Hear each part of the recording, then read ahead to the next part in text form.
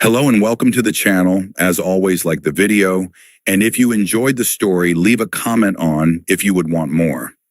This fan fiction was not created by me, but in the description there is a link to the fanfic so you can show your support to the creator and read along. Without any more delay, let's dive into the story. Even without a quirk, can I still be a hero, like you? Midoriya Izuku, a quirkless teenager with seemingly no other special skills other than hero analysis, almost couldn't comprehend how the situation turned out like this. He had a really shitty day, no thanks in part to his childhood friend turned bully, Bakugo Katsuki, telling him to end his life if he so desperately wanted a quirk. Then, he was almost killed by a sludge villain on his way home. Just when he thought that his life was coming to an end anyway, his childhood idol, the #1 hero in the country, All Might, came to his rescue. What should have been the end of that did not, as in desperation, Midoriya latched onto the hero's leg as he took off into the air, throwing his life into a second near-death experience in less than 5 minutes. For both of their safety, All Might landed on the roof of a building in the downtown core, and to Midoriya's shock, deflated into his true, emaciated form as Toshinori Yagi. Shock aside, realizing that he might never get another chance like this again, Midoriya asked the #1 hero the question that has been plaguing him since his diagnosis as quirkless. The answer that came would forever alter his life. "I'm sorry, kiddo, you can't be a hero without a quirk.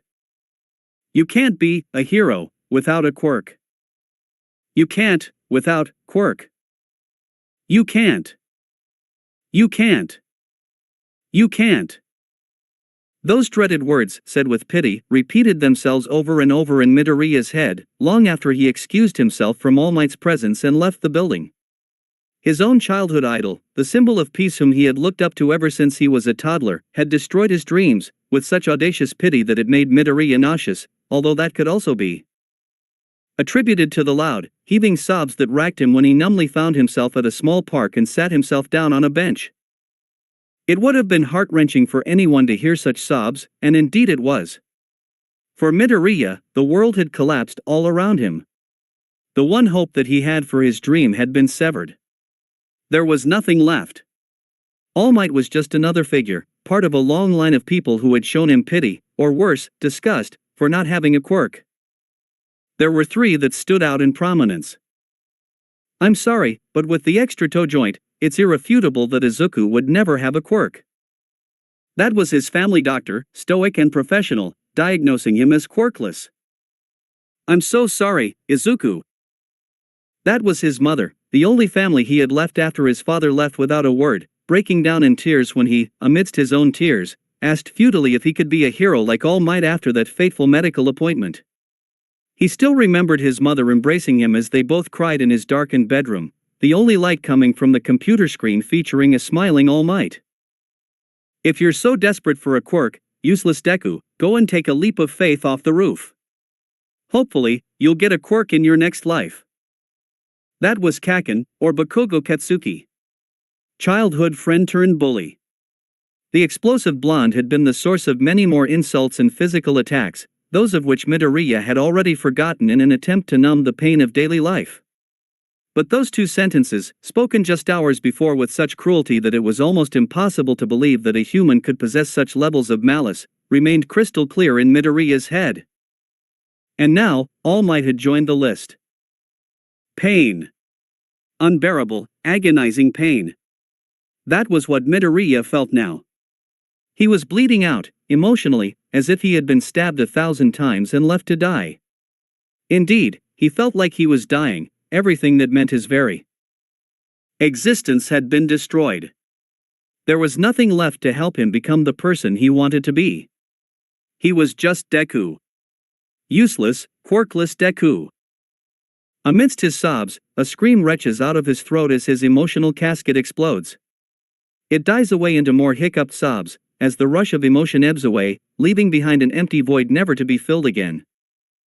Slowly, the sobs too fade away as the green-haired teen ran out of tears to cry. He sits for a while more, heaving deeply to replenish the oxygen that he had been slowly depriving his lungs of from his sobs. Only when his breathing stabilizes, does Midoriya attempt to stand back up. He wavers, his legs numb from the lack of movement. Once he steadies, he looks up to the sky. What should have been the blue sky of the early evening with a smattering of yellows and orange from the setting sun was instead an ominous dark gray. The wind was picking up, as the clouds seemed to roll above the teen. A thunderstorm was coming, courtesy of a quick flash of light amidst the clouds, followed closely by a low rumble. Midoriya felt a strange crackling in the air, his curly locks unknowingly rising and standing on end. Gosh, I better get back before I dash. He was unable to finish the thought, for all of a sudden, there was a flash of blinding light. And then, pain. Midoriya felt his entire body seize up, followed by an ear-splitting scream. He didn't know it at that moment, but that scream was ringing from his own mouth. All he could see was a glaring, blinding white light. The pain was excruciating, it was like as if 1,000 knives were stabbing at every inch of his body. Every nerve ending seared as if they were on fire, just as physical fire began to erupt from the seams of his Gakurin and the tips of his hair. Midoriya felt his heart go haywire, beating faster and erratically, as his lungs felt like they were going to implode. It was an eternity of agony, when it had happened almost instantaneously, and ended just as quickly. Time appeared to slow, amidst unbearable pain. Suddenly, the white light vanished, leaving behind a vision of blurred, merging shapes and colors. Then came the seemingly slow descent towards the ground. Midoriya felt many things as he keeled over. He felt his lungs collapse and his breathing fade. An incessant ringing in his ears. His vision becoming blurrier and darker. The small flames that singed his hair and uniform. The leftover pain that still coursed through his fried nerves. His heart reaching breaking point, pulse fluctuating madly, before it slowed, and stopped. That was also the same moment his body hit the ground with a dull thud. And not a moment later, came the rain. First a droplet, then two, and then three, followed by more. Within seconds, a deluge of water poured from the heavens, splattering on Midoriya's body, now riddled with Lichtenberg scars running all over, crisscrossing and branching all over, from throughout his face to the tips of his fingers. The small flames that singed his hair and clothes fizzled out, defenseless against the watery onslaught. There he laid, prone against the rain, unnoticed by anyone as they rushed for shelter underneath umbrellas, newspapers, or bags. A minute passes, and there was another rumble of thunder. Followed by another flash of light. Midoriya's body involuntarily jerked as a second bolt of lightning struck him, directly over his silent heart. Thunder followed, almost instantaneously, with a deafening crash and roar. The noise faded, but the bolts of electricity from the second strike didn't. It crackled wildly within him, centering on a certain spot in between his lungs, where a dull mass of energy laid. Sparking with the currents, the mass glowed, losing its dull shade for brightness. The electricity then shot towards his heart, before spreading along the silent arteries and veins of his body. Every organ, muscle, bone, nerve and tendon were all enveloped by the electricity. Midoriya's brain, the last remaining organ to have not yet shut down from the fatal first strike, was the last to be taken over by the crackling bolts. All the while, green bolts of electricity pulsed and crackled all over his prone form, the Lichtenberg scars glowing a jade green color, starting from over his heart, traveling along and ending at the tips of his fingers and toes. The electricity inside of him continued to pulse, getting fiercer over his heart, body, and mind. His chest started rising and falling slowly, oxygen steadily returning into his system. Then, all of a sudden, Midoriya's eyelids snapped open, revealing blank, dull eyes. The irises were no longer their forest green color. Instead, like the light pulsing along his scars, they were a jade green. A vibrant, beautiful color, but at the same time, desaturated and faded. As if there, but at the same time, not quite there. Still crackling with green electricity and glowing jade from his scars, Midoriya slowly picked himself up from the wet ground. He stepped over to where his bag lay, abandoned and drenched, picked it up, and slung it over his shoulder. And, with the rain still pouring down around him in torrents, Midoriya sauntered out of the park, as if he hadn't been struck dead by lightning and revived by the same force of nature less than a few minutes ago. Midoriya finally reached his apartment block.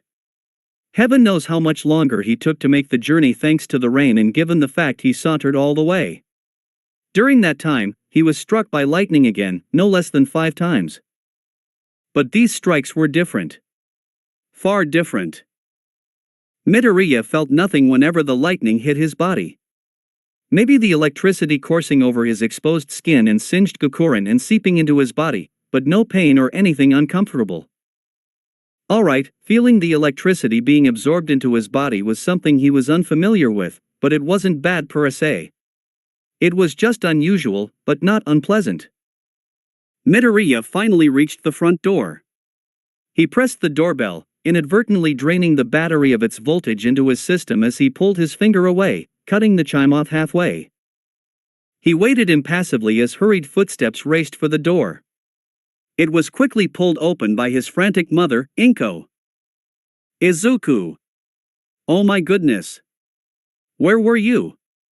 I tried calling you multiple times, and the storm outside was so ferocious, and dash.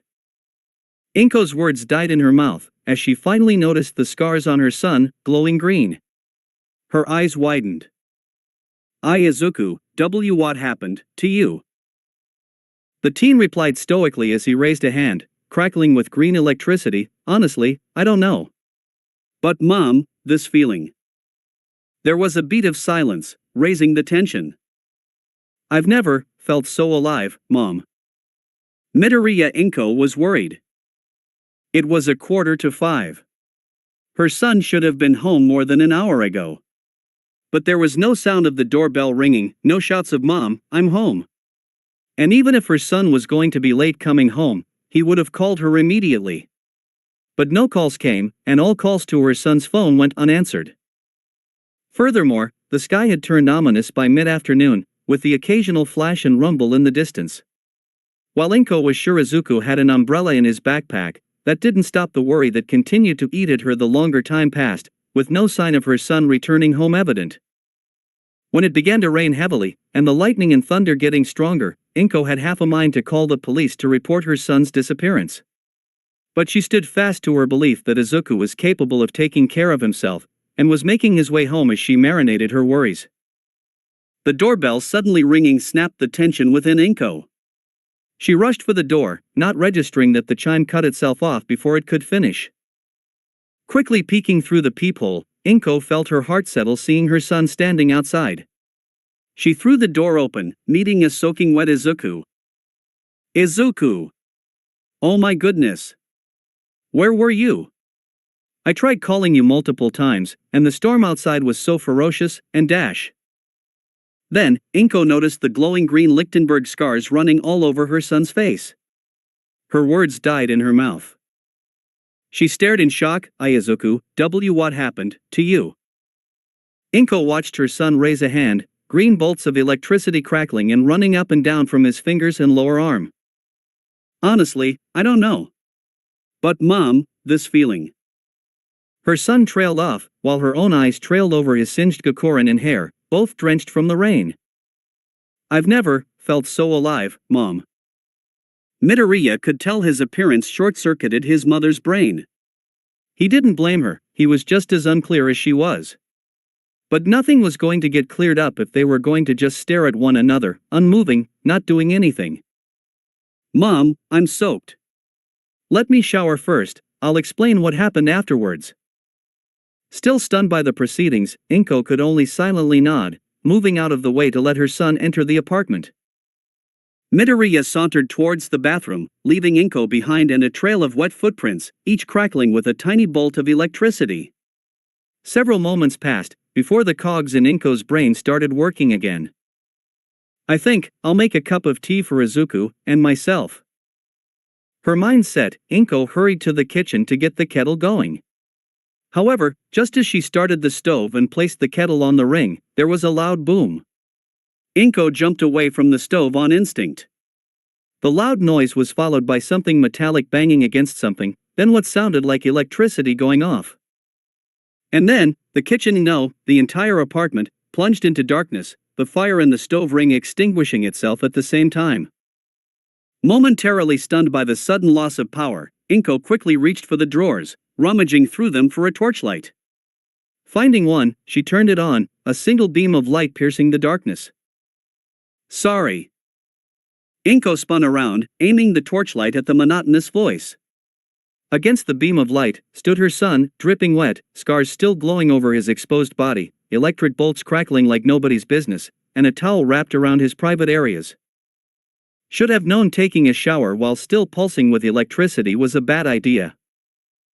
Once Midoriya had dried off, put on some fresh clothes, given rubber kitchen gloves to wear as precautionary protection by his mother, and the electrician called to come down and fix the blown-up fuse box, mother and son sat in the living room, still without power, the only source of light coming from the window, where the rain still poured beyond. Few moments passed in silence. Izuku, what happened? Midoriya glanced at his mother stoically, her irises reflecting the low light from the window. He could see all kinds of emotions in those forest green pools: worry, fear, confusion being the main ones. Let me start from the beginning, Mom.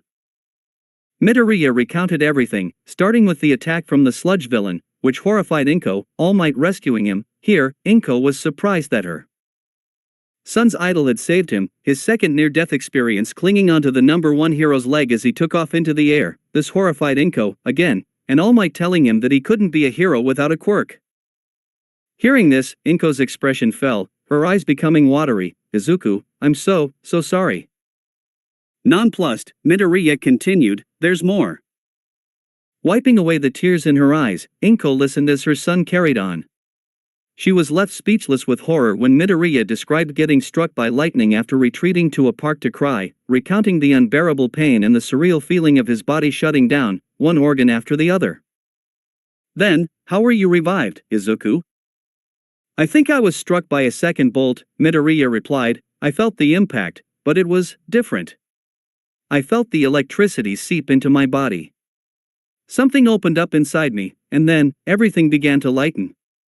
Suddenly, I could breathe again, and then my eyes opened. Moment of silence followed. Only the rain pouring outside provided some ambience. How do you feel, now?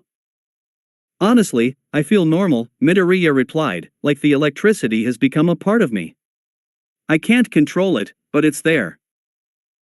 Again, silence followed. Inko, in all honesty, had no idea how to go about this. Her son had just been killed, then resurrected, and now possessed what could be electric or lightning quirk. Things happened one after the other, so quickly. It left her no chance to make head or tail of things.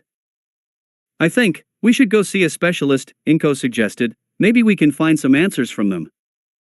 If that works, Midoriya shrugged. But what about the electrician? He can only come tomorrow, his mother replied. Let's go, dear. Inko got up from the sofa, her son following immediately. Suddenly, the teen stopped. Actually, Mom, there's something I need to say.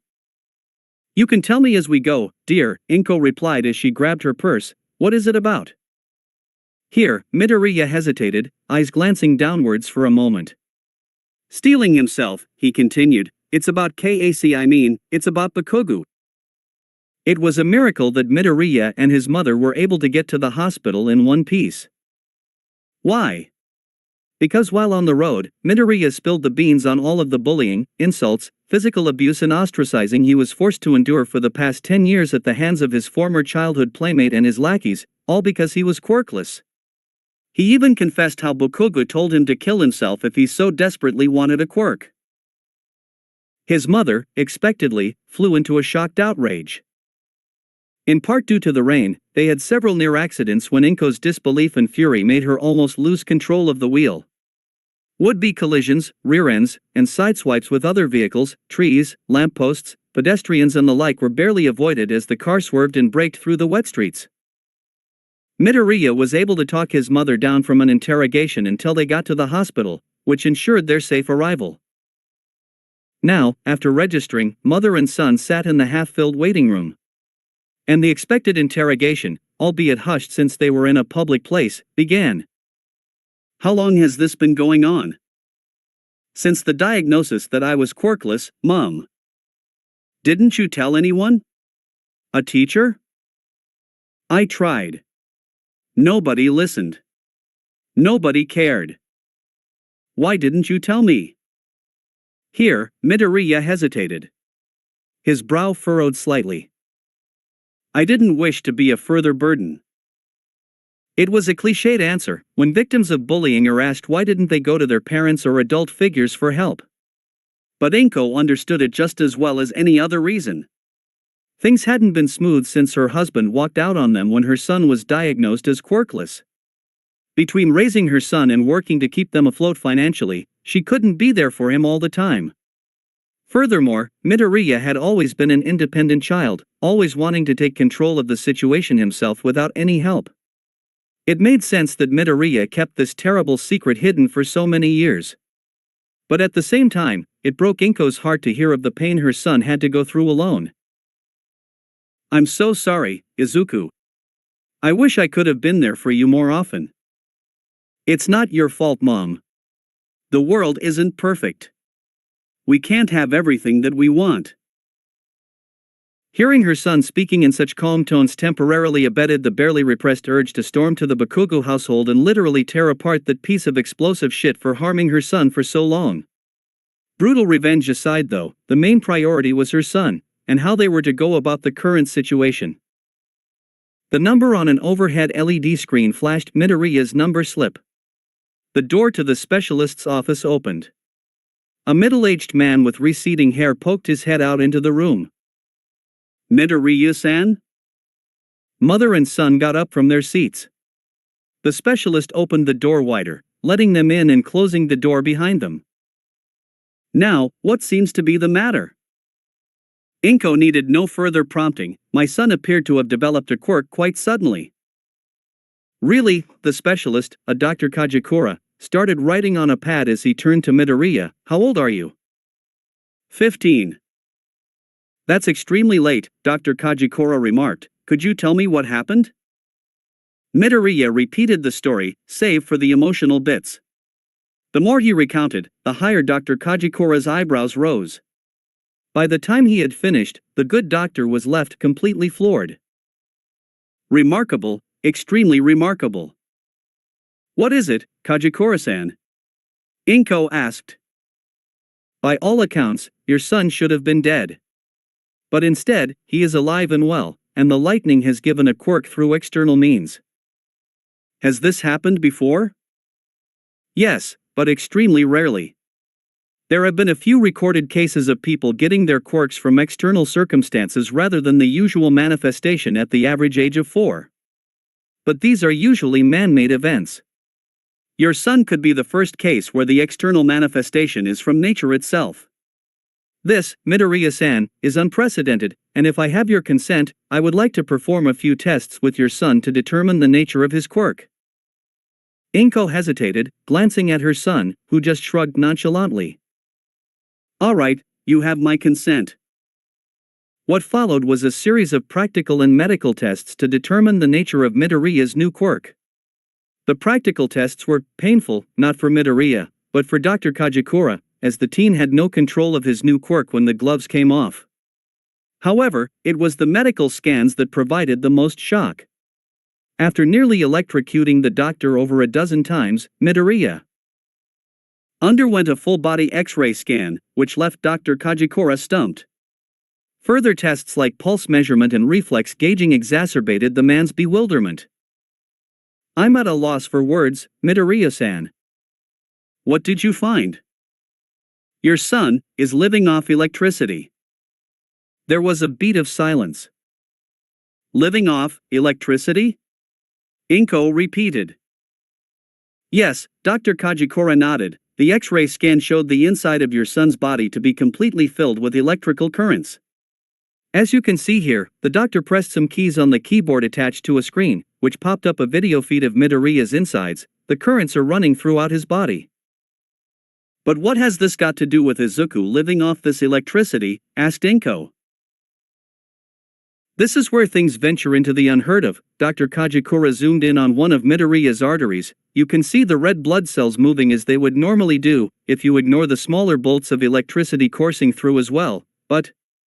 He zoomed out and focused on Midoriya's heart. "As you can see, your son's heart is not beating." "I beg your pardon?" "Your son's heart is completely still. No pulse, whatsoever. In normal circumstances, he should have been dead. But it appears as if the currents are acting like a pacemaker, manually taking over the function of his heart. My guesses are that all of his other bodily functions, like breathing, and even his mental functions, here Dr. Kajikura moved to the feet of Midoriya's brain, which was completely enveloped in crackling electricity, are also being stimulated by the electricity. Something clicked in Inko's mind, and she paled slightly. So, you're saying? Grim look flashed over the good doctor's face, your son will need to be careful. Although I am uncertain of the odds, if the electricity within your son's body were to run out, be it from quirk overuse or other means, his body would have no means of support to stay functioning, and he could die. Utter silence. How can we prevent this? Inko asked, with a hint of desperation. Short-term wise, Dr. Kajikura replied, your son will need to have a constant supply of electricity or a voltage source to replenish any electricity that he uses. However, that is not viable long-term. At the same time, if we can look at this. The doctor moved the feet downwards to over Midoriya's chest. He pointed to an area in between his lungs, where it appeared to contain a glowing solid of energy where a good chunk of the electric bolts appeared to be coalescing within, before spreading out to the rest of his body. The scan was just barely able to pick it up. Judging from how the electric bolts are behaving, I believe this is the core where all the electricity is sourced. Now, we have had cases where a core is central to a person's quirk. Unfortunately, no two cores are the same, so we don't know much about them. The only defining characteristic that applies to all cores is that the more it is built, the stronger it becomes. I think in this case, building up the core is the only long-term plan to ensure your son's survival. The car ride home was a somber one. It was still raining, although the lightning and thunder appeared to have ceased. Traffic had gotten worse with the wet weather and the evening rush home, reduced to slow-moving congestions with horns blaring constantly. In contrast, all was silent with Midoriya and his mother. The older woman drummed her fingers against the steering wheel, while the teen stared off into space, glancing downwards. Dr. Kajikura's words hung heavily on them both. He had spoken about other things about what the electricity had done to Midoriya's body. But those paled in significance to the fact that the teen's body was now running literally on nothing but electrical currents. Inko, naturally, was in the midst of an emotional roller coaster. On the one hand, she was ecstatic that her son finally had a quirk to call his own. However, that joy was overshadowed by the worry that her son's life now depends on electricity, fear of what would happen should that electricity run out, and the underlying anger at a certain Bakugo Katsuki for being the catalyst for this entire debacle. Midoriya, on the other hand, was in deep thought. He was definitely unnerved that he was basically running on a finite reserve, like a human battery. But the notion itself didn't scare or intimidate him. On the contrary, it fascinated him that he resembled Frankenstein's monster in terms of function, using electricity to come alive. But unlike Frankenstein's monster, this electricity was now his to possess. He still had no idea how to control it, but wasn't that a possibility that could open so many doors for him? He could imagine how much he could do if he bent the electric currents keeping him alive into an immense power. Could he be a hero now, then? Was the possibility now within reach? And yet, Midoriya felt something was not quite right. He couldn't put his finger on it, the feeling of unsettled emotion that was out of place amongst his rationalized thoughts. Midoriya looked up, and did a double take. The suburb they were driving through was unfamiliar. This was clearly not the way home. Mom? Where are we? We're going to see Auntie Mitsuki, Inko replied, eyes never turning away from the road. I need to have a word with her about Katsuki. Ah, so that's what it was. That's what was unsettling him. Midoriya stayed silent for several moments, before turning to his mother. Mom, pull over. The car stopped. The rain continued to pour outside, hitting the windscreen and getting swept away from the wipers. What's the matter, Izuku? There's no need to make a scene there, Mom. Let's go home. What are you talking about? What Katsuki did is beyond reprehensible. He shouldn't be allowed to continue going about unpunished like this, Inko countered with a mixture of surprise and annoyance. I know, I'm not refuting that, Midoriya countered stoically, but I have a different approach to this, and I wish for you to hear me out, Mom. Inko went silent, waiting to hear her son's reasoning. Bakoku is the kind of egotistical arsehole who does not get affected by scoldings or rebukes, the teen explained, looking out of the windscreen. Getting Aunt Mitsuki or yourself to scream at him will not do anything. He is so convinced that he is right, that he will never believe that he could be wrong. No, what is needed to punch a hole through his thick skull is something even more traumatic. Midoriya turned back to his mother. Earlier today, he told me to kill myself if I wanted a quirk. I've decided, I'll give him what he wants. Inko's eyes widened. Izuku, you see can't mean dash. Not in that sense, Mom, Midoriya interrupted, but first, can I ask you? Relieved her son was not going to do anything rash, Inko waited for his question. What was your maiden name before you got married? The rain lasted through the night, only stopping with the dawn of the new day, a Saturday. But the sky remained gray and ominous, casting a somber gloom over the suburbs. Midoriya got up as he normally would, but he knew this Saturday was far different from past weekends. Change was in the air. The status quo was about to be shaken up. Breakfast was a standard affair. But what should have been an entire day filing through blogs, videos, and social media following heroes and jotting furiously into notebooks, Midoriya had places to be. First, his middle school. It was admittedly a bit strange to see how empty the school was during the weekend, save for the administration staff who came in for a half day of work. Yet that little detail had no hold on the green-haired teen, who with his mother, had a last-minute appointment with the school's principal concerning his enrollment. Basically speaking, Midoriya was pulling out of school. The meeting was short and impersonal. Save for a question about his scars from the principal, for which Midoriya quite pointedly replied, considering how you never bothered to ensure students like me are safe from bullying and ostracizing, I find it quite surprising that you bothered to take an interest in my well-being just as I am planning to pull out of your godforsaken school, which pretty much summed up the entire purpose of their visit. No further questions were asked. Midoriya's name was removed from the school's database, and he was officially no longer a student. Leaving behind a rather scandalized principal, mother and son left and went on to their second destination, the citizens' registrar office. 2 hours later, Midoriya emerged with a new legal identity. Akatani Mikumo. Quirk, Green Lightning. Akatani was his mother's maiden name, and Mikumo came from a moment of inspiration sparked from a stock image of a thunderstorm over a turbulent ocean that randomly popped up with an online ad the night before. The process was swift and efficient, as with his withdrawal from his former school. And Akatani left the office with a new ID card and passport. But as with tropes, a new name must come with a new look. So it was to the hair salon after lunch. There, forest green gave way to a royal purple, and one hair dyeing procedure later, Akatani returned home a different person. Now, he could get to planning. There were 3 main priorities on Akatani's list. 1. Learn to control his quirk and expand on its uses. 2. Build up his body strength, stamina, and agility. And 3. Pass the UA entrance exam. And he had 10 months to accomplish all 3.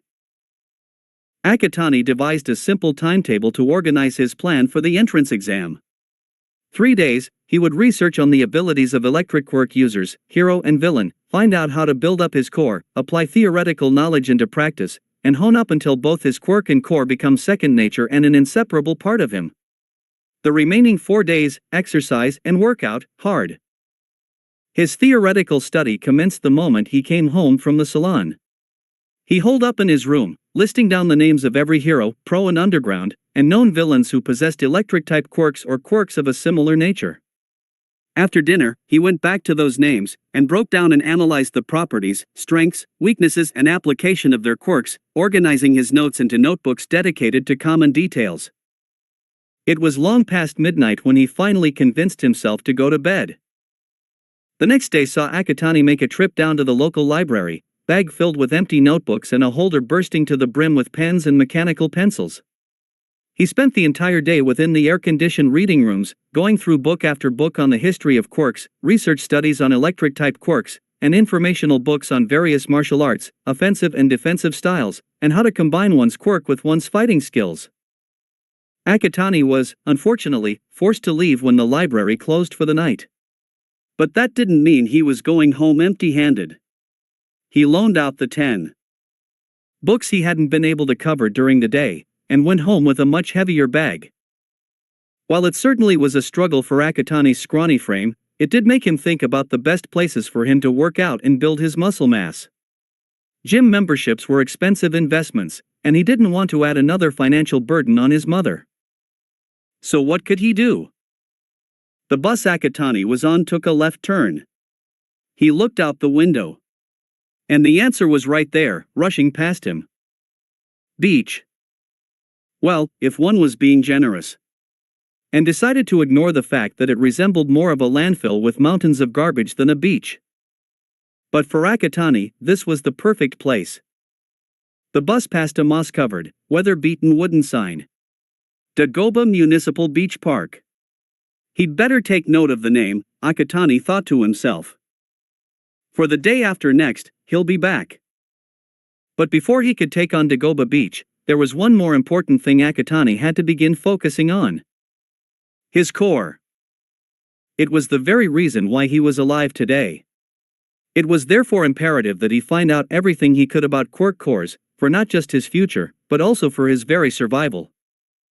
Several of the books he brought back from the library were on quirk cores war, whatever recorded information anyone has about cores, beyond what Dr. Kajikura had already mentioned. One book told of a legend that the first ever quirk user had a core. Another listed the individuals who were said to possess cores, and what great, or terrible, deeds they went on to make. A lot of theories overlapped, supported or refuted one another. Some cores were benign and gentle, others were more violent and volatile. But there was widespread agreement on one thing: there was occasionally a core that gave its host an almost divine-like power. The sheer magnitude of such power was unimaginable to most, only described through the actions of the person who wielded them. But while this knowledge was good and all, what Akatani was looking for was information on how to control his core, integrate its power into his body and quirk, and be able to call upon it at will. That came from the last book in the pile, covers littered with crease lines and pages yellowed with time. Akatani began reading. The first exercise involved having first contact with one's core. Without this starting point, establishing a connection with it would be next to impossible. Easier said than done though, since the instructions merely said, open your heart, open your soul. Be one with what defines you. First contact with your core will be within reach. And when one gets vague instructions, you get a lot of failed attempts. Akatani tried all manner of means to open his heart and soul. Sitting in a lotus position under the running showerhead, lying down on his bed with eyes closed, lying prone with eyes closed, standing dead straight with even breathing. All he felt was darkness, discomfort, mattress, and getting drenched. Nothing, absolutely nothing. I'm doing this wrong, he thought to himself as he stared up at his bedroom ceiling, but what is it? Seconds ticked by. Birds chirped outside the bedroom window. Akatani raised a hand over his face. A crackle of jade green electricity bolted across his arm to his fingertips, before disappearing. Maybe? It was worth a shot. Akatani relaxed his entire body as he laid back against the mattress. He closed his eyes, evened out his breathing, and tried to visualize the electricity coursing through him. For several minutes, nothing happened. But Akatani persisted. Finally, after 15 minutes of darkness, a small crackle of jade green electricity dances across the void. Akatani mentally cheered, before relaxing himself again. He had to repeat it, multiple times, until he got the hang of it. He tried again. The same crackle of electricity manifested itself again. He kept going, trying to expand the mental connection. Slowly, a second crackle joined the first, then a third, then a fourth. Akatani kept pushing, and eventually, the entire void was teeming with crackles of electricity, big and small. The field of electrical power seemed to expand bigger and bigger, until suddenly it went supernova. For an undetermined amount of time, all Akatani could see was white. It persisted even when he opened his eyes. His room had vanished, only white as far as his eyes could see. Akatani realized he was lying on a hard surface, though it appeared to be nothing, just white. He slowly picked himself up, and tried to orient himself with this unfamiliar realm he had just entered. What is this place? He took a step forward, feeling the hard surface underneath. Then another step. He was soon walking, but to where, he didn't know. He knew he was moving, but his surroundings remained the same, white all around, uninterrupted. Akatani didn't know how long he walked. But suddenly, he stopped. Something, in the distance, interrupted the vast white. It looked like a green dot. Akatani sped up his steps. The closer he got, the bigger it became. At a close enough distance, he could make out what it was. It appeared to be a sphere made out of some clear, gelatinous-like substance. It was enveloped in a field of jade green, cracking electricity, sparkling underneath it. It hovered at about Akatani's chest level, unmoving. There was no doubt about it. This was his core. Akatani was enthralled by the sheer beauty of it. He reached out to his core, wanting to touch it. Only for the sphere to start trembling, the electric currents crackling sharply. Akatani pulled his hand back, just as the sphere began shaking wildly, and the electric currents shooting out in all directions. There was a bright flash, and then his eyes flew open, and he was back in his room again. For several moments, he laid still on his bed, breathing hard from the rush that was now slowly leaving him like water flowing down the drain. He glanced about, checking to see if he was really back in the real world, before summoning the energy to sit up. He turned to the instructional book, lying idly on the floor beside his bed. Akatani picked it up, and flipped to the next exercise. First contact will be volatile. Unfamiliarity remains dominant. Practice makes perfect, so too will the connection become. Well, looks like I have another reason to head down to Dagoba Beach tomorrow. The sun hadn't even begun to rise over the horizon into the new day, but already, a lone figure had gotten off the first bus at the stop closest to Dagoba Beach. In the silence of the early morning, Akatani hurried towards the polluted beach, backpack filled with packets of rubbish bags and rope. The sound of waves crashing against the shore and mountains of garbage greeted him as he arrived, seagulls cawing overhead. The teen stared at the years of accumulated waste and pollution in front of him. This was going to be a Herculean task, even more so since he only had 10 months to clean up the entire beach, and he wasn't the strongest person on the block. But if he wanted to get into UA, he had to do it. Sliding his backpack off, Akatani pulled out the first packet of rubbish bags. It was time to get to work. He started off with the piles furthest away from the water. Now, it would have been child's play to pick out the objects that were small and light. But Akatani wanted to test out a technique he learned from his research. Electrotelekinesis, or the ability to pull objects to him using his electrical currents. Many attempts followed, all unsuccessful. Sometimes, nothing came forth. Other times, only a crackle appeared.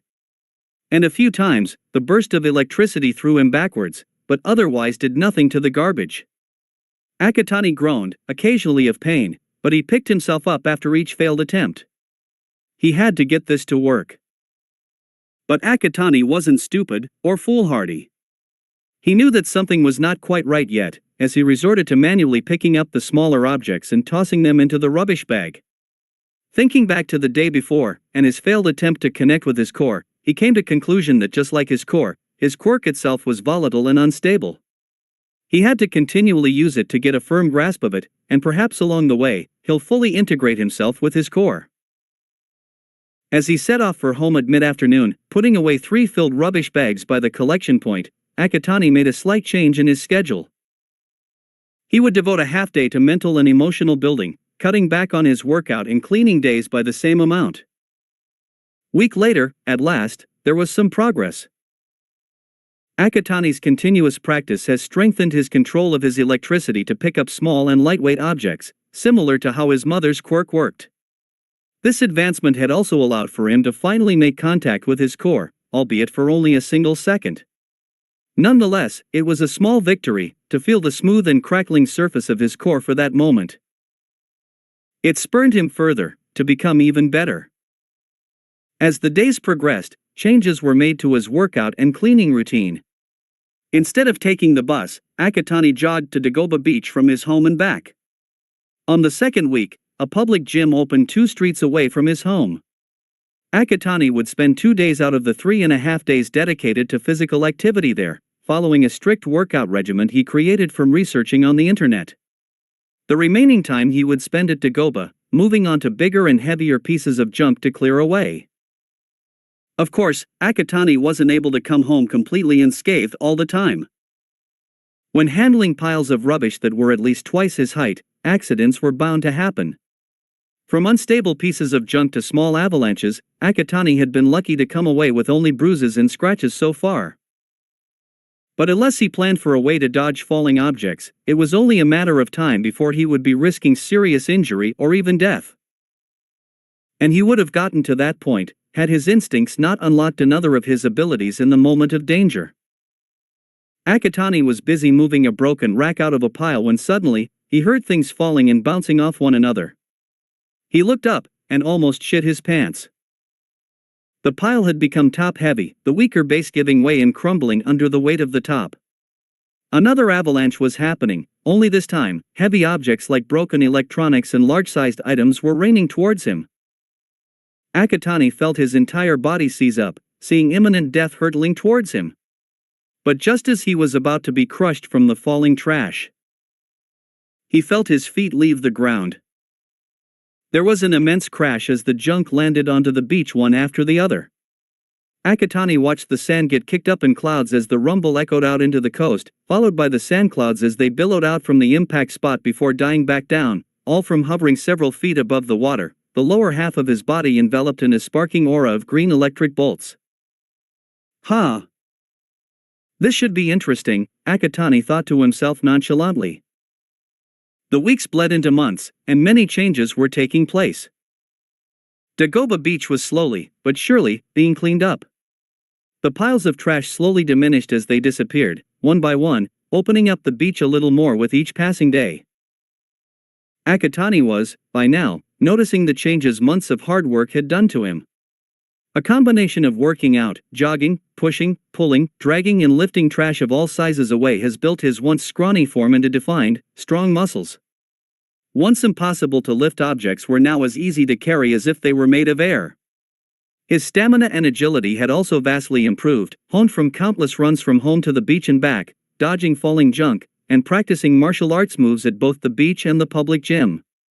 He let his hair grow out, letting his fringe fall over the right side of his face and tying up the back into a ponytail. He had also made significant advancements with his quirk. The months saw the improvement of Akatani's current abilities and the unlocking of new ones. He was now able to blow things apart with his electric bolts, though that is currently only limited to soft items like cotton or fabric. Hard items like metals were still being practiced, manipulate the force and frequency of electrical attacks, from short bursts to long sweeps, craft his electricity into shapes. Akatani figured a ball shape would be a good attack technique, and he was in the process of working out how to send his electricity to attack a wider area than just in one direction. And how to form shields with it, alongside using his electricity to fly, absorbing electricity from lightning strikes and power sources and reining it in so he didn't give others a nasty shock. But there was also one downside to this period of hard work and determination. Namely, Akatani's emotions and socialization. The past month saw him having any meaningful conversation with only one person, his mother.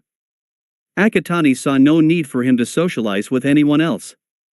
After all, didn't no one want to have anything to do with him because he was quirkless?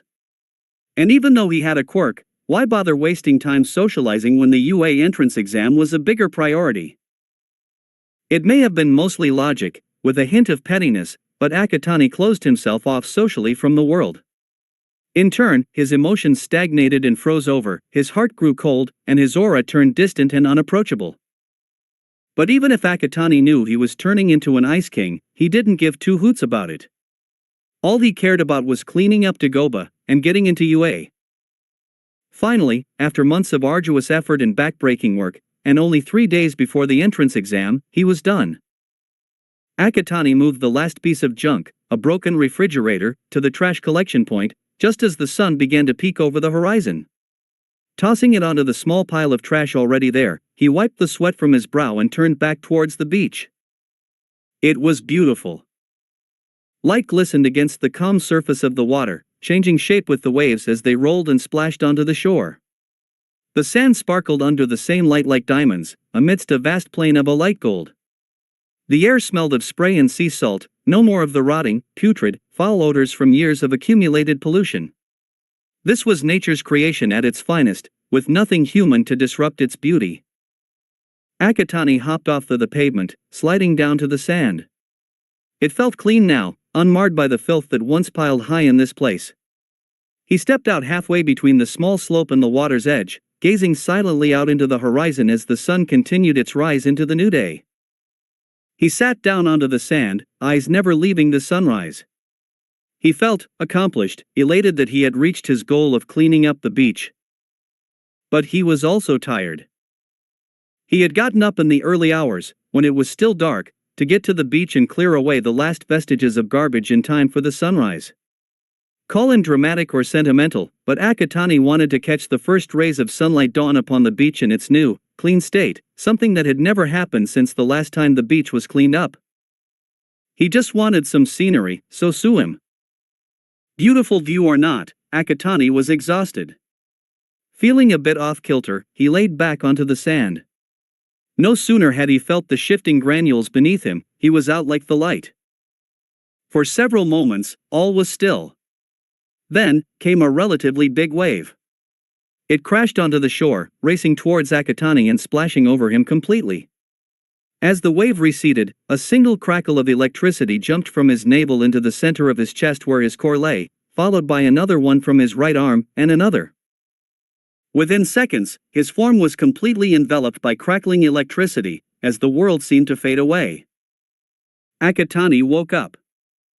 Immediately, he knew he was in the mystical plane where his core resided. But there was one crucial difference. All around him, where it should have been white, was filled with crackling bolts of his electricity. And they all appeared to be converging on one single spot. His core. This time, Akatani made no delay as he got up, and followed the direction the electricity was crackling towards. Just as it had been in all the previous times he had traveled into this realm, the sphere that was his core was in the same spot. Only this time, all of the electric currents were converging into a bigger, spherical field around it. He felt completely familiar with the situation. He had lost count already, but at least once a day, he would slide into this plane, and try to bond with his core over and over again. It had been slow going, but over time, his core had stopped shying away from him and propelling him back into the mortal realm. The connection allowed became longer, and Akatani had been able to hold it in his hands long enough to try and move it, but until now, that was all he was able to do before he was kicked out. Now, after honing his skills and strength for a full 10 months, he hoped it was enough for the core to accept him and bond with him completely. Slowly, Akatani reached forward. His hands gingerly passed through the electrical field, and cupped the spherical shape of his core. Just like always, it felt smooth, like he was holding a crystal ball. So far, everything's fine. Then, he carefully retracted his hands, pulling the sphere out of the field. It phased through with no sudden movements. Once it had cleared through, Akatani hesitated, expecting to get thrown out of the realm, but nothing happened. Releasing a relieved sigh, Akatani stared at the glistening sphere in his hands, and brought it into his chest. The moment it touched his skin, it started to glow. Startled, Akatani almost dropped the sphere, as it, on its own accord, phased into his chest.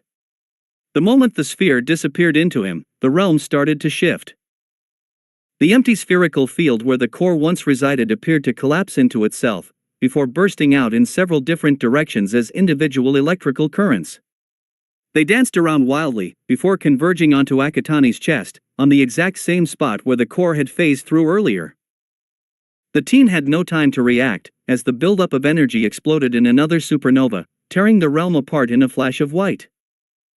Meanwhile, the sleeping residents near Dagoba Beach were rudely shaken from their slumber, as a powerful burst of electricity exploded from a point on the beach and spread outwards in all directions in a shockwave of disruptive chaos. For several miles inland, fuse boxes exploded, electrical fixtures shattered, appliances hooked up to outlets burst into flames, wires melted, and whole systems like traffic lights went into overload and shut down. For the same radius out into the ocean, any undersea life swimming too close to the surface was electrocuted and killed, their smoldering bodies floating to the surface and becoming the breakfast of thrilled seagulls. The shockwave dissipated, only for mayhem to take over.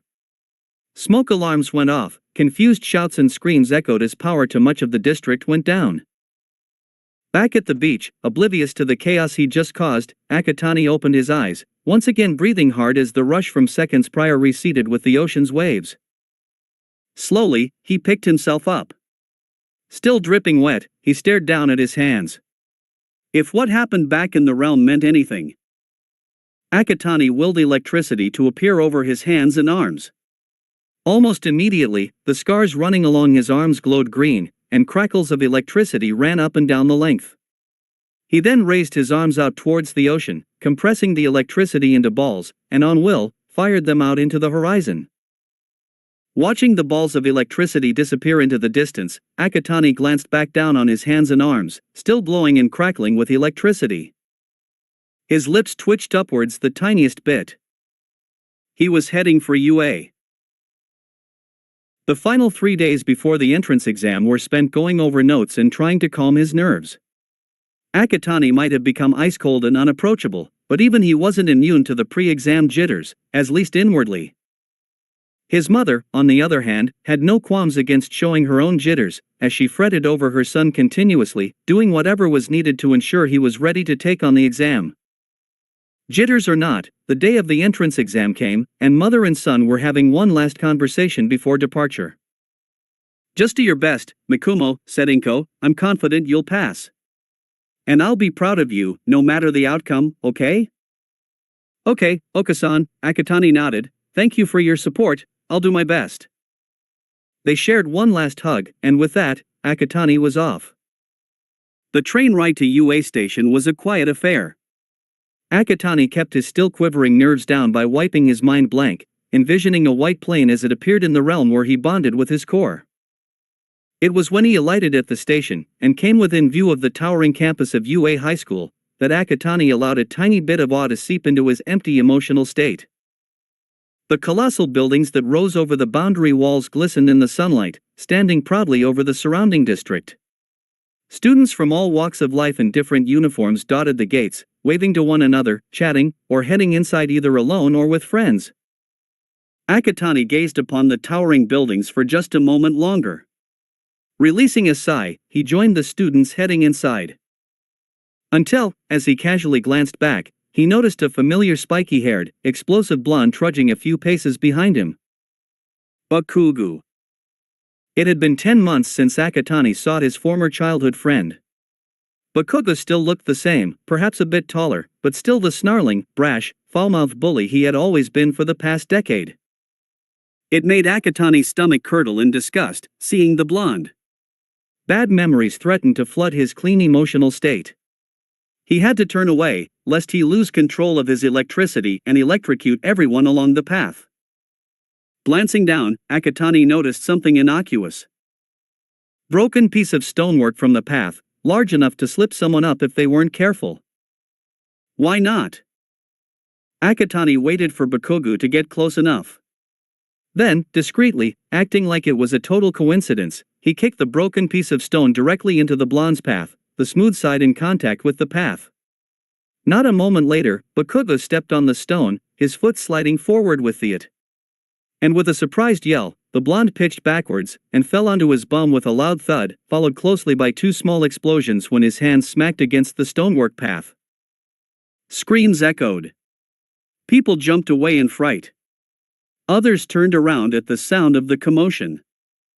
Akatani was at the base of the steps leading up to the doors when he heard the explosions. Turning back, he got a good look at the confused expression on his bully's face, staring dumbly ahead. He had to shove his fist in his mouth to stop himself from laughing. That became a lot harder when the surprised look turned into a snarling death glare, prompting those close enough to the blonde to flinch away. "Who the fuck tripped me?" Cue another set of explosions, and the onlookers stepped away further. Except for one brown-haired girl, who went up to Bakugo, hand outstretched. "Hey, are you okay? Do you need help getting up?" Bakugo took one look at the concerned expression on the girl's face, before his explosive ire was turned on her. The girl shrieked as the blonde let rip another explosion at her, singing her jacket as she stumbled back. "Like hell, I need your help, round face." Just like that, the urge to laugh died on Akatani, replaced by a sigh of exasperation. Bakugo really had not changed one bit. The purple-haired teen watched the blonde pick himself up, shouted "Move it, fucking busybodies," at the stunned onlookers, and storm his way up towards the doors, not even noticing Akatani standing by the side watching him with withering look. And he wasn't the only one. Confusion had given way to glares, sneers and disgust among the students who had witnessed the debacle. A few had turned to the brown-haired girl, asking if she was okay or needed to see a doctor. Akatani heard her reassure them that she was fine, but there undoubtedly hurt in her voice. He could only feel sorry for Bakugo, and the path his current attitude was going to push him towards.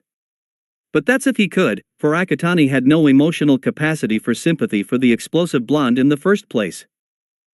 Turning away from the aftermath, Akatani pushed a door open, and stepped into the campus proper to find the room where the written exam was to take place. 2 hours later, Akatani emerged from the classroom-turned-examination venue a little bit worse for the wear mentally. While he hadn't received any nasty surprises when the written exam commenced, that didn't mean that he had a breeze-through with the paper. With everything from open-ended questions to trick ones that sent his brain into a whirl, Akatani got quite the mental workout during those 2 hours. He would say that he definitely will pass this part of the exam, but wondering how he did was thrown into the back burner when his stomach growled, and he was reminded that he still had the practical exam to take. And so, Akatani joined the flow of candidates staying on for their practical to the UA cafeteria for lunch break. Babble of noise greeted the purple-haired teen as he entered the cafeteria. Most of the tables were already taken, and the stalls had long queues snaking backwards by several feet. Akatani got into line, and waited.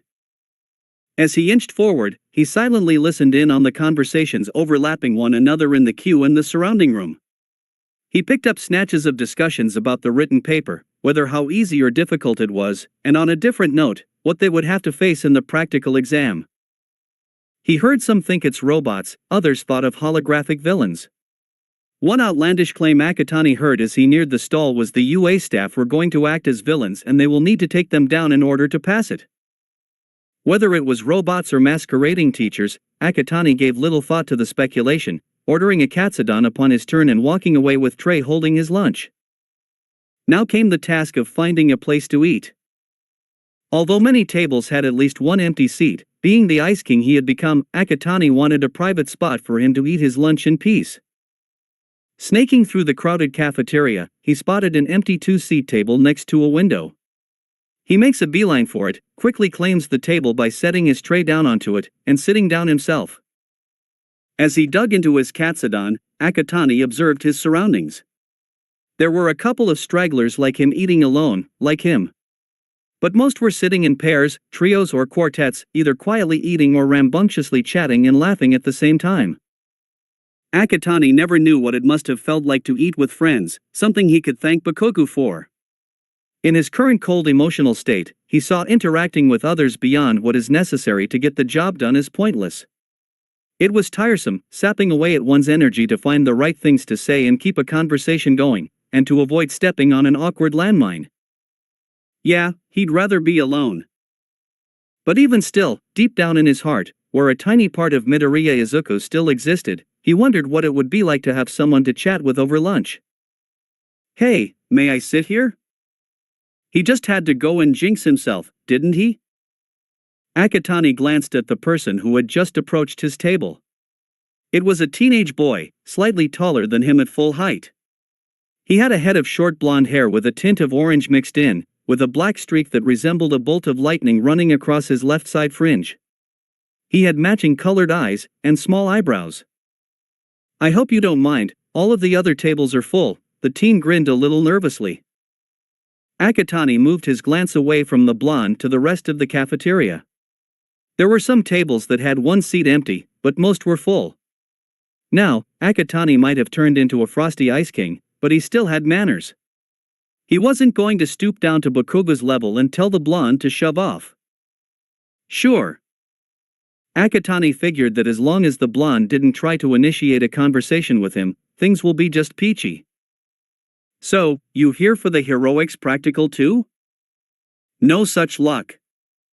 Pausing mid-chew, Akatani glanced at the blonde teen across from him, waiting expectantly for an answer.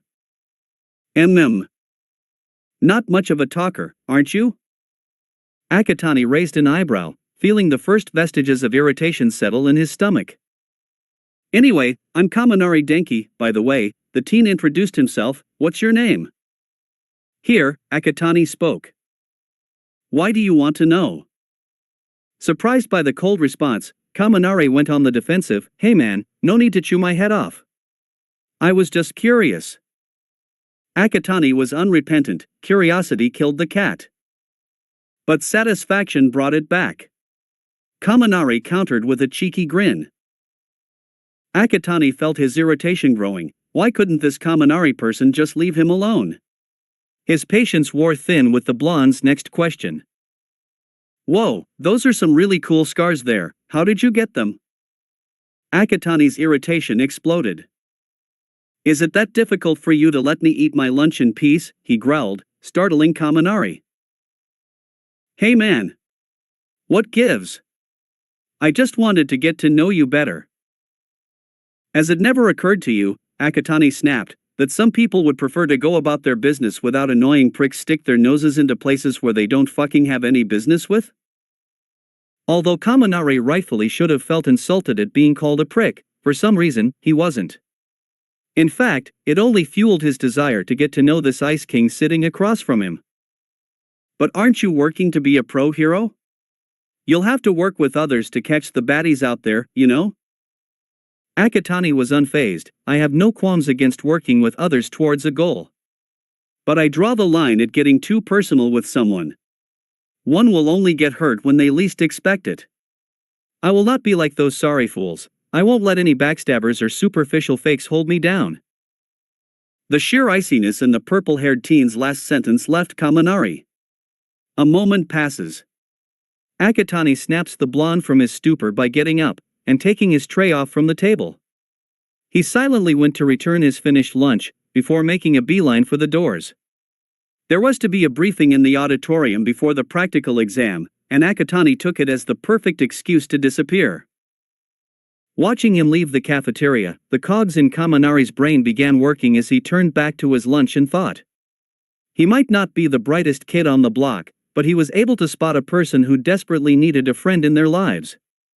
Whoever this purple-haired teen was, he was in serious need of a friend, despite the seemingly impenetrable layers of ice encasing his heart. As Kaminari continued his lunch, he didn't want to be late for the briefing. After all, a new goal etched itself into his resolve. Befriend the fuck out of that purple-haired Ice King. The briefing was, honestly, nothing much to go for it. The fact that it was being presented by the pro hero Yamada Hizashi, or Present Mike, made no difference for Akatani, who 10 months prior as Midoriya, would have fanboyed at the fact that a pro hero was in the same room as him. Now, the purple-haired teen just listened impassively, as did virtually everyone else in the auditorium, as Present Mike explained the point system from the robots they were to face later on, and how attacking other candidates or other unheroic actions would result in immediate disqualification from the exam. Hearing this, Akatani almost smirked. If anything, he thought, Bakuga was the likeliest to commit such unheroic actions given his attitude and personality. But realistically, even Akatani knew that the explosive blonde wouldn't use his quirk on the other candidates just to get the highest score. Unless said candidates were quirkless, that is. The briefing was wrapped up, and the candidates were dismissed to go change into the clothes they intended to wear for the practical. For Akatani, it was a tracksuit with a forest green top and royal purple pants. Then, they were transported to the different battle centers they had been assigned to for the exam. Arriving at his assigned battle center, Akatani could almost feel the tension and anticipation amongst the gathered candidates, which, to his momentary surprise, included Kaminari. Everyone here wanted to come out on top, to be accepted into the most prestigious hero academy in the country. Behind those towering gates stood that chance, and everyone wanted to be the one who got that chance. The gates opened with a rumble. The candidates readied themselves. Akatani vaguely heard President Mike speaking in the background, but it came as inaudible jargon due to his focus on the task ahead. Though, he heard one word loud and clear. Start! Akatani activated his quirk, and with a loud electric crack, took off into flight through the gates. Leaving behind the other candidates reeling in the electrical aftershock, Akatani leaned upward, shooting towards the sky to calibrate his bearings. The arena was made up of several city blocks in a grid system, with towering skyscrapers and buildings of various sizes. Akatani looked around. I've got to find a cluster of robots together. I don't know how long I have until the others recover. Then, down below, along one of the smaller streets, he spots a group of 2 points robots, moving about aimlessly. Perfect.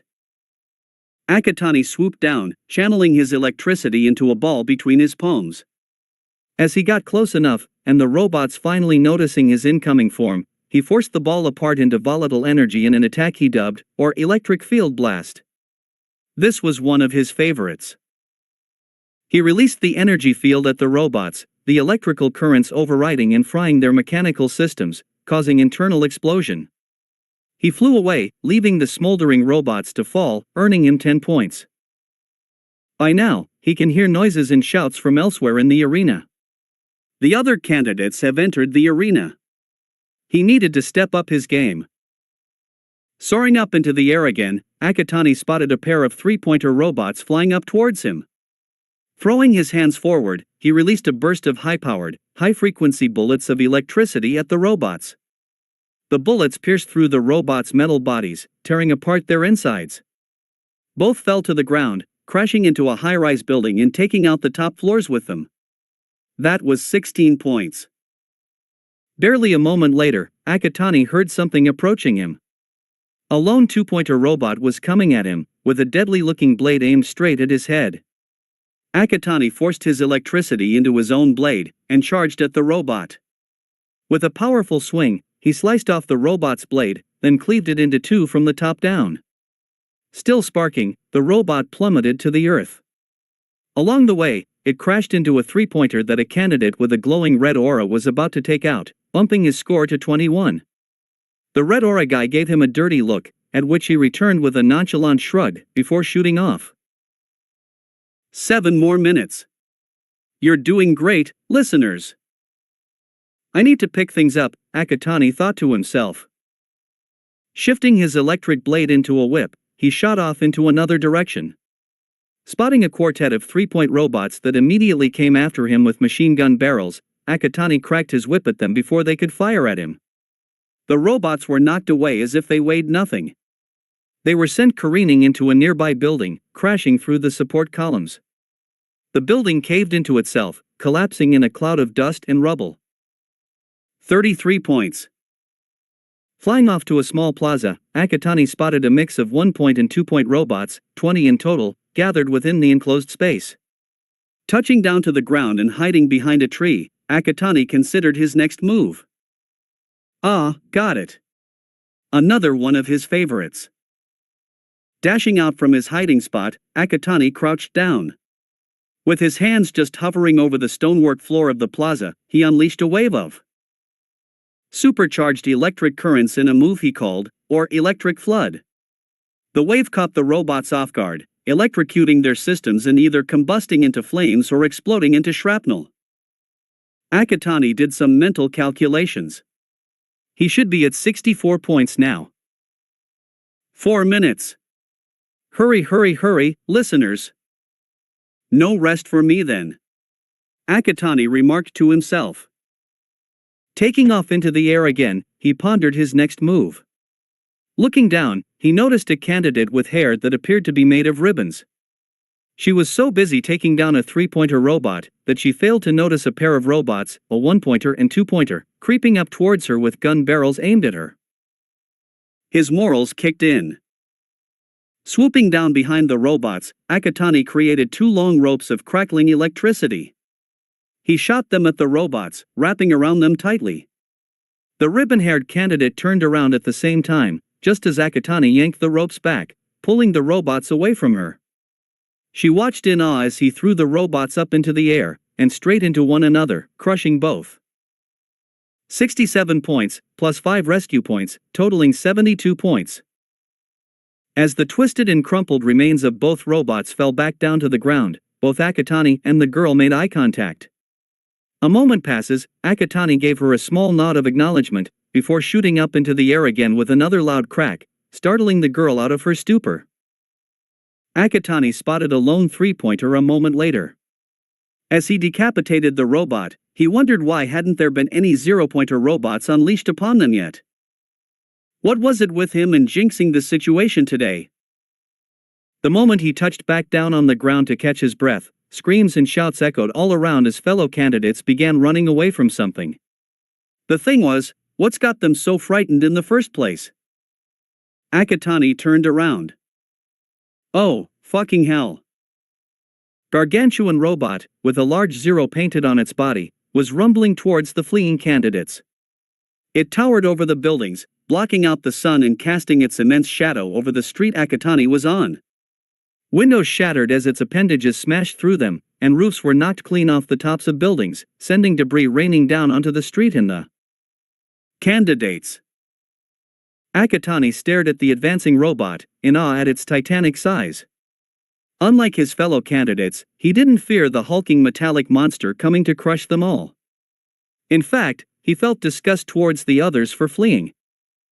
Cowards, all of them. Your last 2 minutes, listeners. That was Present Mix's voice, Akatani recognized. Then, came another one. Help, me. It was one he also recognized. Looking straight ahead, he noticed someone under some rubble that had been knocked down earlier. It was the source of the cry. And it was Kaminari. The blonde was struggling to pull himself out of the rubble, but both of his legs were trapped. He couldn't get away, and the robot was advancing forwards. Akatani's heart nearly stopped. Kaminari was going to get crushed. The first person who willingly approached him and actually had a proper conversation, albeit mostly one-sided, with him was going to die. Crackle of electricity struck his frozen heart. Akatani narrowed his eyes. Not on his watch. Kaminari, in all honesty, didn't expect the situation to turn out like this. He had tried every opportunity to approach the purple-haired Ice King from lunch, looking for him during the briefing and when they were getting changed, but to no avail. He appeared to strike the jackpot when he realized that the Ice King was assigned to the same battler center as he was. But just as he was about to approach him, the gates opened, Present Mike yelled start, and there was an explosion of electricity. With his quirk composed of electricity as well, Kaminari wasn't sent reeling like the other candidates. But he had been shocked, nonetheless, as he watched the Ice King fly into the arena with a burst of electricity. That settled it. He was going to catch up with this electric Ice King, and get to know him. While the others were still recovering from the electric aftershock, Kaminari dashed into the arena in pursuit of the purple-haired teen. But before he could figure out where he had gone to, the robots made their presence known. Kaminari split his efforts between taking down as many robots as possible, without frying his own brain, and looking for the purple-haired teen. Many times, he would witness the latter unleashing attacks against robots, with a quirk that was similar to his own, if one were to multiply the strength and power by at least tenfold, and gave it a jade green color. But before he could get close enough to call him out, the electric Ice King would fly off to another direction, leaving behind him and smoldering, destroyed robots.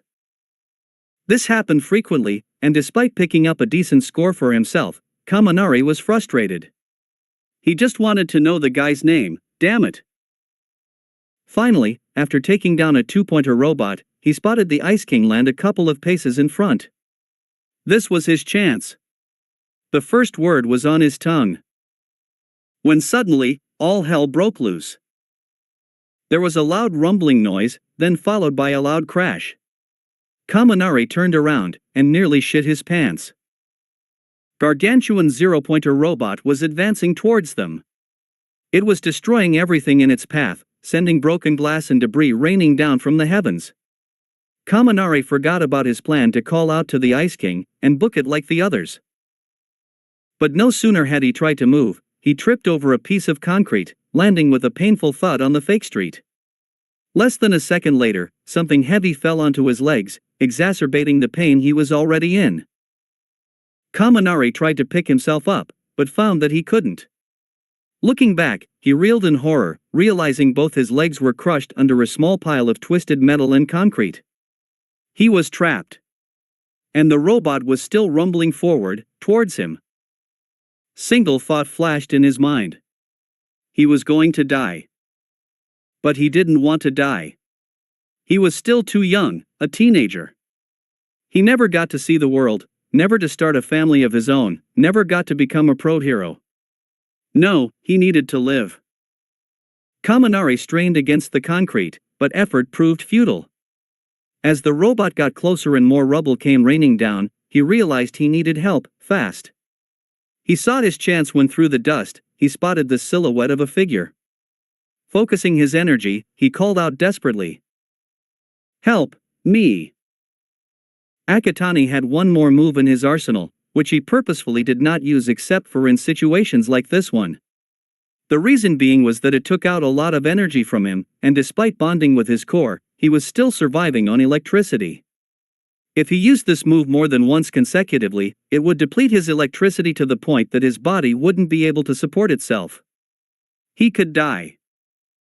But death from core depletion was far from Akatani's train of thought. He only thought of saving Kaminari. Akatani raised his hands, and through his will, starting absorbing any and all kinds of electrical energy from the surroundings. The sky above the arena actually appeared to distort, as static electricity was pulled from the clouds. The still sparking remnants of other robots had their remaining electric charge absorbed away.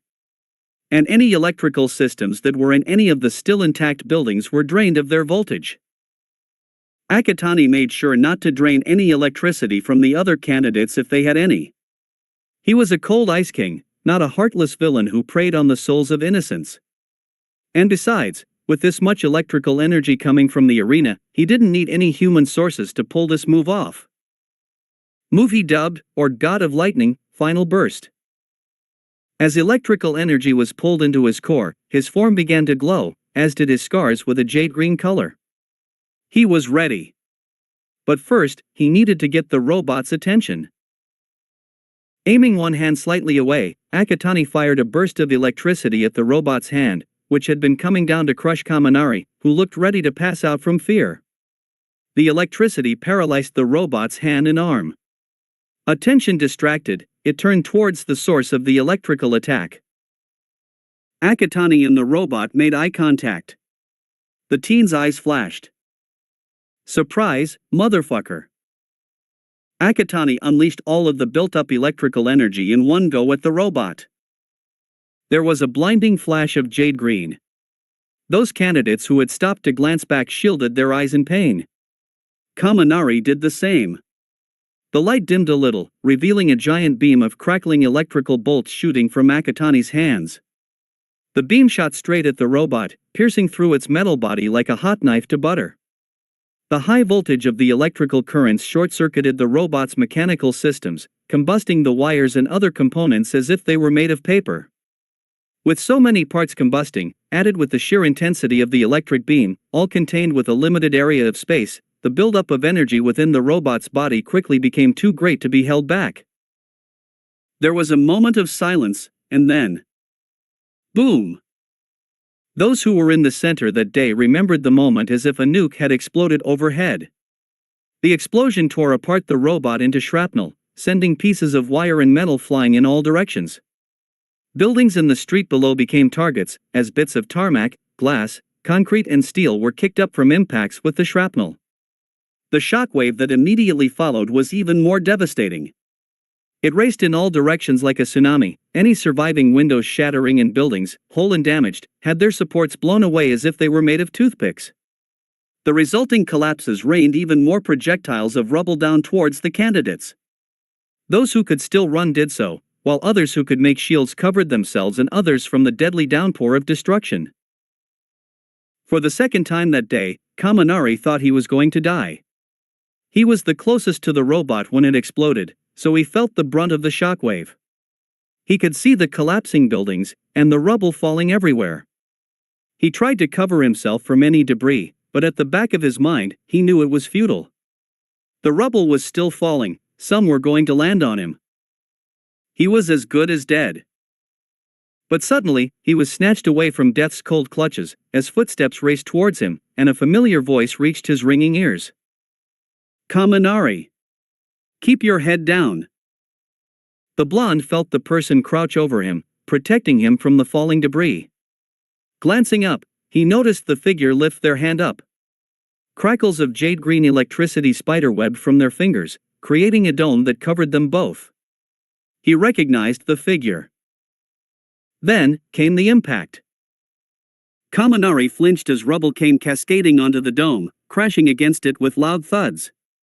He quickly realized, however, that the dome was holding up, protecting the both from the onslaught. But the other teen appeared to be straining themselves by this point. The dome appeared to flicker at several points.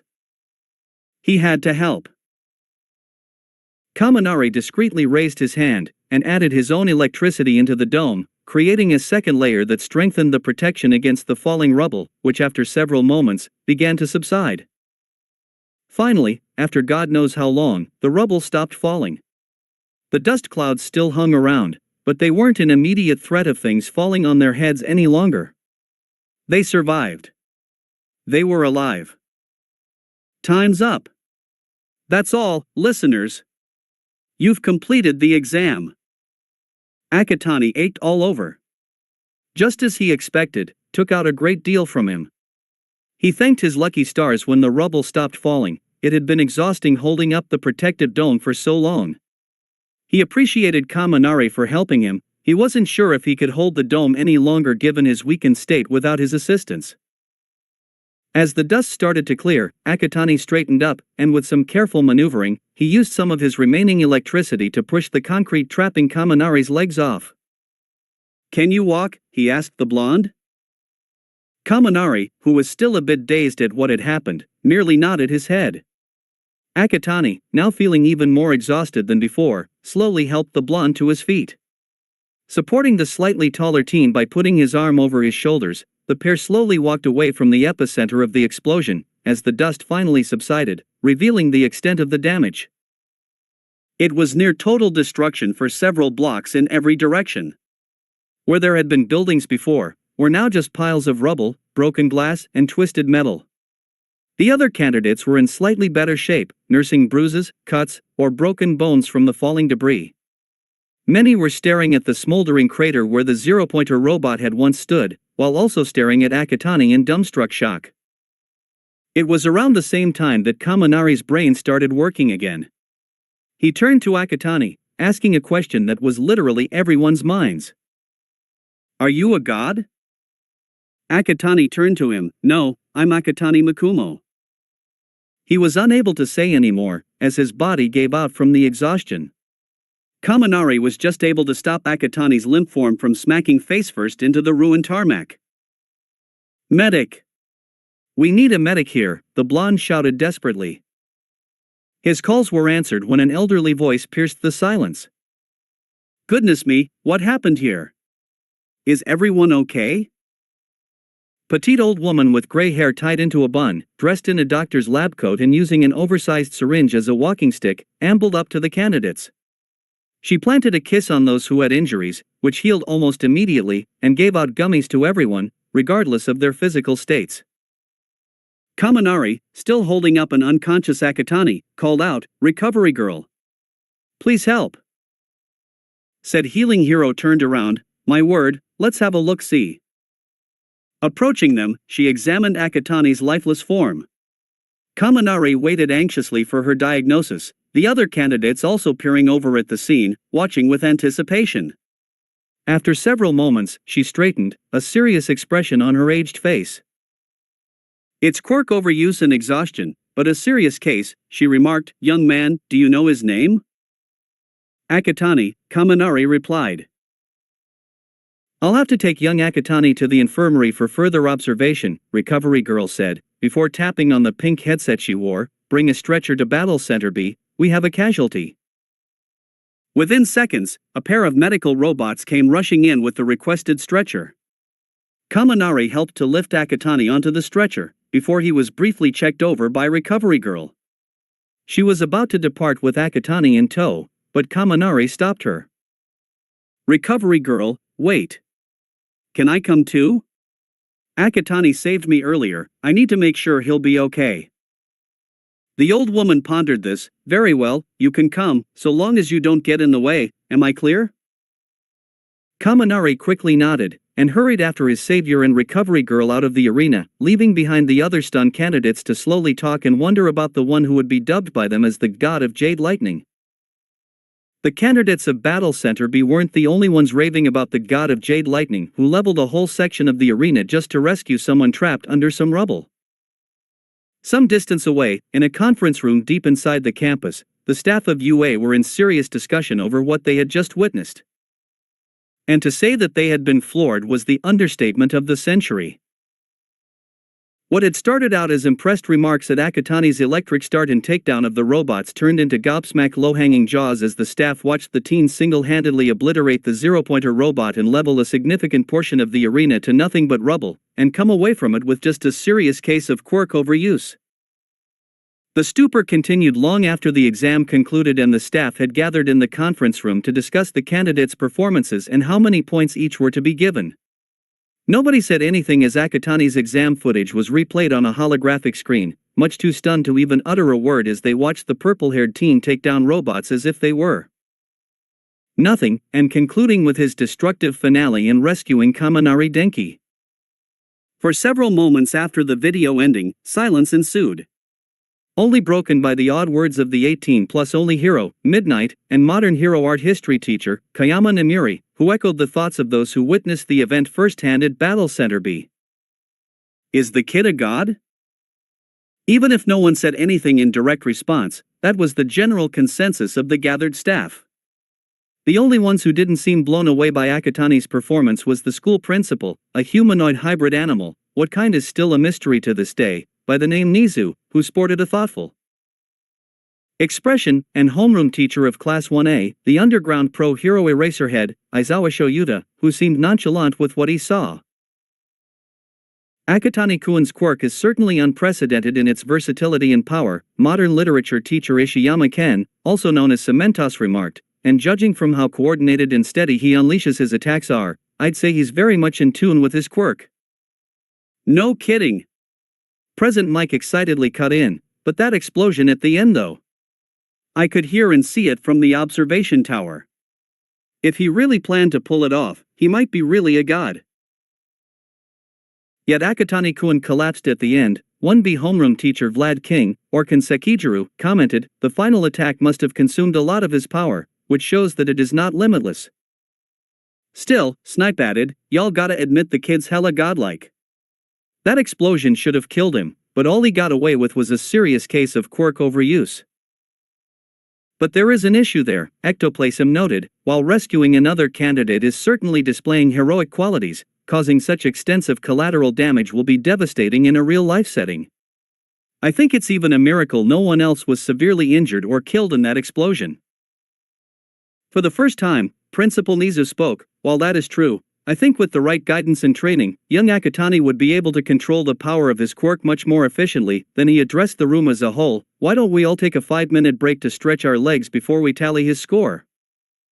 Murmurs of agreement came from all sides, followed by chairs moving. Nizu waited for his staff to leave the conference room to do whatever they wished for the next 5 minutes, before turning to the other person who didn't get up with the others.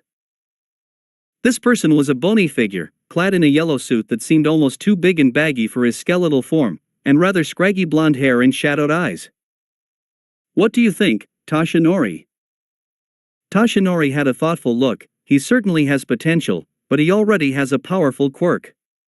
I fear that if he were to take on One for All, his body will be unable to maintain the power of both quirks. Nizu drummed his paws together. Do you have any alternatives? There's young Mirio, Toshinori replied. At the moment, he is the likeliest candidate.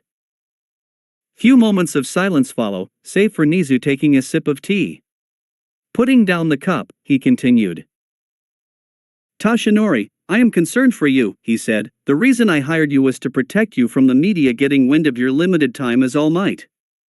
Things will only get complicated if you don't decide on your successor soon. The man in question sighed. I know, Nizu, I know. Meanwhile, somewhere else in the UA campus, Kaminari was in the infirmary, keeping vigil over a still unconscious Akatani, now lying on a bed being monitored by Recovery Girl. In all honesty, Kaminari felt a bit surreal gazing upon the lifeless, almost vulnerable form of his savior, when not just an hour prior, said savior had decimated a massive robot and a good portion of a fake city just to save him from an early death. Furthermore, that, and the peaceful look on the teen's face stood in stark contrast to the cold, angry Ice King that sat across from him in the cafeteria.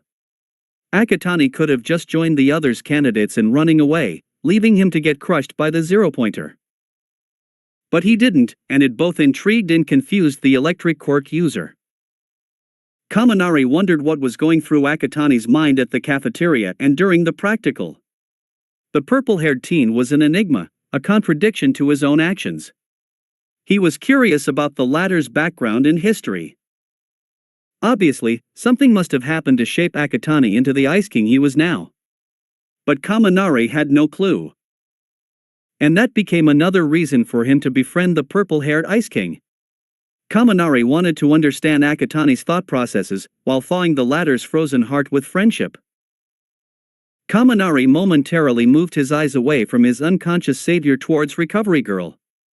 She had previously been on the phone with someone whom he believed to be Akatani's mother, and was now leafing through a clipboard while occasionally glancing at the purple-haired teen. That was the status quo for an amount of time for which Kaminari didn't bother to check, only broken when the infirmary door opened, and in stepped a petite woman with forest green hair tied in a ponytail. Please pardon my intrusion. Recovery Girl looked up from her papers. Ah, are you Akatani-san? Yes, I am, Inko replied, closing the door behind her. You must be Recovery Girl. Indeed, the healing pro hero got to her feet, bowing respectfully. How's my son? Inko asked after returning the bow.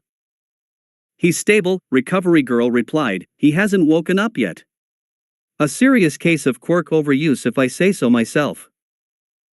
Well, Mikumo's the kind to overwork himself if not supervised, Inko sighed with a small smile. May I see him? He's over here, Recovery Girl gestured to the bed where the teen laid. Inko nodded in thanks, and walked over towards her son. She immediately noticed Kaminari, who had gotten up. Oh, and who might you be? The blonde teen quickly responded with a bow. I'm Kaminari Denki, Akatani-san. I was in the same battle center as your son. How did you two get acquainted? Asked Inko. We shared a table at lunch, Kaminari replied, and he saved me during the practical exam. Inko's eyebrows rose. Saved you? Tell me, what happened?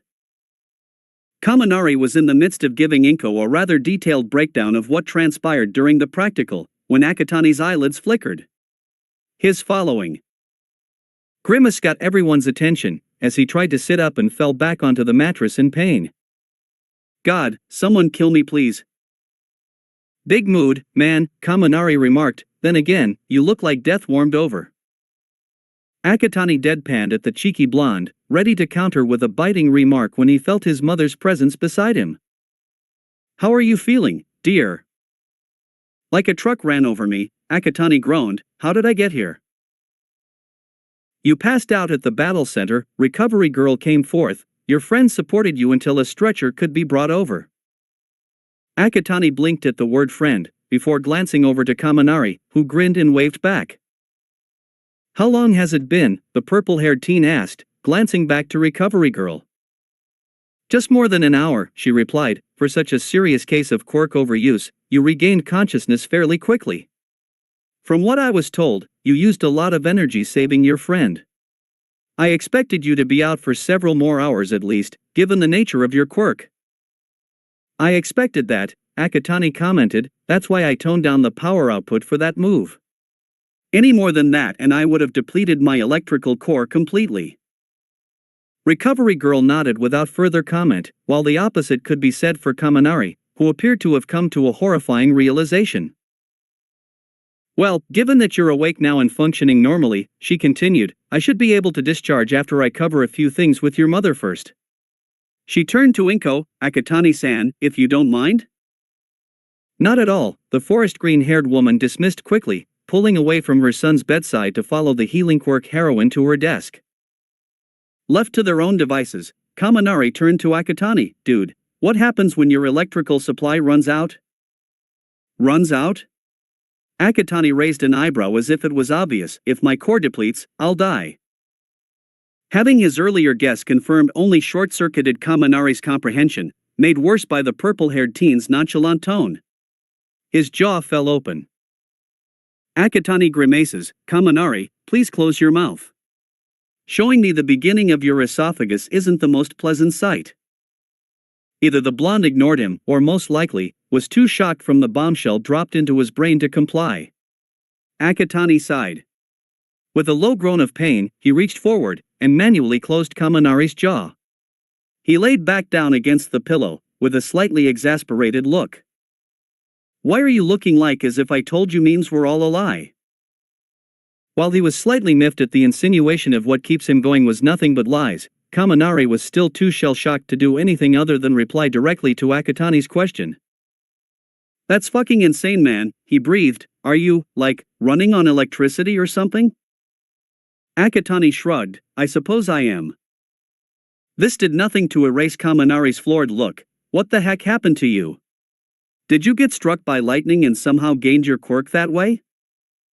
At this point, Akatani saw no other way around this conversation other than to spill the beans. Technically, I was struck by lightning. Died. Struck again. Revived. And then gained my quirk.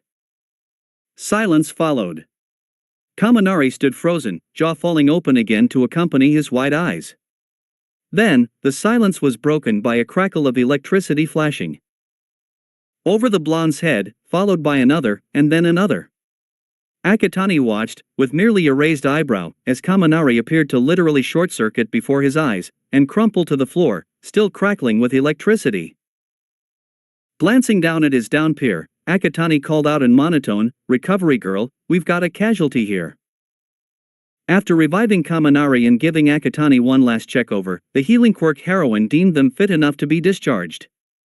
Leaving the infirmary behind, Kaminari stopped Akatani before they went on their separate ways. You got a phone? Akatani became slightly wary. Yes, why? We should swap numbers, obviously. Kaminari replied. Why? Hey, it's not every day that two people survive an exploding robot as a city crumbles to rubble around them while protecting each other. If that doesn't move us to phone number buddies, I don't know what would. Kaminari explained enthusiastically. Akatani's wariness did not abate. He was suspicious of people trying to get in too close to his personal bubble, thanks to a variety of reasons already mentioned. But, at the same time, he did save Kaminari when he could have run away from the zero-pointer robot, and Kaminari did stay by his side in the infirmary when he could have gone home. In a way, the electric blonde was right. The robot forged the first vestiges of some kind of bond between the both of them. Perhaps, putting up with Kaminari's presence may not be so bad. Okay. Kaminari's resulting smile appeared to light up the hallway. Akatani fished out his phone, unlocked it, and passed it to the blonde. Several electronic pings later, both numbers were shared and safely stored in each other's phone. Well, I got to get going. Your mom must be waiting for you too. We should catch up sometime, yeah? This time, there was no hesitation on Akatani's part. He'd already swapped numbers, so no going back now, sure.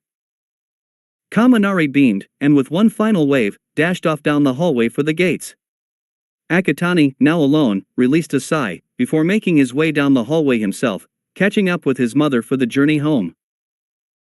Week passes while the scores are tallied up and the final decisions of who is to be accepted and the rest rejected are made. In the meantime, Akatani continued his routine of building up his quirk, exercising and hero analysis. Despite not yet been accepted into UA, he also delved into the first-year curriculum to get a head start once school started. In between all this, Akatani maintained daily contact with Kaminari, through text messages and calls. To his surprise, he found that he rather enjoyed chatting with the electric blonde. It didn't matter the topic, be it him attempting to calm down a rather frantic Kaminari about whether they will get accepted or not, or aimless texting at 2 a.m. in the morning due to an unusual bout of insomnia. There was something about hearing the perky blonde's voice or reading the emoji-riddled text messages he sent regularly that made the ice-cold Akatani feel a gentle wave of warmth. It was so unfamiliar, yet not unpleasant at the same time.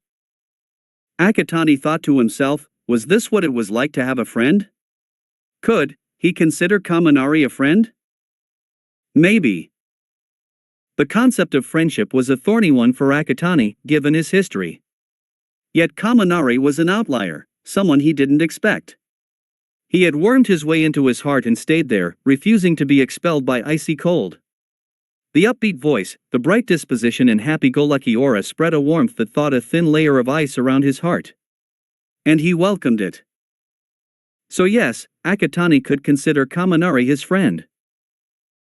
And it was this burgeoning relationship that saw the electric blonde at the doorstep of the Ice King's apartment, jittering nervously and knocking feverishly on the door, hand-holding the envelope containing the results of the entrance exam. They received their results on the same day, and with prior agreement, had arranged to meet up at Akatani's place to unveil their fate together. Akatani appeared as stoic as ever when he answered the door, but his stomach trembled in solidarity with the shaking Kaminari. With quick greetings, the two friends retreated into the Ice King's room, while Inko, who was also suffering from nervous jitters of her own, went to attempt at making tea for their guest and themselves. Sitting on the bed, both teens opened their envelopes. They pulled out identical disc-shaped objects, which opened immediately into miniature projectors. A holographic screen appeared over both discs. Kaminari's eyes widened. No way. It's All Might. Akatani stayed noticeably stoic. Greetings, young Akatani/Kaminari. Let me know when the results actually come up, the purple-haired teen said, leaning back and gazing up at the ceiling, eyes going blank. Dude, it's All Might. Aren't you excited it's him? Kaminari exclaimed in disbelief. I don't give a flying fuck that it's All Might, Akatani aloofly spoke, besides, he's just reading off a prepared script. There is nothing personal about this other than our results. I'm zoning out now. And he did. Akatani blocked out the number one hero's voice, while a confused Kaminari stared at him with cocked eyebrows. In the end, he didn't have to gaze blankly at the ceiling for that long. Shaken out of his dazing by his electric friend some 20 seconds later, Akatani turned to the projector, which now displayed a table listing 10 names and 2 corresponding numbers alongside each name. He zeroed in on one particular name. His own. At the number 1 spot, with 67 villain points and 55 rescue points, totaling 122 points. Akatani stared blankly at his results, barely registering being tackled by Kaminari in an excited hug. Dude! This is amazing! You're the top of the list. Being shaken side to side by the proud blonde, Akatani glanced down at another familiar name in the number 2 spot beneath his. Bakugo Katsuki, with 77 villain points, but 0 rescue points. A staggering difference of 45 points separated their names. Still being shaken by Kaminari, a tiny smile crept over Akatani's lips. I'm happy. You should be. You're so fucking cool. The table disappeared, and All Might filled the screen again. Kaminari pulled away to hear the rest of the hero's message. There was a slight deviation where All Might commented about Kaminari not getting into the top 10 and congratulated Akatani for getting number 1, but the two messages quickly returned into synchronized wording, which left Akatani's tiny grin to grow just a bit wider. Young Akatani/Kaminari, you passed the entrance exam. So now it begins. Holographic All Might stretched out a hand towards both teens. Come, this is your Hero Academia. Akatani found himself tackled again in an overjoyed hug. We did it, Akatani. We're both getting into UA's heroics course. Amidst Kaminari's whoops and cheers, the purple-haired teen muttered. Yes, we are. And everyone better fucking watch out, because we're turning this shitshow upside down, went unspoken, but nonetheless said in a glimmer in his jade-colored eyes. The first day of the school term dawned upon Akatani through the smooth passage of time, as he was rudely awakened from his slumber by his alarm clock blaring its unholy racket in the otherwise silent bedroom.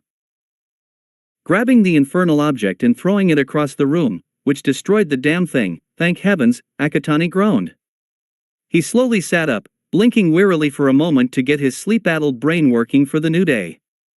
Letting out a loud yawn, Akatani climbed out of bed, and shuffled sluggishly over to the bathroom.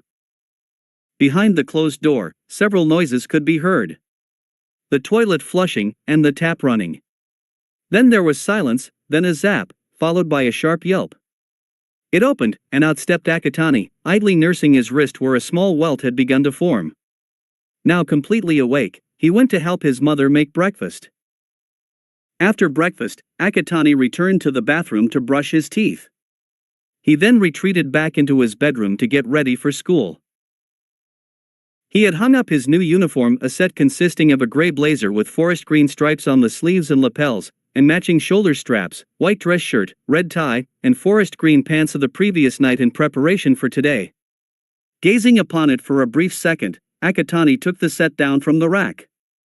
Changing out of his pajamas and tossing them into a nearby wash basket, he put his uniform on piece by piece, finishing off with his tie, which after countless practice, he managed to do it right. Grabbing his yellow backpack, Akatani exited his room, heading for the front door, where his mother awaited. You've got this, Mikomo, said Inko, taking her son's hands into hers. Always know that I'm proud of you, of what you have accomplished now, and what you will achieve in the future. Thanks, Mom, Akatani replied. Well then, I'm going. Sharing one last hug, mother and son bade each other farewell. Inko watched with a warmed heart, as her son departed from home towards his destiny. The train ride to UA station was an uneventful one. A faceless soul amidst the bustling morning rush hour crowds, Akatani was a single twig pushed along by. The sea of people in and out of the train. Tapping out into the station concourse, he stopped, the flow continuing on around him. He glanced about for a moment. Akatani. Ah, there he was. From the crowds, came forth a grinning electric quirk blonde, dressed in a matching UA uniform. Kaminari, Ohio. Ohio. Ready to go? Yeah. The two friends left the station, engaged in a rather one-sided conversation, where Kaminari did most of the talking, and Akatani nodding were giving short replies in return. Within minutes, the towering buildings of UA High School had come into view, and so too were other students from the school. For Akatani, it was one thing to come here as a candidate for an entrance exam, but another thing altogether to come as a student of the school. Despite his otherwise cold demeanor, he felt a sense of anticipation as he stepped through the front gates. His road to becoming a hero began here. And he swore to himself, he will become the hero that saves those who are unable of saving themselves. The poor, the weak, the quirkless, to give them hope and a reason to smile for one more day. What do you think our teacher's going to be like? Kaminari wondered. No clue, but I heard the staff are pro-heroes, Akatani replied. Really? That's so cool. Man, I can't wait to find out who our teacher is gonna be. Akatani remained silent on that, but inwardly, he felt endeared towards Kaminari's excitement. In some way, it reminded him of the time when he was Midoriya Izuku, when anything related to pro-heroes would spark excitement within him. Of course, that was the past. He had no concern for what had already gone by. Though, if he and Kaminari were unlucky enough to be in the same class as Bakugo, which was extremely likely, since he was second place in the entrance exam rankings, they would have to put up with a constant reminder of his dark past. And judging from the loud shouts coming from within the classroom that was their assigned class, 1A, Bakugo was indeed a part of their class, and already antagonizing their classmates. "What's up with the racket?" Kaminari remarked. Again, Akatani remained noticeably silent as he slid the door open. His gaze immediately zeroed in on two figures creating the argument. His heart inwardly sank. Sitting at a desk adjacent to the window with his feet propped up, was Bakugo. His opponent in this verbal spar was a tall, muscular lad with an undercut and spectacles, who appeared to be liberal with the use of arm movements and gestures in a manner that reminded Akatani of a robot. In all frankness, the purple-haired teen couldn't care any less for what they were arguing about, which seemed to be on the line of Bakugo disrespecting their seniors who had used the desk before them by putting his feet up on it. But that didn't mean it wasn't starting to get on his nerves. Akatani scanned the room. Most of the desks had already been claimed or occupied. There were only 3 empty ones left, one behind a student with short blonde hair and a tail with a tuft of matching hair at the end, and 2 directly behind Bakugo. Well, it seems that beggars can't be choosers, it seemed. "Kaminari, are you okay with those 2 seats behind that loud fuckmouth?" "Of course," the electric blonde quipped, "I ain't gonna be separated from you for the rest of year. And besides, you can be my sound barrier." Akatani almost smiled at that. The 2 friends crossed the classroom and bagged the 2 adjacent desks. Kaminari picked up his bag and started ruffling through it, while Akatani relaxed into his seat, clasped his hands on the desk, and patiently waited for their teacher to arrive in homeroom to begin. Now if only those 2 arguing fucktards could just shut the fuck up and not give him a blinding headache before the day had even begun. Akatani felt his annoyance steadily climb the longer the bickering duo in front of him continued their nonsense, which showed no sign of abating. His clasped hands grew tighter, his eyelid twitching. Several tick marks appeared over his head as his patience finally wore thin and snapped. Removing one hand from the other, Akatani clenched it into a fist, raised it, and slammed it back down on his desk with all of his pent-up irritation. The echoing BAM silenced all activity in the room. Students who had been idly chatting or otherwise minding their own business turned towards Akatani, including Bakugo and the bespectacled robot-like student. Kaminari merely peeked over to see what was happening.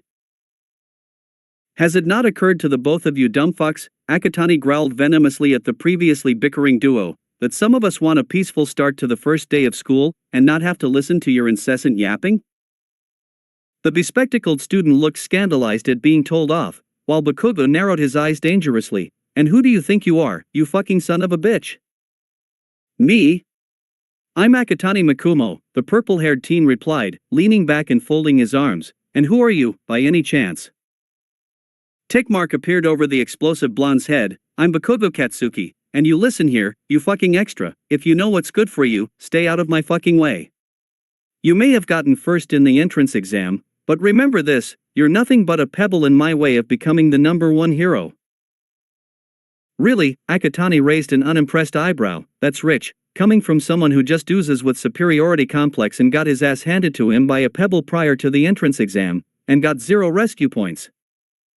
Bakugo's eyes widened marginally at the embarrassing memory. A literal growl escaped his clenched jaws, small explosions bursting from his palms. "What the fuck did you just say?" "I was there, right place right time," Akatani shrugged. "And you? The #1 hero? Don't make me laugh. What kind of hero explodes at someone who just wants to help you up?" That got the watching onlookers whispering, while the person in question, who was sitting at the opposite side of the room, blushed slightly at being indirectly mentioned. "Listen Bakaho," Akatani continued, leaving no room for interruption. "I may not know you very well, but just witnessing those small moments already speaks wonders about your atrocious attitude and disgusting personality. How you intend to become a hero, I don't know. But people are not going to take nicely to a hero who is arrogant and antagonizes those who just want to help. In fact..." Akatani paused in mock thinking, a look of pure condescension blooming over his face as he returned to Bakugo, who looked ready to explode. I think someone like you is more suited to become the #1 villain. After all, you appear to be a petty, tantrum-throwing, hate-filled son of a whore who acts high and mighty to cover his own cowardice and weakness. Absolute silence followed his cold vitriol. Even Bakugo appeared stupefied at the level of icy malice the attack against his character carried. The silence lasted for a beat or two, broken by Kaminari's sudden commentary. Sheesh man, like I know roasted chicken is nice and all, but if you roast it too much, you'll get only burned charcoal left. It was terrible. It was unwarranted. It was nonsense. And it was what burnt through the final bit of fuse on what was Bakugo's explosive ire. The explosions in his palms grew exponentially, as he shot up from his seat, knocking his chair backwards. I will fucking kill you, you motherfucking son of a dash. Bakugo lunged for Akatani, who merely sat still with his unimpressive, condescending stare. He didn't need to worry, having spotted someone enter the room during the middle of his verbal takedown, whose scarf, or is it bandages, had risen up from their shoulders, and swooped towards Bakugo at remarkable speed. The raging blonde suddenly found himself restrained by the scarf, bandages, the explosions cutting off in the same instant. First day of the year, and I already have to deal with problem children. The person muttered, I'm not paid enough for this job. The scarf retracted, unceremoniously dropping Bakugo mid-leap. Akatani turned his gaze towards the owner of the scarf, just in time to see their long black hair fall to their shoulders and their eyes to lose their red glow. The person had a rather unkempt appearance, and looked like they needed vast amounts of sleep. On the bright side, I've now got everyone's attention, at least. The person, a man, Akatani observed, sighed, ruffling through a pocket for something. He fished out a small bottle of what appeared to be eye drops, applied a bit to both eyes, blinked, before putting the bottle away. He addressed the class, I'm your homeroom teacher, Aizawa Shoyuta. Pleasure to meet you all. Sheesh, he doesn't sound pleased to be here at all, that's for sure, Kaminari inwardly remarked. What crawled up his arse and died? Akatani wondered at the same time. Aizawa bent downwards behind the teacher's table, coming back up with 20 sets of some kind of clothes that were of a predominantly navy blue color. Come up here and take your assigned PE uniform. Get changed, and meet me at the training grounds in 15 minutes. Get moving. With that note of positivity, Aizawa walked out of the classroom without a further word. The students made no move for several beats, before slowly getting up to retrieve their assigned uniform, their names taped to the plastic covers. Akatani found his and tossed Kaminari's over to him. As they departed the classroom, Kaminari turned to Akatani, our teacher's kinda weird. I'm still wondering what crawled up his arse and died, Akatani replied, probably bedbugs, but rather unlikely. I don't think he understands the concept of sleep or beds. Kaminari couldn't stop the resulting snicker. 15 minutes later, the class, all dressed in their PE uniforms, had gathered at the training grounds. Aizawa did a quick check to ensure all were accounted for, before addressing them. All right, he drawled, this morning we are conducting a quirk apprehension test to gauge your capabilities. Several students glanced at one another, while Akatani stared straight ahead. A single hand rose up. Aizawa-sensei, the girl who Bakugo exploded at before the entrance exam asked, I thought we were supposed to attend the welcoming ceremony? And the guidance counselor meeting? Said teacher stared pointedly back at her, in the field of heroics, you don't have time for superfluous platitudes. The girl shrunk back slightly, lowering her hand. Aizawa continued on, we'll be covering several stations this morning. First the softball throw, then long jump, 50-meter sprint, endurance running, grip strength, side jumps, pull-ups, and seated toe touch. Aizawa checked the class registrar, Bakugo Katsuki, you're up first. Said explosive blonde trudged off from the class. Aizawa handed him a softball. Use your quirk, don't hold back. Bakugo grunted, and got into position inside the circle drawn into the pitch. He steadied himself, pulling his arm back like the wind-up to a spring-loaded toy. Akatani watched with an uninterested, deadpan gaze as Bakugo screamed aloud, die, as he pitched the ball with his quirk at full strength. The resulting explosion rocked the grounds, a shockwave spreading in all directions, kicking up dust and gravel as the softball went hurtling towards the sky, disappearing with a twinkle. Aizawa, seemingly unaffected by the explosion, stared down at a tablet in his hands. 705.2 meters, he read. The class went into uproar. That's so cool. Unbelievable. His quirk is so manly. Save for 2. While Kaminari acknowledged the impressive distance, he wasn't blown away as his other classmates. Akatani, on the other hand, showed no reaction whatsoever. He did, however, react when one of their classmates, a girl with pink hair and skin, exclaimed, "This is going to be so much fun." So much fun. Akatani shifted over to Aizawa, who had gone eerily quiet and menacing. The excited aura that hung over the students died instantly. Is that what you think you're going to be doing for the next 3 years? Having fun? Aizawa asked unnervingly, his manic grin and bloodshot eyes not helping his image. Are you lot not planning on becoming heroes? An unsettling feeling wafted through the nervous students. Kaminari, on the other hand, merely looked curious, if a little apprehensive, while Akatani remained blank. Perhaps this will make you lot take things more seriously, Aizawa continued. I'm implementing a new rule. The one who comes in last place will be expelled. Cue indignant uproar from the students. Kaminari broke into a nervous sweat, fidgeting slightly until he felt a hand reach around him and gently grip his shoulder. Don't worry, Akatani muttered under the din, in the unlikely chance you get expelled, I'll be pulling out and leaving with you.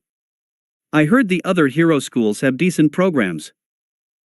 Kaminari felt his friend's hand squeeze his shoulder, and he relaxed. The same could not be said for their fellow classmates. How can you do that? Preposterous. That is unreasonable and unfair. Aizawa remained unfazed, folding his arms across his chest. Unfair? The world out there is an unfair place. And it is Hiro's duty to correct that unfairness. His eyes narrowed. If you came here expecting to socialize with friends and goofing off, well, I have a newsflash for you. The next 3 years of your education here will push you to your breaking point. UA's motto is plus ultra. You will need your all and beyond to overcome what's in store for you. The class went dead silence following this proclamation. Aizawa took this as a sign to continue on with the test. Akatani Makumo. You're up next. The purple-haired teen nodded. Kaminari nudged his shoulder with a quiet, "You've got this." He stepped towards Aizawa, impervious to the whispers that cropped up when his name was called. Who is he? Wasn't he the guy who obliterated the zero-pointer robot and the battle center during the entrance exam? It is. I was in the same battle center as he was. Really? No way. That's him? Aizawa passed Akatani a softball, but unlike with Bakugo, he didn't say anything. Akatani stepped into the circle. He released a breath, and stared ahead. He raised the hand holding the softball. He intended to channel a smaller portion of the energy he used to decimate the zero-pointer robot to blast the softball the furthest he can get. But something wasn't right. Akatani knew everyone was staring at him, awaiting how far he was going to throw the ball. But one person in particular stood out. He knew right away that it was Aizawa. Even with his back turned to him, Akatani felt his teacher's gaze the strongest. He paused. He knew something would happen if he tried to channel his power and blast the ball, and it would be courtesy of Aizawa. Now what was it that connected him to this? Ah. That's right. He remembered now. Akatani frowned. This would not do. At all. It happened so fast, catching everyone off guard. There was a bright flash, and a loud crack. Everyone, save for Kaminari, jolted as a wave of electricity burst from Akatani and spread in all directions. Those who had been in Battle Center B were reminded of the paralyzing shock they were subjected to at the beginning of the entrance exam. Even Aizawa, who had been gazing at Akatani, was momentarily thrown off kilter when the electric wave phased through him, breaking eye contact with the teen.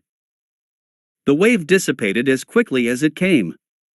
Everyone reeled and jerked out of control for several moments. As they recovered, Akatani slowly lowered his raised arm, still staring off into the distance. Aizawa-sensei. Attention was divided between Akatani and their teacher. Or underground hero, Eraserhead. Quirk, erasure of others' quirks on direct eye contact. The suspense rose steadily. Kaminari knew what was coming and braced himself. Could you mind your fucking business and let me do this properly? Beat of silence. Then, chaos. Scandalized gasps echoed. Horrified whispers broke out. The robotic student started swishing his arms wildly, screeching about the unpardonable offense of cursing out a teacher and for the immediate recantation of those words. Kaminari, on the other hand, sighed with an exasperated grin. Aizawa, though, he appeared as calm as previously. But if one were to look closely, his eyelid was twitching. Akatani continued relentlessly, I knew you were going to erase my quirk, because you thought that I had no control over it. No doubt you thought that, when you watched me blow up the zero-pointer robot to rescue my friend. Well, I also have a news flash for you too. He turned back towards the teacher. The other students, save for Kaminari, flinched. Akatani's eyes were glowing. This power is mine to wield. I know the ins and outs of it, while you don't. I know how to control it, you don't. You might be our teacher, but you have no fucking say over how I choose to utilize it. Also, Akatani took a breath. I would kindly advise you to never attempt your quirk on me again. My quirk is my lifeblood. It is the reason my heart is still beating. It is the reason why the blood still flows through my veins. It is the reason why I can still function as a human being. So, Aizawa-sensei. The teen's eyes flashed dangerously. Unless you wish to have a dead body on your hands, I would suggest that you leave me the fuck alone, and let me do my thing. The entire class held their breaths. A few admired Akatani for having the balls to cuss out a teacher like that. Some were horrified at the possibility of having such a powerful, yet vulnerable quirk. Some expected an all-out battle to take place between their teacher and Akatani.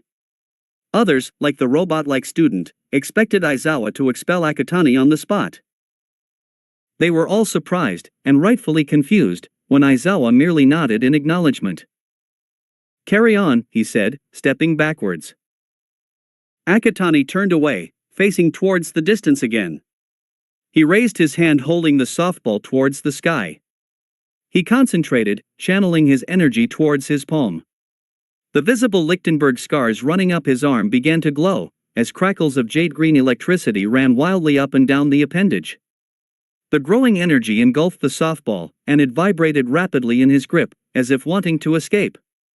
Akatani let his power rise a little more, and at the right intensity, he released. With an even louder crack, the softball shot out from the teen's palm like a bullet leaving the barrel of a gun. Some jumped at the sound, others watched with jaw-dropping awe as they watched the ball fly towards the heavens in a beam of electrical energy. Like Bakuga's ball, it too went so far that it eventually disappeared from sight, but the real surprise came when Aizawa announced Akatani's score. He didn't say any numbers, just one word, orbit. Another beat of silence. Wait, so you're saying, a student with spiked-up ruby-red hair chimed in. Akatani shot the ball so far out that it's now orbiting the Earth? Aizawa simply said, yes. Another beat of silence. Then, chaos. Holy fuck. He really did that? That's so badass. Akatani paid the admiration no mind whatsoever. He did, however, pay attention to Bakuga's reaction. And he was not disappointed. The explosive blonde was in a state of total disbelief, torn between denial and shock.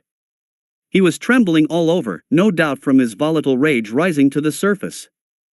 Akatani could only guess how much his record had damaged his former bully's ego and pride, and he knew he had dealt a really heavy blow. Well, time to add the cherry on the top, then?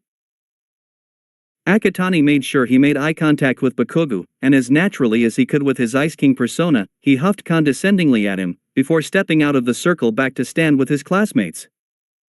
The resulting explosion was dramatic, but not unexpected. "You think you're better than me, you piece of shit? I'll fucking murder you." Once again, Akatani had nothing to worry about the incoming fireball that was Bakugo, having spotted Aizawa activating his capture weapon, his scarf, or bandages, long before anyone else did. Bakugo found himself once again ensnared by the weapon, his quirk erased. "You are really starting to get on my nerves, Bakugo," Aizawa warned. "This is the second time I had to use my quirk on you, which I can guarantee is not fun for me." He released his capture weapon, unceremoniously dropping Bakugo onto the pitch. "If I have used it one more time on you, you will be out of UA before you can say hero course, am I clear?" Picking himself up from the ground, Bakugo grunted in response. He glared at Akatani, who returned it with a dismissive gaze. Aizawa took out his eye drops and reapplied them to his dry eyes. Putting the bottle away, he called out the next name. "Uraraka Ochako, you're next." In the end, Akatani's record was broken by Uraraka, who had a gravity quirk. She launched the ball so far into the galaxy that her score was an unbeatable infinity. Nonetheless, he was satisfied that he beat Bakugo in this test. Now came the rest of the assessment. Akatani thought he did a relatively decent job with the other stations. His timing in the 50-meter sprint rivaled that of the top contender, the robot-like student with engines in his legs, whose name was Ida Tenya. While he was nowhere near multi-arm Shurji Mezo's record of 540 kilograms in the grip strength test, he still marked down a reasonable weight for himself. He cleared the sandbox in the long jump test, and beat runner-up Mineta Minoru, a pervert who rather unsubtle enjoyed staring at the female students' bosoms and buttocks, Akatani observed disgustedly, in the side jumps. For the remaining tests, Akatani clocked in decent scores with the aid of his quirk and months of training. Finally, the assessment was over. The class, exhausted and sweaty, gathered before Aizawa, nervously milling about over who was going to be expelled from the school. "Here are the results," said their teacher, getting their attention. The eternally tired man tapped the tablet he used throughout the assessment. A holographic screen sprung up from the tablet, containing a table with a list of names. Akatani had another moment of satisfaction. He was ranked third behind Yayorozu Momo and Todoroki Shuto, and ahead of Bakugo, who ranked fourth. Akatani was sure he heard the explosive blonde growl in frustration, and rolled his eyes. Kaminari was ranked 17th, which while not lowest, was in dangerous territory. Akatani made a mental note to help Kaminari train his body and strength. Everyone's eyes fall on the name at the bottom of the list, Mineta Minoru. Indeed, the grapehead was shaking badly, and for good reason. Akatani waited for the moment that Aizawa was going to kick the disgusting pervert out of the school.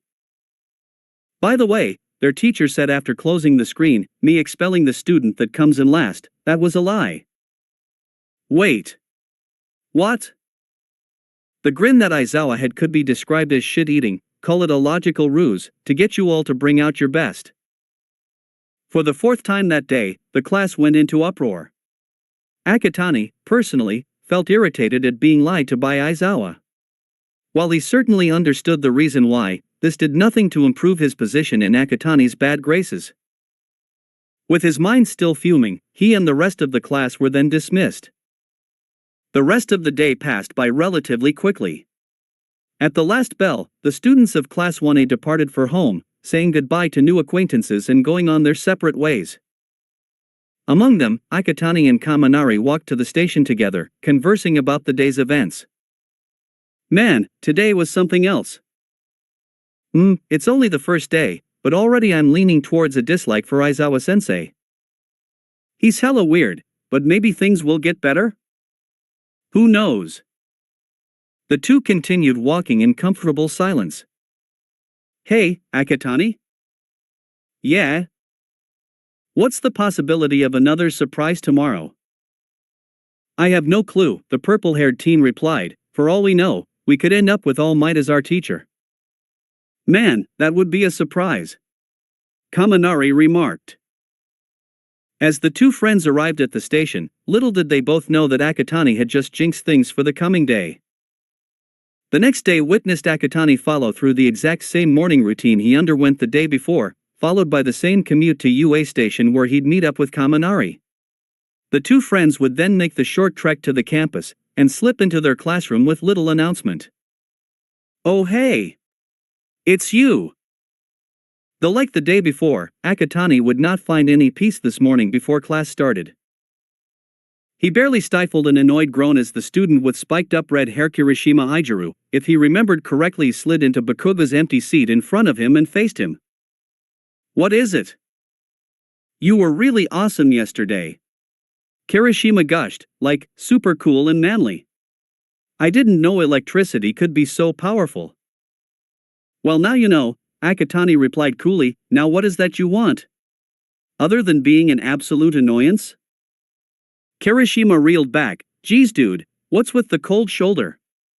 We already have one Ice King with Todoroki in this class." "Nah, it's cool," Kaminari butted in. "You'll have to excuse my bro here. He is another Ice King that threatens to freeze us over, like Todoroki. I'm still trying to thaw his frozen heart to prevent such a fate." "Well, you want to get an extra hand in that?" Kirishima offered cheekily. "I'm sure that beneath those layers of ice is a fellow bro screaming to get out and show off his manliness." Kaminari laughed, as Akatani facepalmed and released that groan that he had been stifling. While he had no qualms against Kaminari making jokes at his expense, he was still annoyed that Kirishima was trying to barge into his social sphere uninvited and unannounced. Damn it, when are people going to understand that he was supposed to be the one to decide who should be let in and who should be kept out? "Oi! Shitty hair! Get the fuck out of my seat!" And here comes the resident angry child. While Kirishima's unwarranted presence was annoying, the redhead did not deserve to be subjected to such verbal abuse, thought Akatani. And so, the irritated Ice King turned his ire on the temperamental blonde. That's rich, coming from the guy who looks like he doesn't know the existence of conditioner. Silence followed, interrupted by a snicker somewhere in the class. He's not wrong though. Morning classes went by without any major surprises. After homeroom, where Aizawa stopped Bakuga from exploding Akatani's head off in his rage, the class had English lessons with Present Mike, followed by modern literature with Cementos. English was pretty easy for Akatani, who was fluent in the language thanks to his daily followings of American heroes on the internet. Modern literature was a bit more of bore, but it wasn't too difficult, on the plus side. Lunch came after. Akatani and Kaminari bagged a table for themselves and tucked into the food prepared by pro hero and chef, Lunch Rush. And damn, was the food to die for, thought a satisfied Ice King as they returned back to class for their next period, Hero Basic Training. The two friends took their seats just as the bell rang. Kaminari took to gazing out the window, while Akatani rested his chin against his palm, the other hand drumming absent-mindedly against the desk. Akatani silently eavesdropped on the conversations taking place elsewhere in the room, mostly on about what Hero Basic Training was going to entail, and who their teacher was going to be. Frankly, he had a strange feeling ever since he made that offhand comment about All Might being their teacher. That just like in previous occasions, he had jinxed the proceedings towards actually having All Might as their teacher for the Hero Basic Training period. But that was unlikely to happen, right? After all, All Might is the country's #1 hero. He wouldn't have time to be a teacher while being a professional hero. Right? I am. Akatani's heart sank. Oh, for fuck's sakes. There, leaning through the doorway in his buff, muscled glory, was All Might, dressed in his hero suit from the Silver Age. Coming through the door like a regular person. Akatani bashed his forehead against his desk, his groans overshadowed by the excited ramblings of his classmates. Holy shit! It's All Might. He's our teacher? That's insane. The symbol of peace strode up to the teacher's podium, turning to address the class. In Hero Basic Training, you will learn the fundamental basics of being a hero through a series of trials. So for today, we will be holding. Akatani peeled his forehead off his desk, just as All Might dramatically produced a card with the word battle in stylized, capital letters. Battle trials. That caught Akatani's attention. Even though he was nowhere near the levels of excited curiosity of his classmates, he did wonder what they were going to be doing in this trial. Also, All Might continued, "You will be needing these." Right on cue with his words, 4 slots on the wall behind him opened. Each was a cabinet holding 5 metal cases with a number stamped on the lids. Your costumes tailored based on your requests and to best suit your quirks. Ah, so that's why that wanted us to send in the designs, Akatani mused as the excitement in the class rose. The battle trial will be held at Ground Beta, All Might instructed, "Go and get changed, everyone, and I'll see you there." Man! All Might is our teacher. Kirishima gushed, "Isn't that something?" The excitement carried on into the changing rooms. Akatani, as per usual, exempted himself from the chatter. Opening the metal case bearing his number, he did a visual check to make sure everything he had requested was included. Akatani nodded to himself. Everything was in order. "Hey my dude, you okay there?" Akatani turned to face Kaminari. "I heard your forehead hit the desk," the blonde remarked, "it still looks kinda red." "A small price to pay for making my sentiments clear," Akatani replied dryly as he loosened his tie and slipped it off. As he unbuttoned his shirt and pulled it off, someone behind him whistled. "Damn man, you're ripped. Do you live in a gym and consume nothing but protein shakes?" Akatani didn't know if Kirishima was being serious or if he was joking. No, just simple, hard work of lugging garbage off a polluted beach, regular gym sessions and martial arts sparring. Silence fell upon the room. The other male students who had been otherwise ignoring the conversation were now staring at Akatani, Bakugo included. Kirishima gaped, "Dude, that is just so fucking manly." Akatani deadpanned, "When you put it that way, most of us are manly in some way." He pointedly turned to Mineta, "Except for this bastard. Nothing more than a lecherous pervert." Turning away from the mortified grapehead, he faced Bakugo, "And this piece of shit. Rotten sewage wrapped in a 6-pack. An unfortunate combination." Bakugo lunged at him, palms bursting with explosions. "What did you just call me, you goddamn prick? I'll fucking end your sorry arse." Akatani merely turned away, as intervention came from Kirishima and Ida, the latter screeching about the explosive blonde's foul language and violent reaction, while making those hand gestures of his. He ignored Ida when he turned his rebuke towards him in favor of slipping off his pants and folding it alongside the rest of his uniform. Meanwhile, Kaminari discreetly stole looks at Akatani's muscled form, a faint blush dusting his cheeks. His heartbeat quickened as he eyed his friend's abs that rippled with every movement he made. Fuck, he's hot. Kaminari's unfortunate situation wasn't helped by the next sight his eyes were presented. Akatani's hero costume was eye-catching to say the least. Comprised of a black crop top that hugged his chest like a second skin, an equally skin-tight pair of black leather pants secured by a leather belt with a fierce-looking steel buckle, smaller belts strapped around his arms and upper thighs, a black mask that covered his entire face down to his neck, save for his eyes and hair, a pair of black-tinted goggles, a pair of black leather gloves with tips made from a material akin to steel wool, and steel-toed black combat boots. The costume accentuated his muscles and made Akatani incredibly badass. Poor Kaminari suffered the entire walk to Ground Beta, his blush threatening to become permanent and his heart on the verge of exploding. It was only when he could distract himself with All Might's instructions was he able to rein in his out-of-control hormones. The battle trials will see you all split into 2 groups, heroes and villains, and pitted against each other in 2 versus 2 fights that will take place in indoor settings. Unlike the entrance exams, there are no robots for you to attack. Then came a barrage of questions from the class. How will the wins and losses be decided? Yayorozu Momo asked first. Can we bash the fuck out of them? That came, naturally, from Bakugo. Akatani rolled his eyes behind his goggles. Will the worst performing pair be expelled? Asked a nervous Uraraka. Akatani felt pity for the poor soul who was to be paired with Mineta. How will we be paired? Ida raised a hand. Is my cape flashy or what? Aoyama asked as he displayed the sparkling piece of cloth to those looking. Hint, no one. Akatani groaned behind his mask. All right. All right.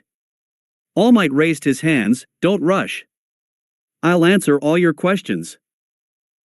Akatani folded his arms across his chest, as the number one hero pulled out a script that appeared comically small in his large hands. The villains will hide with a nuclear weapon in an unknown floor of the building. The heroes will have to find the villains, and either defeat them or secure the weapon before the time limit ends. The villains will attain victory if they are able to protect the weapon or defeat the heroes within the time limit. All Might closed the script, and now, the pairings. Lots were picked, and the pairs were decided as followed. Team A, Akatani Makumo and Uraraka Ochako. Team B, Shuji Mezu and Todoroki Shudo. Team C, Yayorozu Momo and Mineta Minoru. Team D, Ada Tenya and Bakugo Katsuki. Team E, Aoyama Yuga and Ishido Mina. Team F, Sata Rikido and Kota Koji. Team G, Jiro Kyuka and Kaminari Denki. Team H, Tokoyami Fumikage and Azui Tsuyu. Team I, Hagakure Turo and Ojiro Mashireo. Team J, Kirishima Ijiru and Siro Hanta. Akatani Kuin. The purple-haired Ice King glanced at Uraraka, dressed in equally form-fitting bodysuit, knee boots, and helmet. Let's do our very best. Akatani nodded curtly, turning back to watch All Might rifle through two boxes with the words heroes and villains on them. He was slightly disappointed that he wasn't paired up with Kaminari, but it wasn't something worth grumbling over. Especially since finding out who he was fighting against was more important. The first teams to battle are. All Might pulled out two balls, one black and the other white, with the letters D and A printed respectively on them. Akatani's heart sank. Oh, for fuck's sake. Team D and A. Team A will be the heroes, and Team D the villains. Fuck my life. The villain team were allowed to enter the building where the battle was to take place first. The hero team were given 5 minutes to come up with a strategy before the test officially started, and they were to head inside themselves. Off to the side with Uraraka, Akatani could feel Bakugo blaring murderously at him as he and Ida stepped inside. If his hearing wasn't wrong, he could have sworn he heard the explosive blonde growling as he went. In typical fashion, Akatani ignored it. When we infiltrate the building, we need to be careful for Bakugo. Why specifically him? Asked Uraraka. Call it intuition, Akatani explained, but judging from his personality, Bakugo will not work with Ida on trying to secure the weapon from us. He is the lone wolf sort of person, thinking that working with others is a sign of weakness. He will instead try to attack us by himself. The truth was far from mere intuition, but the purple-haired teen saw no reason to tell Uraraka that. Okay, she nodded, but how do we counteract his explosions? Leave him with me, Akatani replied. What we both need to do is create distractions. Against Ida-kun in my case? Yes, he nodded. Judging from his personality and mannerisms, Ida is focus-minded and task-driven.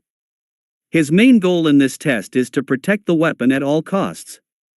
It is likely he will be impervious to anything else. When Bakugo uses his explosions, you can use your quirk to use any pieces of rubble to keep Ida busy. Wow, you're really analytical about this, Uraraka remarked. Some people say brawn is a good way to win a fight, Akatani said, goggles glinting dangerously, but add in brains, and you become deadly. Uraraka nodded, feeling both empowered and slightly uneasy by her teammates' words. All Might's voice crackled in the microphones they wore in their ear. Your time starts now, hero team. Good luck. Uraraka turned to Akatani. Let's do this. The purple-haired teen grunted in assent. Infiltrating the building had been easy enough. But now came the harder part of being on the lookout for a certain explosive blonde as the pair traversed the empty hallways. The hallways provided plenty of blind spots and corners for Bakugo to launch a surprise attack on them. They had to be vigilant, on guard for the slightest sound or indication that their enemy was near. Good thing they were, for a mere second later, shit hit the fan. Just as they approached a corner, Akatani's eyes caught the swift movement of shadow. Out from the corner, leaping straight at them, came Bakugo. The blonde pulled back a gauntlet-covered fist and threw a powerful punch at Akatani. The resulting explosion rocked the hallway, but Bakugo missed his target. With lightning speed reflexes, Akatani dodged the incoming punch, leaping towards Uraraka and using the momentum to push the both of them away from the impact zone. They landed several feet away, Akatani immediately getting up and pulling Uraraka to her feet. "Are you all right?" "I'm fine, thanks." They had little respite. The suspended dust cloud dissipated, revealing Bakugo, ready to attack. "TCH, you shouldn't have dodged," the blonde clicked his tongue. "That's kinda the expected reaction to danger," Akatani countered coolly, "but then again, since you don't have the basic decency of a human being, I'm not surprised you don't know how things work." Meanwhile, the rest of the class and All Might were in an observation room watching the action go down across several camera feeds on a giant screen. "A surprise attack so soon?" Kirishima exclaimed, "That's cheating. So not manly." "A surprise attack is also a strategic move too," All Might corrected. "In a battle, a surprise attack can determine victory or defeat." Akatani dodged the blast. Ashido Mina cheered. "Nice roast there, man," Kaminari grinned. "Ah, Bakugo is making his move," Azuitsuya remarked. Bakugo charged at Akatani, gauntlet raised. "You better get ready, you fucking arsewipe, for you'll be nothing but a squashed bug under my boot when I'm done with you." Akatani said nothing, instead rushing straight at the incoming blonde, stopping him in his tracks with a vice grip on his right arm. "You should learn when to shut your mouth. Idle talk can be dangerous, for you especially." Standing to the side, Uraraka watched with awe as Akatani shifted his balance, and with all of his strength, tossed Bakugo over his shoulder and threw him to the floor with a sickening crash, knocking the air out of the blonde's lungs. Akatani turned to his teammate, "Uraraka, go look for Ida. And take as much debris as you can with you." "Will you be all right?" "I will be. Now go." The brunette nodded, taking off towards the hole in the wall created by Bakugo's earlier surprise attack. She touched the medium and large pieces of concrete littered around the spot, the debris losing their gravitational pull and rising upwards. Uraraka then clenched her fists, creating a center of gravity within herself, pulling the debris into orbit around her. She hurried off down the hallway, the pieces of concrete following her as she went. "Oh hell no, bitch!" Bakugo screeched, "You're not getting away." The blonde was unable to chase after Uraraka as he was thrown against a wall by a swinging kick to the side from Akatani. "Focus, or this fight might end in your defeat," the masked teen taunted. Bakugo growled like a feral animal, peeling himself off the wall and charging straight at Akatani with palms exploding. Uraraka managed to traverse through the remaining floors, taking breaks in between to settle her stomach from erupting into serious nausea. She finally reached the top floor, where after several minutes of checking through hallways and empty rooms, she came to one that appeared different from the others. Namely, Ida and the weapon. He appeared to be talking to himself, though what he was saying was inaudible to Uraraka's ears. Yet at the same time, this was good. It meant that Ida was distracted, and hadn't yet noticed she was there. Uraraka slipped away from the doorway, lining herself against the wall. She now needed to think, plan how she was going to pull this off. The debris she brought with her will no doubt distract Ida momentarily. But she couldn't risk keeping them afloat for too long without vomiting. And Ida had his engines. His speed would definitely turn the tables on her and leave her open to his continuous attacks. She wouldn't be able to hold herself against him for long. She needed another move of attack, one that would leave Ida vulnerable. Then, it hit her. Could she use her quirk on Ida himself? Uraraka hesitated. She had never attempted to cancel someone else's gravitational pull before.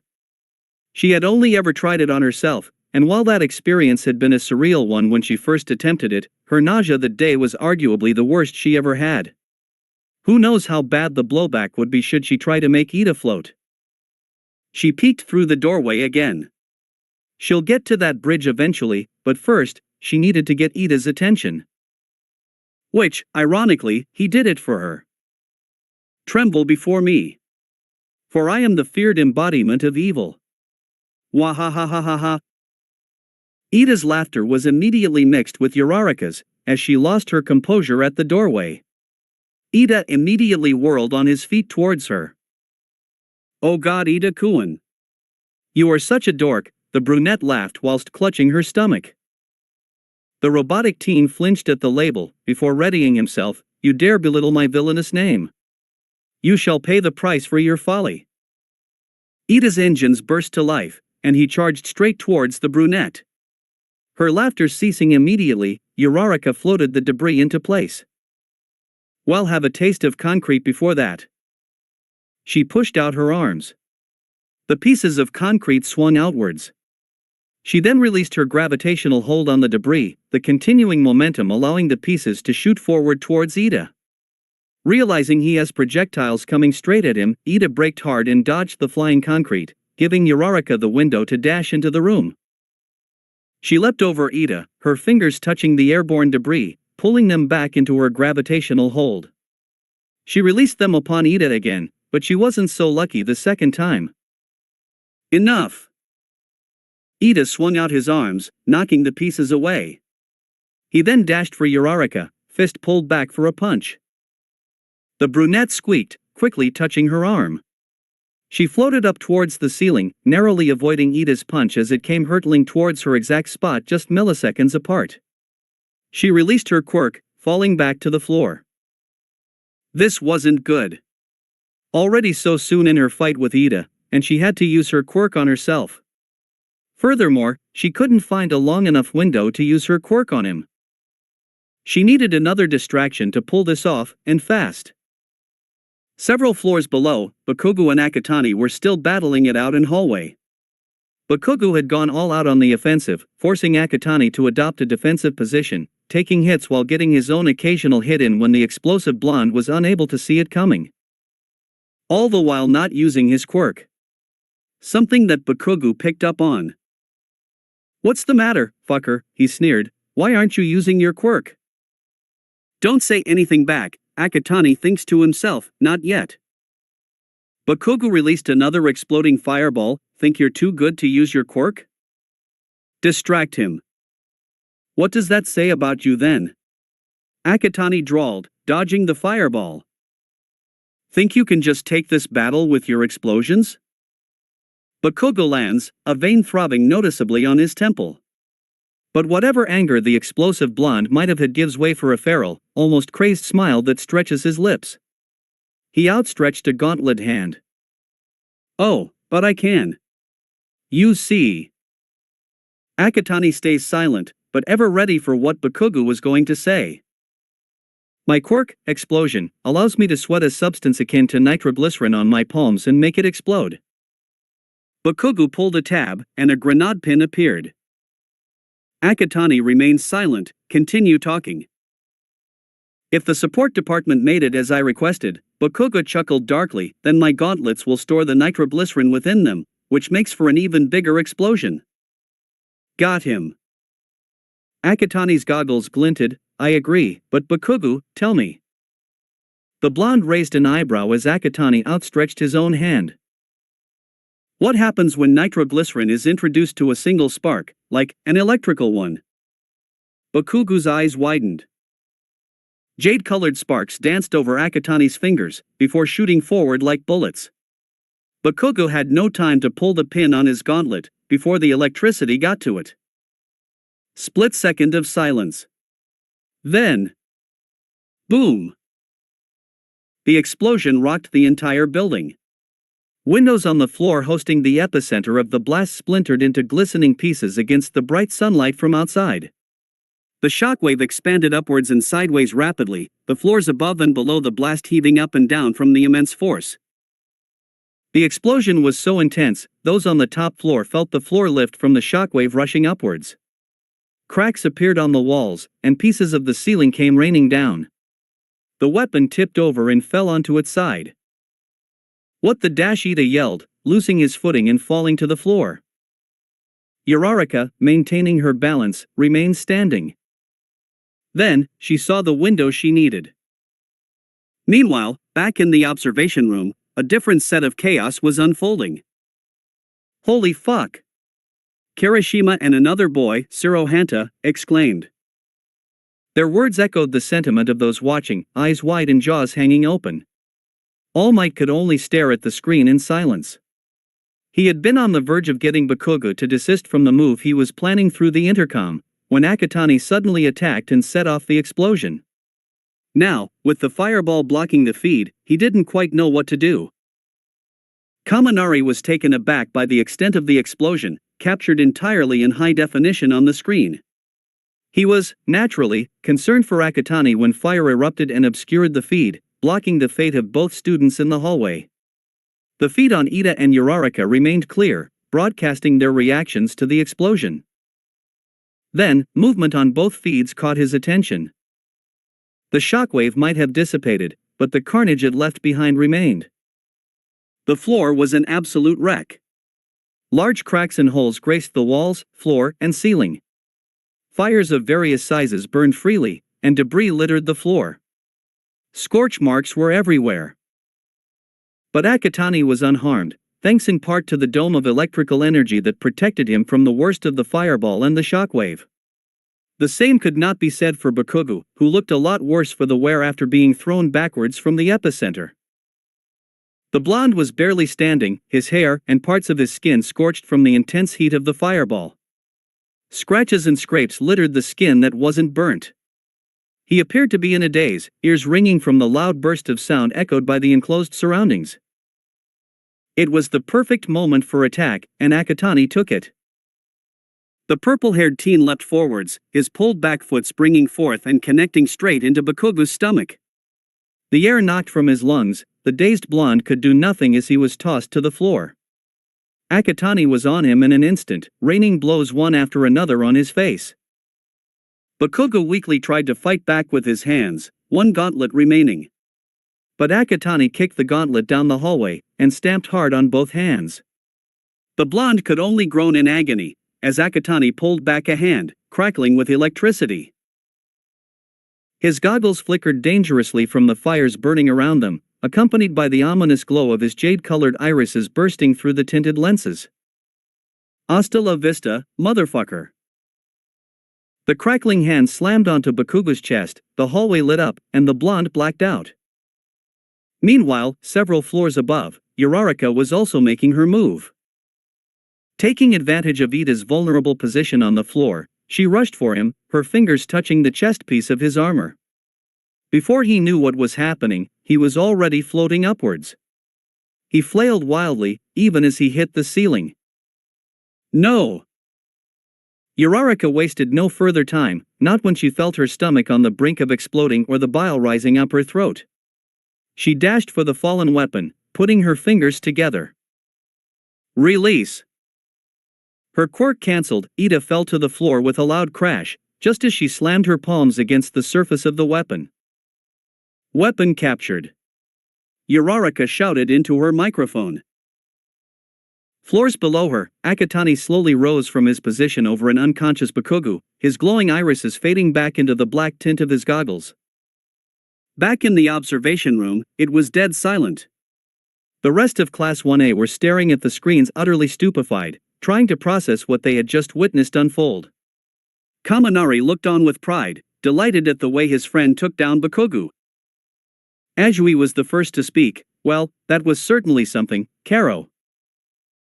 All Might, he appeared, booted back from his own stupor, slowly brings the microphone to his still upturned mouth. "Hero Team wins." Hearing All Might declare him and Uraraka the winners, Akatani slowly released a breath. He took a step away from Bakugo's unconscious form, but stopped. He glanced down at the lifeless body of his childhood bully, all beaten up and bloody. He wondered to himself, is this what it's like to have the roles reversed? He certainly felt delight that he had beaten Bakugo to a pulp. He certainly felt relief that years of bullying and abuse has finally been repaid. And he was certainly proud with himself that the hard work he had put himself through has paid off. So no, this was not the roles being reversed, because the circumstances were different. Bakugo was the aggressor, he was the victim. He was just rising up with strength and taking his aggressor down. Yet at the same time, Akatani felt unsatisfied.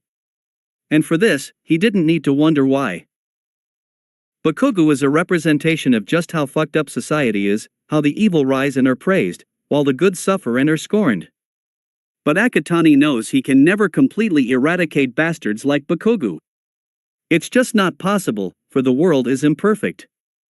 But if he can ensure just one more person like Midoriya Izuku was able to live their lives happy and go one fewer day being subjected to the cruelty of society, he will be their hero, and the judge of those like Bakugo. And speaking of Bakugo, Akatani couldn't stand staring at him for another second. The purple-haired teen disdainfully cleared his throat, and spat at his tormentor's lifeless form, the spittle landing squarely on the cheek. Deed done, Akatani turned away from Bakugo, and walked down the burning hallway for the exit, where most likely, Uraraka, Ida, Kaminari, All Might and the rest of the class were waiting for him. Akatani joined Uraraka and a bashful Ida back in the observation room, as Bakugo was carted off to the infirmary to get treated by Recovery Girl. After receiving praises from Kaminari and the more vocal students, All Might made a declaration proclaiming Akatani and Uraraka to be the MVPs of the trial. Yaoyorozu explained when given the chance, Akatani-san made use of quite brilliant tactical analysis and on-the-spot thinking when dealing with Bakugo-san, and the latter can be said for Uraraka-san for taking advantage of the explosion and Ida-san's distraction to secure the weapon. All Might agreed, very true, young Yaoyorozu. However, the symbol of peace turned to Akatani. Young Akatani, I must advise you to never spit upon your downed opponents again. It is unbecoming for an up-and-coming hero to display such disrespect, even towards villains. Eyes turned to Akatani, and brows raised. Apparently, it seemed that not everyone had caught the moment where he spat onto Bakugo, if the looks of surprise and disbelief were any indication.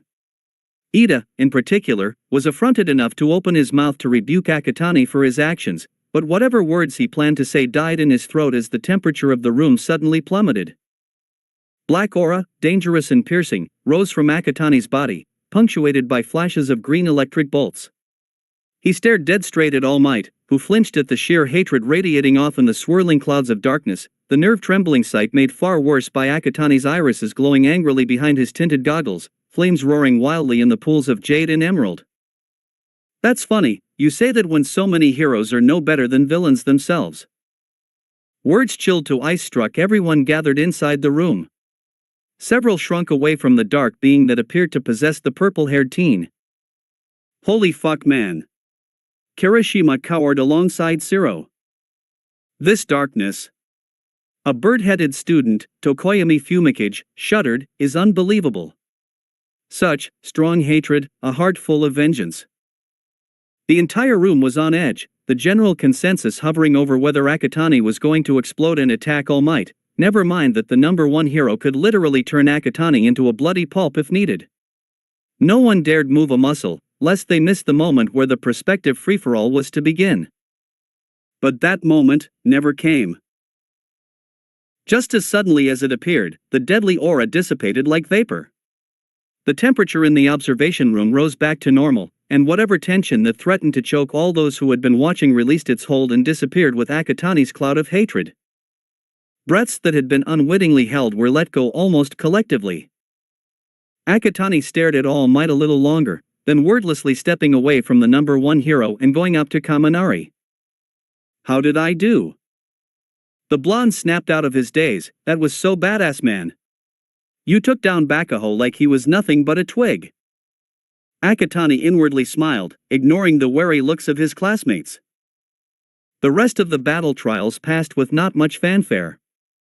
Compared to the explosive battle between Akatani and Bakugo, the others were significantly less showy.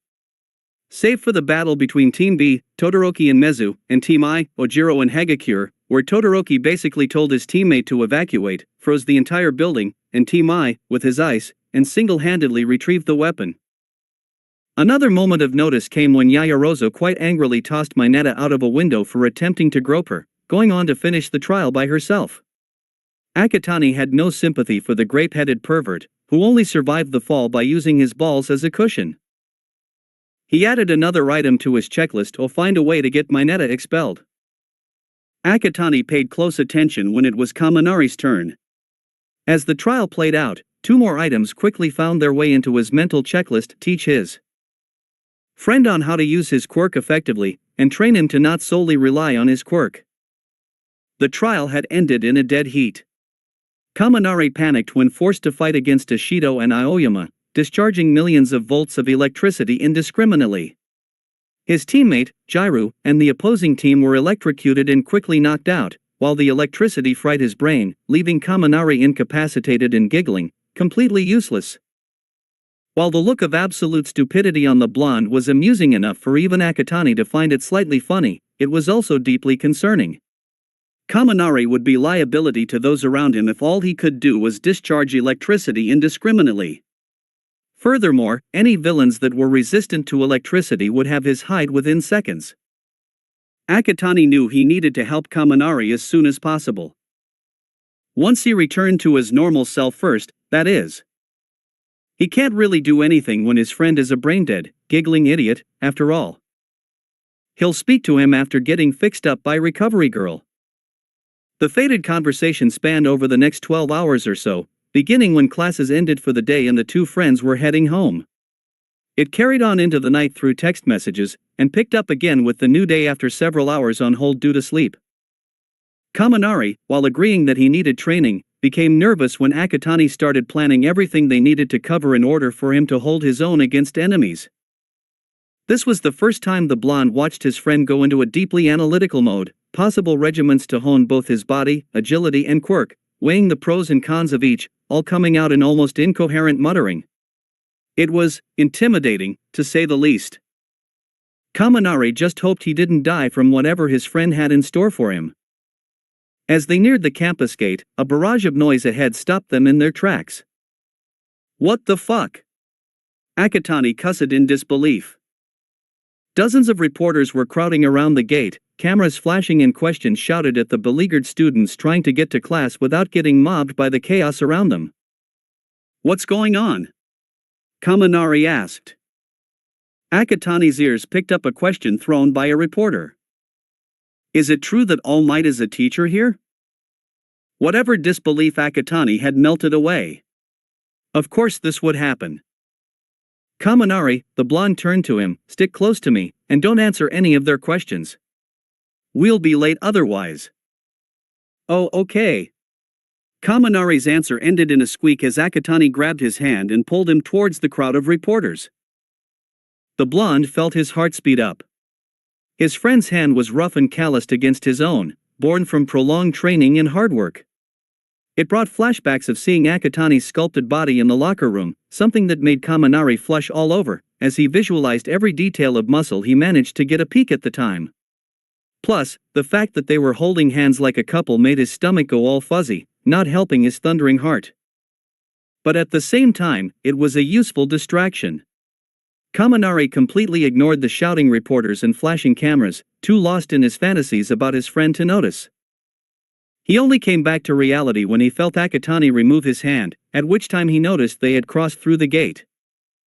Let's get going. Kaminari barely heard his friend speak to him. I don't wish to have to put up with Aizawa's bullshit if we're late. Alright. Thankfully, they arrived at the classroom before the bell rang. And to everyone's surprise when the bell rang, Aizawa was nowhere to be seen. Ojiro even went up to check behind the teacher's desk, no Aizawa there either. Kaminari tapped a pen against Akatani's shoulder. Hey dude, since Aizawa-sensei's late, does that mean we can give him bullshit to deal with when he shows up? Akatani was really tempted to assent to that notion, had it not been for their homeroom teacher to finally appear in the classroom, looking absolutely done with everything. So nothing unusual then, he inwardly remarked, while whispering to Kaminari. A bit too late for that, think the reporters already did that for us. Aizawa let out one loud sigh, muttering something that Akatani lip-read as fucking nosy reporters, before addressing the class.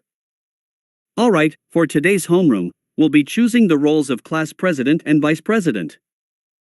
Moment of silence, before two waves of noise smashed through.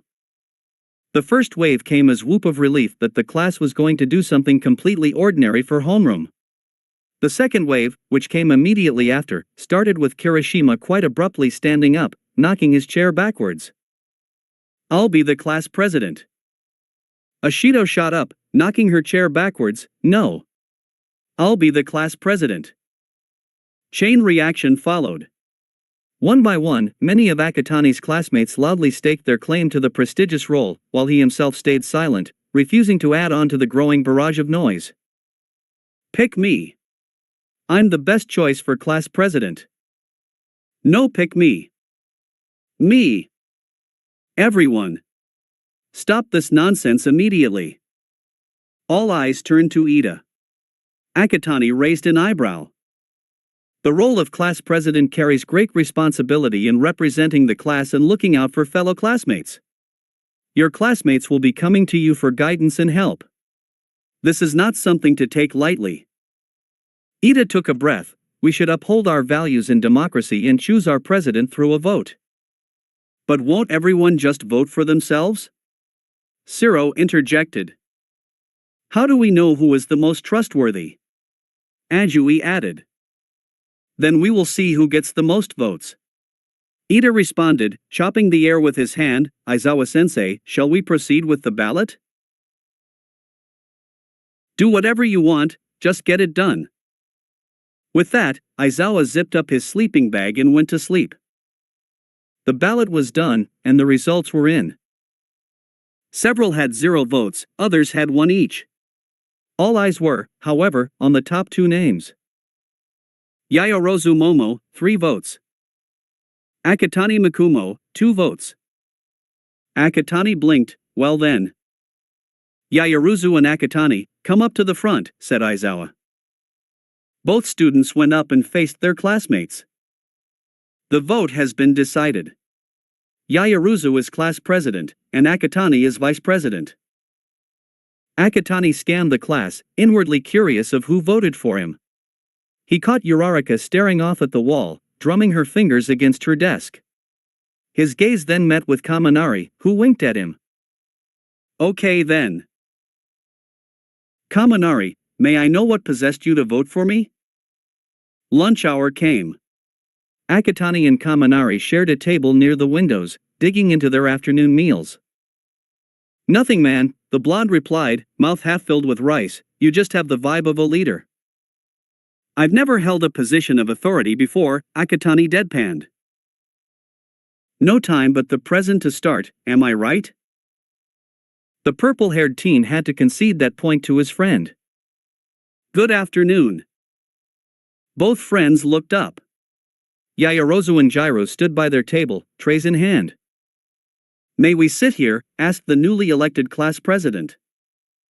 Go right ahead, Akatani nodded offhandedly. Both girls took the seats next to the 2 friends. I look forward to working with you, Akatani-kun. Yaoyorozu turned to her deputy. Likewise, came the polite response, but other than a glance to make eye contact, no further gesture was given to show an indication that Akatani wanted to continue a possible conversation. This was observed by Jiro, who leaned over to Kaminari. Is he this cold? At the moment, the blonde whispered back conspiratorially, but I've made it my mission to melt that dark and frozen heart of his to get him embrace the light and magic of friendship. You know I can hear you, right? Akatani cut in absolutely deadpan. You speak with as much subtlety as 2 pots bashing against each other. Kaminari laughed, while the 2 girls weren't quite sure how to react to the unfolding scene. Akatani sounded unamused, which didn't explain Kaminari's laughter. Yet Kaminari had the added advantage of knowing how Akatani operated in social situations like this. Yes, Akatani appeared offended, but there was no real bite to his words. But then again, only he was privy to that knowledge, no one else. Luckily, or unluckily, as we will find out later this chapter, a loud alarm halted all activity at Akatani's table, and pretty much the entire cafeteria. A loud, electronic voice rang over the blaring noise. Attention students, an intruder has infiltrated the grounds. This is a level 3 emergency. Please evacuate calmly and quickly. And evacuate quickly did the students do. Unfortunately, calmly they did not. Pandemonium ignited in a blink of an eye. Screams, shouts and wails echo intermingled as the students rushed for the doors all at once. The stampede created a bottleneck as students got into each other's way, pushing and shoving in a mad dash to save themselves from the imminent threat. Back at their table, the 4-1 students tried to figure out what was happening. Is it really an intruder? Kaminari asked over the din. Gyro hurried to the window, looking down towards the front gate. It's just a reporter, she shouted back. We need to get everyone's attention, said Yaoyorozu, before someone gets hurt. Akatani thought fast, and turned back to his classmates. Guys, get off of the floor. Don't ask, just do it. Glancing at one another, the 3 students quickly stepped up onto the tabletop, or in Gyro's case, a chair. Akatani hurried up to the crowd of frantic students, electricity crackling all over.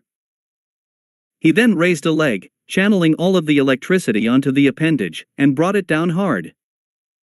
The impact shot the electricity out of his leg and onto the floor. Crackling hard, it burst outwards in all directions, skimming across the floor. His classmates, who were standing on plastic objects, were unaffected. It was another story for the panicking students. The electricity caught everyone by surprise, inducing a mild, but noticeable shock to their systems. All noise was cut off as bodies jerked and shook out of control from the low-powered electrocution. Taking an advantage of the temporary reprieve, Akatani bellowed, "Everyone! Calm down!" All eyes were now on the purple-haired teen. It's just a reporter. Not some villain out for our skins. Akatani continued, do not panic, just evacuate calmly. In the end, evacuation was needless, as another announcement came over the intercom. Intruder neutralized, level 3 emergency lifted. All students may return to previous activities, thank you. Akatani turned to the staring students, you heard it. Carry on. With that, he turned on his heel and returned to the table, his classmates climbing down back to their seats. He sat back down on his chair, stared at his food, and turned to his classmates in a beat. None of you stepped into the food, I hope. With the fiasco over and done with, life carried on once the lunch hour ended. The 4 students returned to class amidst stares and whispers, namely at Akatani, who merely took the attention as inconsequential as he returned to his seat. He couldn't, however, avoid the attention from his classmates. Hey Akatani! Siro chivied into his space, that was really cool, what you did back in the cafeteria. Yeah man. Kirishima jumped in, you got everyone's attention just like that. You're a natural leader bro. So manly. I was only doing what could be done, Akatani replied stoically, there's nothing to it. It was a little painful though, Karo, Azui croaked at the side. Actually, there's something I need to say, Akatani-san. All eyes turned to Yaoyorozu as she approached the purple-haired teen. The way you handled the stampede is nothing short of admirable, the class president said, as was your ability to take charge of the situation at a moment's notice. I feel that it's only right that you take on the position of class president, instead of just being the deputy. Silence reigned for a moment. Akatani responded, I would have to respectfully decline, Yaoyorozu-san. Eh? Why? Kaminari echoed the confused noise those watching made, not to insult class president, but isn't what she said true? We mustn't forget that Yaoyorozu-san has not yet gotten a chance to show that she is worthy of holding such a position, Akatani pointed out, which was also a reason why I voted for her in the first place. He turned to face the raven-haired girl, we have only made each other's acquaintance not too long ago, but already I know that you are more than capable of leading this class. Furthermore, we need more female leaders in such a patriarchal society. That's why I believe you should hold on to the position, Yaoyorozu-san, and be our leader through the year. I promise, on my part, to do my best to assist you as your deputy. Silence followed for a brief moment, broken by Kaminari whooping. "Preach, man! Give it up for Yamamoto!" This started a wave of applause and cheers for the class president, who blushed modestly at the attention, before composing herself. "Very well, I promise to do my best as class president." The noise in the classroom went up by one notch, only to come crashing down with one grating voice. "Shut the fuck up, you loudmouth extras." All eyes turned to Bakugo, who blared back in irritation, feet kicked up on his desk.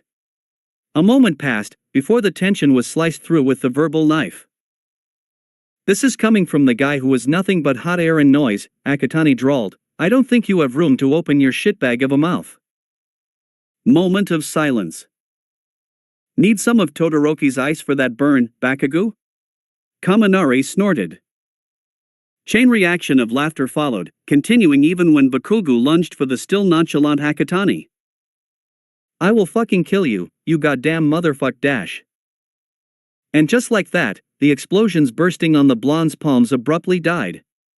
Akatani backhanded Bakugo to the floor, as attention from the rest of the class quickly shifted towards Aizawa, quirk activated with a no-nonsense look. "All of you, to your seats, now." It took only a second for those out of their chairs to rush back. Bakugo took slightly longer, pulling himself off of the floor and stomping back to his seat, growling at Akatani's dismissive gaze.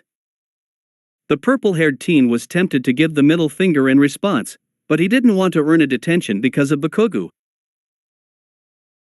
"For today's lesson, things will be a little different," Aizawa began. "We will be heading outside of campus to the Unforeseen Simulation Joint Facility, or USJ for short. The facility simulates every known disaster or accident, natural or man-made. Today, you will be doing rescue training to learn how to respond to such events." Hissing sound. The same slots that appeared with their hero costumes during All Might's lesson opened. "You're allowed to wear your costumes for today's lesson. Just be at the car park in 15 minutes. Get moving." And move the class did. The first few minutes of the journey passed by innocuously enough. Conversations flew from one end to the other while Aizawa took the wheel.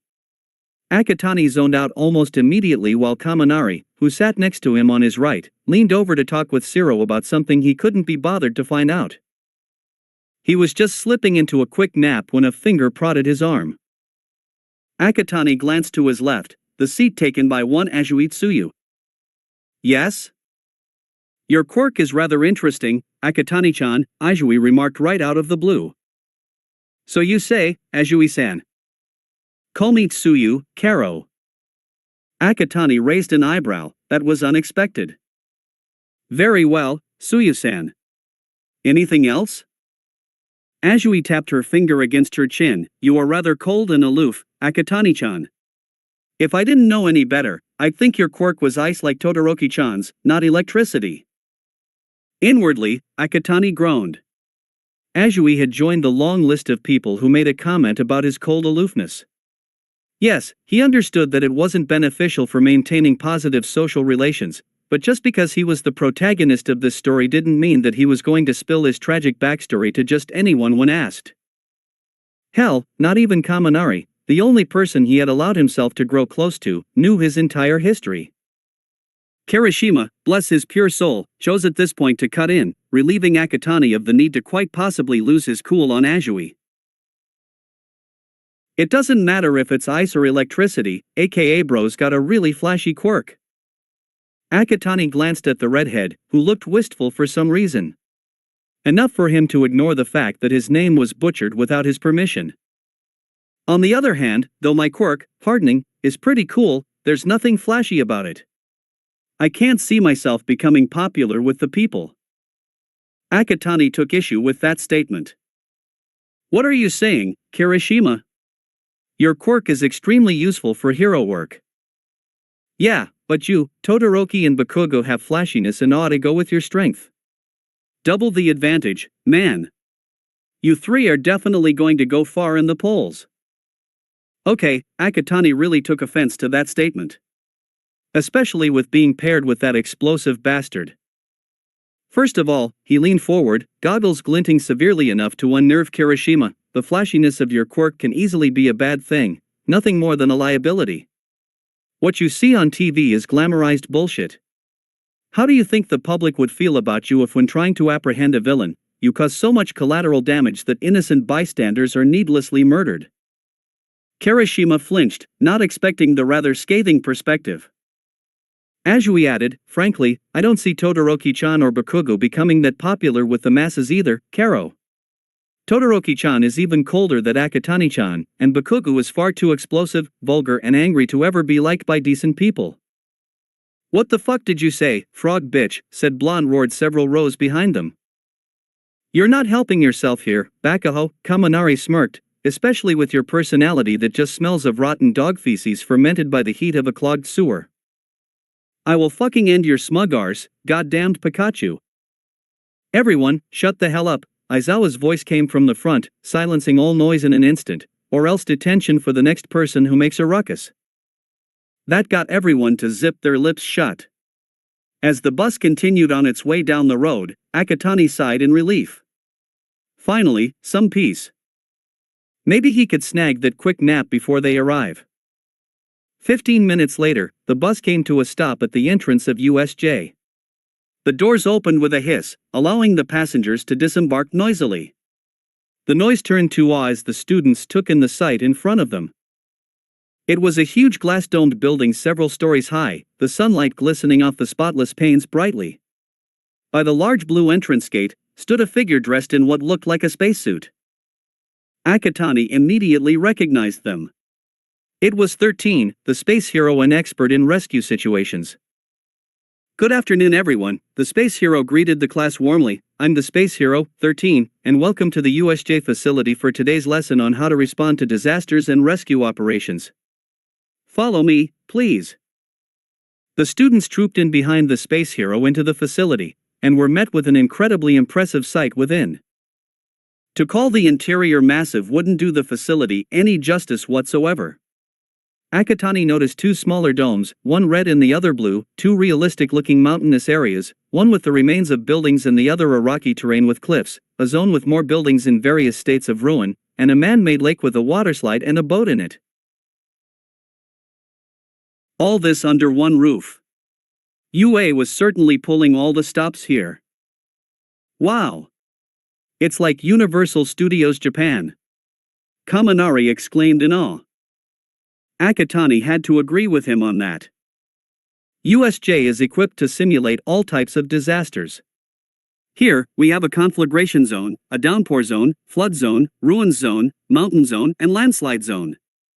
Everything is built to scale and realistic accuracy, 13 explained. As his classmates took in their surroundings with various degrees of awe, or none of it, for some, Akatani noticed Aizawa approach the space hero, speaking in hushed tones. He wasn't able to pick up most of what the teachers were saying, but he did catch All Might, absence, and 13 raising 3 fingers. Connecting the dots, Akatani concluded that All Might was supposed to be part of today's lesson, but had reached his time limit and was unable to make it. He knew what that meant. He hadn't forgotten that fateful moment on that skyscraper rooftop. And might as well, Akatani wasn't sure if he could trust himself to be around that smiling symbol of peace without losing his shit. Anyway, 13 got everyone's attention again. Before we proceed with today's lesson, there is something you all need to be aware about. Everyone was all ears. Quirks are powerful things, and if used wrongly, can cause untold damage and destruction. For example, my quirk, Black Hole, allows me to suck in and destroy any matter that has an atomic structure. While I solely dedicate my quirk to rescue work, you can see how easily it can be used to kill people. Dead silence. I hope that you learn that your quirks are not meant for violence, and you will understand your roles as future heroes is to help others, not fight needlessly. The silence lasted a moment longer, before being destroyed by Ida clapping loudly. Bravo! Well said, 13-sensei. The space hero bowed modestly as the class applauded and cheered for them. Akatani joined in on the clapping, though his mind was elsewhere. What 13 said made a lot of sense. However, Akatani knew that this important lesson wouldn't register in the minds of certain classmates of his, if a certain explosive blonde glaring off to the side was any indication. Furthermore, despite making sense, 13's words left the ground open for plenty of gray areas to form, questions with no easy answers to, debates with no end in sight. Akatani wondered how these issues were to be tackled. The lights in the dome flickered. Akatani snapped out of his musings, eyes staring at the fountain in the middle of the dome. There was a swirling, black mass hovering near the fountain.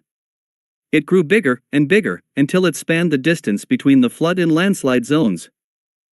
Then, from the swirling abyss, outstretched a pale hand, followed by a body, covered in severed hands.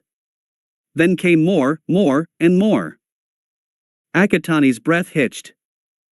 "Is this part of the simulation?" he heard Kirishima ask. No, this was not part of the lesson. 13. Protect the students. Aizawa shouted. They were being invaded by villains. 13. Protect the students. Aizawa shouted. Confusion gave way to guarded horror, as dozens, maybe hundreds, of villains poured out of the swirling dark mass like an advancing army and gathered in the central plaza below them, led by the person covered in severed hands, another who seemed to be made of dark mist and had glowing yellow eyes, plus this hulking monstrosity with an exposed brain with exposed eyes amidst the brain matter.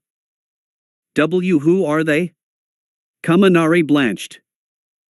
Villains, all of them, Akatani replied, tone deadly serious. No way. Ochako gasped. The one covered in severed hands looked around with almost childlike curiosity. That's strange, All Might is not here. That's not right, our information said he would be here today. The villain turned to the students, and Akatani caught a flash of madness in his exposed eye, but maybe he'll come running if we take out his pride and joy. Aizawa jumped down to face the first line of villains, easily taking them out with his quirk and capture weapon. 13, meanwhile, began herding the students towards the doors, when suddenly, the same black mist materializes out of thin air, getting in the way of the exit and trapping them. The same glowing yellow eyes appeared in the mist, startling several of students.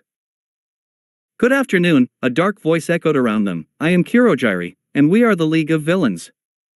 We beseech your forgiveness in interrupting your lesson, but we came here today to rid the land of the symbol of peace, All Might. Kill All Might? Ashido stuttered in horror. The eyes shifted from right to left. Yet for some reason, All Might isn't here. Was there a change of plans?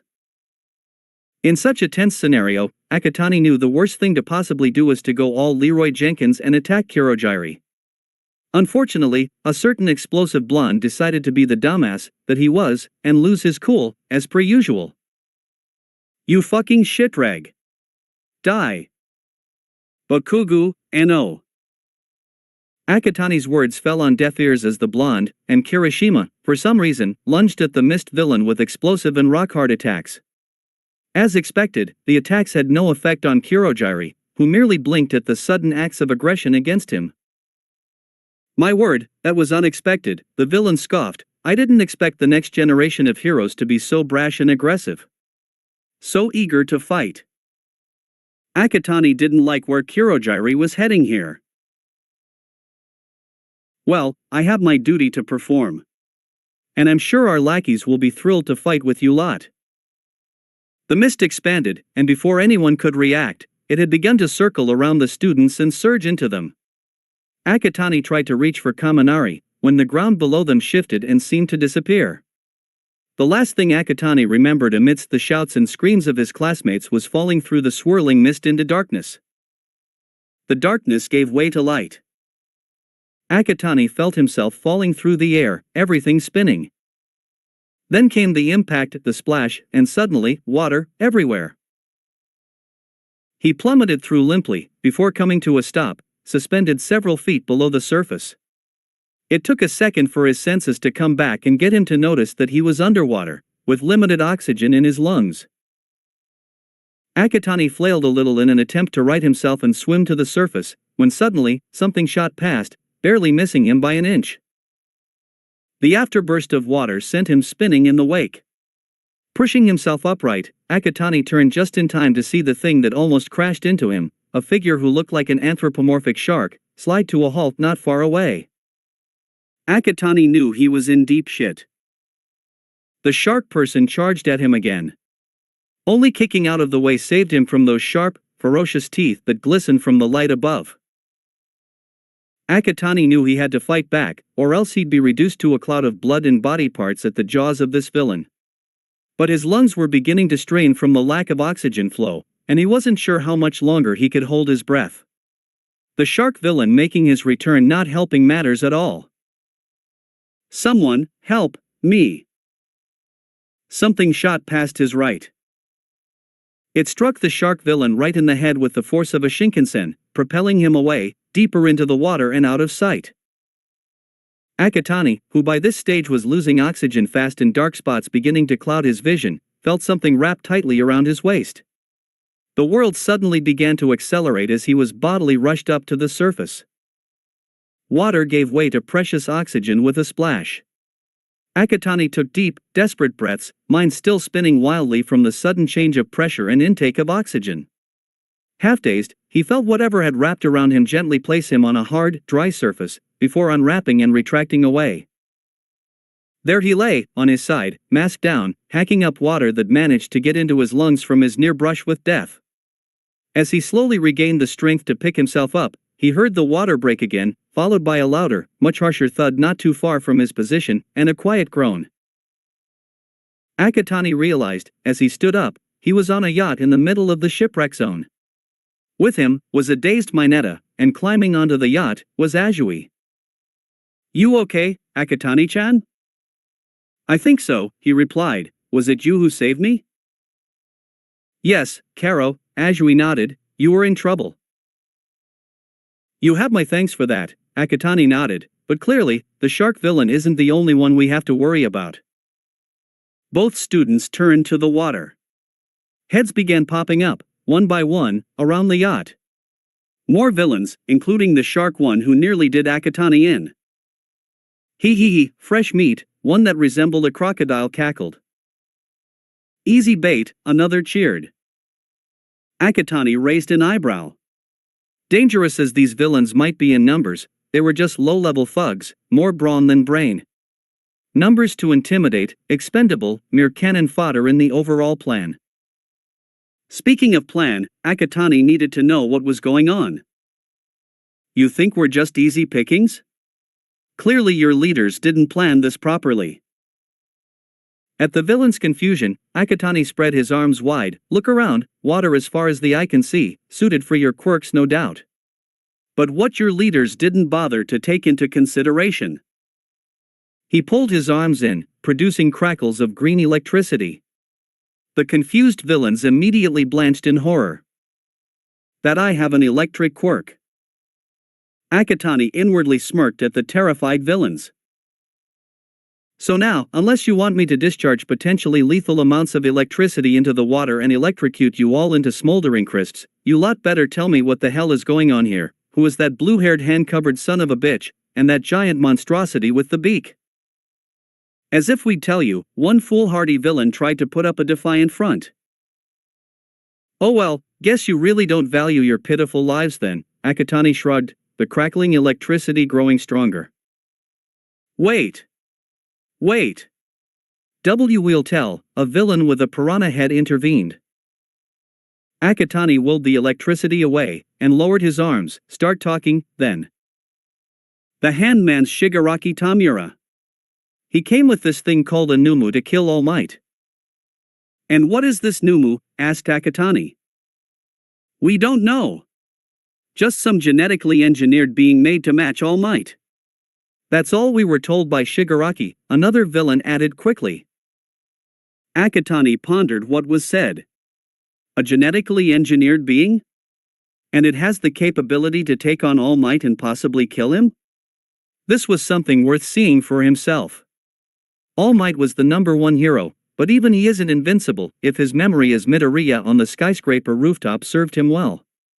By implication though, this Numu thing wasn't invincible either. But that later, now he had to deal with these useless underlings. Your willingness to talk might have just saved your lives, I'll give you that.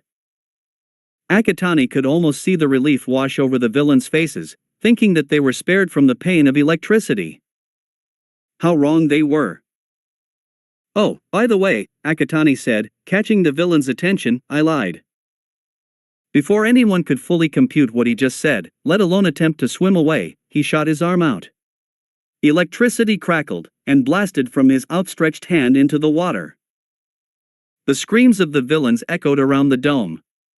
They jerked, flailed, and danced about like stringed puppets as the electricity traveled through the water, electrocuting them and disrupting all basic function in their systems.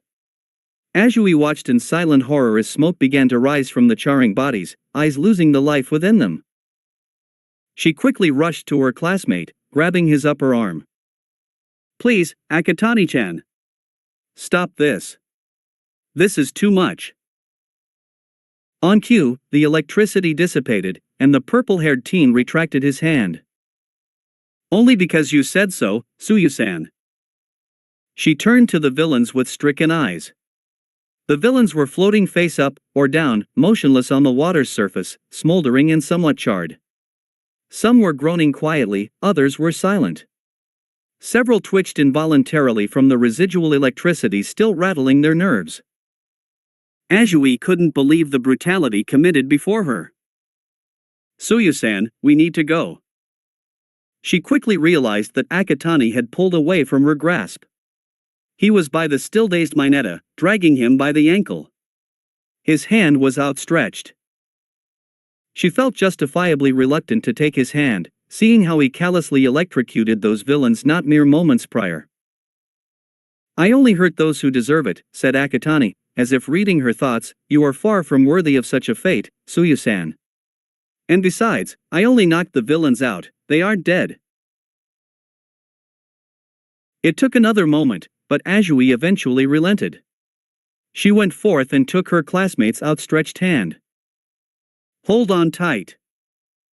There was a flash of light, and a crack like lightning. Akatani took off from the deck of yacht, Azui in one hand, Mineta by the ankle in the other, leaving behind the lifeless bodies of the villains who stood no chance against the power of electricity. Coming to a landing at the edge of the man-made lake, Akatani tossed Mineta to the ground and gently released his hand from Azui's. What now, Akatani-chan? The purple-haired teen scanned the scene before them. Up ahead was the central plaza, where the villains had first come through Kurogiri's portal. Aizawa was still battling the low-level thugs by the fountain. Their teacher, despite the multitudes of villains all coming for him, appeared to be holding his own. That is, until he noticed Shigaraki lunge for Aizawa. His eyes went wide behind his goggles. The hand-covered villain grabbed the underground hero's elbow. Just like that, the fabric of his hero suit peeled away and disintegrated before Akatani's eyes. Aizawa's skin was just beginning to peel away too when he managed to pull himself from Shigaraki's grip. Handyman's got a disintegration quirk. Requires all 5 fingers to be in contact before activation, Akatani thought to himself. Any further analysis of Shigaraki's quirk had to be put on hold when, apparently on the hand-covered villain's command, the Numu pummeled Aizawa to the ground, the sound of bones breaking audible to Akatani's ears. The Numu peeled Aizawa off the ground by the hair, and slammed him back down again. Akatani's eyes narrowed. Not on his watch. Tsuyu-san, stay with Mineta. Hide yourselves, and get ready. Akatani-chan, you can't be serious. I am dead serious, Tsuyu-san. I have officially lost my shite on this. Before Azui could stop him, Akatani hurtled towards the central plaza, electricity crackling madly around him. Aizawa groaned in agony. Pain threatened to cloud his consciousness. His elbow was damaged by Shigaraki's quirk, his other arm broken by the Numu. And there was so much blood everywhere, staining his face and the ground in puddles. More of the crimson liquid flowed, as the Numu continued to pound him into the forming crater beneath him. Shigaraki was laughing like a child, an insane one for that matter. You can feel it, can you, Eraserhead? This is the power that matches your precious symbol of peace.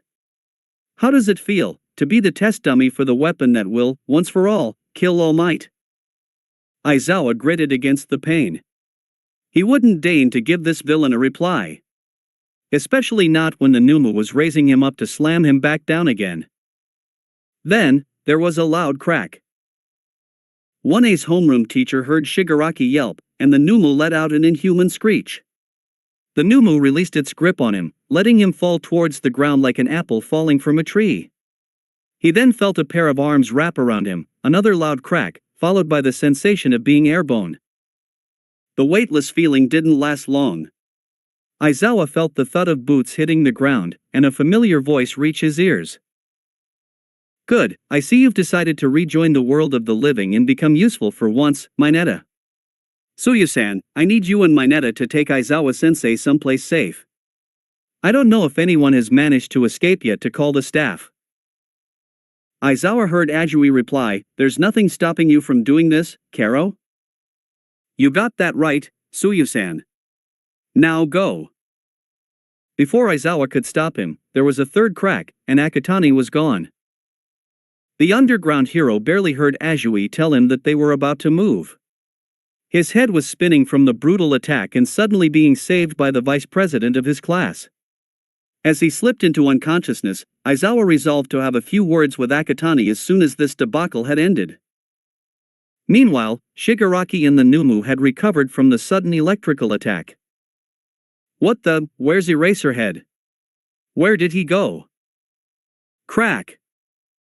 Oh, someplace safer.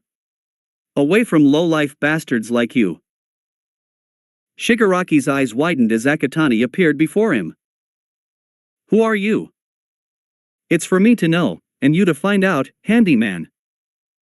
Shigaraki growled at the insulting nickname. What did you just call me? A handyman, Akatani shrugged indifferently, someone who fixes the plumbing and such. Seriously though, you look like you need a hand at personal hygiene. Ever heard of moisturizer and chapstick? Numu. Kill him. Akatani huffed, leaping into the air just as the hulking monster brought its hand down on the spot where he was standing just a moment prior. Some people are just so thin-skinned, he rolled eyes, flying out of the way of the Numu's other hand as it swung past. Like an annoying fly, Akatani led the Numu in a game of cat and mouse. He would hover at one point, only to fly out of the way of the monstrosity's fists at the last moment. He had to admit, this was fun, not to mention adrenaline pumping. Shigaraki's frustrated shouts like a stage parent to their child was the cherry on top of this cake of action. But like all fun moments, things got dull very quickly. Enough of this game, time to end this, Akatani thought to himself. Just dodging one powerful punch from the Numu, he unleashed a wave of electricity, strong enough to toe the line of lethality at the monster. The wave struck its back with a flash, and the Numu let out a scream, but one not of pain, but annoyance. Akatani's breath hitched. How the? Shigaraki laughed. You think it would be so easy? Numu's skin is impervious to all quirk attacks. Even All Might's famous punches.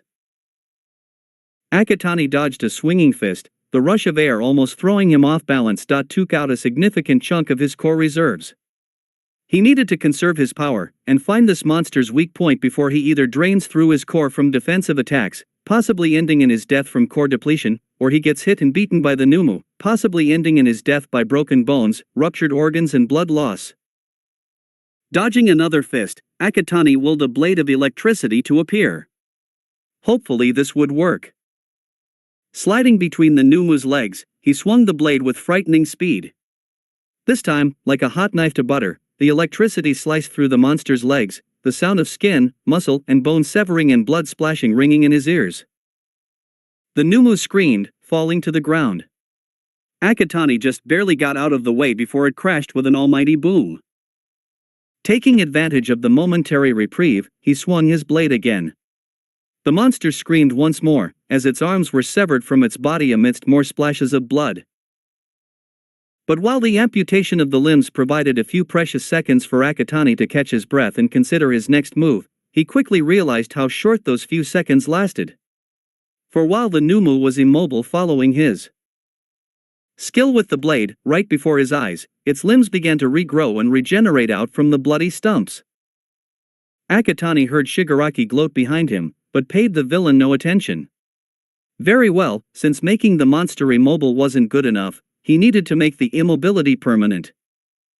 Because for all the Numu's monstrous state, it was still human, or once was a human. That probably meant that it needed a heart, lungs and brain to function properly. Right, so be it then. As the Numu's limbs finished regenerating and it began to pick itself off the ground to continue the fight, Akatani moved in for the final attack. Jumping up into the air to face the monster as equals, Akatani willed more electrical power into the blade, make it bigger and longer. Dodging one massive hand trying to grab him, he flew closer to the Numu's neck. Raising his blade high, with a loud shout, he brought it down with a sweeping swing. Skin tore, muscle snapped, and bones shattered. With a splatter of blood, the head came clean off, hurtling off towards the fountain like a baseball. It landed with both a crash and a splash, the immense weight of the decapitated head destroying the fountain structure and the blood still spurting from the severed arteries staining the water red. The headless body, meanwhile, had begun to fall backwards. Still airborne, Akatani dove down onto the monster's chest, right over where the heart was located. Raising the blood-stained electrical blade once more, he brought it straight down into the heart. More blood spurted, some of it splashing onto Akatani's face. He twisted the blade for good measure to completely destroy the still beating heart. Pulling the blade out of the flesh, he leapt off the Numu's body, just as it crashed to the ground, kicking up a cloud of dust that blanketed the plaza. As the dust hovered, Akatani landed, dispersing the blade back into his core. He waited for the dust to settle, and for Shigaraki to come into view. Coughing and spluttering, the hand-covered villain was greeted with an impossible sight. The Numu, carefully engineered to match all might and strength and power, was on the ground, motionless, its head severed at the neck, lying forgotten at the ruined fountain, and blood pouring freely from the stab wound to the heart. There was no more life. It was dead. Taken down not by All Might, the boss of the final dungeon, but this unknown NPC who shouldn't have that much power. NPCs are just meant to be sitting ducks, not getting in the player's way. But this person just ruined everything. Shigaraki let out a strangled cry. This wasn't supposed to happen. Their greatest weapon to kill the symbol of peace, cut down by this insignificant brat. Fury soared through his veins.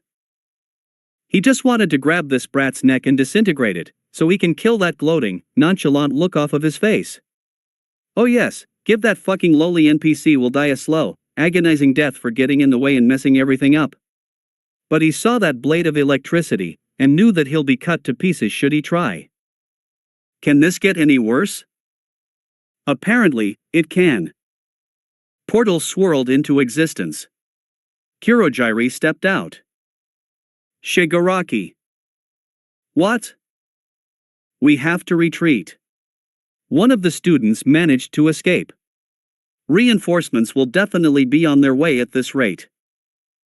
Even with the severed hand covering his face, Akatani swore veins would be popping up all over the villain's forehead. No, this can't end like this, Shigaraki murmured with barely held back rage. We were supposed to kill All Might, but he never bothered to show his smiling face and face us. Then our Numu gets killed by this. Akatani merely raised an eyebrow as hand villain's ire was turned on him. This NPC. Who should have been killed where you were teleported away? Well, clearly you didn't do your research, Akatani drawled, raising a hand that was crackling with electricity. You shouldn't have sent a person with an electric quirk to a body of water. I think your lackeys can attest to that, provided they're still alive, that is. Shigaraki growled, you ruined everything. If All Might doesn't dare show his face, we'll take his pride by killing you instead.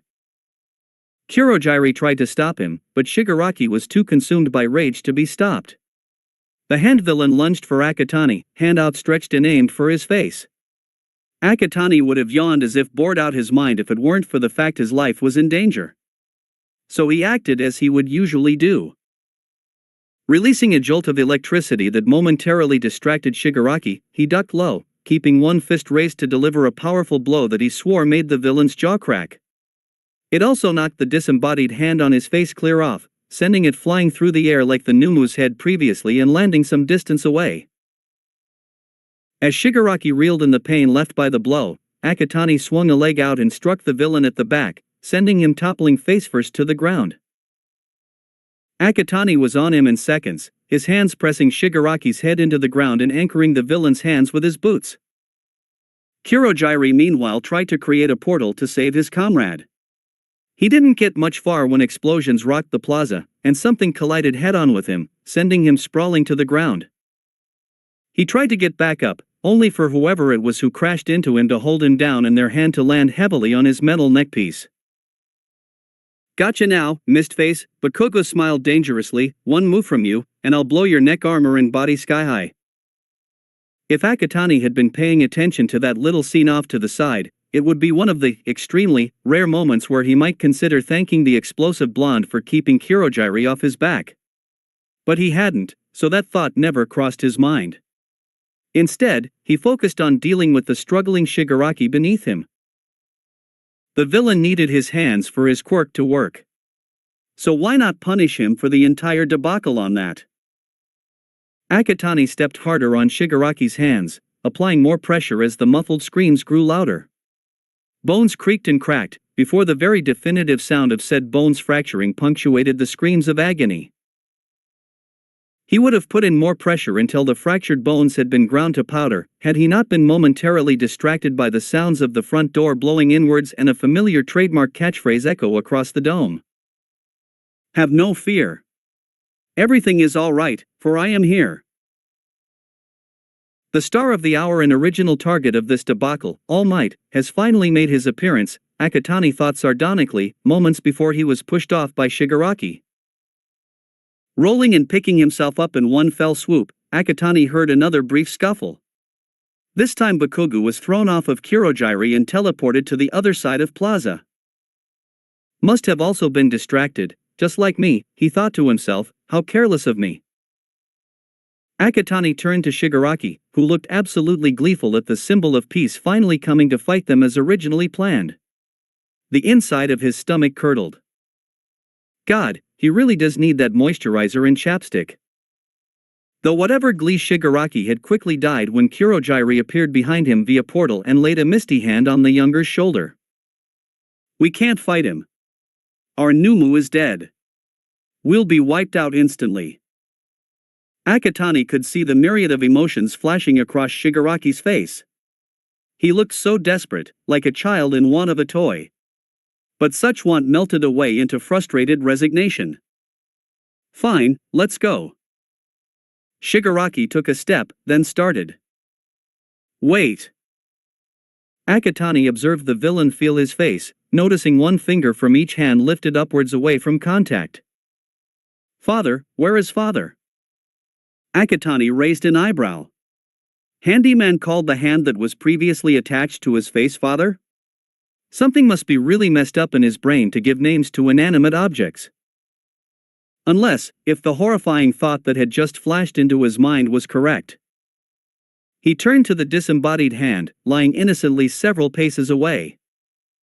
His stomach curdled again.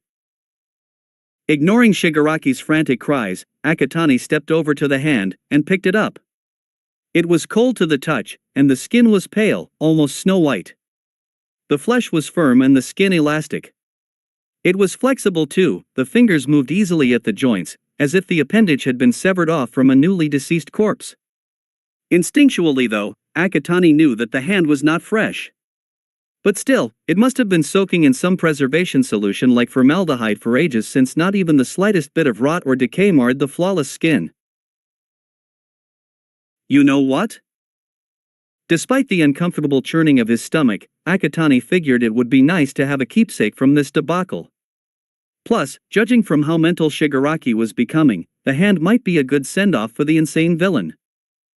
He turned back to the scene, disembodied hand in hand. Shigaraki, as expected, had a look of pure madness, scrabbling about like a wild animal looking for his father's hand. Kurogyri, meanwhile, was trying to pull the frantic villain towards the portal he'd made. To Akatani's left, he could see All Might running down the stairs towards the plaza. He had to do this quickly. Oi! Handy man! All eyes turned to Akatani. All Might came to a stop. Looking for this? He held the disembodied hand into view. Like a firework going off, Shigaraki exploded. Give it back! Give it back to me! How dare you treat father like this? Give it back! Akatani pretended to think about it. I think not. It would be an interesting keepsake from this shitshow. And besides, if this is your father's real hand, then... Those present watched as Akatani folded the fingers of the disembodied hand into the palm, save for the middle finger, which he adjusted straight up. Once done, he turned the offensive gesture towards Shigaraki, flicking up his own bird as he smirked. I think this represents how disappointed he would be to see his son become such a disgusting villain. Shigaraki's eyes bulged with apoplectic rage, his struggles growing wilder. How dare you? How could you defile father like that? Give him back! Give him back! Akatani couldn't resist the smirk that formed behind his mask. Kurogiri was now manhandling a screaming Shigaraki towards the portal. Without so much as a glance on anyone, the mist villain stepped through, taking the hand villain with him. The piercing wails dissipated with the portal, fading away into nothing. Silence reigned for several long moments. No one watching quite knew what to do next. Akatani lowered his raised middle finger, content that this shitshow had finally come to an end. Young Akatani. He turned towards All Might, eyebrow raised. What kept you? He asked questioningly. All Might couldn't ignore the disembodied hand giving him the middle finger pointed directly at him. Shortly after, the rest of UA's staff show up, led by Ida, who Akatani found to be one to manage to get past Kurogiri and make his escape back to the campus to call for backup. Backup that was ultimately needless, since Shigaraki and Kurogiri had already made their escape, leaving behind a USJ in a mess, and one decapitated pneumocorpse. Damage control and recovery was implemented almost immediately. The police and paramedics had been dispatched, and the staff gathered together the rest of Class 1A to check them over for any injuries that needed immediate medical attention. Thankfully, besides 13, who had the unfortunate business of getting part of their back destroyed by their own quirk when Kurogiri had used a portal against them, and Aizawa, no one suffered any major injuries aside from a few cuts and scrapes. Kaminari was an exception, having short-circuited his brain discharging his electricity all in one go to defeat the villains in the mountain zone, where he, Yayorozu and Jairu were teleported to. As Akatani watched his friend stumble about stupidly giving two thumbs up, face twisted in a goofy grin and a bit of blood dribbling from his nose, he reinforced his plan to train up Kaminari to prevent yet another situation where his friend could quickly become a liability for uncontrolled use of his quirk. Akatani heard the sirens wailing. Time to move, he thought to himself, as he was herded out with the rest of his classmates by the staff. Meanwhile, somewhere else in the city, in what appeared to be a regular well-stocked pub, a portal opened. The once quiet room was filled with screams and wails as Kurogiri stumbled through, still manhandling Shigaraki. Only when the portal close behind them, did the hand villain finally break out of Kurogiri's grip, crumpling to the floor in a heap. To the side, was a flat-screen monitor, currently powered off. But not for much longer. The screen flickered to life, and for a moment, all one could see was static. Then, the image cleared into a silhouette of a man, who spoke in a deep, gravelly voice. Tamura, Kurogiri, how did it go? And what happened to the Numu? The mist villain, walking to the back of bar counter, replied resignedly, dead. Dead, the silhouette repeated, as if not quite believing Kurogiri, by All Might? No. Kurogiri fidgeted with a glass, by one of the students. While the silhouette started at this unexpected information, Shigaraki was going berserk. He threw furniture, disintegrated them and other things around the bar, screaming and fuming in uncontrollable rage. He didn't care that his hands were fractured, his anger overriding any pain he might have felt. I'll destroy his fucking face and tear apart his body. I'll kill him for taking father and mocking him. I'll kill him. I'll kill him. Tamura, calm yourself this instant, the silhouette ordered with no room for refusal. The hand villain finally stopped destroying the bar, but one could still feel the raw anger radiating off him. Tell me everything, Tamura, from the very beginning. Barely holding his flaming temper in, Shigaraki recounted everything, from how All Might was not with the class as predicted, to Kurogiri scattering the students all over USJ. But as he got to the part where Akatani became involved, his already thinning control over his anger began to fray even more. And that fucking NPC, Sensei, with zero importance, just flies up and decapitates our Numu with his electricity. It's impossible. Electricity can't do that. He must have cheated, somehow. He just took it down like a low-level boss. Shigaraki began to tremble. Then, he stole father from me. And broke my hands. All with that smug look on his face. He thinks he's so good, that he's the MVP, but he's not. He's just a cheating NPC. NPCs aren't supposed to have such power. It's just. He let out a frustrated scream, disintegrating the bar top, much to Kurogiri's chagrin. Sensei looked thoughtful. So unfair. What gives that fucker the right to upstage everything? Nothing. Nothing. He deserves to die. And I will kill him. Tamura, calm yourself. Halting another disintegrating rampage, Sensei addressed Shigaraki, come to my room, Tamura, and show me your hands. I also have something to tell you. With that, the screen flickered out. Shigaraki slowly pulled away from the bar, and went through a door off to the side without a further word. Kurogiri sighed, returning to the glass he had been cleaning. Hopefully, he could get a short while of peace without Shigaraki destroying his bar. Back at USJ, the cleanup, recovery and damage control were still ongoing. With the students accounted for, Principal Nizu and hero teachers Midnight and Snipe went inside to survey the damage. The police split their duties between questioning the students, removing the decapitated Numu corpse for study in their forensics department, and rounding up the remaining villains who still lingered in the facility. Paramedics had loaded Aizawa and 13 into a waiting ambulance, speeding off with sirens wailing towards the main campus for immediate treatment. Other ambulances were likewise loaded with villains in need of medical treatment themselves. Akatani, as with his classmates, found himself being questioned. But since he was at the forefront of the confrontation with Shigaraki and the Numu, lead investigator Detective Tsukachi Naomasa took his statement. Tsukachi then told Akatani, once he had finished, to hand over the disembodied hand that he stole from Shigaraki as evidence. While disappointed that his keepsake was taken away, Akatani took slight pleasure in observing the discomfort that flashed over the detective's face, since the hand was still folded into the offensive bird gesture. After passing the hand to another police officer, Tsukachi spotted Principal Nizu and the two teachers exiting the facility. Excusing himself, the detective went up to speak to Nizu. Akatani took this dismissal and returned to where his classmates were gathered.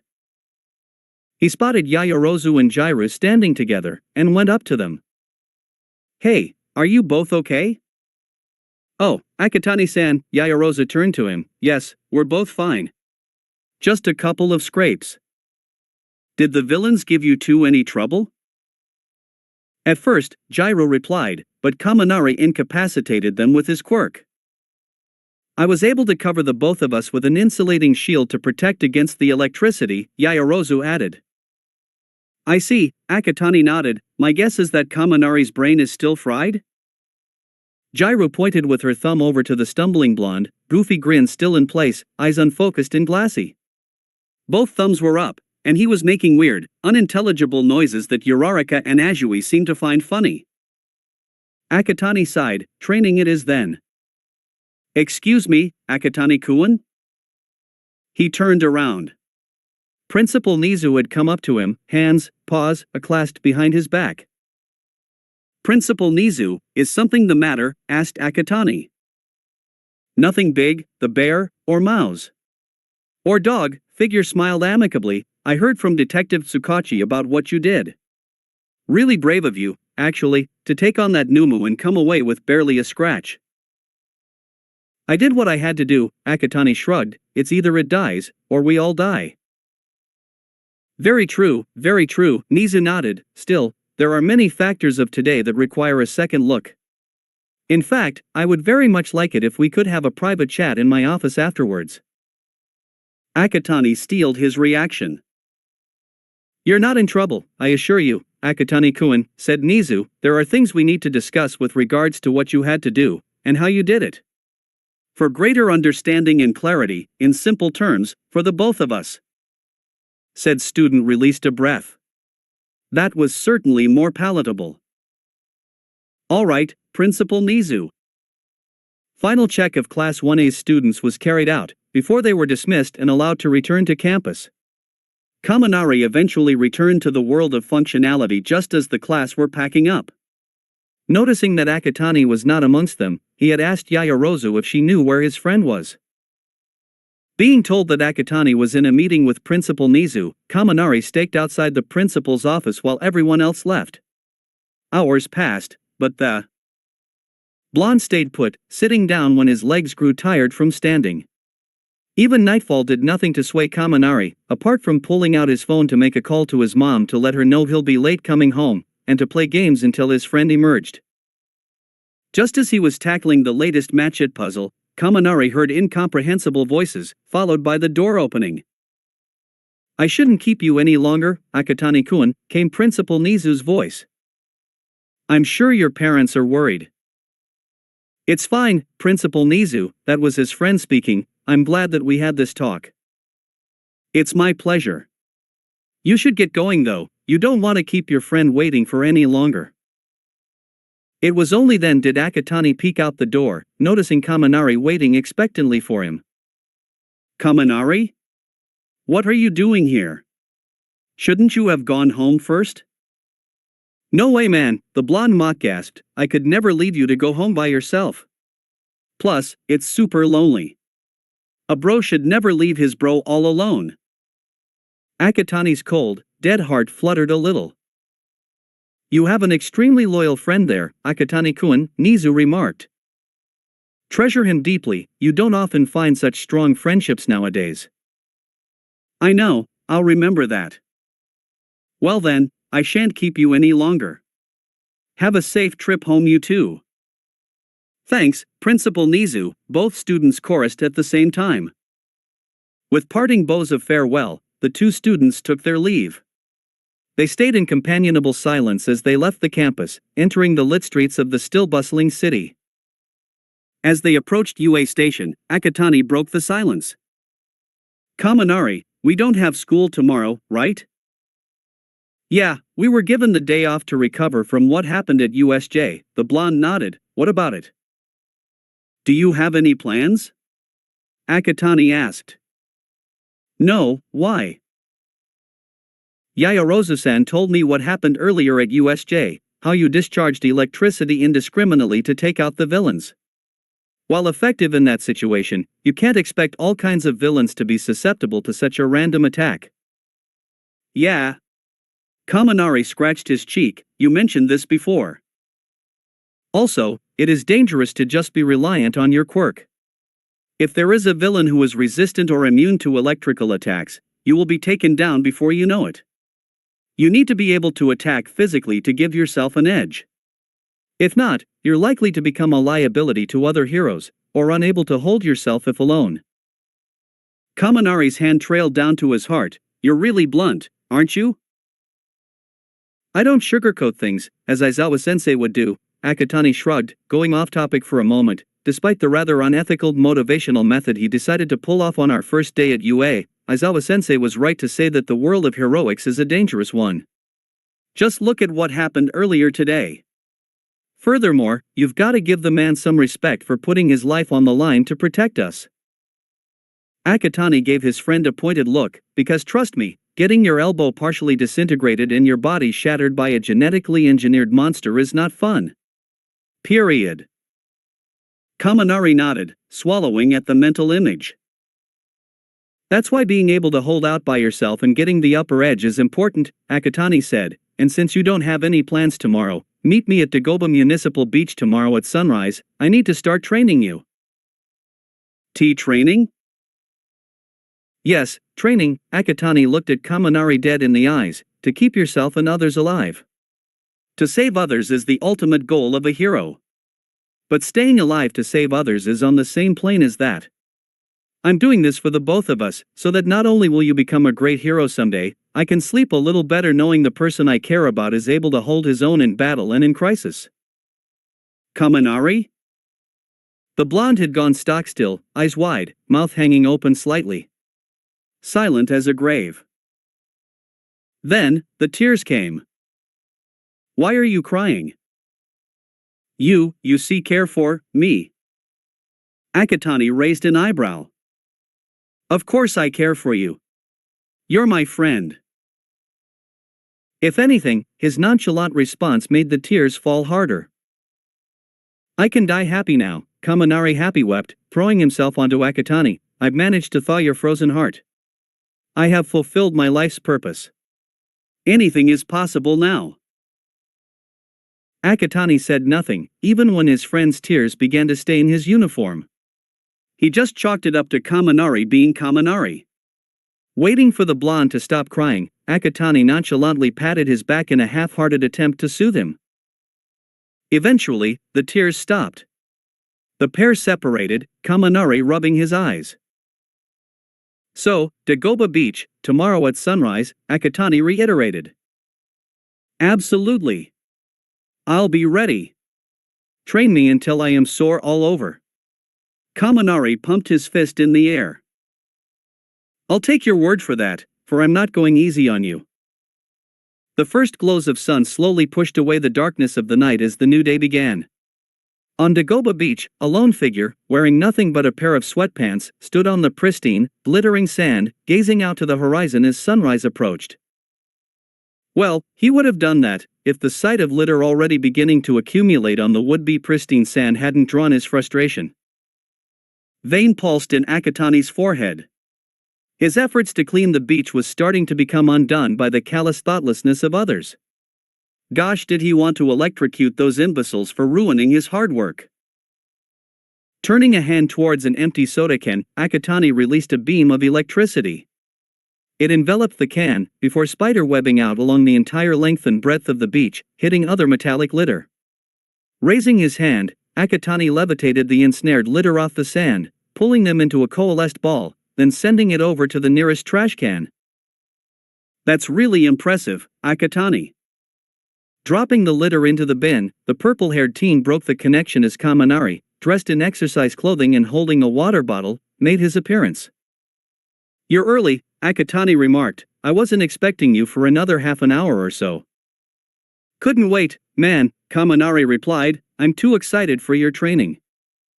I'll see how long you retain that sentiment, Akatani thought to himself. Alright, first things first, warm up. We're going to run along the beach from one end to the other, until I say stop. Yosh!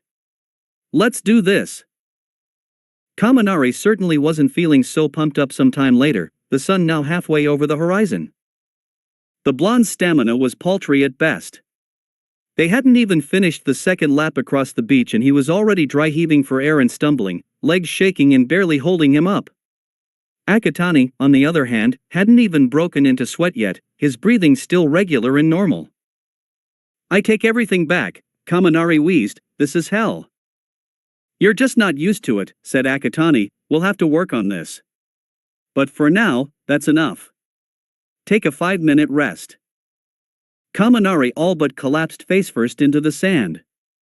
Unaffected by his friend's dramatics, he electrokinetically pulled the blonde's water bottle into his hand, placing it by the still groaning teen's head. Drink up, I don't want you fainting from heatstroke. The blonde took the bottle, pulled his face up from the sand, and gulped down the water greedily like a parched man in a desert stumbling upon an oasis. Once his thirst was quenched, he face-planted back into the sand, unmoving. Akatani sighed, turning away from his friend to stare out towards the horizon. The sun had fully come into view, the last vestiges of night being chased away by the rays of orange and yellow. The ocean shimmered under the sun's light, the waves undulating with sparkling ebbs of brightness. It was a beautiful sight, something Akatani knew Kaminari was missing out because he was still face down on the sand and snoring. Snoring? Akatani turned to his friend. He realized he wasn't hearing things. Kaminari had fallen asleep where he laid. This would not do. Going over to his sleeping friend, Akatani effortlessly picked him up bridal style, all without waking the blonde up. He then stepped over to the water's edge, where the incoming wave barely skimmed his shoes. Waiting for the right moment, Akatani heave-hoed, and threw Kaminari into the sea. The blonde hit the water with a splash, waking up instantly. An incoming wave chose at that same moment to wash over him, soaking him completely. Not expecting to be engulfed by water, Kaminari screamed and flailed about, thinking he was drowning. It took him several moments to realize that he was in several centimeters of water, not lost in the vast depths of the ocean. He further realized that he made a complete fool of himself in front of his friend/slave driver, whose arms were crossed over his bare chest and giving him the most unimpressed look he could describe. Ha ha ha, sorry? The unimpressed stare did not let up. Did you sleep at all last night? Kaminari glanced downwards guiltily. A couple of hours?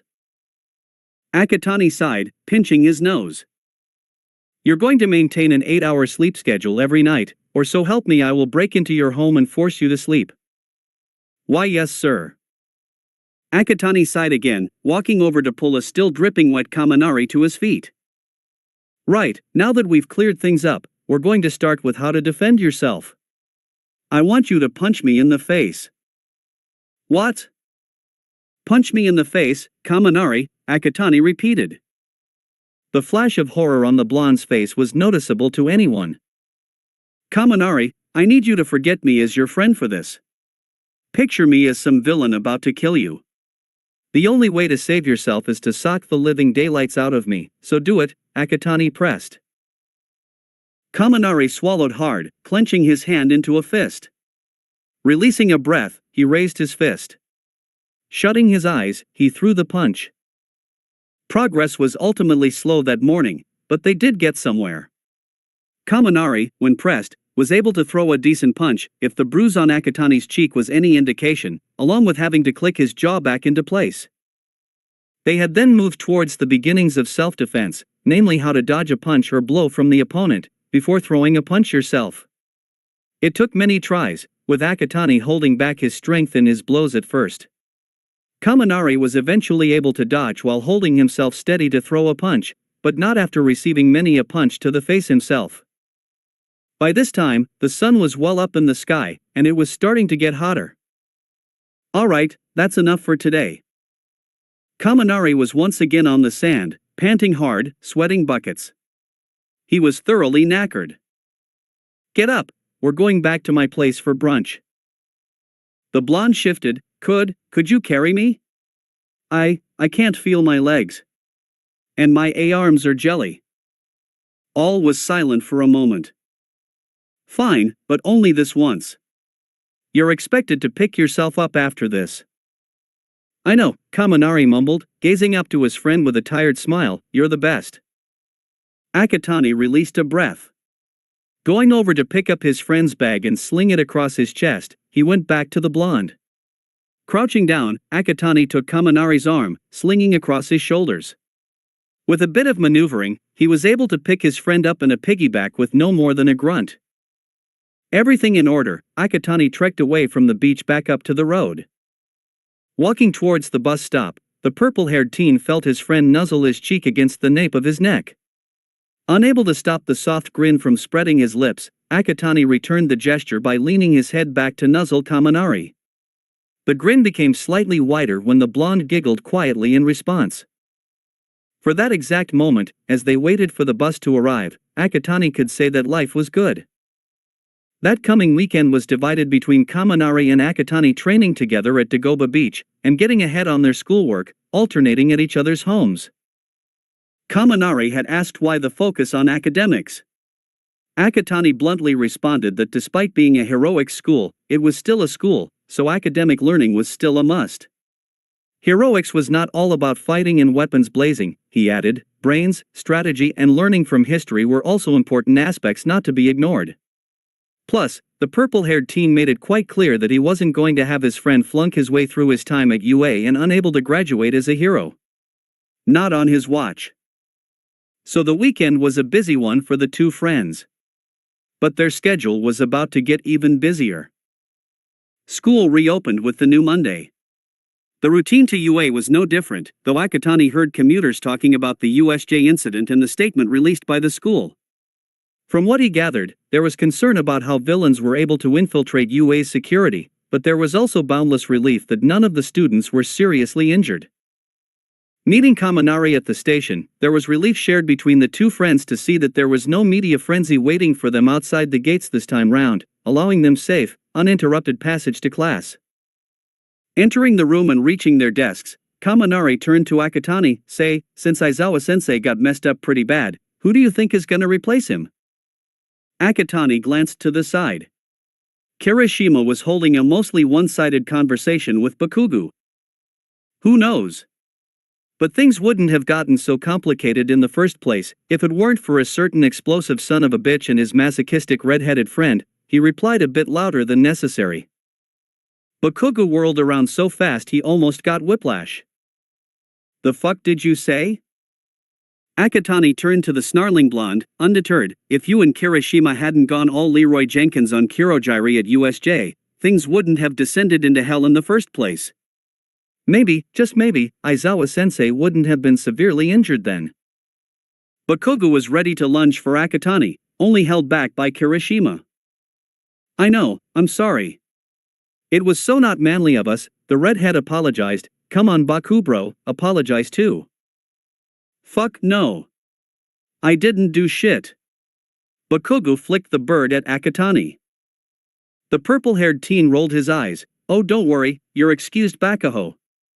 It's clear that your overinflated ego and inferiority complex prevents you from understanding when you're in the wrong and having even the slightest sliver of basic decency needed to pull off something as difficult as an apology. So yeah, you can go back to being the piece of dogshite you are and spare us the agony of having to deal with your general nastiness. All conversation around them stopped.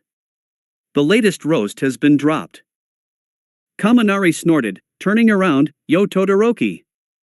Think you could come here and ice the Pomeranian? That burn was intense. Smatterings of laughter followed the electric blonde's jibe. Bakugo's temper, on the other hand, went through the roof. Breaking out of Kirishima's grasp with an explosion to the face, he lunged for Akatani, screaming with palms exploding, "You have a fucking death wish, arsehole? I will fucking kill you, you goddamn son of a dash." There was a whoosh.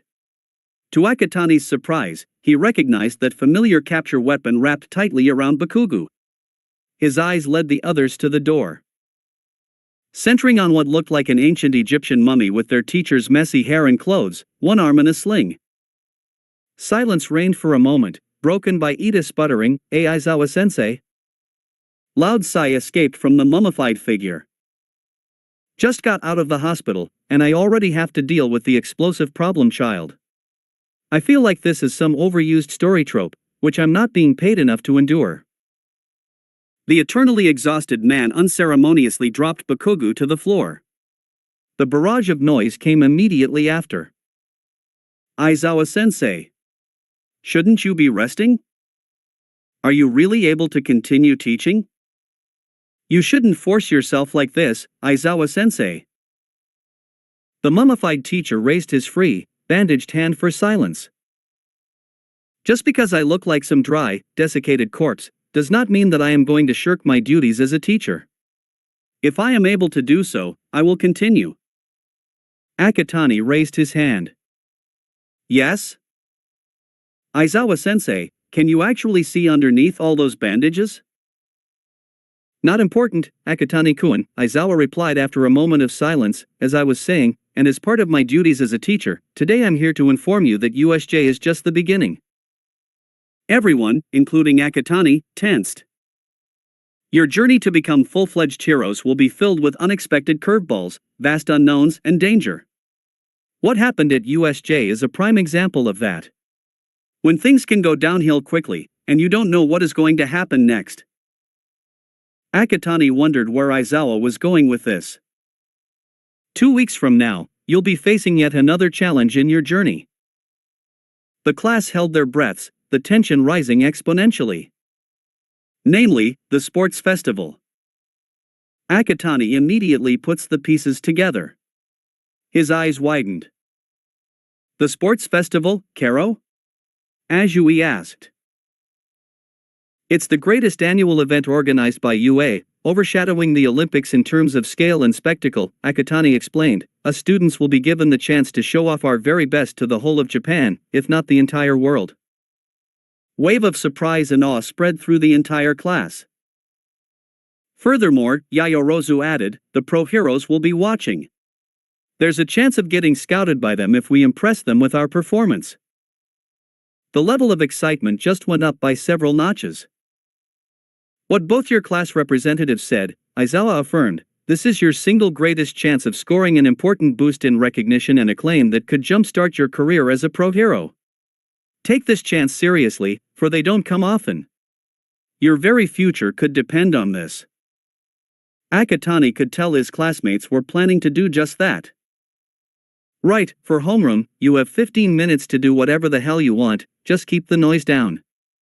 Oh, Akatani-kun, I need to speak with you outside. Momentarily taken aback at being singled out, the vice president of 1A nodded. As his classmates turned to one another in conversation, he got up from his seat and followed the mummified teacher out the door. Closing it behind him, Akatani turned to Aizawa expectantly. Akatani-kun, I honestly don't know whether to thank you or throttle you for what you did last Thursday. The student guessed where this was going, but played innocent anyway. What do you mean, Aizawa-sensei? You ignored my orders to escape by getting involved with the fight against the Numu and Shigaraki. You could have died. Are you aware of the repercussions that will arise from such a scenario? Akatani stayed firm. I am aware of what would have happened if I had died that day. But I don't regret intervening in that fight. That is the thing, Aizawa retorted, you shouldn't have gotten involved. As your teacher, I am supposed to look out for your well-being and safety, even if I must put my life on the line. Said student crossed his arms over his chest. Listen, Aizawa-sensei, I don't doubt for a second your capabilities as a teacher and pro hero. But with all due respect, you look like you needed help then. Aizawa wanted to speak, but Akatani interrupted. I can't imagine how painful it was to have your elbow partially disintegrated and your bones nearly ground into powder. You were in no good condition to keep fighting in such a state. Let's face it, if I hadn't intervened, you would have died pretty soon after. And before you go about questioning my capabilities, let me reiterate what I told you during the quirk test on the first day of school. I am fully aware of my abilities and limitations, you on the other hand, are not. If I am unable to help, I would have escaped. But I could fight back, so I did. Furthermore, if I hadn't intervened when I was able to, and you died as a result, I won't be able to forgive myself or live with the guilt for the rest of my life. Beneath the bandages, Aizawa was stunned by his otherwise cold-hearted, deadpan student's impassioned speech. Plus, Akatani's argument was solid, nowhere could he refute what was said. The mummified teacher sighed, knowing he won't be getting anywhere with Akatani. Just don't do something as reckless as you did again. Said student replied, I hear you loud and clear, Aizawa-sensei, but I can't promise you that. Sometimes, being reckless means a life is saved. And that's what true heroes do. With that, Akatani bowed. Turning on his heel, he slid the door open and took a step back towards the room. Suddenly stopping, he turned back to Aizawa. By the way, you might want to consider making some eye holes in your bandages so you can see. The mummified teacher stayed still for a moment longer, as Akatani slipped back into class. Sighing loudly, he too re-entered the room, wondering how he was going to deal with two problem children in his class. The general excitement simmered through the rest of homeroom and Cementos class, but things really came to a head after the bell for lunch rang across the school. The sports festival. Kirishima whooped, I am so pumped for this. This is gonna be so much fun. Ashido cheers alongside the redhead, I can't wait. Meanwhile, Akatani was chatting with Kaminari on other matters that were of a more immediate need for addressing. "What do you think's on the menu today?" asked the blonde. "I'm not too sure." Akatani got up from his seat. "Hopefully Katsudon. It's been a while since I had one." At the other side of the room, Uraraka and Ida were just about to depart from the classroom for the cafeteria. The brunette pulled the door open, only to be startled by what was waiting for them outside. What is this?" Eyes were turned towards the scene. A crowd of students blocked the doorway, spilling into the corridor outside. "Excuse me." Ida piped up, chopping a hand in the air. "What is the purpose of you lot blocking our way to lunch?" Obviously to scout out the competition, fucking Four Eyes, Bakugo drawled, pushing his way past an indignant Ida. The explosive blonde stomped up to the gawking students, staring them down with a look of pure condescension. "Move it, fucking bugs." Wave of disbelief swept the students crowding outside the door. Ida went completely ballistic, berating Bakugo for demeaning their fellow schoolmates whilst chopping the air furiously with his hands. Akatani sighed, moving away from his desk to begin the process of damage control. At the same time, there was a disturbance in the crowd. So this is what we're greeted with when scoping out the students of 1A. Akatani, who had come up silently behind Bakugo, peeked around the blonde's shoulder. Another male student, whose lighter shade of purple hair seemed to be defying gravity and had eye bags which signified a prolonged period without sleep, nudged his way to the front of the crowd. "You're really cocky and arrogant, aren't you?" The presumably insomniac student clicked his tongue. "Are all the students in 1A as despicable as you are?" Bakugo glared at the insult, while Ida and Uraraka shook their heads and hands rapidly in response to the question. "You wanna fucking die, you dash." Whatever the explosive blonde tried to say ended abruptly as his body seized up rather comically. The insomniac student and others like him watched with raised eyebrows as green electric bolts crackled all over Bakugo's body, before disappearing as fast as they came. Bakugo crumpled to the floor, lifeless, hair smoldering. You have to excuse Bakugo, his brain cells are dedicated to explosions and being a right douchebag, not towards being a decent human being. All eyes turned from the unconscious blonde to the deadpan Akatani, fingers crackling with electricity.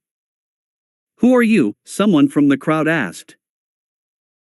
"I am Akatani Makumo, Vice Class President of 1A, Akatani replied, lowering his hand. "I'd apologize for Bakugo's abhorrent behavior, but honestly, he ain't worth it."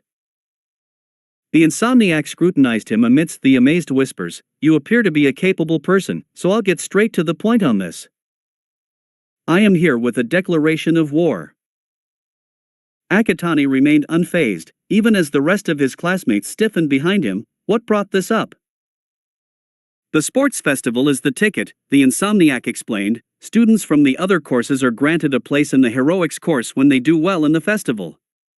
Furthermore," tired, yet fierce eyes connected with deadpan ones, "I intend to be one of those students who will get into the heroics course." Akatani nodded. "A truly admirable goal, one I can respect you for. And you're more than welcome. You're way more desirable as a student of 1A than some I had the unfortunate luck to meet. Namely Bakugo," he pointed at the still smoldering blonde, "and Mineta, then at the grape-headed pervert, who was in the midst of getting smacked by Ajui's tongue." He continued, "But that's not to say that we're just going to be mere pushovers. We are 1A for a reason. We will fight our hardest to come out the very best. So on behalf of my class, I will accept your declaration of war, and return that declaration with full force." Silence followed Akatani's speech. The insomniac smirked. "I think I'm going to enjoy this," he said. "I expect a good fight on the battlefield, to prove you lot aren't just a bunch of arrogant brats. Until then." With a wave, the purple-haired insomniac turned around, nudging his way into the crowd. Akatani released a breath, turning back into the room. "Let's go, Kaminari. All this oratory is making me hungry." Coming." As his friend caught up, Akatani turned to the crowd. "Please excuse us, we need to cut through. Lunch takes priority over fame and glory." For the subsequent 2 weeks, all of UA was hyped up for the upcoming sports festival. Lessons were relaxed somewhat to allow the participating students to use the training grounds and facilities to hone their skills in preparation. Akatani made full use of these 2 weeks to get Kaminari and himself ready for what awaits them when the whole world turns their eyes on them. Sure, 2 weeks was not nearly enough for a beginner like Kaminari, but that was what they were given, and Akatani was going to make use of what they had. Their meetings at Dagoba Beach became almost daily. Akatani furthered his teachings from just the basics of offense and defense, to include stealth and surprise attacks. While he didn't know the quirks of everyone outside of 1A, Akatani was certain that there would be at least one student who had resistance to or immune against electrical attacks. If Kaminari were to go up against someone like that, he needed all the advantage he could use to level the battlefield. Training aside, there was also something else Akatani had to do in preparation for the sports festival. 1 week to the date, Aizawa pulled him aside during homeroom with some unexpected news. Akatani-kun, as you came in first place during the entrance exam, you are expected to open the sports festival with a speech. The student's eyebrows raised minutely. I suggest you choose your words carefully. Everyone will be listening to what you say, and as the saying goes, first impressions matter. You could make or break your chances of getting scouted even before the events begin. That's all I need to say, you can go back to class. Akatani schooled his expression into a neutral one, I understand. Thank you, Aizawa-sensei. Inside, he was tad nervous. With an extra duty thrown into the mix, Akatani tried his best to adapt. Any spare time between training Kaminari and the necessary continuation of school was spent planning out his opening speech. He quickly found out that writing a speech was, as many would say, frustrating. It had the whole shebang. Awkward phrasing, pointless segues, inappropriate choice of words, confusing turnarounds, etc. Akatani spent the next 6 days and nights going through at least 50 drafts, before giving up and deciding he needed his sleep to be ready for the big event the following day. Several minutes passed as the teen lay completely still in his bed, eyes closed. Then, out of nowhere, Akatani rose up off the mattress, bending at the waist, like a vampire. His eyes fluttered open, glowing irises staring into the darkness. You know what, fuck it. I'm totally winging my speech tomorrow. Akatani flopped back down onto his bed, eyes closing, and went back to sleep. The morning of the sports festival dawned upon the world. Akatani prepared to face his next destiny, Inko by his side. You've got this, Mikumo, the older woman said determinedly, show them what you're made of. Thanks, Mom, Akatani grinned, be sure to catch it on TV. I will, you do your best. Mother and son shared a hug. Pulling away, Akatani nodded, before bidding her farewell, and stepping out through the door. Already, as Akatani made the journey to school, the excitement for the day's events was evident wherever he looked. The sports festival was the single most heard topic of conversation on the street, the station, and on the train. Some attention was drawn to him, naturally, but he simply ignored the whispers. As per usual, he met up with Kaminari at UA station, and the two friends headed off together towards campus. This time, a right hubbub of activity was taking place. The road running parallel to the gates were lined with trucks. People were unloading materials, signboards, boxes, crates, among other things. Others were at work unwrapping and setting up makeshift shops along the pathway towards the main doors. Man, there's definitely going to be crowd later. Kaminari remarked. Akatani grunted, are your family coming down to support you? Nah, the blonde shook his head, they did try though, but seating tickets for the sports festival snap up real fast, you know? What about you? My mom's watching from home. I see. The conversation moved on to other topics, as they made their way towards the locker room to get changed. The sports festival only permitted the students to wear the school's gym uniform to ensure everyone was on equal standing with no advantages from their hero costumes. Once done, the two friends made their way towards the class's allocated waiting room until it was time for them to appear in the stadium. Entering the room, the heads of the classmates who had already gathered looked turned towards them. Good mornings were exchanged, before everyone returned to their business. Akatani and Kaminari grabbed seats at a table where Mina and Jairu were sitting and chatting. 15 minutes passed. The door opened, and Yayorozu stepped in. "Everyone. We'll be heading out now, so get ready." On her call, everyone stood up. As a class, they trooped out of the waiting room into the hallway. A right turn here, and left turn there, and finally, straight towards the light and the growing sounds of the world outside. Akatani and Yayorozu were the first to step out into the light, leading their class into the stadium. The cheers and shouts of the hundreds of thousands of spectators gathered across 3 levels was almost deafening, drummed up by the excited voice of President Mike announcing their entry. To the side, Akatani noticed a small section where the press was allocated, cameras rolling and flashing.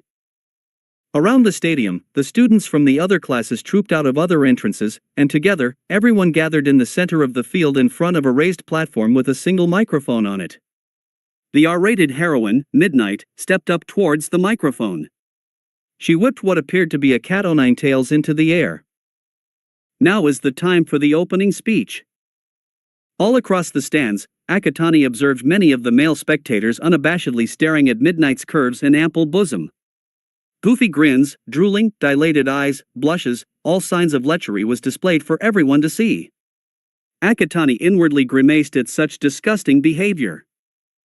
"I find it inappropriate for the R-rated heroine to be here amongst hormone-crazed high schoolers and people who obviously can't keep it in their pants," Tokoyami remarked. "My thoughts exactly," Akatani agreed silently. "Put your hands together for the first place holder of the UA entrance exam, from Class 1A, Akatani Mikumo." Cheers, applause and whoops filled the air. Kaminari squeezed his friend's shoulder, whispering, "You've got this." Akatani nodded, moving away from his peers and joining Midnight up on the raised stage. Waiting for all the noise to cease, he stepped towards the microphone. "A very good morning to everyone here today, family, friends, staff, strangers, all of you. It is an honor to be chosen to open this year's sports festival for first years." Round of applause. Akatani waited for it to stop. This year's sports festival is just as much about showing off our very best, as is the message it was intended to show the world. He took a moment to pause. "That UA will not be cowed by those who wish to do us harm." Immediately, the mood shifted from neutrally formal to serious.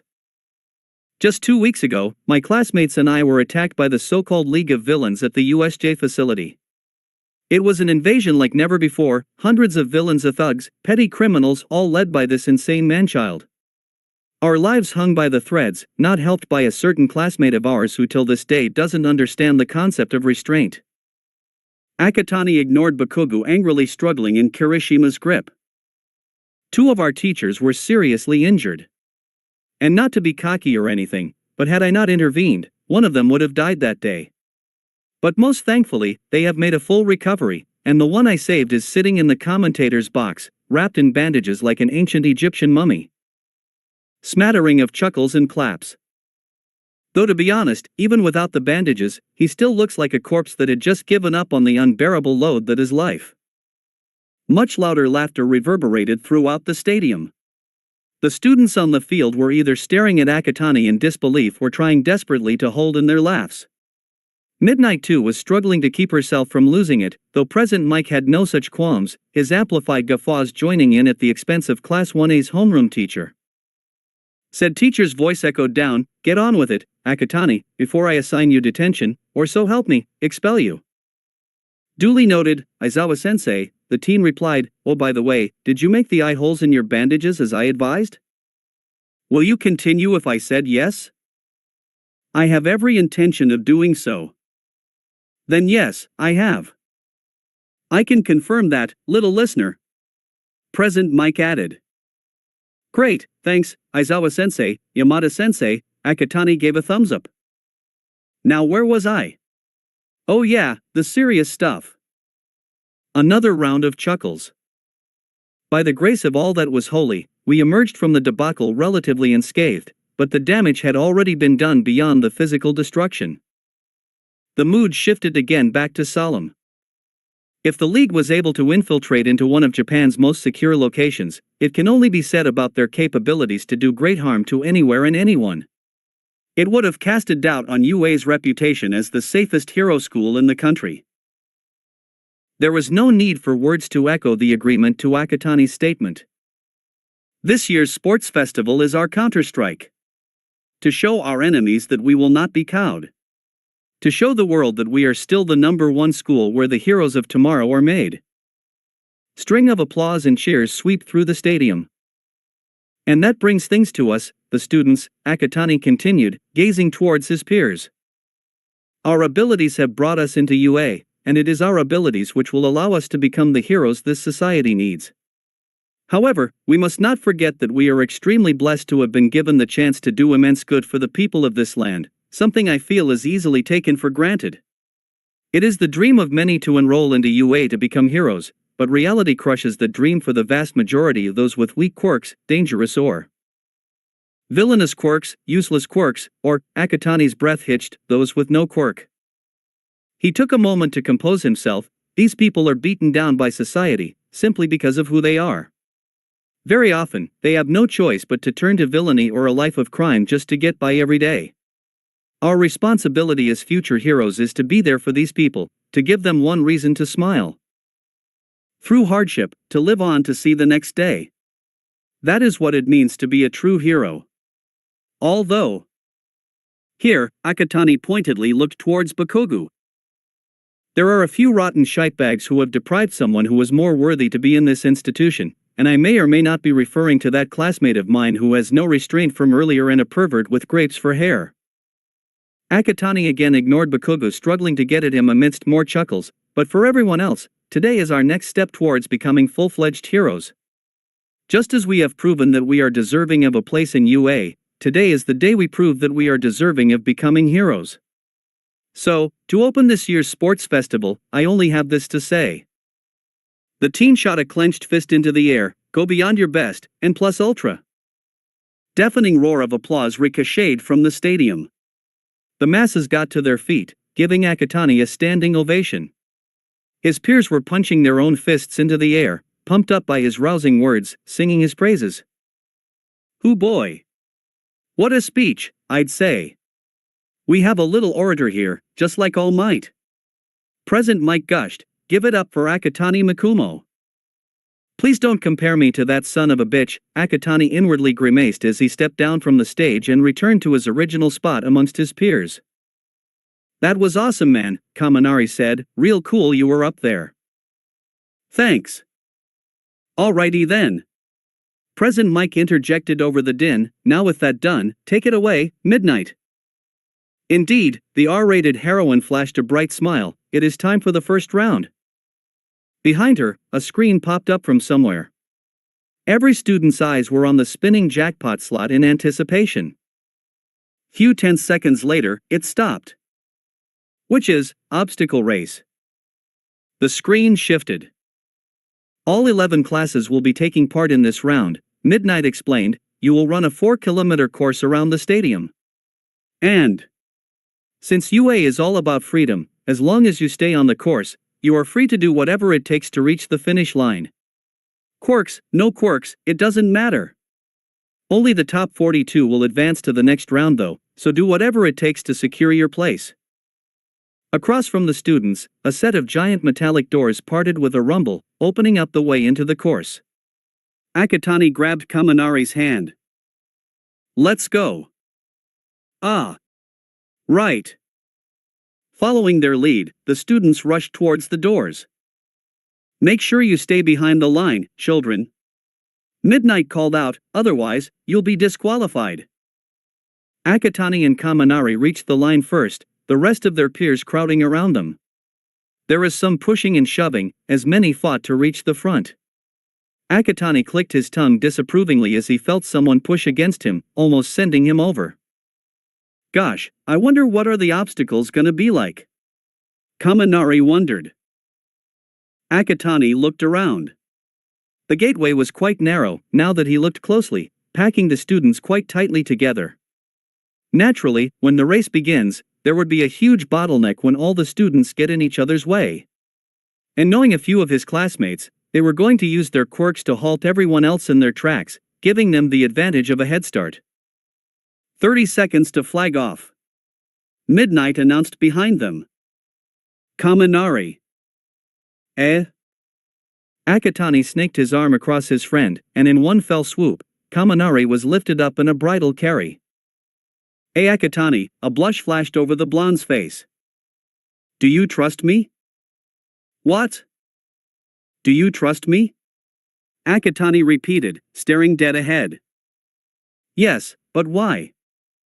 10 seconds to flag off. Just hold on tight.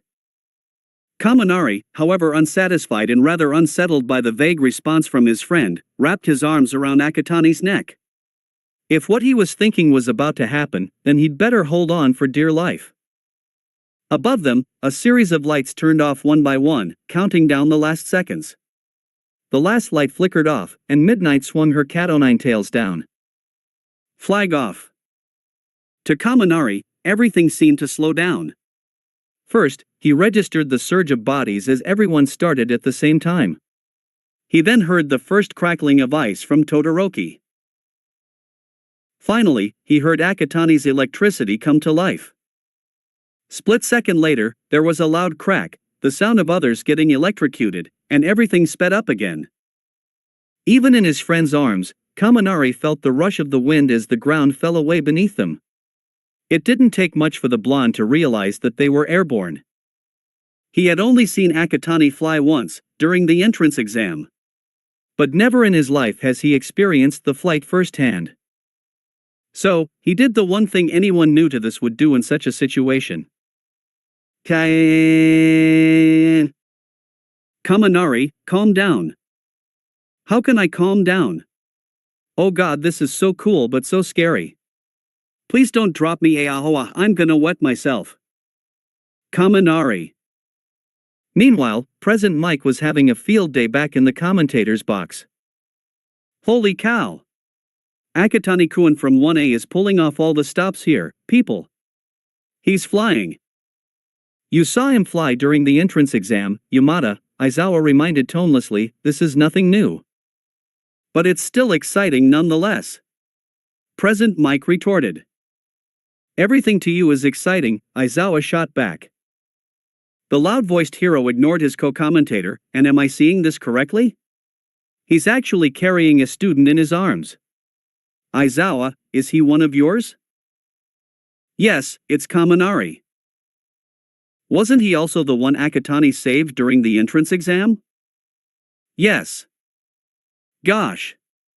I'd never expected them to become so close. And they seem to be conversing. Let's listen in, everyone. The giant screens zeroed in on the two friends started producing audio, catching the moment when Akatani interrupted Kaminari's screams. Kaminari, calm down. How can I calm down? Oh god, this is so cool but so scary. Please don't drop me, Aoha, I'm gonna wet myself. Few chuckles from the audience. Kaminari. What happened next would silence everyone watching. Back with the flying duo, Akatani decided it was now time for his friend to stop panicking. He pulled Kaminari close, cutting off the frantic gibberish. Leaning down, he nuzzled his cheek against his friend's cheek. As a blush raced across the blonde's face, Akatani leaned towards his friend's ear. I will never drop you. You mean so much to me. We'll get through this together, okay? Speechless for a second, Kaminari mustered a quiet okay. Tightening his hold on his friend's neck, he released a deep, shaky breath in an attempt to calm his nerves.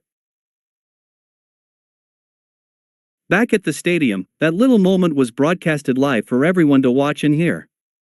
Even if Akatani had only intended to whisper his words, it was still loud enough to be caught in real time. President Mike was speechless, echoing the state of the spectators. Well, that was something, Aizawa remarked like it was nothing. Damn, I didn't know they were that close. Mike finally found his tongue. Don't curse, there are children watching, Aizawa snapped, and frankly, I don't give a shite about my students' relationships. Hypocrite! Mike cried, you just cursed yourself.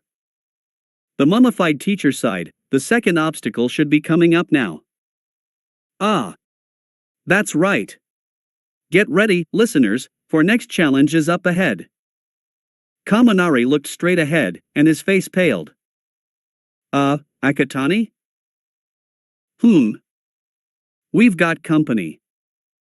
The purple-haired teen followed his friend's line of sight, and his eyebrows furrowed. Looming ahead were the fucking robots from the entrance exam. Only this time, there was more than one zero-pointer robot among the wall of these mechanical harbingers of death blocking their path. Hold on tight, Kaminari. This is going to be one hell of a roller coaster ride. With his friend bracing himself, Akatani zoomed ahead straight into the first wave of robots. The robotic onslaught began immediately. Several with propellers charged straight for the incoming duo. Akatani deftly dodged the flying machines, swooping up and down and swerving around them and occasionally kicking away the one that got too close to Kaminari, usually ending in the offending robot colliding with another robot and exploding into pieces. Akatani! Look out! Zero-pointer robot now took its turn, reaching out towards them in a manner that made Kaminari flash back to his near-death experience at the entrance exam. Akatani removed his right hand from carrying his friend. Raising it, he willed his electricity to coalesce into blade with immense voltage. Waiting for the right moment, he threw it like a javelin straight towards the zero-pointer's metallic hand. The crackling blade phased into the robot's mechanical system, overriding all function with destructive results. The explosion started at the hand, traveling up the arm. Before all in one go, the zero-pointer spontaneously combusted and exploded into flaming shrapnel. The pieces, some as being as houses, hurtled in all directions, hitting other robots, smashing into the ground below, and for the other students who managed to get around Todoroki's ice trap at the beginning of the race, becoming terrifying projectiles that they had to dodge or destroy to protect themselves. The shockwave that followed the explosion threw Akatani off-kilter as he flew away from the scene. Kaminari yelped as they lost altitude momentarily. Don't worry, I've got you. That was too intense, man. Let's go before they come after us. Absolutely. Back at the stadium, President Mick's excitement had gone up several notches. You're not seeing things, dear listeners. That is the godlike power of Akatani Mikumo you're currently witnessing.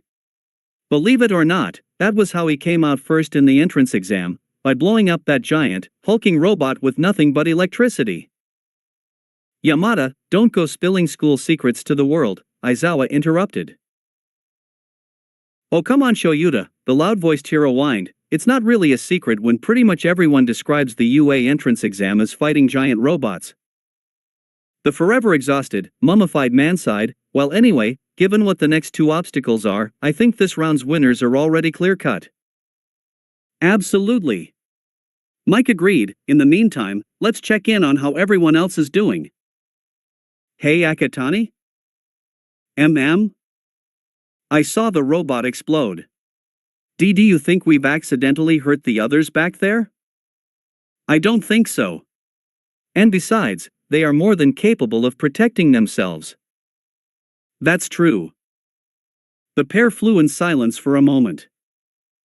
How are you coping with this, Kaminari? It's still surreal, if you ask me. The blonde remarked, carefully glancing down at the track about 100 feet below them. The height is still a bit dizzying, but I think I've gotten over the initial scariness. That's great to hear. They continued flying onwards. I think that's the second obstacle up ahead. What is it, though? They found out soon enough. Oh wow, Kaminari breathed.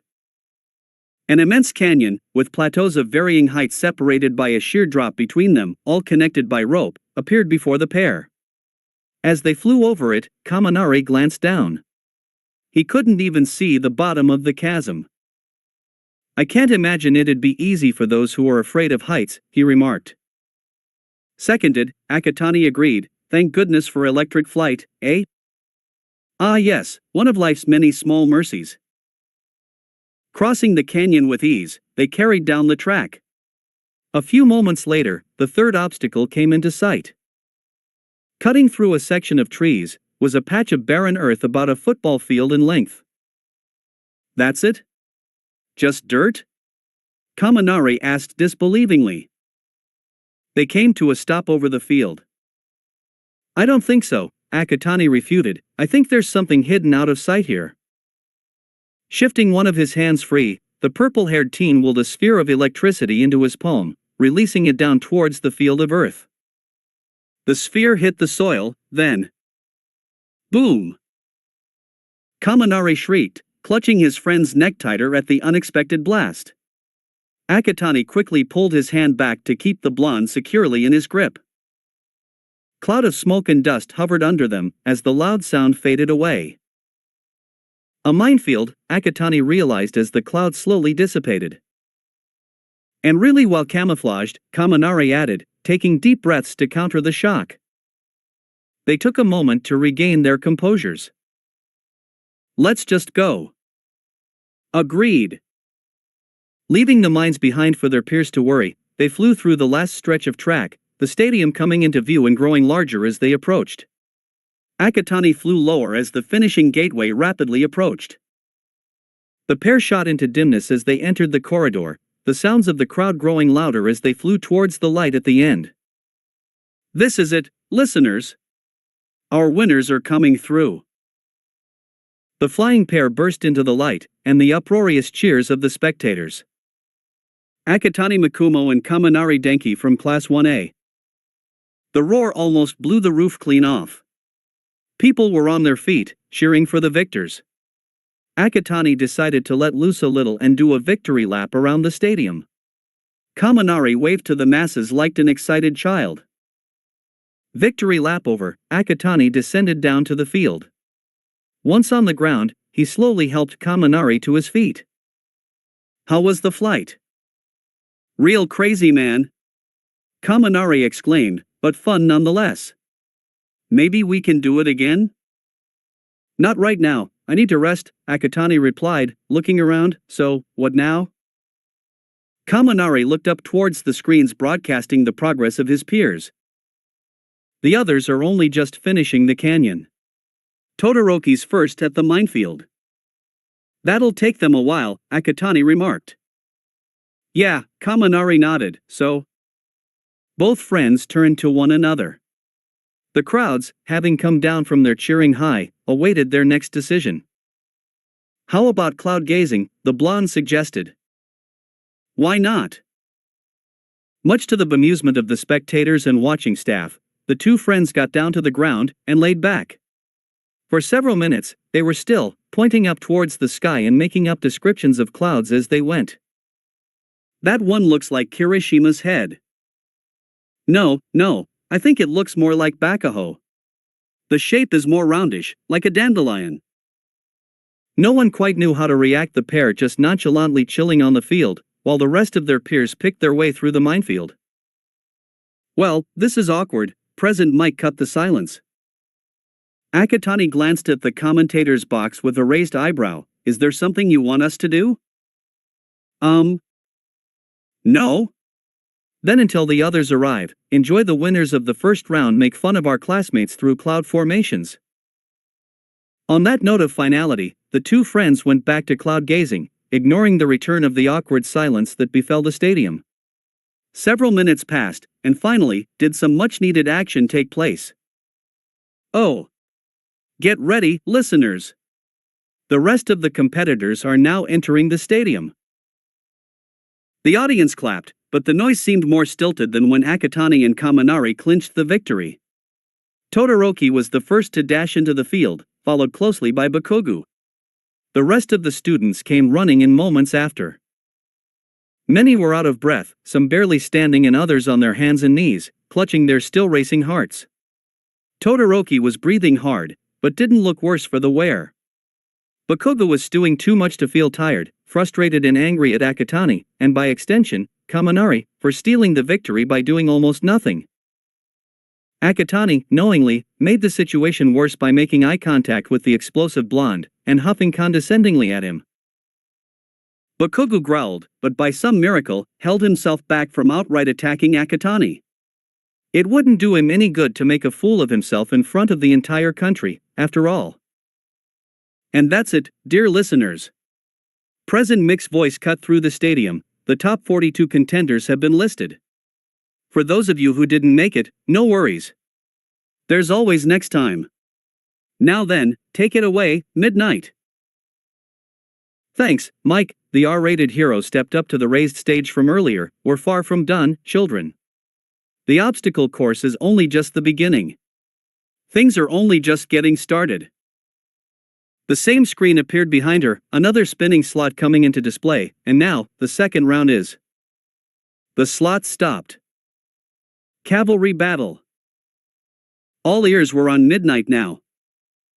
All of you remaining 42 will be given a headband with a corresponding number of points.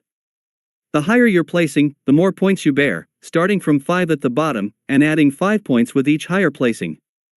You will form teams of 4, in horse configuration. How this round works is that you must protect your own headbands, while trying to get more from other teams. Only the top 4 teams will make it to the final round. So be sure to grab as many headbands as you can.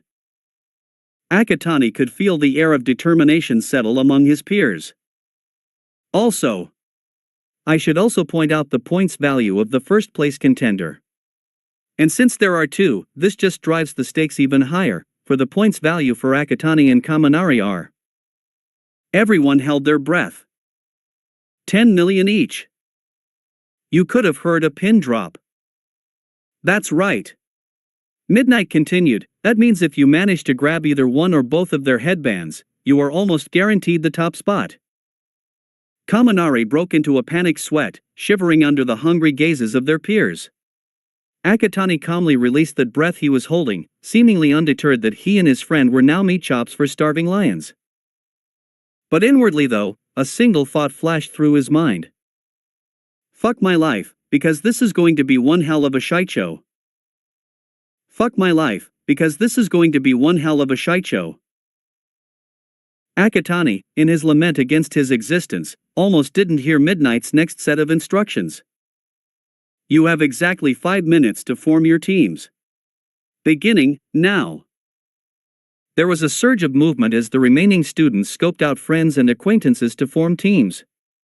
All of them quite pointedly avoided Akatani and Kaminari, something the former did not fail to notice. Of course, no one wants to team up with the condemned, he thought cynically. We're sticking together, right? Kaminari asked nervously. The purple-haired teen grabbed his friend's hand and gave it a squeeze. Of fucking course we are. Kaminari may have been relieved for that short moment, but that didn't solve the problem that they were still 2 persons short of a team. Yo! 20 million points. Until someone came bouncing right up towards them. And you are? Asked Akatani with a raised eyebrow. Hatsune, support class 1H, at your service, the girl, with pink shoulder-length hair and steampunk-like goggles bowed to the pair. You two are the ticket to number 1, so I'm gonna grab it by joining your team. Akatani remained unfazed, and how are you going to help us? With my babies, of course, came the undeterred reply. Kaminari started at this, your bee-babies? Yep. Hatsune nodded, oblivious to the blonde's horrified face, like this one. The eccentric support student tapped her boot-clad foot on the ground.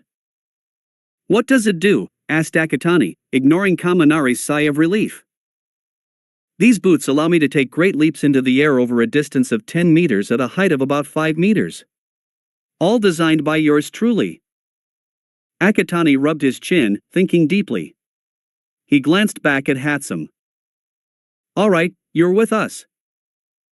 Yosh. Thanks a lot, Mr. 10 million points. Don't you want to know our names?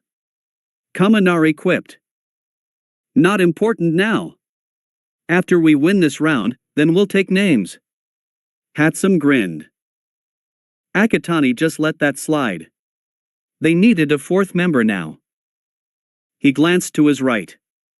A certain bird-headed classmate of his was off to the side, being rejected by Shuji, who already had a full team of 4. Akatani waited for the right moment, and went in for the hall. Tokoyami. The bird-headed student turned to face him. What is it, Akatani? We need one more member for our team. Will you join us? Tokoyami eyed Hatsum and Kaminari, both waving back. He turned back to his class vice president. Your aura has a certain dark feel right now, like you have a plan for this incoming banquet of madness. It would be foolish of me not to join the safe side from the coming chaos. Akatani nodded. Welcome aboard, Tokoyami. Midnight's voice suddenly cut above everything. Time's up. Hopefully you lot should be in teams now. The headbands will now be distributed, and the next 10 minutes will be dedicated to planning your moves.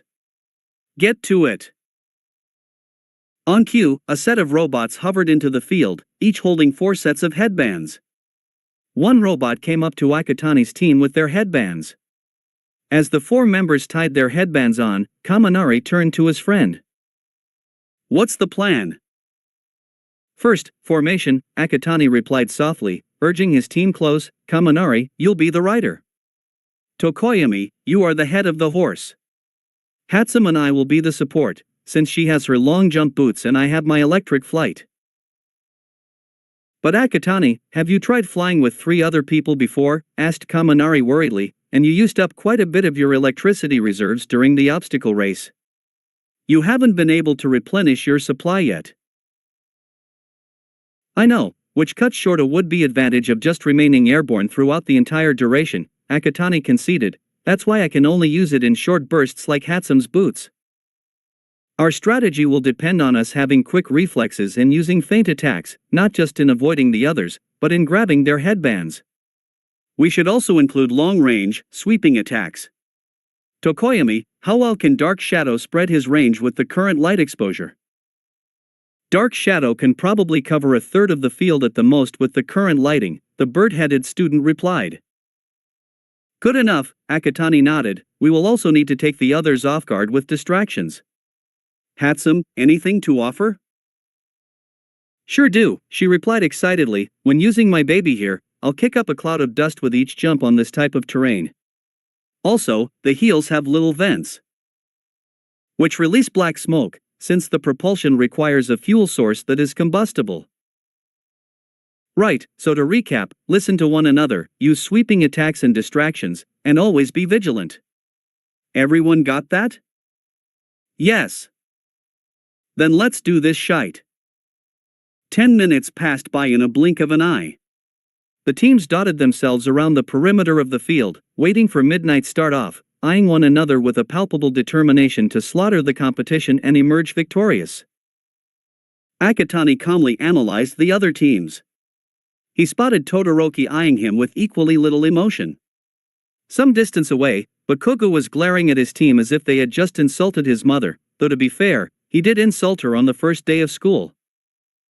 The air was tense, from the field to the stands. Everyone was anxious for the moment that chaos would reign supreme. Midnight, wholeheartedly reveling in the thick antsiness, raised her cat-o'-nine tails, every team for themselves.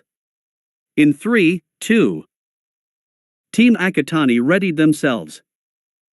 1. Begin. Like a great wave rushing inland, the teams broke into a sprint, all converging towards Akatani and his allies. They're coming! Kaminari cried. Get ready, Akatani replied. Electricity crackled down to his leg. Raising it, he slammed the appendage onto the field, dispelling the jade bolts in a shockwave that rippled outwards in all directions. Those rushing towards them were instantly electrocuted by the powerful voltage. Only those teams who hadn't joined in the mad rush for the 20 million points were spared. Tokoyami, now. Dark Shadow was released.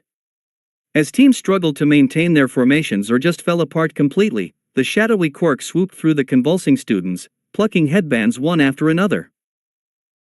Team Akatani is just picking off the competition without even moving a muscle.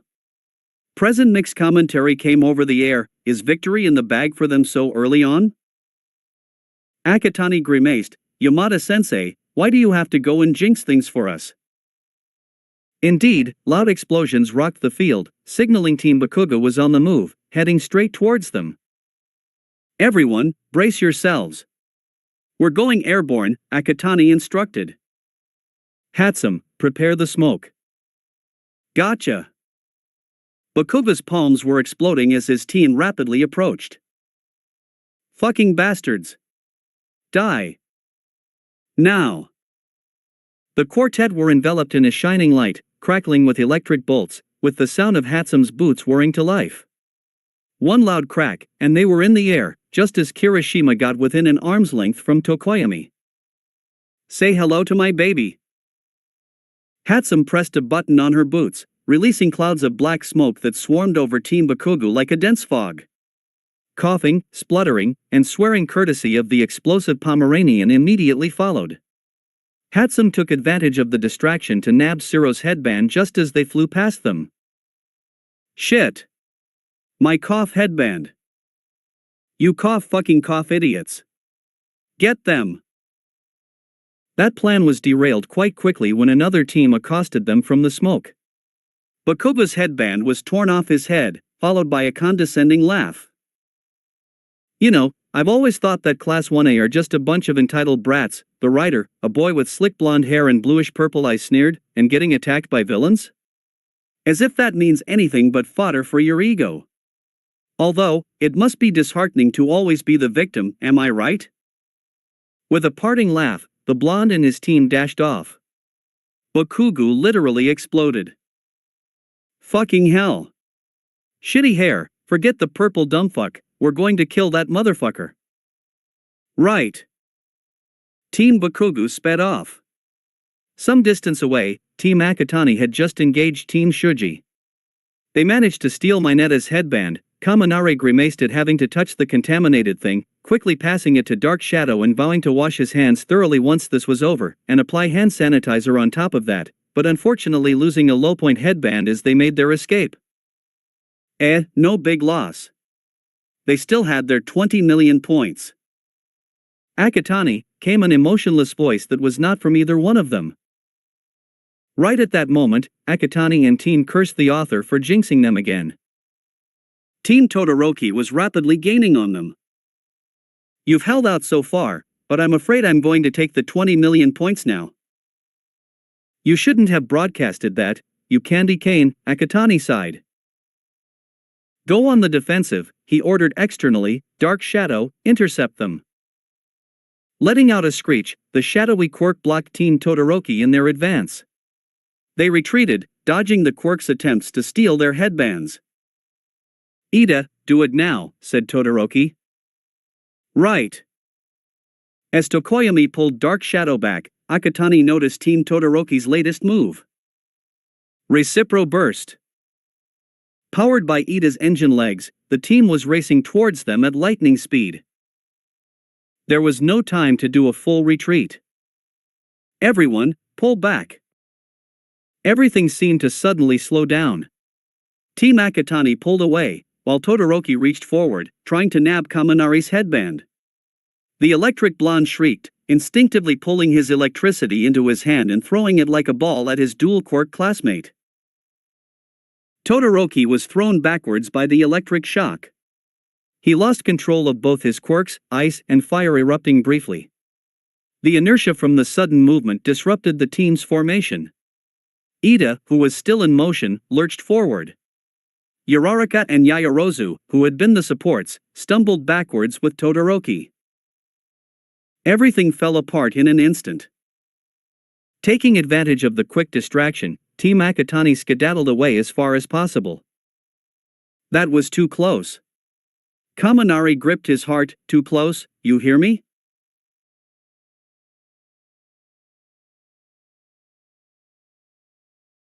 What a rush! Tokoyami remarked. But that was fun. Hatsum piped in. We're not done yet, Akatani interrupted. Team Bakugo was coming for them again. Team Todoroki, having managed to reform in record time, charged at them from the opposite direction. Let's end this, Akatani continued, everyone, hold on tight. Hatsum, get ready. We're taking flight in 3. Todoroki's eyes narrowed in determination. 2. Bakugo screamed bloody murder, arms raised with explosions going off rapidly. 1. Both incoming teams came within an arm's length of Team Akatani. Now. Flash of light and a whir of boots. 1 second they were there, and the next, they were not. The realization came far too late for Team Todoroki and Bakugo. There was no time to pull the brakes on the inevitable train wreck that was to follow. 5 meters away, Team Akatani touched down, just as the collision happened behind them, followed by shouts and screams of pain, explosions, and loud swearing. "Is everyone okay?" asked Akatani. As he received affirmative responses from his teammates, Midnight's voice cut through the air. "And time is up.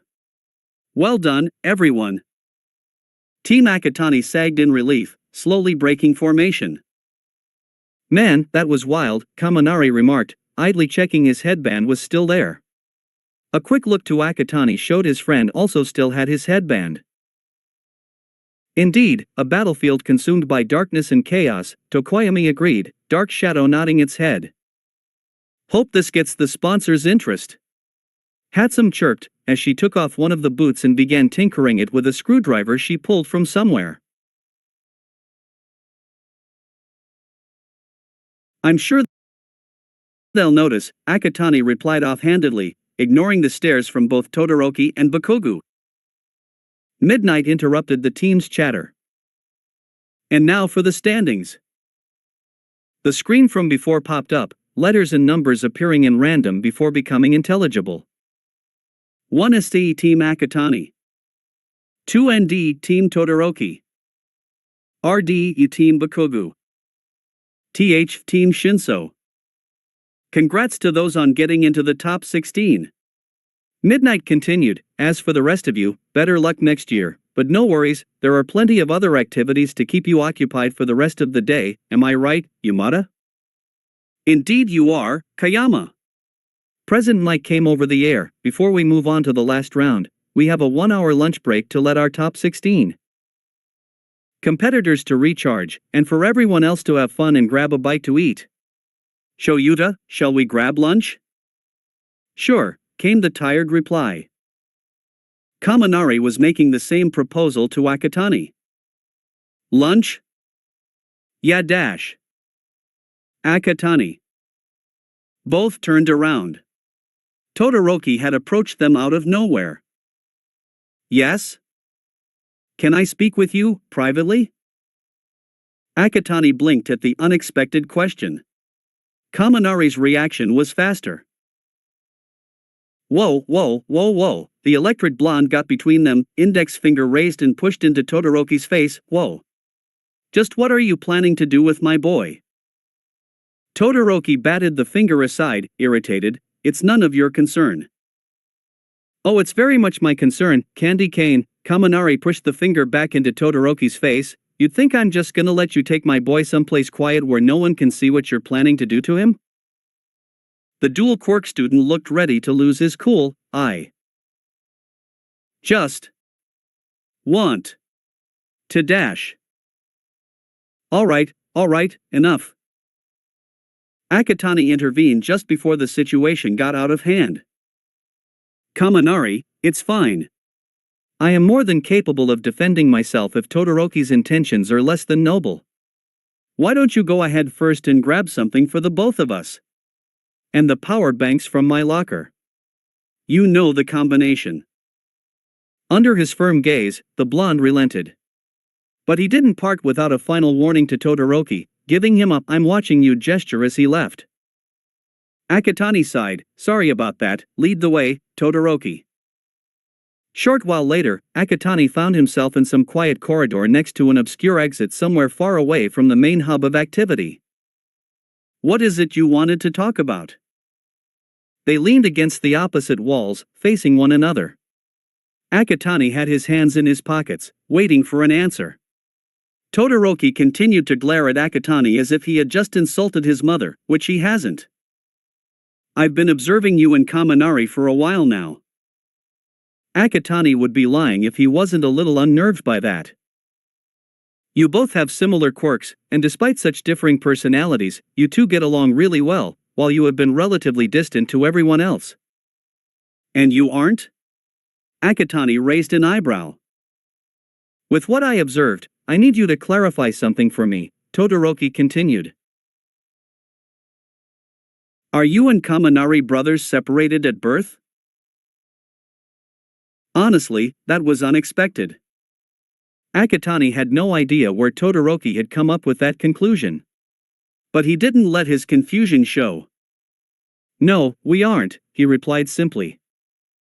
Well, Todoroki pushed ahead, are you two dating then? That got a bit more of a reaction out of Akatani, albeit still inwardly. Dating Kaminari?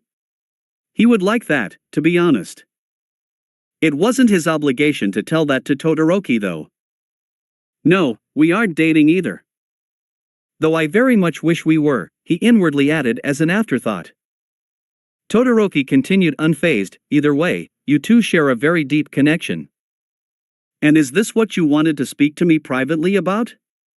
Akatani narrowed his eyes, because I am getting hungry, and I need to recharge before the last round. You're eating into the lunch break. Todoroki frowned even further than he already was. I don't know if you made Kaminari do it during the cavalry battle, but he made me almost break my pledge. What pledge? Todoroki stared down at his left hand, to never use his fire. Akatani's eyebrow was again raised. I'm going to need some context here, Todoroki. Do you know Endeavor, the flame hero? Number 2 in the rankings? He's your father, isn't it?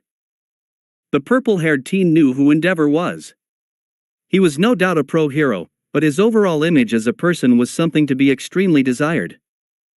Father is putting things generously, Todoroki scowled. He is ambitious, arrogant, and he strives for the top spot.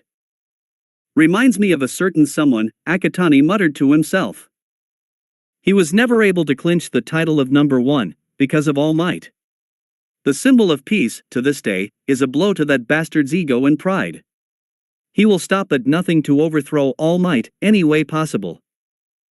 I'm not quite sure where you're going with this, Todoroki. The dual quirk student stared dead straight at him. Have you heard of quirk marriages? Akatani's stomach dropped. If what Todoroki was implying with that taboo subject with his father. No, he couldn't.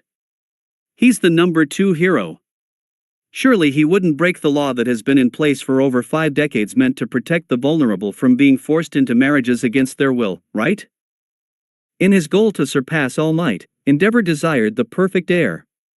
A quirk that would complement his fire, Todoroki continued, clenching his left fist. When he heard about my mother's ice quirk, he paid her family for her hand in marriage. A large sum, so much so that her family was immediately sold on the proposal and pushed her into the bastard's control. Akatani didn't know who to direct his growing disgust at. Probably both would be the sensible choice. He sired 4 children with her, me being the latest. The first 3 did not have the balance he wanted, so he casted them aside, as rejects. Then I came along, and my quirk manifested. Todoroki closed his eyes. Endeavor finally had his perfect heir, his masterpiece to overthrow All Might. From the moment my quirk came in, I was to be trained by him to surpass All Might, to become the perfect weapon. The dual quirk student's already closed eyes tightened. Akatani swallowed, unnerved by what he heard so far. I don't remember much from those training sessions, since that bastard beat me up black and blue until I was unconscious, Todoroki admitted, much to Akatani's inner horror. My mother tried to intervene, but he always raised his hand on her. My memories of her always show her screaming and crying, especially when that bastard used his quirk on her. Akatani felt he was going to be sick. She wasn't the only one. My siblings tried to intervene at times, but they all earned his wrath too. Natsuo had enough and moved out when he started high school. Tuya, he. Todoroki's body shook momentarily. What happened? Asked Akatani lowly. He was the one who tried the most to intervene, after my mother. Endeavor's wrath was arguably the worst towards him of all his children. The bastard burned him so badly, I don't even have a clear picture of what he looks like in my memory anymore. One day, he just disappeared. Ran away? I don't know. Endeavor said that he died, to us and to the press whenever they got suspicious. For years I hoped that wasn't true, that Tuya was still alive, somewhere out there. I didn't want to believe the bastard's words. Akatani needed to confirm something. This Tuya, is he the eldest? Todoroki wordlessly nodded. Akatani filed the information into his mind. He had a strange feeling that Tuya was going to pop up again sometime in the future. But more pressing now was the current conversation he is currently having with the youngest Todoroki child, for he appeared to be far from done. There's more to the story, isn't there? Todoroki continued. Tuya and Natsuo were the first to break. My mother, she lost it not too long after. Akatani remained silent. Endeavor's abuse shattered her. I remember that day, she was in the kitchen, huddled over the stove, muttering to herself. I came in, asking her what's wrong. She turned to me, and I will never forget the look of absolute insanity in her eyes. She said, I despise your left side, your father's side, right before she poured boiling water over my left eye. Akatani started at this. That explained the scar. She was institutionalized immediately after by that bastard, right up to this very day. I haven't seen her since. Todoroki.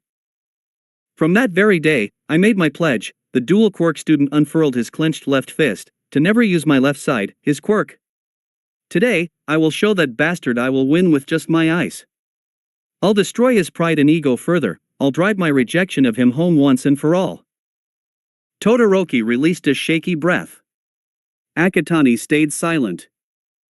My apologies for eating into the break. But you need to know my intentions before I beat you on the field later on. You are strong, but I will prove to everyone that my ice will be enough to clinch the first place. That's all I have to say. With that, Todoroki turned on his heel, and went back down the hallway where they had come from. Akatani was left alone, mind swimming in the aftermath of the literal bombshell that had just been dropped almost out of nowhere. He honestly didn't know what to think. So many chilling details all lumped together in one tragic and horrifying story. An entire cemetery's worth of skeletons hidden in the Todoroki household unearthed in a matter of several minutes. This was not something that he expected to have dumped upon him. He wasn't a fucking psychologist, damn it. Though what was expected, especially after what Todoroki said just before he left, was Akatani's reaction to his so-called pledge. Todoroki, you fucking idiot. Hey man, you're back, said Kaminari as Akatani approached the picnic bench he was sitting at. So what did Candy Cane have to say? Akatani did a heavy sit. It's not my place to reveal, but I can tell you it's some heavy shite you don't wish to hear over dinner. That bad, huh? Kaminari remarked, pushing over a bento box and 5 power banks. Here, you gotta eat and recharge. Thanks Kaminari. Akatani demolished the bento in minutes, no thanks to his hunger. He was just beginning to drain his first power bank of its electric supply when the conversation picked up again. What do you think the final round's gonna be? Asked Kaminari. Akatani let go of the USB cable, not too sure, but it's definitely something that is going to pit us against each other. It wouldn't make sense for them to group us into teams when we already did that during the last round. True that, Kaminari agreed. Akatani went back to his power bank, casually draining away the electric supply while ignoring the strange looks he was getting from other festival goers. You know, I've never actually recharged with a power bank before, Kaminari remarked seemingly from nowhere. Akatani had just finished the first power bank, and was getting to the second. Then where do you actually get your electricity from? Oh, you know, the regular power sources, outlets, and stuff like that, the blonde replied flippantly. So what? You go about sticking metal forks into power outlets with the switch on and electrocuting yourself to recharge? You have been doing it all this while, haven't you? Well, kind of. Kaminari rubbed the back of his head. And let me guess, your quirk manifested from the first time you thought it would be a fun idea to stick a fork into a power outlet? Why yes. Akatani sighed, you must have given your parents one hell of a heart attack when that happened. Yeah, not my brightest moment then, Kaminari conceded. Companionable silence befell the two friends. "Anyway, you want to try the power bank?" asked Akatani. "Really? Thanks." The purple-haired teen passed the power bank over to his friend, then helping himself to the third bank in the stack. The two friends drained the power supplies in silence, enjoying each other's company and watching the festival happen around them. 15 minutes later, all 5 power banks were drained of their electrical supplies. Akatani certainly felt a lot more energized now with the power circulating through his blood vessels into his core. "We should head back," he said to Kaminari, "the last round's gonna start in 10 minutes. "Ah, okay." Gathering up the rubbish and drained power banks, the two friends headed back towards the stadium.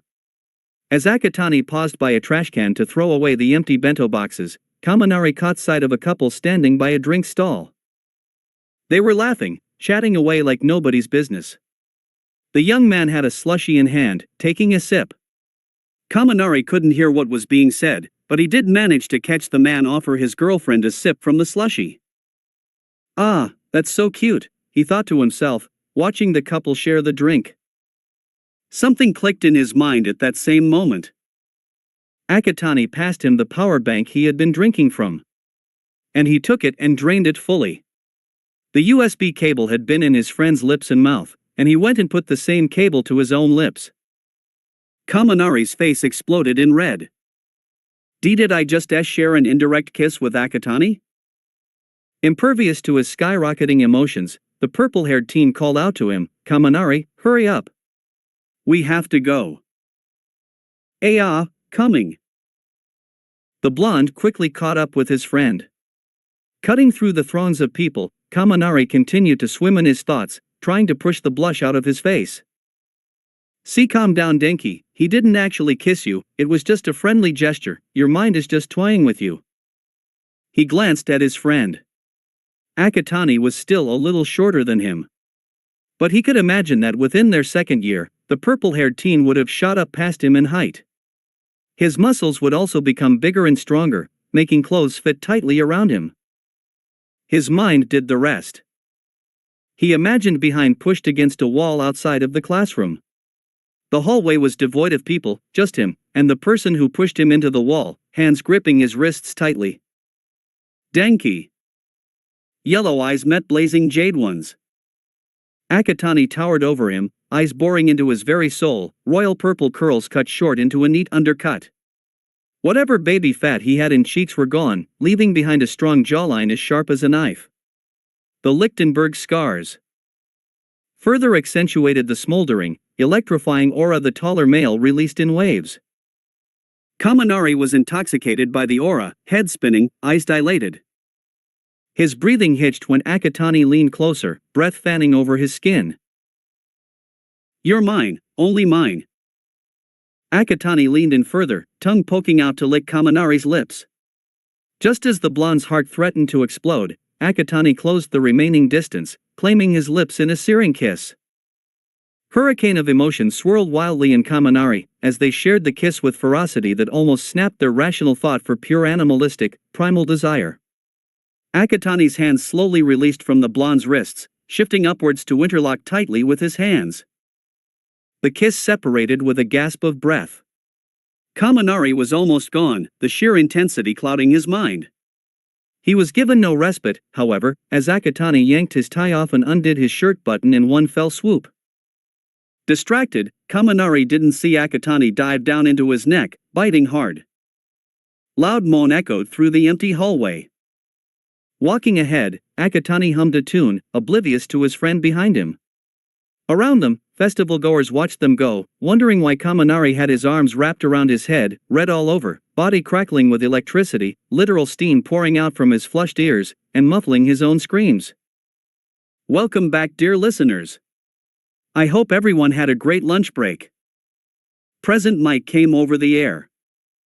The crowd cheers the affirmative.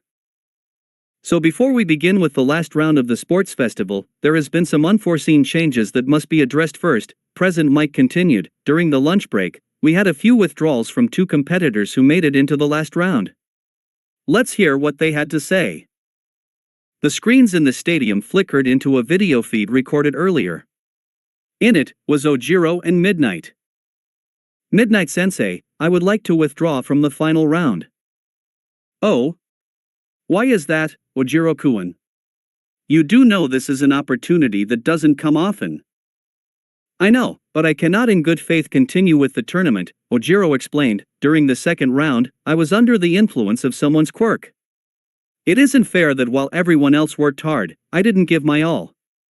So please, Midnight Sensei, let me withdraw so I can keep my conscience clear.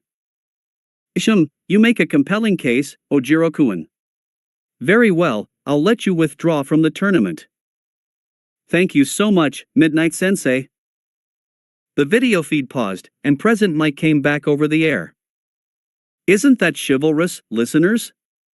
And our second competitor also had the same noble reason to withdraw. The feed switched to another video, this time featuring Midnight and a chubby student with ice blue hair, Shoten Irenjiki from Class 1B. His reason for pulling out mirrored that of Ojiro on the grounds of not doing his best and keeping a clear conscience. The video then flickered off from the screens. So there you have it, dear listeners, 2 empty spots, said Present Mike. After deliberation between the teachers, we decided that Tetsu and Shiozaki Ibara from Class 1B will take the spots. And with that, for those of you who missed it earlier, here are the battle brackets. The screens flickered back to life again. Group A, Akatani Makumo vs Shinso Hitoshi. Group B, Todoroki Shuto vs Siro Hanta. Group C, Shiozaki Ibara vs Kaminari Denki. Group D, Ida Tenya vs Hatsune Mei. Group E, Ashido Mina vs Aoyama Yuga. Group F, Yayorozu Momo vs Tokoyami Fumikage. Group G, Tetsu vs Kirishima Ijiru. Group H, Uraraka Ochako vs Bakugo Katsuki. Now without further ado, let's move on to the first battle. Akatani stood quietly behind the closed gate in the dim light, waiting for the doors to open, signaling the beginning of his battle against Shinso. He had only just returned to the Class 1A waiting room with Kaminari when the brackets for the final round were released. His battle was the first. The rest of the class, save for Bakugo and Todoroki, came up to wish him luck. Protocol meant that those not participating in the battle were supposed to go up to their class's designated seating areas to spectate the fight. Only the participant was allowed to wait in the waiting room until the time came to get ready. The class filed out of the room. But before he left with the others, Ojiro stayed behind to give Akatani advice on dealing with Shinso. His quirk is some kind of mind control quirk, the tailed student had said. I think it is voice activated. So whatever you do, do not respond to him. Akatani replayed his classmate's advice while he waited. He could hear Present Mic's voice and the noise of the crowd, albeit inaudibly, through the metal. He hoped the battle will go smoothly. Then, the doors shuttered and pulled apart, opening the world to Akatani. Coming out of East Gate is the ace of the heroics course, and the god of Jade Lightning himself, Akatani Makumo. I wish Yamada-sensei wouldn't exaggerate things. Akatani thought to himself as he stepped onto the field towards the center circle amidst roars of the spectators. And coming out of the West Gate is the only general education department student to make it this far, Shinso Hitoshi. Oh, now he recognized the person whom the name belonged to. That same guy with gravity-defying hair and really bad eye bags who came with a declaration of war to their class 2 weeks when the sports festival was just announced. It's the battle of the purple hair, so let's hope for an entertaining fight. Take it away, Midnight. Thanks Mike, the R-rated heroine replied. Now, I want a fair, clean match. Begin. Akatani braced himself, as Shinso began speaking. So I see we meet again, Mr. Vice Class President. You seem pretty confident about winning this match. I never even thought of that. What is he suggesting? Shinso continued, then again, I don't blame you. You have a flashy quirk, a powerful one no less, one that can take on villains like they're nothing. One perfect for a hero. I can sense the sarcasm, he's trying to get a rise out of me. Yet you and your class seem to easily forget those who have no such luck. Those with villainous quirks who are treated worse than garbage because of who they are. who often want to do good like you lot, but are automatically assumed to be villains and cast aside. Akatani took a step forward, still remaining silent. Though, that's not to say you lot don't have your fair share of bad apples, like that explosive, egotistic bastard, that grape-headed baby, or... Shinso smirked. That useless blithering idiot, Kaminari, I presume? The one who can only electrocute himself and turn into a mindless fool making weird noises? Akatani's temper cracked, then exploded. He raised a fist. What did you call Kaminari, you motherfucking son of a bit dash? Akatani suddenly went rigid. His snarl melting off his face and his eyes losing their color. His raised fist fell limply to his side. Shinsa's smirk became even more smug. You heroic students are so stupid, always jumping ahead without thinking. Now, turn around and walk yourself out of bounds.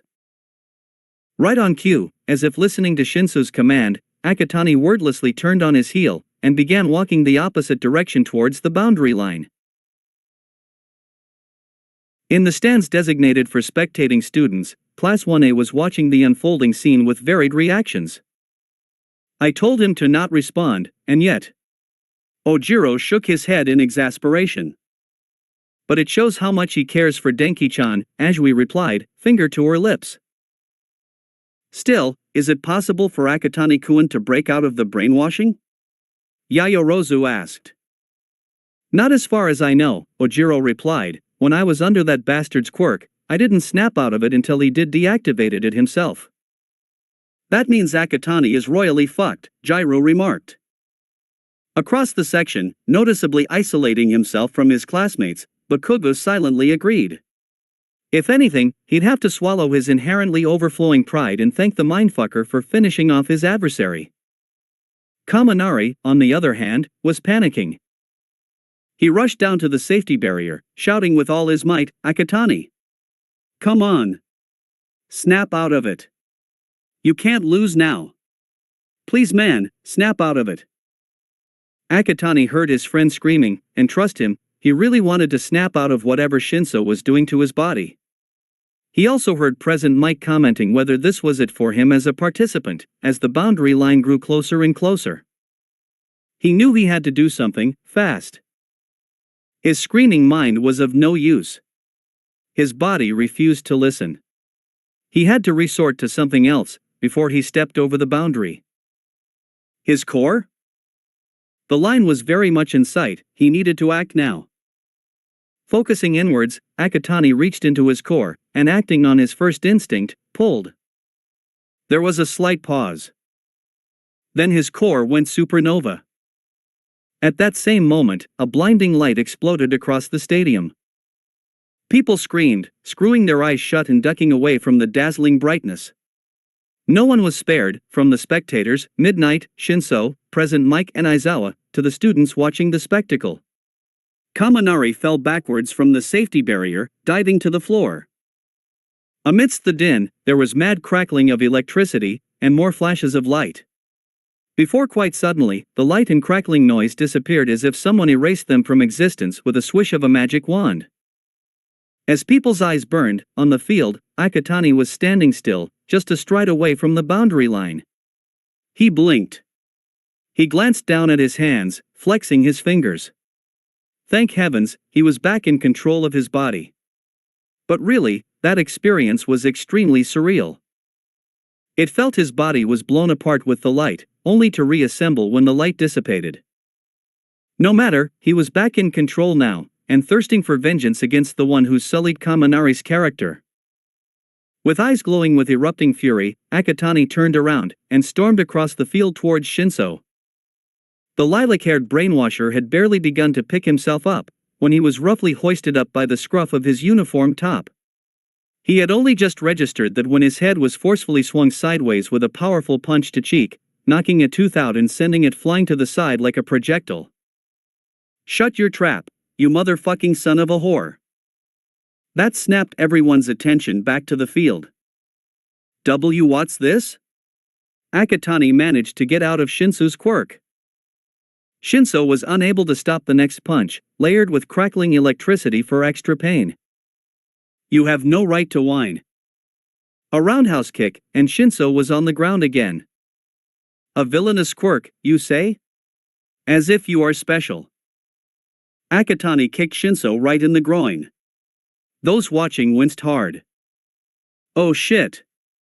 The Shinso family line might have just ended there. Present Mike reeled. I can easily electrocute you, and kill you with a cardiac arrest. Death will come for you in slow, agonizing minutes, even hours, if I wanted to. Impervious to everything else, Akatani pounced on top of a groaning, half-conscious Shinso. To the horror of everyone watching, his hands grabbed the brainwasher's neck in a vice grip. You are no different from anyone here in UA. Just a single soul amidst hundreds. You complain and bitch about how everyone treats you badly because of your quirk. And yet you do nothing about it. Nothing to change the perceptions of others. Nothing to improve yourself. Nothing to prove yourself as a hero. Akatani's grip began to tighten, cutting off Shinsu's airflow. Midnight tried to intervene. Akatani, murder will not be condoned. Seemingly ignoring her, Akatani gripped harder, suffocating his opponent as he weakly grabbed at his hands. Shinsu's vision was already to darken at the edges, his lungs screaming. You will apologize to Kaminari, and Ojiro for that matter. Then, you will change that attitude of yours, actually work towards proving yourself as a hero, and actually prove to those who put you down that they are dead wrong. He tore one hand from his opponent's neck, keeping the other holding tight. Raising his free hand, electricity crackled. But first, hasta la vista. Akatani slammed his crackling hand onto Shinsu's chest. Like before, there was a flash of light, and it was all over. The stadium was dead silent. No one quite knew how to react to the sudden escalation of violence. As Akatani got up from Shinsu's unconscious body, Midnight finally broke the tension stewing in the air. As Shinsu Hitoshi is unable to continue, Akatani Makumo advances to the next round. Applause followed, but it was stilted and awkward.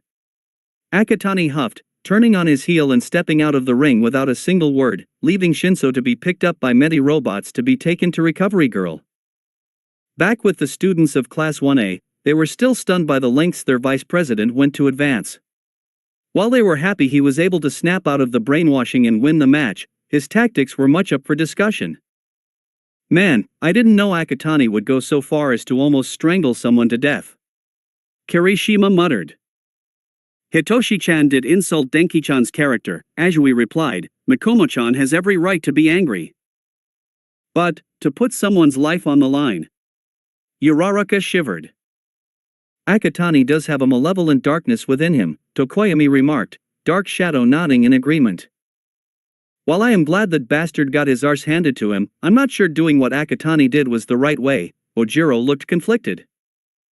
But what Akatani said made sense, Jiro countered. If what he said was true, then Shinso must get his act together if he truly wants to be a hero. Perhaps this near-death experience was what's needed for him to get his mind set straight. Ignoring the debate behind him, Kaminari was completely silent. His heart, however, was thundering. He had heard what Akatani had said during the match, after all. Yep, I'm definitely in love with Akatani. And speak of the devil, said love interest had just returned to the classes section. Kaminari willed his heart to calm down, before taking the seat next to his friend. You were amazing, Akatani. I don't know what you did, but you wiped the floor with his arse. Thanks, Kaminari. The rest of their classmates were unable to shake the uneasy feeling from watching the two friends converse amicably, not when one of them almost murdered his opponent in a fit of rage. But aren't you afraid that almost killing Shinso would turn away most pro-heroes? Asked Kaminari. The key word is almost, Akatani pointed out, I didn't actually kill him. That would be a sentence to prison or the death penalty at worst. I merely focused on getting into his thick skull about his bitching about how unfair the world is. If the world is unfair, then he should change it, rather than rest on his laurels and spout meaningless words. But Akatani-kun, Yayarozu cut in, you let your anger overcome your better judgment. You could have easily got him out of bounds without almost strangling him to death. I'll admit that, the purple-haired teen conceded, but Shinso needed that wake-up call to properly snap him out of his delusions. Furthermore, insult Kaminari, and I will not be responsible for my actions. The blonde's heart fluttered at that statement. But enough of him, Akatani turned the conversation away. Whose match is next? Candy Cane vs. Zero, Kaminari replied. Isn't your match right after them? Asked Jairu. Ah. You're right, the blonde got to his feet. I need to get going. See you later, guys. All the best, Kaminari, said Akatani. Don't forget what we covered during training. I won't. And with that, Kaminari disappeared down the stairs towards the waiting room. Who do you think is going to win? Asked Yaoyorozu. Todoroki, hands down, was Akatani's reply. You seem pretty sure about that, Jairu remarked. Ice against tape? Akatani quirked an eyebrow. Zero is royally fucked. Hearing her own words being echoed, Jairu stayed silent, knowing the vice president absolutely meant it, and there won't be any surprise turnarounds in this match. Coming out of the East Gate is Spider-Man but with tape instead of web, Zero Hanta. Present mixed voice came over the air. A round of applause. And coming out of the West Gate, the Ice King of Class 1A, and the son of Endeavor himself, Todoroki Shudo. Akatani watched the bicolor-haired boy step into the field. He appeared mutedly calm, but there was a burning fury in his eyes. Something must have happened during his match that made Todoroki on the verge of exploding. Of course, Akatani didn't need to think that far. All leads pointed to Endeavor. And if his hunch was right, Todoroki was going to take out his anger on Zero. He could only feel sorry for his tape quirk classmate. I want a clean, fair match. Begin. Akatani got up from his seat and disappeared down the stairs into the stadium, already knowing the outcome of the match. Indeed, Zero only managed to wrap his tape on Todoroki's arm, before an entire glacier of ice rushed forwards and encased him, and half the stadium, in a frigid prison. Todoroki easily got the tape off from his arm, as Midnight went up to inspect the frozen Zero. Zero Hanta is unable to continue. Todoroki Shuto advances. The stadium applauded, apart from those frozen in the ice. Todoroki walked up to the towering glacier and started thawing the ice to free his classmate. No one noticed, but Todoroki did so with a heavy heart and eyes of sadness. While the match had been going on, Akatani roamed the corridors of the stadium idly, slushy in hand, waiting for the announcement for Kaminari's match. Turning around a corner, a wall of support equipment collided headfirst into him. He almost dropped his drink. Sorry. Rubbing his throbbing nose, Akatani peered over the equipment. Oh, Hatsum-san, it's you. Getting ready for your match? Yep, the pink-haired inventor nodded. Gotta get Mr. Engine Legs to put on my babies. Ida-san? I have a plan to advertise my babies to the sponsors, and it involves Mr. Engine Legs playing along with my pitch. Hatsum revealed. Akatani understood where she was coming from, but the plan didn't sit right with him. Hatsum-san, I don't think you should go with that. Oh? What do you mean?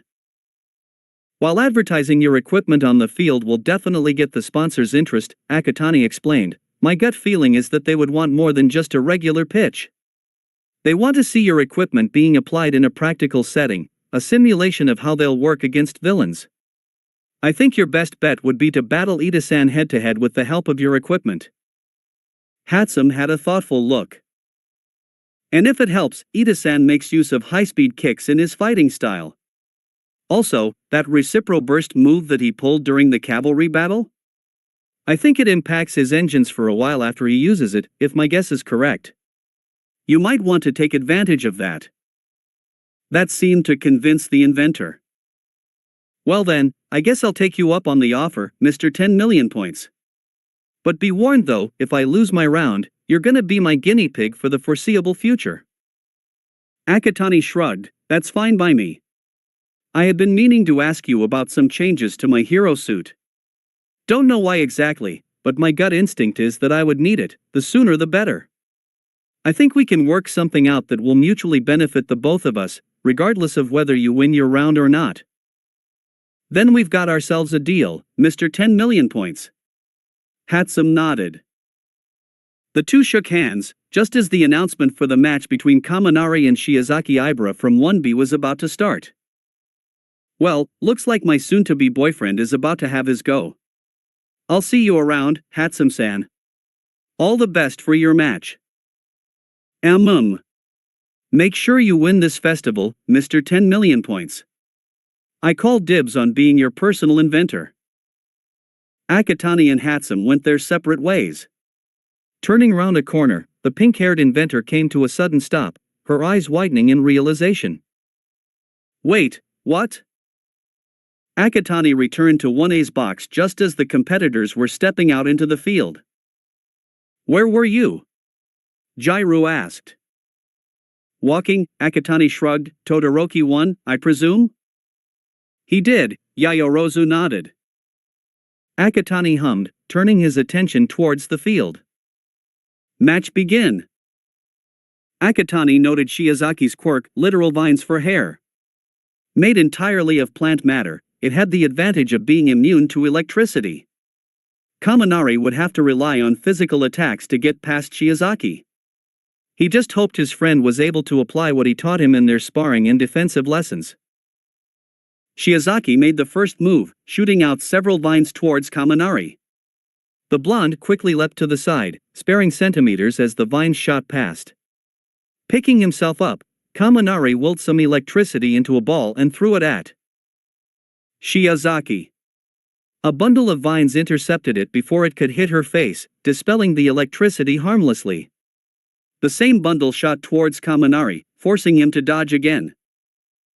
Not one to go down without a fight, and knowing his crush was watching him, Kaminari swung his arm out, releasing a wave of electricity rushing towards his opponent.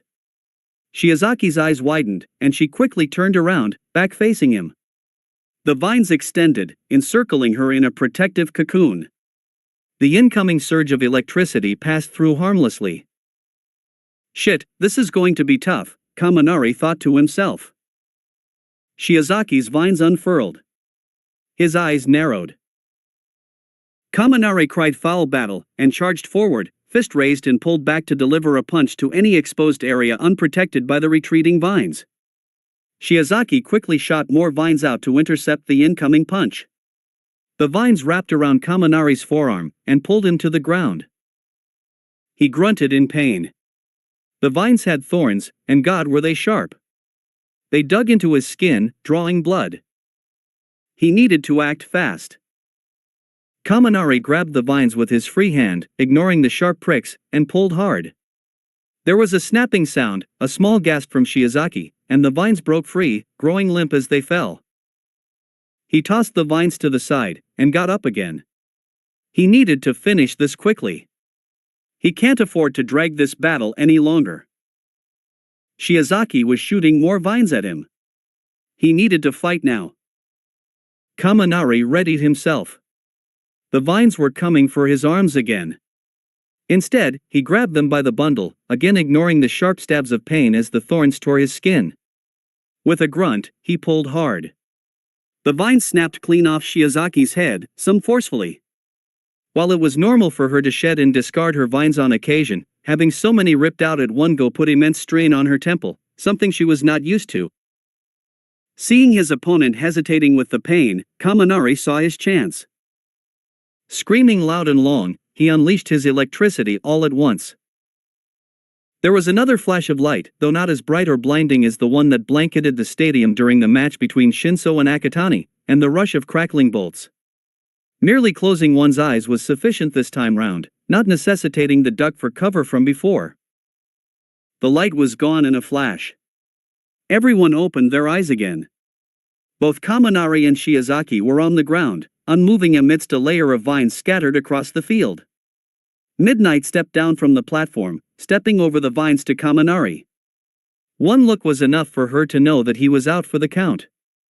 While he wasn't spouting gibberish with his thumbs up as he normally would do after discharging all of his electricity in one go, his eyes were glassy. and staring straight up at the sky, and there was some drool slipping down from his ajar mouth. She then stepped over to Shiozaki. At first glance, the vine-headed student also appeared to knocked out. But just as Midnight was about to call the match a draw, her limp form trembled. Slowly, with much groans of pain, Shiozaki picked herself up from the ground, rubbing her sore temple gingerly, and occasionally spasming from the residual electricity. Midnight raised her cat o' nine tails. Kaminari Denki is unable to continue. Shiozaki Ibara progresses to the next round. Amidst the applause, Yayorozu turned to Akatani. His expression was carefully empty, and he said nothing as he got up from his seat and disappeared down the stairs. "Do you think Kaminari is in for it?" by Akatani? Jairu asked. Spying the stupefied blonde being escorted out of the field on a stretcher, Yayorozu turned back to her friend. "I can't tell with Akatani, if you want my honest answer. Anything can happen." Akatani waited outside the makeshift infirmary for the Medibots to file Kaminari in before entering himself. He stood quietly by the side of a bed as the bots lifted his knocked-out friend on it. They went back to their charging points, leaving Recovery Girl to come over to assess the damage. "Another typical case of quirk overuse," she said partly to herself and to Akatani, "nothing else to be done other than the usual kiss." The purple-haired student watched silently as Recovery Girl planted a kiss on his friend's cheek. Kaminari's eyes fluttered shut. Satisfied, the youthful heroine moved on to the bed directly across to check on a still unconscious Shinso. Sparing only a glance at his previous opponent, Akatani went to grab a stool from a corner. Returning and sitting down, he watched his unconscious friend with the intenseness of a bodyguard watching over a prince he had sworn on his life that he will protect. Akatani observed Kaminari's peaceful expression, and the gentle rise and fall of his chest. The blonde looked so vulnerable right now, that even a child would have been able to take him on and win if accosted. Was Kaminari like this when he stayed with me after the entrance exam? Akatani wondered. Did he keep vigil until I came around? He eyed the wounds on the blonde's hands and forearms. The bleeding may have stopped thanks to Recovery Girl's quirk, but the spots where the skin had been broken was still evident even with the healing process sped up. Some were shallow, while others were deeper. "The latter will definitely scar," he noted silently. His hand reached over, gently gripped Kaminari's right hand, and pulled it closer. His roughened fingers trailed over the uneven skin and scabs, as if willing them to heal faster. Akatani leaned forward, and kissed the cut softly, lips lingering for a moment, before moving to next one. Like a fairy tale story trope, Kaminari began to stir. His eyelids slowly fluttering open. "Hey!" Kaminari blinked, glancing over to his friend. "Hey Akatani, what happened?" "You're in the infirmary." Akatani kept the blonde's hand in his hold. "You electrocuted yourself during your match." "My match?" Kaminari took a moment to remember. Who won? "It was a close-run thing. The surge of electricity knocked both you and Shiozaki to the ground. Shiozaki was able to get up in the end though, so she was declared the winner." Disappointment and melancholy flashed over Kaminari's eyes. "Ah man, this sucks." "I understand, losing isn't fun." "It's more than that, Akatani. I've let you down. I fucked up. All the physical training you taught me before the festival, but it was all for nothing. I couldn't land one single punch on my opponent. I even overused my quirk again, when I was supposed to cut back on my reliance on quirk. I am so sorry, Akatani, I dash." Hey, Kaminari, stop. "Listen to me," the purple-haired teen interrupted, left hand reaching out to gently cup his friend's cheek. "Listen, I'm not disappointed in you. I'm proud of you." "Really?" "Really," Akatani nodded. "I am proud of you, even though you lost. You've already made progress, and today showed that. You were at a disadvantage because of Shiozaki's quirk, but you gave it your all. Do you see these scars?" Kaminari nodded, the deeper cuts having healed into lines a shade darker than his original skin tone. "These are testament to your strive to never give up. I watched you pull those vines off Shiozaki's head without even a care for the thorns cutting into your flesh. The previous you would have never done something like that. That you would have relied purely on his quirk, and the match would have just ended right there and then. But you were able to drag the match longer, to make Shiozaki work, rather than give her an easy victory. I'm proud of you, Kaminari, you did great this afternoon. The blonde's eyes became misty with emotion. Thanks man, I owe it to you. I know, Akatani pulled Kaminari close, training will continue, but we'll be progressing together. Kaminari's heart fluttered. Across the room, Recovery Girl watched the intimate moment in blissful silence. She sighed fondly, it was always refreshing to see such close friends supporting one another. She hated to be the one to interrupt the sweetness. You seem much better, Kaminari-kun, which is surprising, given how it will take a while longer for you to come around in such scenarios. Perhaps you two would want to head back up to join your classmates and watch the rest of the matches? We will, thanks Recovery Girl, Akatani nodded, helping Kaminari off the bed. The Medi heroine saw them off. As the two friends left, she couldn't help but notice, and smile, that they were holding hands. Akatani and Kaminari arrived back at 1A's section, just as the match between Ida and Hatsum was underway. Oh, you're back, Jairu remarked, all good? Yep. Kaminari chirped, sitting down. You're not hung up over your loss, asked Yayorozu. I was for a little bit, Kaminari put his hands behind his head, but one dose of Akatani was enough to perk me up from my slump. The person in question wasn't following the conversation, his attention instead on the current battle taking place on the field. Hatsum had taken his advice to heart. She had adopted a two-prong approach to tackling Ida, namely leading him around in a game of cat and mouse using her support equipment to stay ahead, while engaging in an advertising pitch with attending sponsors. Now, she was pitching the pair of boots she wore for the cavalry battle. See how Mr. Engine Legs is still keeping up the pace? He hasn't broken a sweat yet, and that's to be expected with villains with speed quirks.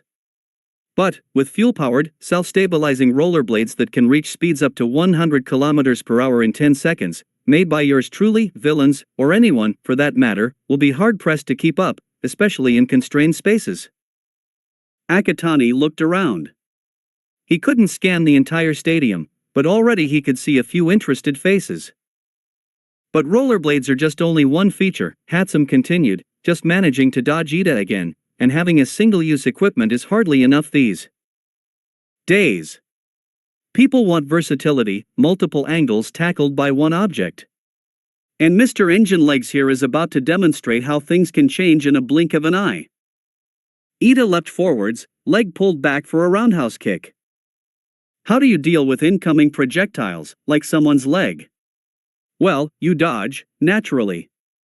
But instead of going down, you go up. Hatsum tapped a button on the boots. The wheels retracted back into the soles. Just as Ida was about to hit his target, Hatsum leapt into the air, arching over Ida and landing 10 meters behind him. Next prized feature, jump pad propulsion. Useful for that leap that could save your life, or your groin. Ida was getting frustrated. Like an enraged bull towards the red cape of a matador, he activated his special move. Recipro burst. Hatsum was unfazed. She merely leapt into the air, though this was a close call as Ida just missed her by inches. As she was descending, she continued her pitch. Of course, multi-feature equipment are good and all. But when paired with a supporting piece, we're talking twice the damage. And bigger chances of success.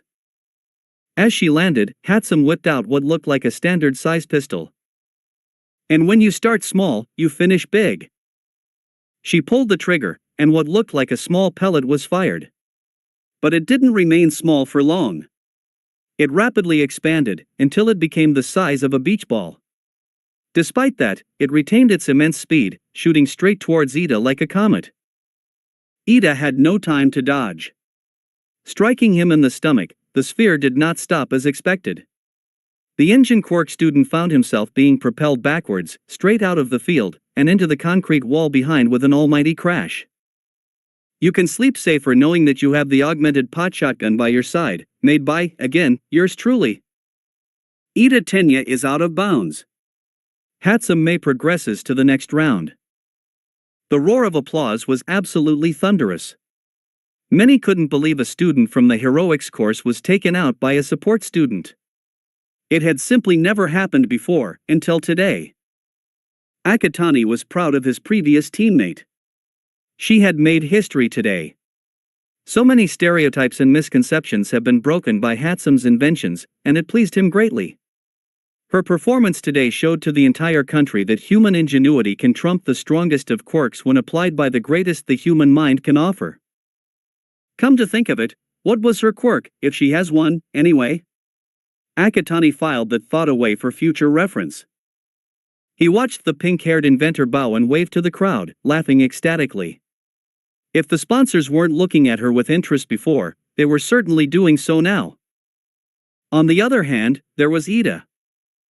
Watching him peel himself off from the ground, Akatani could see the acute mess of emotion flashing across his usually uptight classmate: shock, disbelief, disappointment and anger, the last two primarily at himself for losing. Akatani felt a little bad for throwing Ida under the bus, revealing details about his abilities and moves to Hatsume. He briefly wondered why he did it, and the answer came straight away. His primary drive had not faltered. He wanted to prove to the world that powerful quirks do not immediately make a hero. Quirks only make up one aspect of a person becoming a hero. What society has forgotten that a person's skills, brains, thoughts and actions have equally important roles in making a hero from a person. So crucial, yet ignored by people who are blinded by superficial pomp and spectacle. That was blatantly wrong, and Akatani was driven to destroy that mass illusion with every bit of power bestowed upon him by that lightning strike so long ago. He had nothing against Ida as a person. But sometimes, sacrifices have to be made to change society. And besides, you win some and lose some. It wouldn't cost Ida much to lose the match, when there are still plenty of pro heroes out there who will scout him. Akatani figured it would be better if Hatsume got her well-deserved moment in the spotlight, and did her part for a less bigoted and prejudiced society. Whoa, I didn't know Hatsume-san's inventions were that powerful. Kaminari gushed. It's really intriguing to see how boundless the human imagination can be, Yaoyorozu remarked. Akatani nodded to himself. Change had taken its first steps forward. The next match passed in a blink of an eye. Ashita won her match after using her acid to render Aoyama's laser belt useless and slide him out of bounds. The next match between Tokoyami and Yaoyorozu was another interesting one, with no clear-cut advantage between sentient and creation quirks. But in the end, it also proved to be a fast one as the previous. On Midnight's flag-off, Tokoyami made the first move, sending Dark Shadow out to cut off Yaoyorozu before she could create anything that could repel it. The class president was pushed out of bounds by the sentient quirk, giving Tokoyami the victory. Akatani barely saw Yaoyorozu retreat back into the stadium as he was already moving. Rushing down the steps and through the hallways, he found his president barely keeping it together, one hand supporting her trembling body against the wall. Yaoyorozu looked up, her eyes glassy with unshed tears. Akatani didn't say anything, instead opening his arms to her. Yaoyorozu did not hesitate. The dam broke, and she flung herself into her deputy's arms. Akatani gently rubbed her back in an attempt to comfort her. Let it out, let everything go. I see couldn't do anything. It happened too quickly. Her sobs echoed in the empty corridor. I'm supposed to be a recommendation student. How could I let myself be so easily defeated? Any other words were lost to her tears. Akatani pulled away slightly, gripping her shoulders firmly. Yaoyorozu-san, this isn't the end. It was purely bad luck that you had to fight against a versatile quirk. This means nothing about you overall.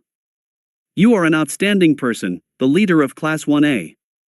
I can assure you that people will not be just looking at your performance today. They will see the rising hero to be with a powerful, versatile quirk, and they'll want to reach out to you. The sports festival is only one milestone that people will soon forget in favor of something else. You did your best against adversity, and that is all that matters to pro heroes watching today. The raven-haired girl sniffed, and wiped away her tears. Her deputy's words of support helped numb the pain she was currently in a little. I know it's difficult to get through loss, but this is only one battle. The greater war that will lead to greatness continues. I am confident, Yaoyorozu-san, that you will emerge victorious. Akatani allowed a small smile, which encouraged Yaoyorozu to smile too, albeit a bit wobbly. I get it, Akatani-kun. I understand. Do you feel better now? I do. Thank you for keeping me steady. No worries, let's get back to the stands. The pair returned to the 1A seats. Kaminari and Jairu were, naturally, worried for their class president, but Yaoyorozu reassured them that she was going to be fine, wiping away the stray tear from her eye. So what's the next match, guys? Kirishima versus a guy from 1B, Tetsu, if I'm not wrong, Jairu replied. Their quirks are virtually the same, Akatani remarked. This match might be the most boring. Indeed it was. Both Kirishima and Tetsu were evenly matched, right down to their fighting styles and execution of blows. What started as a seat-edging duel slowly dragged into a repetitive free-for-all with no indication of a contestant gaining the upper hand over the other. Akatani could see plenty of bored faces and lost attention as the two slugged it out, eventually dealing each other one final, exhausted blow virtually at the same time. Both then crumpled to the ground, ending the match in the first ever dead heat. Midnight eyed the two fallen students, proclaiming, both contestants are unable to continue. A tiebreaker will be decided to determine who gets to progress to the next round. But first, to you Yamada. Thank you Kayama. Present mixed voice cut through the air, as both Kirishima and Tetsu were carried out of the field. Well, dear listeners, we've now arrived at the final match of the first round. Already, the numbers are whittling down faster than Shoyuta is able to finish his juice packs. Akatani could almost hear his homeroom teacher sigh in the background. Now without further ado, let's meet the contestants. A loud metallic rumble echoed. Coming out of the east gate is the girl who is defying gravity and not letting anyone pull her down, Uraraka Ochako. Followed by another. And coming out of the west gate is unstoppable king of explosions, Bakugo Katsuki. Who do you think will win? Kaminari asked. My hunch is on Bakugo, but Uraraka will put up a good fight, Akatani replied. Those sitting around him did not miss how cold the purple-haired teen had become. While there had been warmth when he was comforting Yaoyorozu, everything had frozen over with the announcement of his sworn enemy. I want a fair match. Midnight raised her cat o'9 tails, contestants at the ready, and began. Screaming bloody murder, Bakugo let rip several explosions to intercept an advancing Uraraka. Again, dear listeners, Bakugo isn't holding back. Present mixed voice could be heard over the din. Using the resulting dust clouds kicked up by the explosions, Uraraka moved stealthily to catch Bakugo off guard. But years of training with his quirk had sharpened the spiky-haired blonde of noises other than explosions around him. Just as Uraraka was about to lay her hand on his back, Bakugo had turned on her, setting off another large explosion to throw her back. Uraraka had barely hit the ground when another series of explosions threw her about like a ragdoll. Amidst the din, Akatani could hear disapproval from others in the stands. What is he doing? Is he trying to kill her? This is too much. Akatani really hoped that Bakugo was able to gather whatever little restraint he had to not murder a classmate. Even Midnight had the same thoughts, Bakugo. Murder will be dealt with to the fullest extent of the law. Not if round-faced dodges, the explosive blonde could be heard snarling over the noise. Akatani facepalmed. Bakugo was seriously not helping his case here. Rather scraped up by the near-constant barrage of explosions and hitting the ground, Uraraka realized her time was limited. She needed to act now if she stood any chance of using her quirk on Bakugo. Standing her ground, Uraraka stretched out her hands and pulled gravity towards her. The piles of rubble wobbled. Piece by piece, large and small, they began to rise and levitate towards her. Ignoring the beginnings of bile starting to rise from her stomach, Uraraka continued pulling, until she was completely surrounded by pieces of rubble like planets orbiting the sun. Grunting, she began tapping the rubble, making them rise upwards. And with a loud release, she cancelled her quirk, sending the rubble hurtling down towards Bakugo. Seeing him flinch for the barest moment, Uraraka dashed forward, despite her injuries, to lay her hand on the explosive blonde. She didn't expect the earth-shattering explosion to send her, and the rubble, flying backwards, though.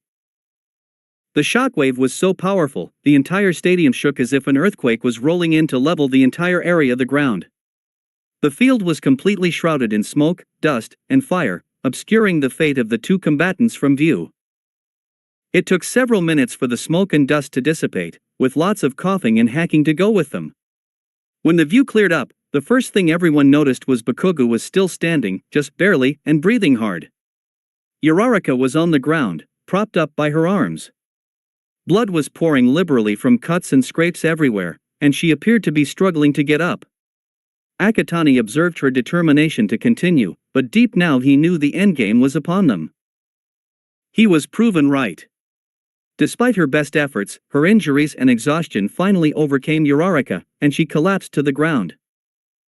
Midnight raised her cat o' nine tails again. Uraraka Ochako is unable to continue. Bakugo Katsuki progresses to the next round. Akatani pointedly did not join in with the applause. Damn, even in front of the entire nation, Bakugo doesn't hold back towards showing off his monstrosity, Kaminari whistled. And that, dear listeners, marks the end of the first round. We will break for a 15-minute intermission to stretch our legs, empty our bladders or butts, and allow for the field to be repaired. But first, the pairings. The giant screens flickered to life with a set of names. Group A, Akatani Makumo vs Todoroki Shudo. Group B, Shiozaki Ibara vs Hatsum Mei. Group C, Ashido Mina vs Tokoyami Fumikichi.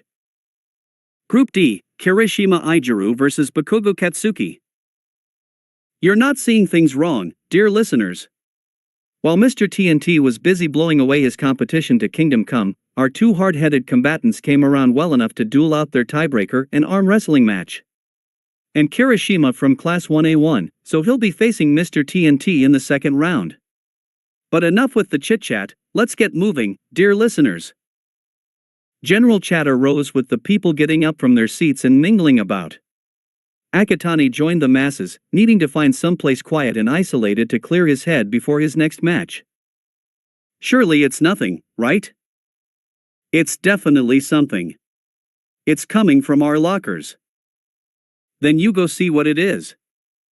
No way. You should go. You know how terrified I am of rats. Akatani chanced upon an unexpected sight before him. A pair of female students, he didn't recognize them, perhaps they were from the general education department, were standing outside one of the female locker rooms, talking between themselves and glancing inside furtively. May I help you too? The two girls turn in synchronicity towards Akatani. We need to get some things from our lockers, one of them spoke first, but then we discovered several lockers were left open, and we heard noises from inside one of the closed ones. We don't know what's making the noises, the other continued, but it is big enough to rattle the lockers and it seems to be taking short breaths rapidly. It unnerved us so much that we got out. A single conclusion formed itself based on the girl's testimonies in his mind, and it was far from pleasant. By all accounts, it was someone rummaging through the lockers of the female students for purposes one can only describe as nefarious. You two stay here, Akatani told them lowly, eyes beginning to glow. May I have your permission to go inside? The girls nodded, and Akatani stepped into the locker room, fists clenched with jade-colored electricity pulsing up and down his hands. A few moments of silence, then. You disgusting, motherfucking pervert. A high-pitched, squeaky scream, followed by a flash of jade light. The two girls stepped away from the doorway, as more screams, outraged shouts and electricity crackling echoed from within. The din was mixed by the lockers shaking and doors being hit open and slammed by some unknown force, and the sound of something hitting flesh hard. There were some popping noises, followed by the sound of slicing. The two girls looked down. A trail of purple liquid mixed with something crimson was flowing steadily out of the locker room into the corridor. The screams eventually died away, and so did the crackling electricity and flashes of light. The girls watched with widened eyes as a slightly ruffled Akatani emerged from the locker room, shoes stepping on the purple liquid, dragging an unconscious, thoroughly beaten up Mineta Minoru by the ankle. Blood trickled freely from gashes, bruises and scrapes all over the midget's body, especially from his head. There were a few of his sticky balls stuck to his body, most of which had bras or panties stuck fast on them. "My apologies for the hold-up," said Akatani. "He tried to escape with his loot, so I had to resort to drastic measures. I'm not sure if any of these are your undergarments though." One of the girls quickly shook her head. No, it's fine. We know who he is, and we're cool with what we have right now." "Great, now if you'll excuse me," Akatani glared at the pervert dangerously, "I have a bunch of rotten grapes to dispose of." And welcome back, dear listeners. Present mic open to cheers from the crowd. Right now we are approaching the second round of the battle tournament. We are down to the last 8, and the numbers are only going to whittle down from there. Behind the same set of metal gates, Akatani focused into his core, meditating by letting his electricity run all over his body. He needed all the mental stability he needed to tackle the coming challenge. As the gates rumbled and began to pull apart, he drew his electricity back into his core. Coming out of the east gate is the god of Jade Lightning who pulls no punches even to ignoring the bro code on not kicking a fellow guy in the manly bits, is Akatani Mikumo. Releasing a breath, Akatani strode out with a dignified aura to the starting point. Across from him, the other set of metal gates rumbled and began to open. And coming out of the west gate is the Ice King with a heart as frozen as the Arctic Circle, Todoroki Shudo. Akatani regarded his approaching opponent with outward emptiness, face carefully blank. Inside though, his emotions were stirring. He did not forget about that soap opera plot that was all the Todoroki family secrets dumped onto him in that secluded corridor. Todoroki faced him with equal emptiness. But Akatani would be lying to himself if he didn't notice those dichromatic eyes burning with a fierce determination to prove a tyrannical monster masquerading as a father wrong. This wasn't going to be easy, with the match itself and what he hoped he was going to be able to do. "I want a clean, fair match." Midnight raised her cat o' nine tails, and, begin. Akatani crackled electricity up his right hand, eyes narrowing as a barrage of ice came racing towards him at breakneck speed. Akatani crackled electricity up his right hand, eyes narrowing as a barrage of ice came racing towards him at breakneck speed. He jumped out of the way, the ice thundering past and slamming into the wall behind him. Rolling to a halt, Akatani was back on his feet in an instant. Leaping out of the way of another pillar of ice, he kick-started his electricity, and took to the air. Todoroki did not hesitate. Stepping on the ground, he created and slid up a moving wave of ice straight towards his opponent. Akatani willed his electricity into a supercharged ball, and fired it directly at Todoroki. The voltage stung against his chest, throwing him off the ramp. It was only by pulling up a pillar of ice behind that it stopped the dual quirk student from getting a concussion on the ground. Taking advantage of the momentary distraction, Akatani coalesced the electricity into another ball, this one pulsing all over. He fired it at the frozen wave, which upon contact with the frigid surface, blew apart with such immense force that the ice cracked and splintered apart, sending Todoroki tumbling to the ground. Undeterred, Todoroki slammed his hand on the concrete, a giant spike of ice bursting out and rising straight towards Akatani, who first dodged, then sent a charge of electricity down the spike in return. It managed to hit Todoroki's hand, momentarily paralyzing his arm. The exchange dragged on for several minutes. Todoroki would attempt to catch Akatani off guard with his ice, but the latter will dodge fire electricity back in retaliation, and vice versa. Just like the match between Kirishima and Tetsu, it was quickly becoming a stalemate with no clear advantage for either combatant. What's with this back and forth? Present Mike complained over the sound of battle, we need more action. Akatani thought to himself as he dodged another wall of ice, Todoroki isn't going to let up until the very last moment. I have to try to at least make my intentions a bit more clearer. Swerving around a wave of icicles, Akatani fired 2 flashes of electricity at Todoroki's left side. Both hit, forcing the latter to stop his attack to grab the paralyzed area, pressing some ice onto it to shock off the numbness. Akatani shot another electric ball at him to throw him off. Todoroki grunted against the stinging pain, but showed no change in his demeanor. He continued to use his ice and sweeping, long-range attacks against Akatani, hoping to catch his airborne opponent off guard. Akatani clicked his tongue. It seemed that Todoroki still hadn't gotten the message. Fine, time to switch tactics. Swooping down until he was barely a foot over the field, Akatani shot towards Todoroki. Swerving and dodging around the ice trying to intercept him, he was upon his opponent in seconds. Electricity crackled into a ball in his palm, and just when it seemed that he was about to collide with Todoroki, he swerved upwards, releasing the ball at close quarters on the latter's left side. The sting and numbness was stronger this time. Todoroki hissed, falling to his knees as his left side spasmed. Akatani did a somersault in the air, throwing another flash of electricity that hit the right, making Todoroki crumple to the floor as pain overtook his nerves. The purple-haired teen came to hover in front of his dual-quirk opponent, as he slowly picked himself up from the ground, sensation returning to his body as he rose. Akatani noted that even though Todoroki was able to move now, his right side was quivering. It's not just my electricity, it's from his ice too. You're trembling, Todoroki-kun, Akatani stated almost tonelessly, you're beginning to overuse your ice, pushing your right side closer and closer towards the limit. And when you go over your limit, your body starts to shut down, unable to regulate the constant drops in temperature. Todoroki gritted his teeth. Akatani continued, you could end up hurting yourself, or worst case, die. Tell me, Todoroki-kun, why do you want to go to such extremes?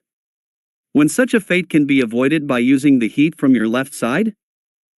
He could see the flash of anger in his opponent's eyes.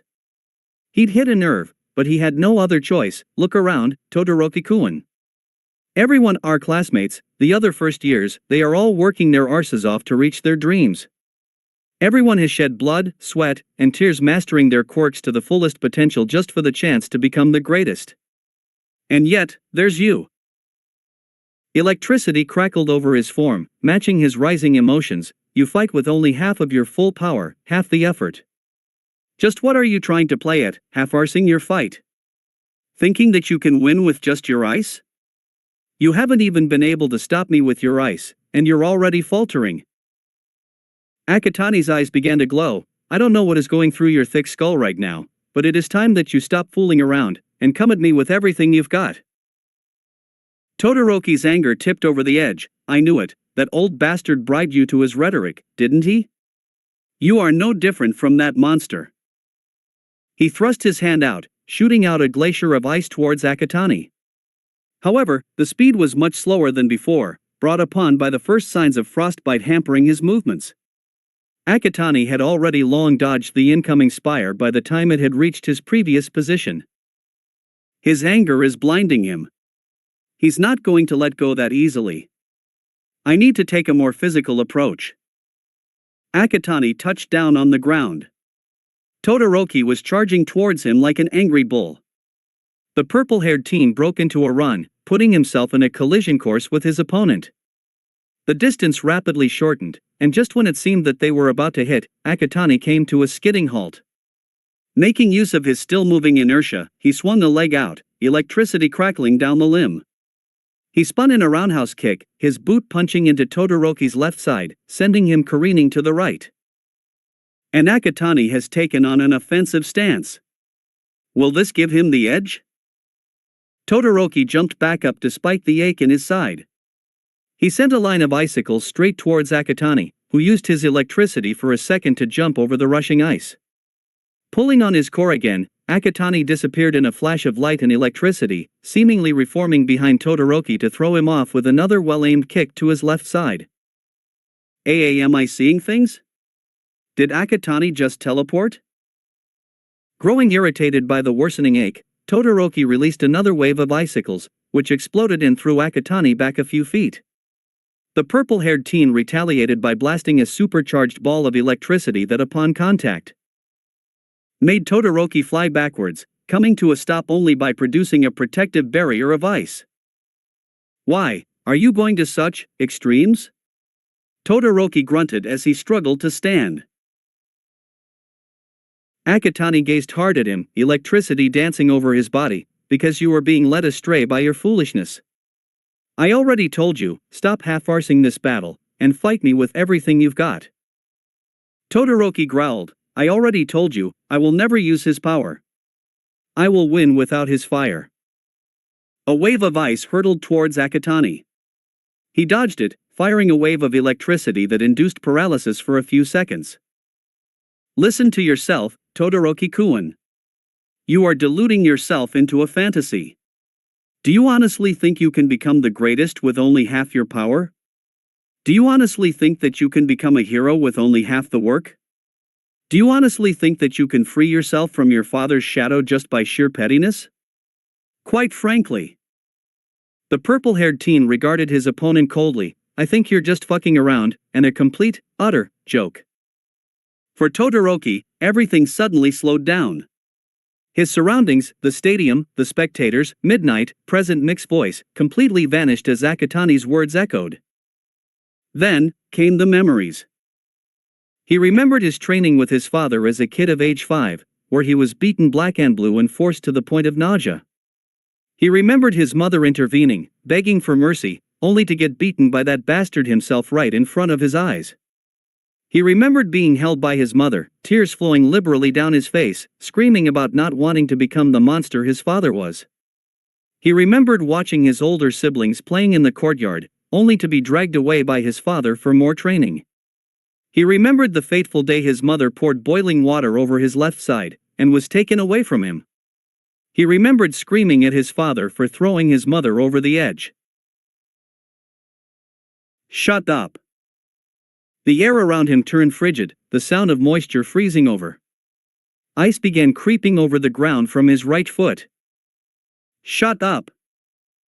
There was a bright flash of light, and the ground shook.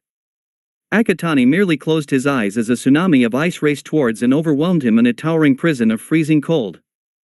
The glacier rivaled the one used to defeat Zero several matches prior, rising and jutting high out of the stadium to the point that news helicopters covering the festival could clearly film it for display throughout the entire country. Todoroki took deep breaths, the adrenaline from his outburst rushing out of him, leaving his body slightly tilted. He lifted his head, gazing upon the colossal glacier in front of him, the climax of several hours of anger, hate and cold-blooded determination to defy the monster watching in the stands. He released an icy breath. "You don't know anything. You are just an outsider. You don't know the pain that bastard has done to me and the people I love. You don't know the evil he embodies. You don't know my right to deliver justice for those he destroyed. You know nothing." Todoroki crumbled to one knee on the ground, energy spent.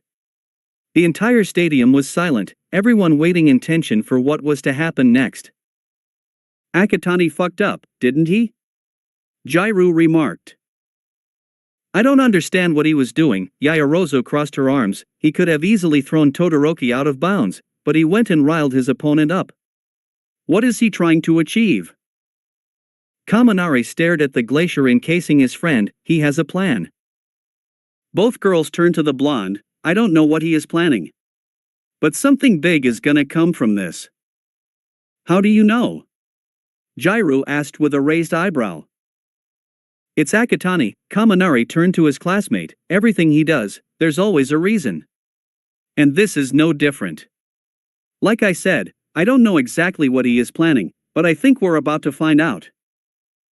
Both Jairu and Yaoyorozu stare at the blonde for another moment, before turning their attention back to the field. Midnight stepped down from the dais, and walked over to the glacier.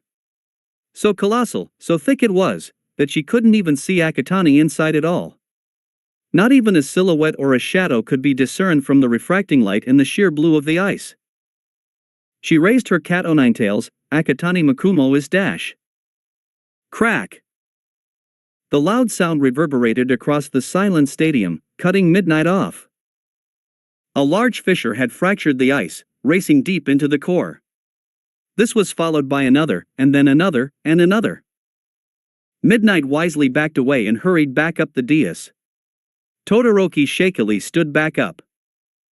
The ground began to shake, as more cracks began tearing the glacier apart. The roar of ice splintering was almost deafening, made more so by the sound of electricity crackling wildly, long arcs dancing over the crumbling glacier. There were loud crashes as pieces of ice broke off from the main structure and collapsed to the ground, kicking up dust and flurries of snow. Beams of jade light was shooting out of the fissures in all directions, growing brighter and brighter. Until, in one split second, the glacier exploded. Once again, a blinding light enveloped the stadium, forcing everyone to duck away and shield their eyes. It took several seconds for the light to dim enough for anyone to see properly without permanently destroying their retinas. The air was glistening with tiny ice crystals that seemed to suspend for a moment, before raining down onto the field and the rest of the stadium in a beautiful shower. Amidst the downpour, stood a figure completely surrounded by crackling bolts of electricity. His exposed skin was flushed from the frigid temperature, each breath he took coming out as a condensed cloud of mist. His Lichtenberg scars glowed with an unearthly jade. The figure slowly raised his head to line with his opponent. His eyelids lifted, exposing glowing jade irises that were aflame with pulsing energy. "You're right, Todoroki-kun, I don't know anything." Holy shit. Akatani just destroyed a glacier like it was nothing. Can literally anything stop him? The purple-haired teen took a step forward, his footstep crackling with electricity. "I don't know your circumstances.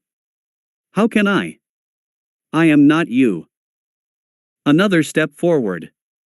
The dual-quirk combatant made no move to attack. "I don't know what you went through. I don't know what the pain of being abused, beaten down, and crushed by the one who was supposed to care and love you must feel like. I don't know your desire to right the wrong committed against you and your loved ones for over a decade. There is no way I can fully begin to comprehend the hell you went through to arrive at this point." Akatani came to a stop.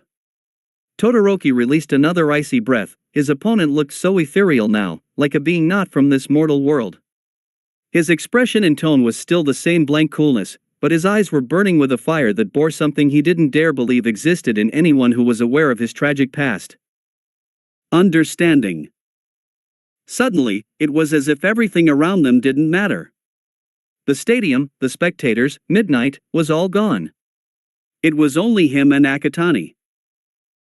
"I don't know a lot of things about you, Todoroki-kun," the purple-haired teen continued, "but if anything, there is one thing I know about you that is undeniable."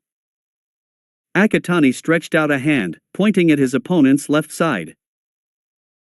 "That fire that you so vehemently rebel against, that which you associate with that monster who has destroyed everything that you loved, that you see as a symbol of evil that needs to be fought and vanquished, is not anyone's to own. It is yours, Todoroki-kun." The bicolored-haired teen flinched, breath hitching. "The fire doesn't belong to your father. It belongs to you, and only you. It is your power, Todoroki-kun," Akatani continued. "You may have inherited it from that monster, but it is ultimately yours to wield." His pointed finger slowly turned into an outstretched hand. Todoroki's heart began to ache. A single memory, buried so deep under years of pain and agony, began to resurface and play before his eyes. It was a quiet moment, spent between him and his mother while his father was away on hero duties. They were watching the news broadcast of All Might saving civilians from a villain attack. He remembered being transfixed to the screen, watching in awe as the #1 hero pulled survivors out of the rubble, declaring his famous catchphrase, "I am here," to the camera. His mother was by his side, idly running her fingers through his dual-color hair. "You see that?" He remembered her asking him, "You want to be a hero like All Might too, huh?" The younger him nodded, not taking his eyes off the screen. "I want to become like All Might when I grow up." He remembered the warmth in his mother's voice, her words eerily echoing what Akatani was telling him in the present. "You are not a prisoner of your own blood, Shuto/Todoroki-kun. You decide what you want to become." His breath hitched, emotions rising as tears began to trickle from his eyes. Little wisps of steam began seeping from the left side of his face, growing bigger and faster as the flow of tears rose into a flood. Sparks and embers joined the steam, his emotions rupturing and bursting forth in an explosion of liberation. And with one loud cry, fire erupted from his left side, rapidly expanding into a conflagration of apocalyptic proportions. Akatani retracted his outstretched hand to shield his eyes from the blistering light burning in front of him. The heat was intense, melting away any trace of ice that remained in an instant. Akatani could literally see the air around them become visible, pulsating wildly. Sweat was already beginning to trickle down his brows. But he didn't regret it, not for a second. He had achieved what he had striven to do the moment he stepped out into the field God knows how long ago.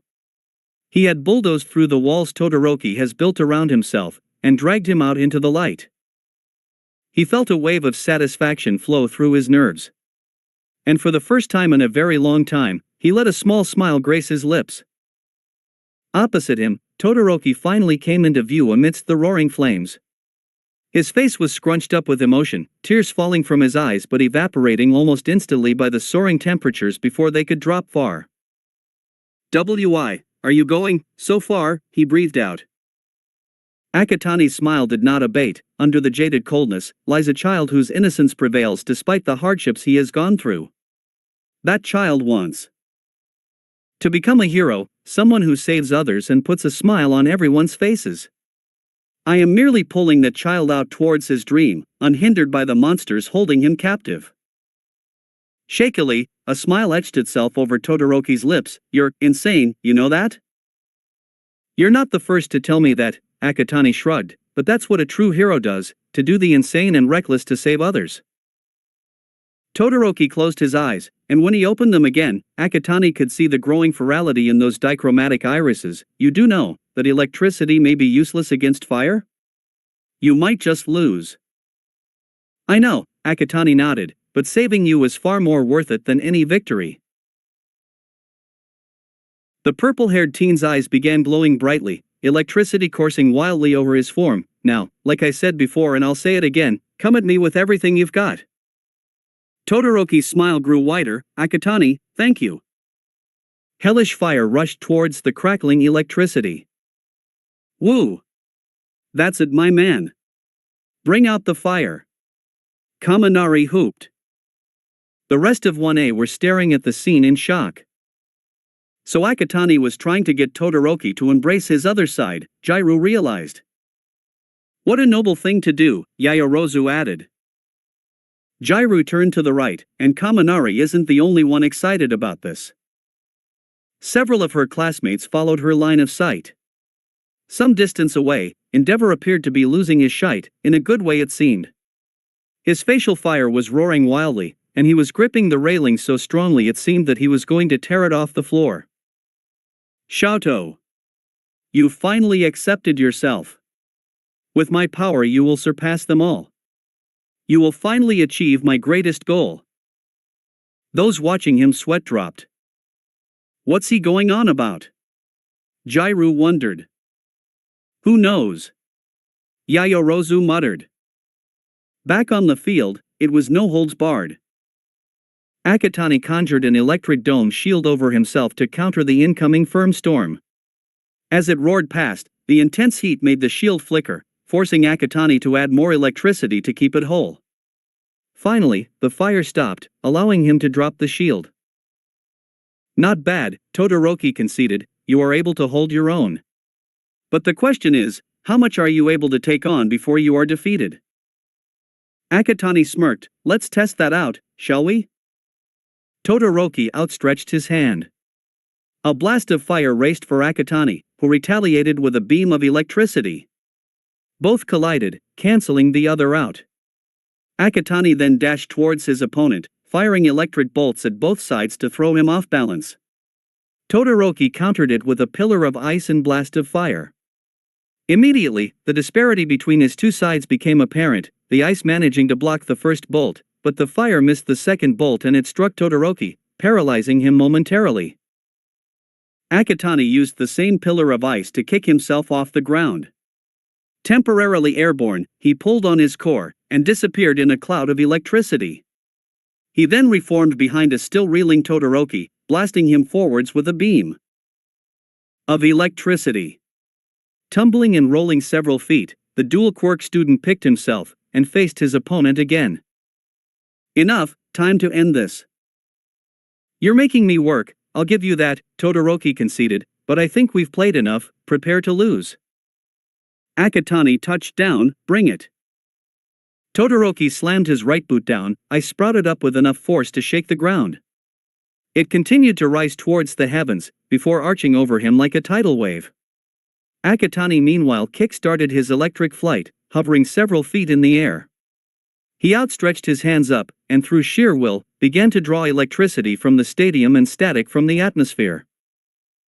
The sky and clouds began to distort, and across the stadium, light fixtures exploded. The exposed wiring had the electricity drained, hurtling towards Akatani in crackling bolts. What are they doing? Present Mike could be heard over the din, his voice distorted by the microphone circuits fluctuating. Akatani lowered his outstretched hands, letting the electricity channel into his core. A translucent sphere of light began to expand from within his torso, growing out until it completely enveloped him and continuing out by several feet. After it reached a sufficient circumference, Akatani dived towards the ground, plateauing at a height of a meter, and hurtled straight towards Todoroki. Todoroki continued growing the ice, as he raised his left hand, the first embers of fire igniting from his palm. Akatani continued to speed towards his opponent. He curled his hands together, creating a supercharged ball of electricity. He channeled the electrical energy into the ball, which began to pulse and vibrate. The more energy went in, the more unstable it became. The fire in Todoroki's palm burst into life. Akatani, now halfway across the field, continued to channel more energy into the ball, which appeared to become alive and danced around his hands. The distance closed, foot by foot. Todoroki was coming into close view already. Just a little more. His jade irises flashed over. Back at the stands, Kaminari blanched, oh fuck. Get down. Akatani unleashed the energy in the ball at once, which exploded and hurtled forwards in a blinding beam of light and electricity. At the same time, Todoroki's fire erupted into a conflagration, which flash ignited the frigid air around him from the ice. A hurricane of wind collided with the beam head-on. There was a split second of silence. Then, boom! Like the largest man-made nuclear bomb going off, a massive explosion shook the entire stadium down to the foundations. A mushroom cloud of dust erupted into the air, just as a shockwave of typhoon proportions raced outwards at the speed of a tsunami in all directions. Those who heard Kaminari's warning and ducked down with him were pushed back against the concrete steps, but otherwise protected, while those who hadn't were thrown out of the seats and sent flying backwards as the rush of wind carried them off. Midnight was flung off the dais. Endeavor gripped the railing so hard against the roaring wind that it broke off under the strain, sending him tumbling backwards. Up in the commentator's box, Aizawa and Present Mike dropped to the floor as the shockwave shattered the windows in a shower of glass. In a matter of seconds, it was over, and the dust began to fall. All across the stadium, people were groaning and coughing, picking themselves up and disentangling from one another as the dust shrouded everything. No one could see more than a few feet ahead, so confusion began setting in almost immediately. Kaminari and the rest of one joined the masses in rising to their feet, stunned by the sudden climatic escalation. What just happened? Uraraka could be heard over the chorus of voices. Fuck, that was intense. Kirishima awed. Kaminari hurried to the railing, leaning over to look for any sign of Akatani. But with the dust still lingering, the fate of Akatani and Todoroki still remained a mystery.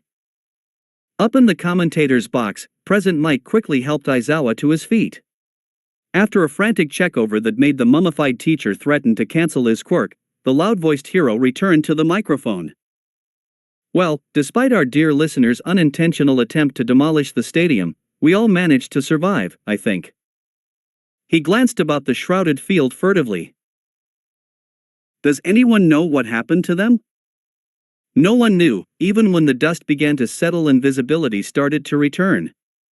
Midnight pushed herself up from the ground and limped back onto the dais, which now sported visible cracks. For several moments, no one quite knew what to do. Until, in the thinning dust, movement was spotted. Ah! Could it be? As the dust continued to settle, flashes of jade light permeated through.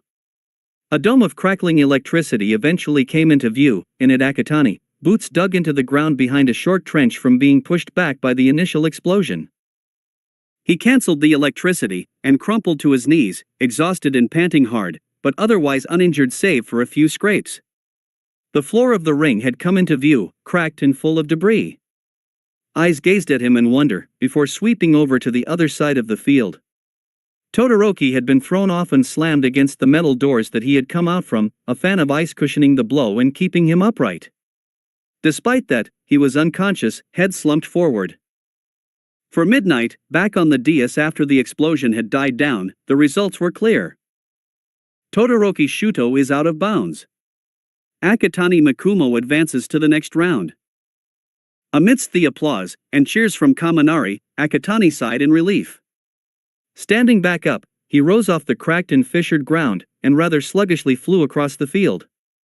Touching down to the ground outside the ring, he sauntered over to his unconscious opponent. Gingerly stepping over the ice, he gently lifted Todoroki up into a bridle carry. Kick-starting his electricity again. Akatani flew back across the field, directly towards the metal doors that he had emerged from earlier. And to end this mind-blowing match, is a show of sportsmanship that truly cements Akatani as a shining example of what a Hero Course student should be, President Mike said as the purple-haired teen disappeared into the darkness. Once inside the bowels of the stadium, Akatani came to a land on the floor. Despite feeling distinctly off-kilter, he managed a brisk walk towards the temporary infirmary. With one hand holding Todoroki up, he used the other to knock on the door, before letting himself in. The moment he was inside, he was greeted by an extremely exasperated recovery girl. You just had to dive headfirst into insanity, didn't you, Akatani? You couldn't have done things the normal way? The teen shrugged. You're the third person to tell me that, but I don't regret it. The youthful heroine sighed loudly. Just put him on the bed, and let me check you over as well. Don't think I didn't see how haphazard your flying was when you carried him. Akatani grunted. He stepped over to an empty bed, and gently laid Todoroki down on it. He then approached Recovery Girl, and sat down on the stool in front of her. She planted a kiss on his forehead, and as the effects of her quirk began to settle, he felt rather drowsy from the drain in energy. From a container, Recovery Girl fished out half a dozen gummies, and dropped them into Akatani's palm. Eat them, she told him simply, you'll need whatever energy for your next match. Thanks, Recovery Girl. I think I won't disturb you now. Yes, the elderly hero sighed, my head is all white now, if anything it will start regaining color again. Akatani almost chuckled at that, the only thing stopping him was knowing that he was the cause for that statement. He threw the gummies into his mouth, chewed and swallowed them at one go. He felt some energy return to his body, but he still felt sluggish overall. Perhaps draining electricity from the stadium will do him good. Bidding Recovery Girl farewell, Akatani departed from the infirmary. Trudging through the hallways, he returned to his class locker room. Going to his locker, he opened it, and rummaged through his belongings for a bit. Pulling out an electric plug and a USB cable, he closed his locker and headed for the exit, mindful to step over the trail of purple liquid mixed with crimson that was leaking from a lower locker and spreading all over the floor. Now where can I find an outlet? Akatani had been traversing the corridors for a while now, and so far he had yet to find a single power outlet that he could exploit to recharge his electric reserves. It was kind of frustrating, since the stadium was a huge building, and a building should have power outlets lying around. He wondered if the author was just messing with him, or if they were somehow preparing him for another event that had a significant impact to the story he was currently in. Akatani turned round a corner, only to come face to chest with the number 2 hero, Endeavor. Yeah, he would really like to curse the author for jinxing him, for the nth time. Yes? What can I do for you, Enduor? The flame hero started. What, did you just call me? Isn't that your name? Enduor? What's the matter with me calling you by something so fundamental? Akatani raised an eyebrow. The facial fire seemed to explode. Listen, boy. You may think you're quite clever, but I demand respect dash. I know I'm clever, Akatani interrupted. That's why I know you don't deserve a single ounce of respect from me, you flaming piece of rotten sewage. Endeavor looked ready to incinerate the smaller teen to ashes, but he visibly steeled himself, releasing one loud breath. Anyway, I've been looking for you. That doesn't sound reassuring, Akatani crossed his arms, and for the record, I am not into older, married men. Endeavor spluttered. Before composing himself, Shuto was supposed to be my ultimate creation, to one day rise to the top and overthrow All Might. He dash. Todoroki-kun already told me that, Akatani interrupted again, and honestly? I find it disgusting, living out your fantasies through your own child. Endeavor growled, continuing nonetheless, Shuto is supposed to be the ultimate weapon, but you disgraced him out in the field in front of the entire country. You dash. On the contrary, I didn't disgrace Todoroki-kun, Akatani refuted, I saved him, from you. That silenced the number 2 hero, allowing the teen to continue his scathing diatribe. Already your very appearance strikes terror in just about anyone unfortunate enough to cross paths with you, and by that I mean innocent bystanders. And that is before I go into your abhorrent attitude and personality that makes me wonder how you even got your license. Furthermore, I know every single skeleton hiding in your closet, courtesy of Todoroki-kun. How you abused your children and your wife, destroyed their lives, all for the sake of your fucked up pride over a fucking title. As far as I know, you are no hero. You are the epitome. Akatani's eyes flashed, of what a villain is. Endeavor's facial fire exploded, you insolent brat dash. The teen's lightning-quick reflexes caught the fist before it could destroy his jaw, though that was also partly due to the older man's surprise. Somehow, I'm not surprised that you resorted to violence, even against a student who was merely speaking the truth. Speaks wonders about your lack of restraint. Akatani discharged some electricity into his hand, forcing Endeavor to pull his fist back from the paralyzing shock. It is individuals like you that tarnish the title of hero. You think that just because you have a powerful quirk, everything must bend to your will, irregardless of the innocent lives you destroyed in your wake. But you take advantage of society's selective blindness towards heroes and flashy quirks to hide your sins, and present a false image to the unsuspecting.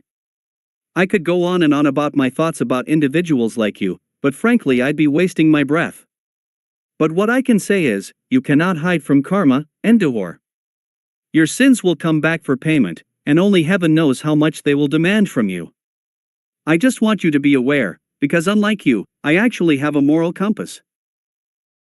Akatani didn't bother with a parting bow, just pushing past the silent hero to continue his search for a power outlet. He stopped when Endeavor's voice reached his ears.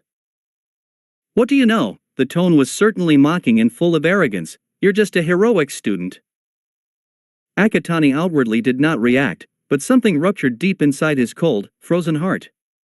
A darkness, full of vengeance and malice, spread in a miasmic cloud over his core and soul. He turned his back to gaze at the number 2 hero, jade irises glowing and electric bolts crackling out from the pools of warning. I may be just a student, but I'd still suggest you watch your back, Enduor. Karma likes to bide its time for the best moment before it strikes. With that, Akatani turned away, and continued down the hallway, leaving behind a silent Endeavor in his wake. I swear to everything that is holy, if I can't find a power outlet in the next minute, I will short-circuit every single light fixture I encounter until I find one. If Akatani wanted to exaggerate, he'd say that he had already covered half the stadium, and he still had yet to find a single outlet. And with his confrontation with Endeavor using up more of his remaining energy, that threat to cause collateral damage was becoming increasingly likely. But the author decided to be merciful to their protagonist. Just as Akatani turned a corner and entered another inconspicuous corridor, his eyes zeroed in on a single power outlet, rather dusty from lack of use, but just what he needed. Fucking finally. Sitting himself down beside the outlet, Akatani pushed in the plug and attached the wire. Sticking the other end into his mouth, he flipped the switch, and began draining the electricity from the wiring. The corridor lights flickered, slowly at first but quickly gained speed as the circuit was disrupted. Akatani felt himself slowly become more energized, but he had to admit that it was a bit on the slow side, not like the quicker bursts from a power bank. He didn't know how much time he had until his next match, but he needed all the electricity he can hold, and more, to get through the next rounds. There you are. Akatani looked up down the corridor. Kaminari ran up to him, out of breath. He released the USB cable from his mouth. Oh, hey. Don't you oh hey me. Kaminari cried between breaths, I've been looking for you left, right and center. In fact, the only reason I managed to locate you at all was by following the corridors that were in blackout or had their lights flickering madly. Akatani blinked, sorry.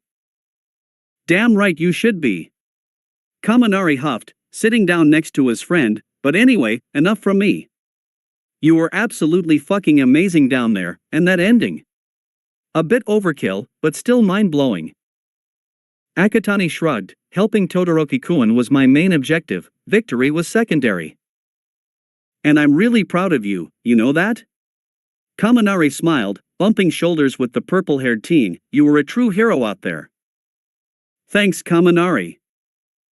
The blonde beamed, and the two friends lulled into a comfortable silence for a few moments. Akatani had put the wire back into his mouth and began draining the electricity again.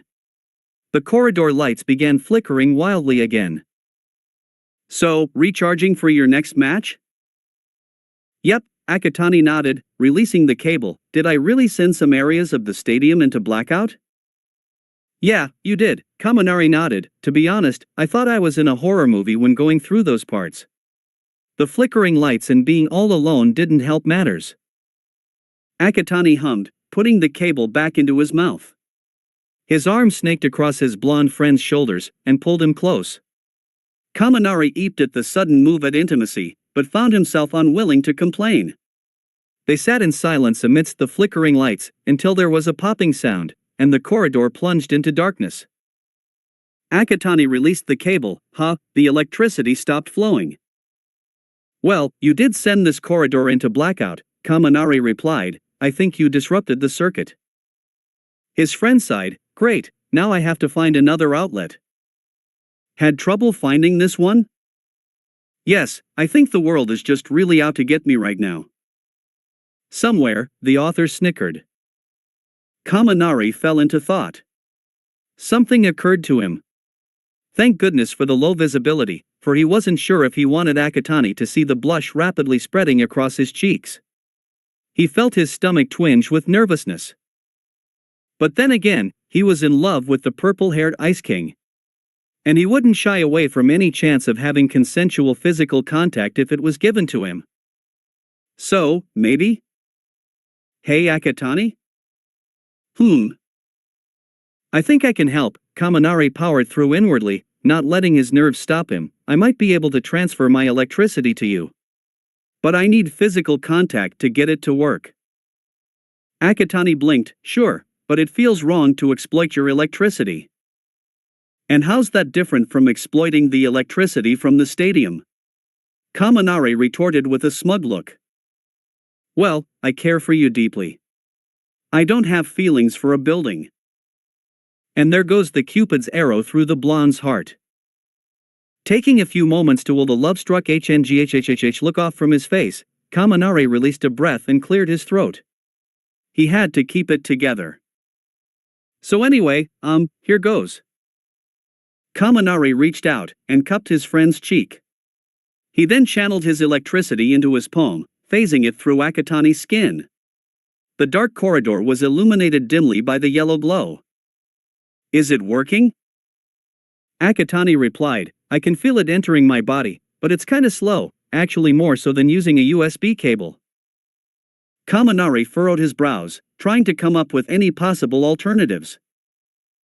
Actually, I think there's a better way, Akatani quipped, but please tell me if you're uncomfortable with it. Oh? The purple-haired teen took his friend's crackling hand and guided it over his lips. Kaminari's fading blush reignited the moment the lips kissed his palm. His heart began to thunder as Akatani pulled away, hovered over his palm to different spots, breath fanning over the skin before pressing his open lips down again. Kaminari faintly felt his electricity being absorbed, the sensation dulled by his mind racing from the initiation of such soft intimacy. He unintentionally lost control of his electricity, but instead of frying his brain as it normally would, it shot out of his palm into Akatani's lips. The glow enveloping the two friends grew brighter until it illuminated the corridor. The crackling grew louder, to the point it completely blotted out any other sound from the surroundings. But despite that, the blonde was able to hear his friend amidst the din. "I think I've reached full capacity." "Thank you, Kaminari, your dash." Whatever he wanted to say after that, however, was interrupted by flashes of jade electricity. They sat there, unable to move, as jade and yellow intermingled into a blinding light that pulsated erratically. The corridor started to tremble, getting progressively stronger as if an earthquake was rolling through. Then, there was a loud noise, and the light seemed to explode into a burst of electricity, throwing the two friends back away from the other slightly. The tremors subsided, and the darkness slowly returned as the light faded. Despite the blowback, Kaminari quickly recovered. He stumbled over to Akatani. "Oh my god, are you okay? Are you hurt anywhere?" The purple-haired teen slowly sat up, wincing slightly. "I don't think so." The blonde helped his friend to his feet. "Akatani, what the hell was that?" "I think our electricity came into contact with one another, causing a buildup of energy that exploded." "Can electricity do that?" "I've seen my electricity do a lot of things," Akatani surmised, "but mixing with someone else's electricity and reacting violently? That's something I can honestly say I've never experienced before." The question was ultimately left unanswered, but that didn't stop the two friends from discussing it as they departed the corridor, with Akatani hurrying back to retrieve the plug and USB cable a few paces out. Back in the Class 1A stands, Akatani and Kaminari reclaimed their seats. "Where were you two?" Jairu asked with a raised eyebrow. "Recharging," Akatani replied. "So what did we miss?" "Ashido-san and Tokoyami-san's match. Tokoyami-san won, Yaoyorozu supplied, but Kogu-san and Kirishima-san are having their battle now." Akatani turned to the field. Bakugo was going all out with his explosions, while Kirishima was holding his own with his hardening quirk withstanding the bursts of fire and noise, and getting through a few punches that threw the blonde off. Like the redhead's previous match with Tetsu, it had stagnated into a stalemate. "What's with the dancing around each other again?" Present Mike could be heard complaining. "Haven't we had enough of that already? Where's the strategy and action? The trump card? Anything?" Akatani's line of sight zeroed in on Bakugo. His sharp eye and discerning mind deduced that that was what the explosive Pomeranian was trying to do: pick out a weakness in his opponent's defense and exploit it until he emerged victorious. Bakugo released an explosion at close range, but again, it was blocked by Kirishima's hardening. Dodging a kick, the explosive blonde quickly let rip another explosion, leaving his opponent no time to dive out of the way. Kirishima was thrown backwards, his hand flying to his side, which was turning slightly crimson. That was it. The trump card Bakugo needed. Screaming bloody murder, the explosive blonde threw one explosion after the other at Kirishima. The redhead was able to block the first one, but the subsequent bursts of fire, the shockwaves and the intense heat forced him to drop the hardening. After which, there was nothing protecting from being thrown about like a ragdoll, flung up into the air, hitting the ground.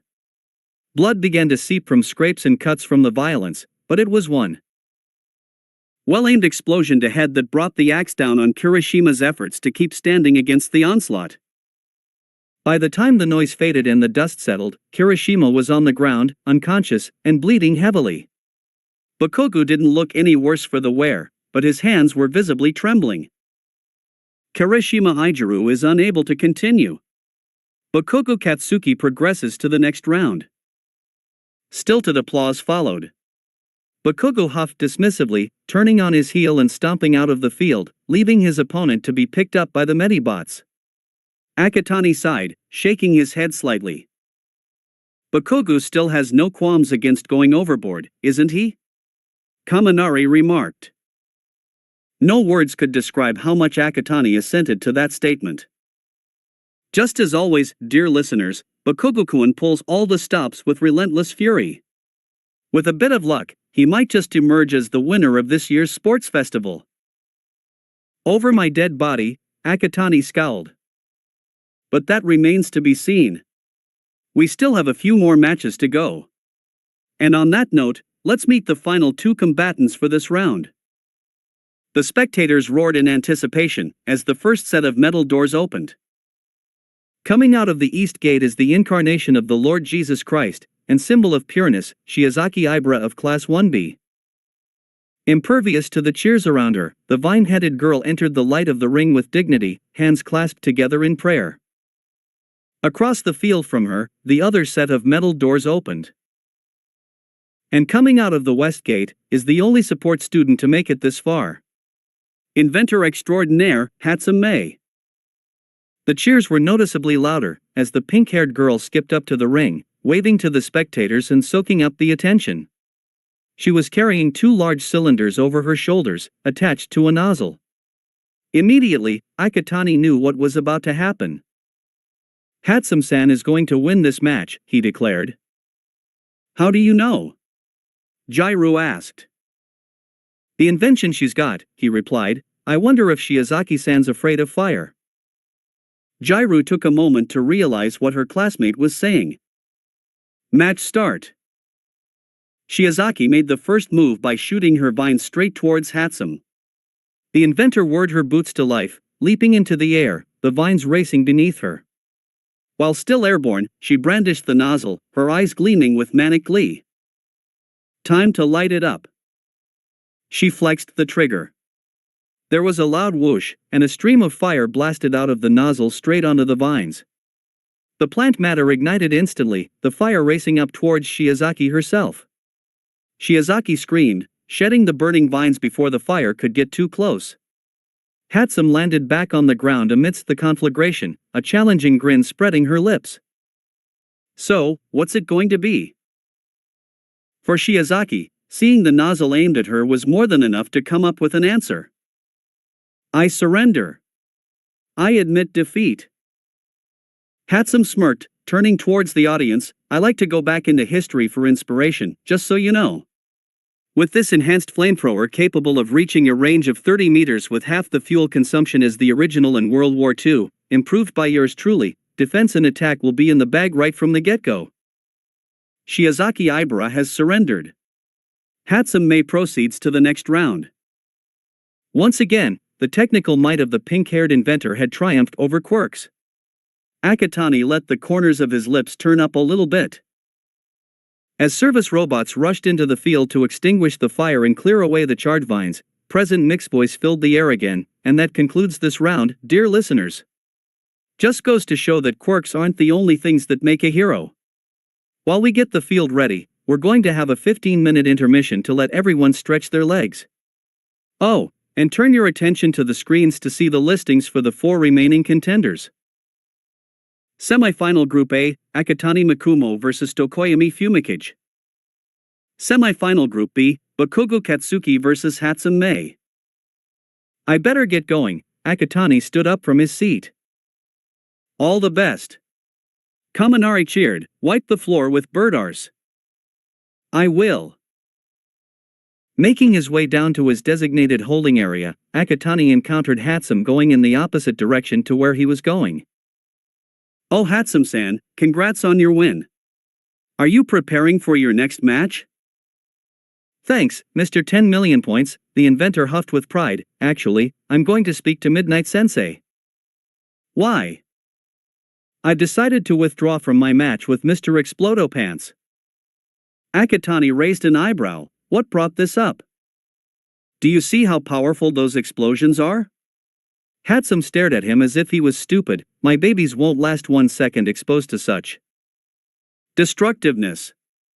That is something I am not willing to put my hard work through, to see them reduced to shrapnel before I get blasted to the heavens. Akatani fell into thought. You make a good point, but I don't think you should just throw in the towel just yet. Oh?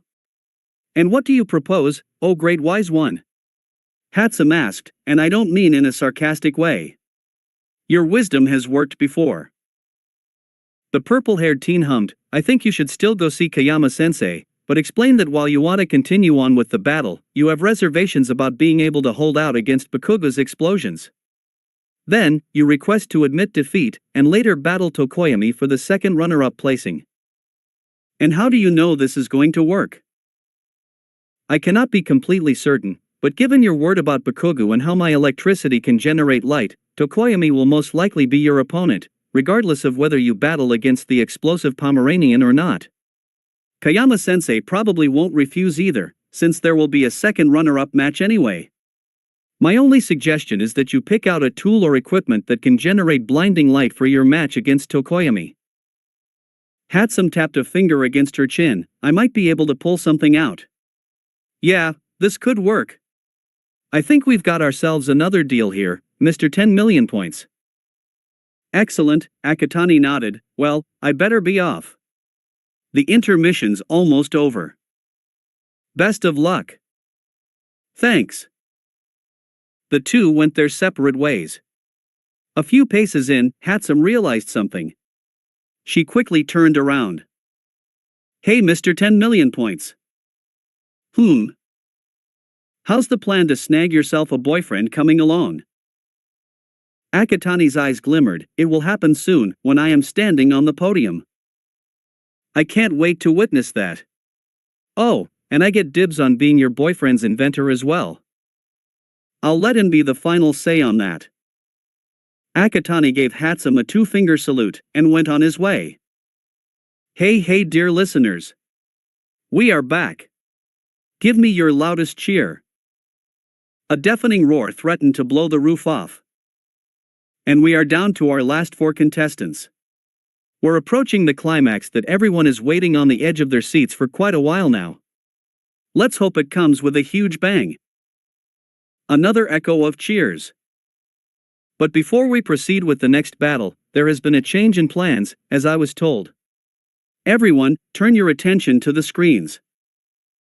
The giant screens flickered to life, playing a video feed of Hatsum in conversation with Midnight. The inventor was following Akatani's advice, explaining her reservations about facing Bakugo. You see, Kayama-sensei, I'm always ready to go all out with guns blazing. But I pick my battles, I fight smart. I know when the outcome is worth the effort. And knowing the explosive Pomeranian, it's not worth it. He will stop at nothing until I am a bloody pulp on the ground and my precious babies are just bits of metal and scrap.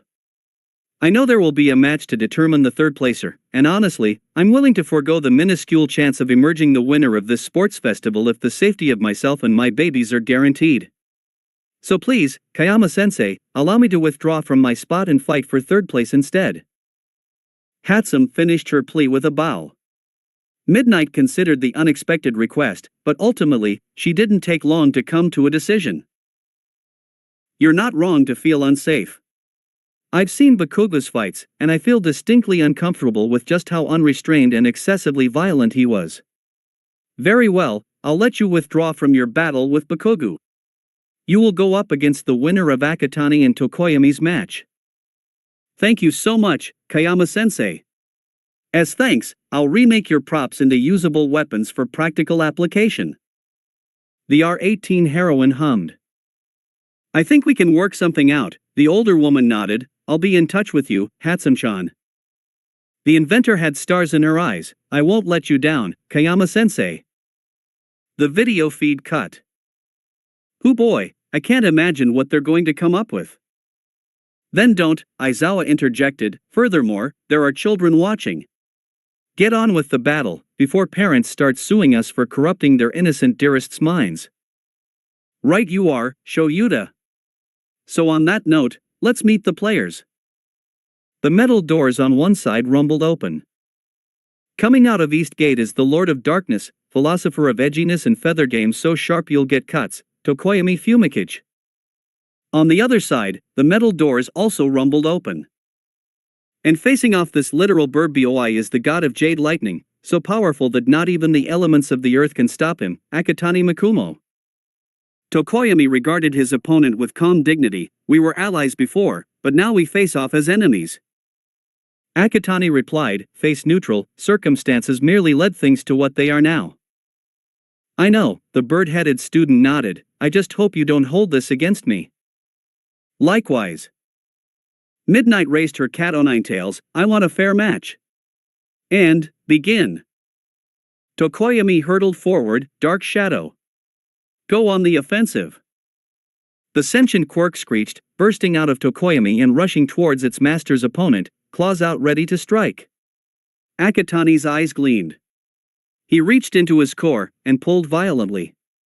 A blinding light not unlike the first one during his match against Shinso exploded across the stadium. Dark Shadow shrieked in agony against the searing aurora, retracting back into its master to hide. Tokoyami himself skidded to halt to shield his eyes from being burned away. It was a distraction that proved his downfall. Akatani reformed back into his body, and while his opponent was still reeling, flew across the field, electricity pooling into a ball in his hands. At the right size and volatility, Akatani fired the ball straight at Tokoyami, who had no chance of dodging it. Punching right into his stomach, the ball continued its movement, sending Tokoyami flying out of the ring. Akatani cancelled his electricity, coming to a landing. Tokoyami Fumikage is out of bounds. He will participate in the third-placer match. Akatani Makumo progresses to the final round. Amidst the applause, Akatani rushed off the field towards his classmate. Are you all right? He held out a hand. Tokoyami took the offered help. I'm fine, just a little sore and scraped up. Akatani pulled his classmate to his feet. You beat me fair and square, Akatani, Tokoyami spoke up. I was at a disadvantage. This doesn't mean anything in the long run, Tokoyami, the purple-haired teen interjected. You're going to reach amazing heights. That brought a small grin to the bird-headed student's beak, as would you. Good luck with your match against Bakugo, it's going to become one huge banquet of madness. Thank you all the same. Midnight strolled up to the two classmates. Everything okay? No hard feelings? Yes, Kayama-sensei, they replied together. Splendid, the R18 heroine smiled. And how are you feeling now, Tokoyami-kun? None the worse for wear, he shrugged. That's great to hear, Midnight nodded. It's been decided that the next match will be for third place. Yamada wants to save the final match to the end to, quote, build up the suspense. She made finger quotes here. I think it's just dramatics, but you're up for another match. I understand, Kayama-sensei, Tokoyami nodded. What do I do then? Akatani asked. You'll join me on the dais until the match is over, Midnight instructed. Yes, Kayama-sensei. Alright then, the older woman clapped her hands together. I think we're all set. Take it away, Yamada. Thanks, Kayama. So without further ado, let's bring out Hatsune from the support course. The doors that Akatani had come out from opened again. The pink-haired inventor stepped out into the light, once again soaking up the cheers and attention with glee. Tokoyami took his place opposite her, and Akatani followed Midnight up onto the dais. The purple-haired teen spotted the augmented pot shotgun Hatsune used to take Ida out in a holster by her waist, and in her hand, something that looked like an old camera flashbulb from the 20th century. He could already picture how this match will turn out. So, Mr. Edgelord, I hope you're ready to face my babies. Tokoyami turned to Akatani. Edgelord? She gives nicknames to everyone, he replied back, just accept it. The bird-headed student blinked, before returning back to face his opponent. I want a clean match. And, begin. Tokoyami sprinted towards Hatsune, who showed no sign of moving. Dark Shadow, again with the offensive attack. Even the emergence of the sentient quirk did nothing to abate her. She did, however, raise the old flashbulb, and pressed a button.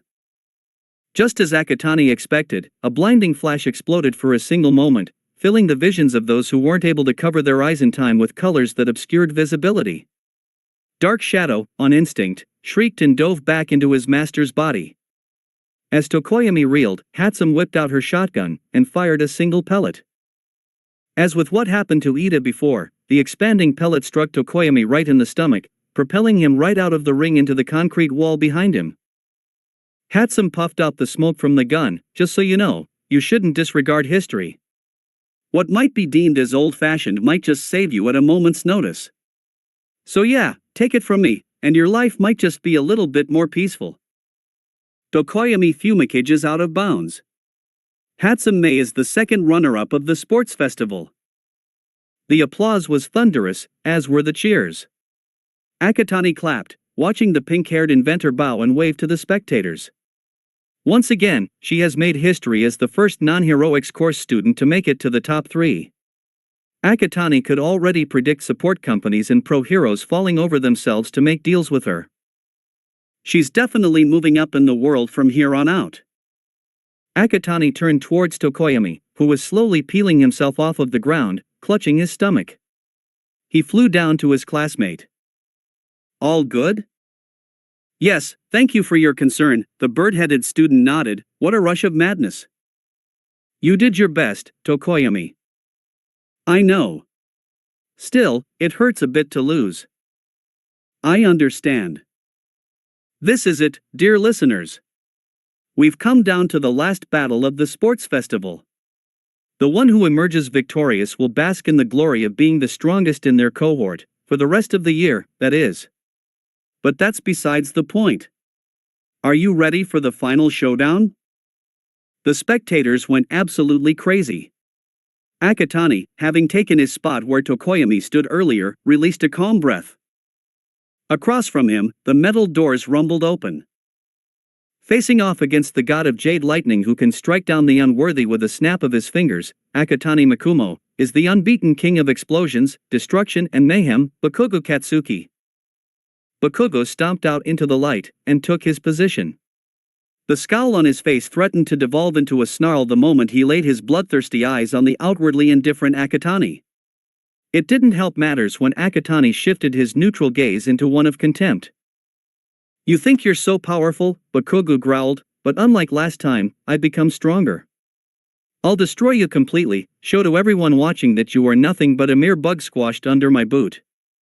I'll show you that I am the best, and I will come out victorious. Akatani didn't deign to give him a verbal response, merely rolling his eyes, which infuriated Bakugo even more. I will emphasize this right here and now, I want a clean match. I can and will intervene if either one of you decide to cross the line and actually sought out to physically injure your opponent beyond what is considered acceptable. Midnight made clear, though Akatani knew this was more aimed towards Bakugo. And he also knew that the warning will be disregarded by the explosive Pomeranian. Well, he can't just let that son of a whore do whatever the hell he wants, could he?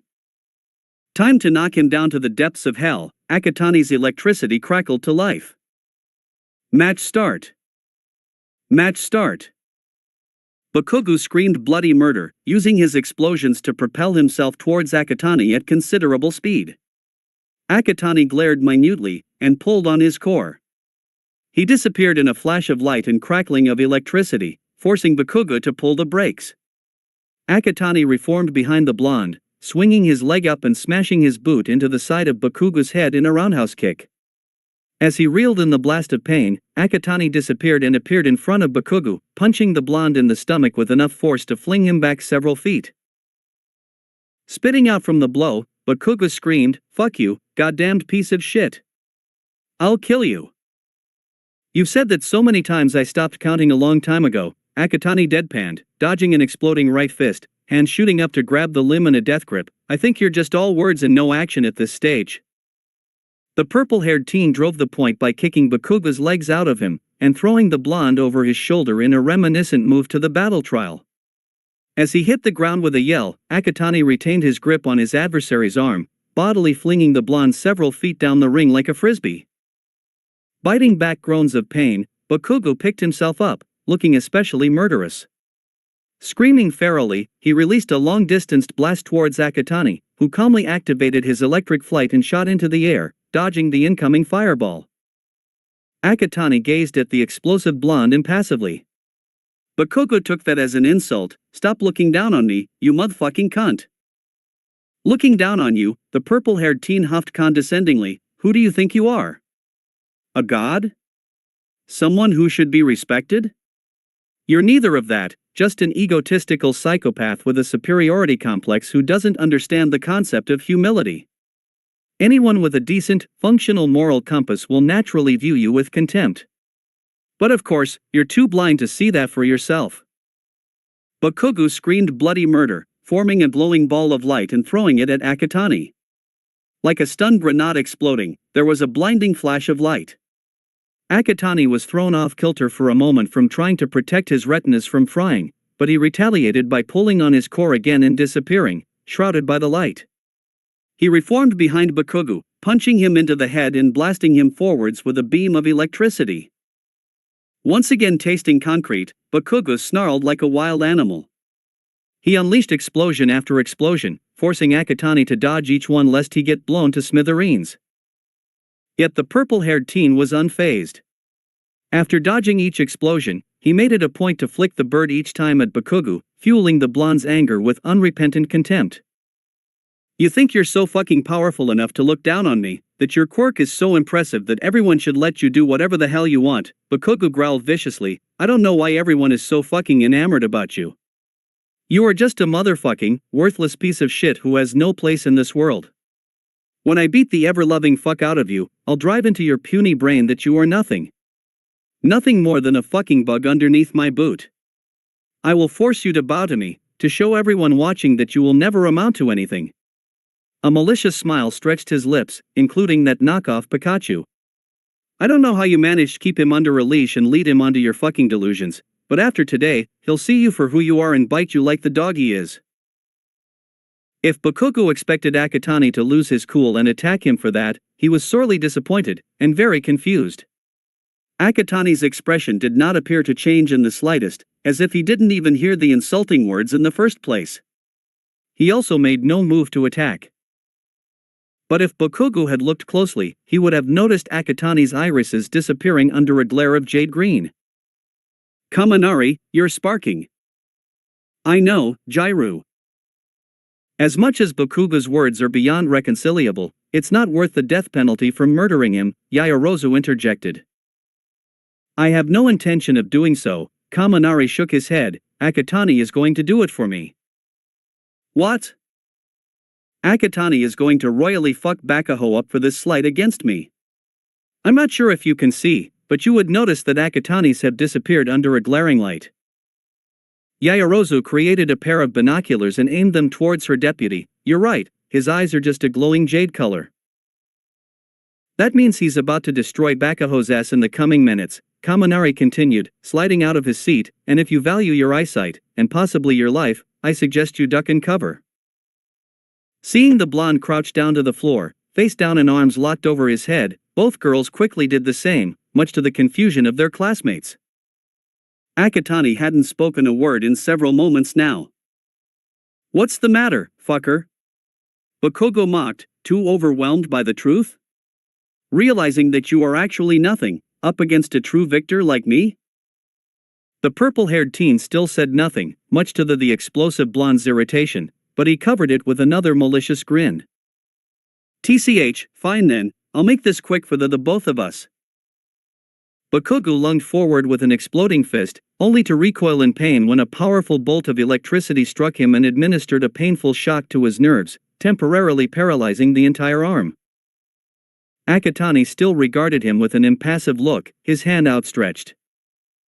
He finally spoke. "Do you ever stop to listen to the words you spew from that foul mouth of yours?" "Ha! I thought not," Akatani sighed.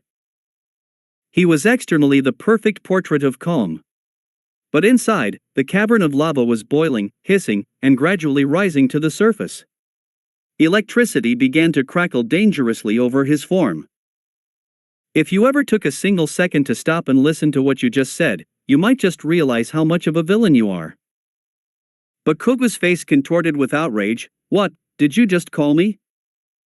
Akatani had a flashback to his encounter with Endeavor. Actually, come to think of it, Endeavor and Bakugo were not all that different from one another. They both had explosive tempers, abrasive personalities, egos the size of Mt. Everest, powerful quirks, and the drive to be number one, while ignoring collateral damage to others and surroundings.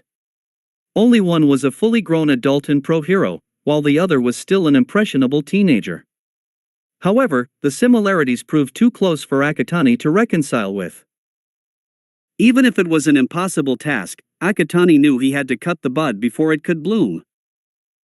A villain, Bakugo, the purple-haired teen replied with mock mildness, unless your explosions have rendered your ears completely deaf, which may explain why you never follow the most simplest instructions on how to be a decent human being. Bakugo exploded, I'll fucking kill you. Like a rampaging bull, Bakugo launched towards his opponent. And like a matador, Akatani dodged effortlessly. Look at you, so quick to attack, and so quick to cause harm to others. I don't know about you, but aren't those hallmarks of what makes a villain? Akatani released a wave of electricity, electrocuting Bakugo and temporarily paralyzing him. You want to become the number one hero, to surpass all might. But everything you do, your actions, your words, all point to being the number one villain. So enlighten me, Bakugo, what is the discrepancy here? Akatani dodged a series of explosions. Oh wait, I am so blind. The discrepancy lies with you, Bakugo. Akatani threw a bolt of lightning at Bakugo's leg, forcing him to the ground. You hide your true self behind lofty aspirations and a powerful quirk, taking advantage of society's selective blindness to flashy and powerful quirks. But nothing can stay hidden forever. Right now, in front of the entire country and possibly the world, I will say this. Bakugo shakily stood up, snarling ferally. You are a petty, disgusting, abhorrent and most vilest example of the worst of humanity, to the point I debate whether or not I should even call you a human in the first place. You are the example of what parents tell their children to avoid, a scourge of society, a blight upon the world, and a disgrace against the heavens and all that is holy. The explosive blonde screamed like a banshee. He burst up into the air, the kick of his explosions lifting him as he went. Akatani rose a foot off the ground and spread out his hands. Like before in his match with Todoroki, the sky began to distort as static electricity was pulled from the atmosphere. Any remaining light fixtures that hadn't exploded previously met their end as their circuits overloaded and ruptured, the electrical currents draining out and hurtling towards Akatani, coalescing into a glowing ball of light. People like you are the reason why so many others suffer, not just as a consequence of your quirk, but when they become your targets to bully and hurt just for you inflate your ego or to get a boost of confidence to hide your insecurity. And that is just for people with quirks. I can't imagine what you did to people who didn't have quirks to protect themselves against scumbags like you. Airborne, Bakugo began to spin, creating a vortex of air that was rapidly gaining strength and speed.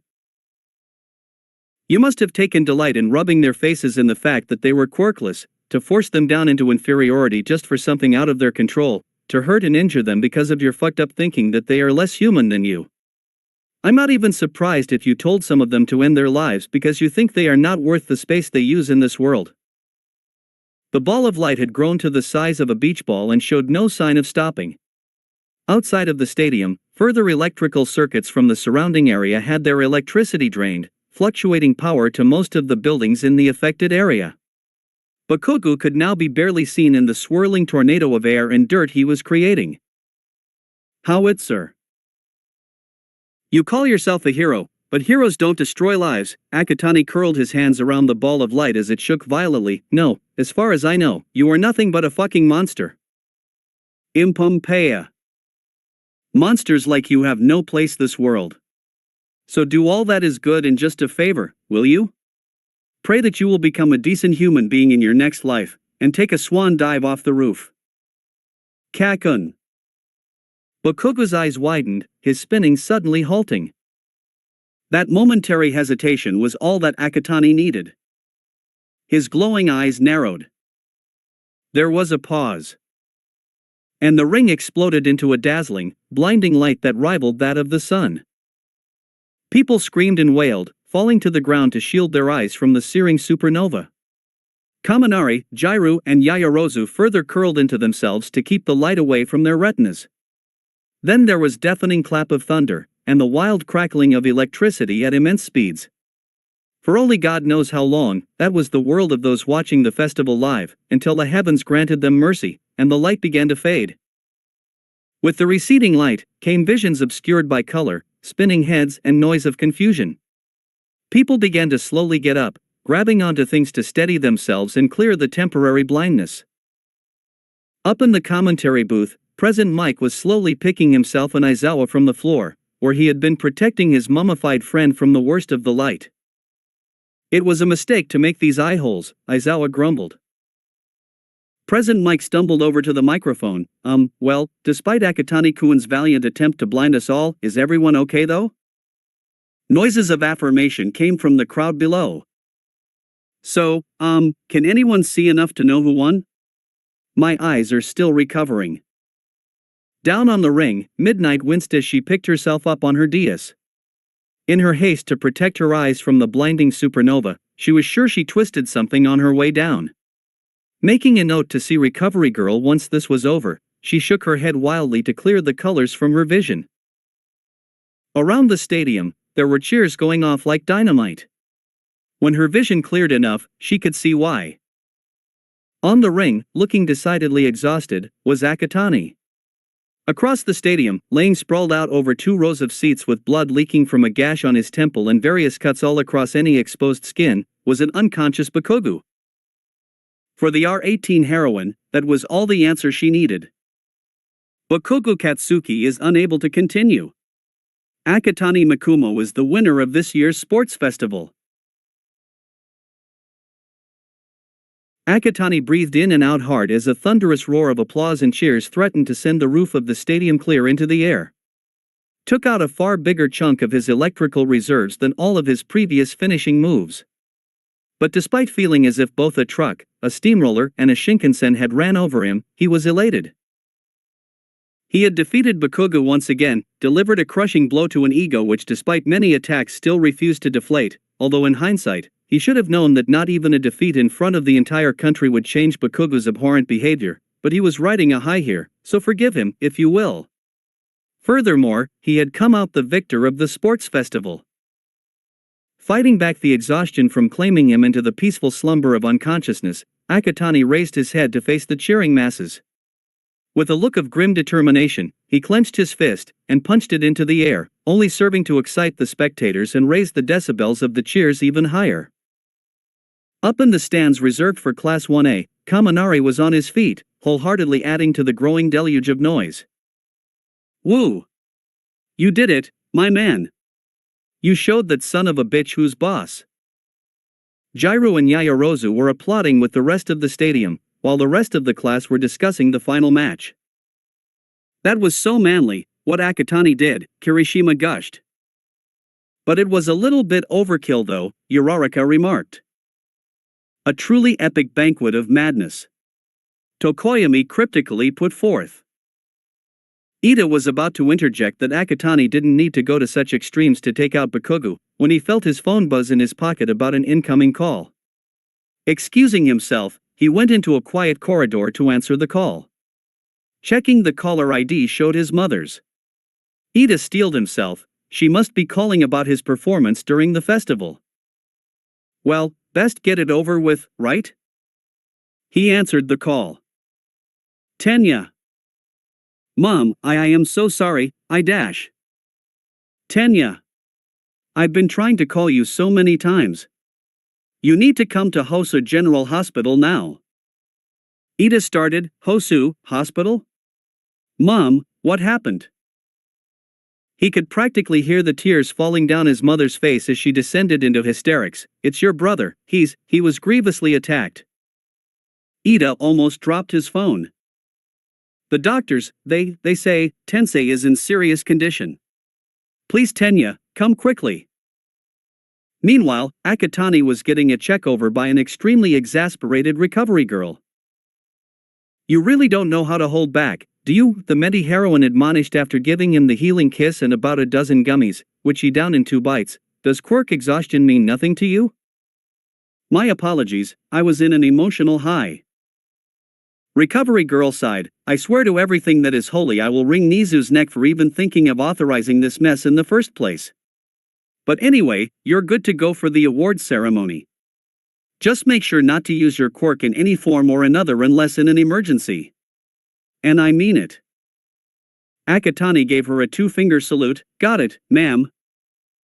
The elderly heroine waved him off, prompting Akatani to remove himself from the makeshift infirmary. With the door closing behind him, Recovery Girl turned to her latest patient to grace her care. The gash in Bakugo's head had been cleaned and sealed, as with all the cuts littering any exposed skin. Hopefully, with a bit of luck it wouldn't scar. Now it was all a matter of waiting for the teen to wake up in time for the awards ceremony. Recovery Girl didn't need to wait long. Within a few moments, Bakugo stirred, and his eyelids fluttered open. Oh good, you're awake, the Medi-heroine approached his side, and you're healing up nicely too. You should be up and ready for the awards ceremony happening within the hour. How the fuck? Language, Recovery Girl admonished as she checked a clipboard, you were knocked out of bounds by your classmate Akatani's rather over-the-top final move. Considering what transpired during that time, I was amazed that you weren't more severely injured. Bakugo lapsed into silence as her words registered. The memories slowly returned.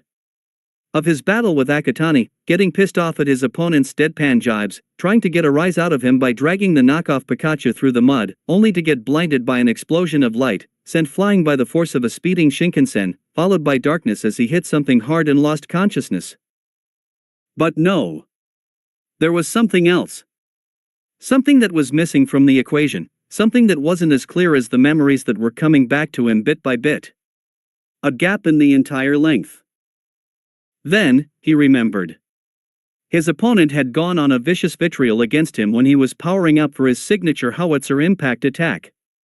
Bakugo didn't remember most of what the purple-haired fucker had said, but just as he was about to release his built-up explosion, and moments before the blinding flash of light, the words Akatani said suddenly came back to him with brutal force.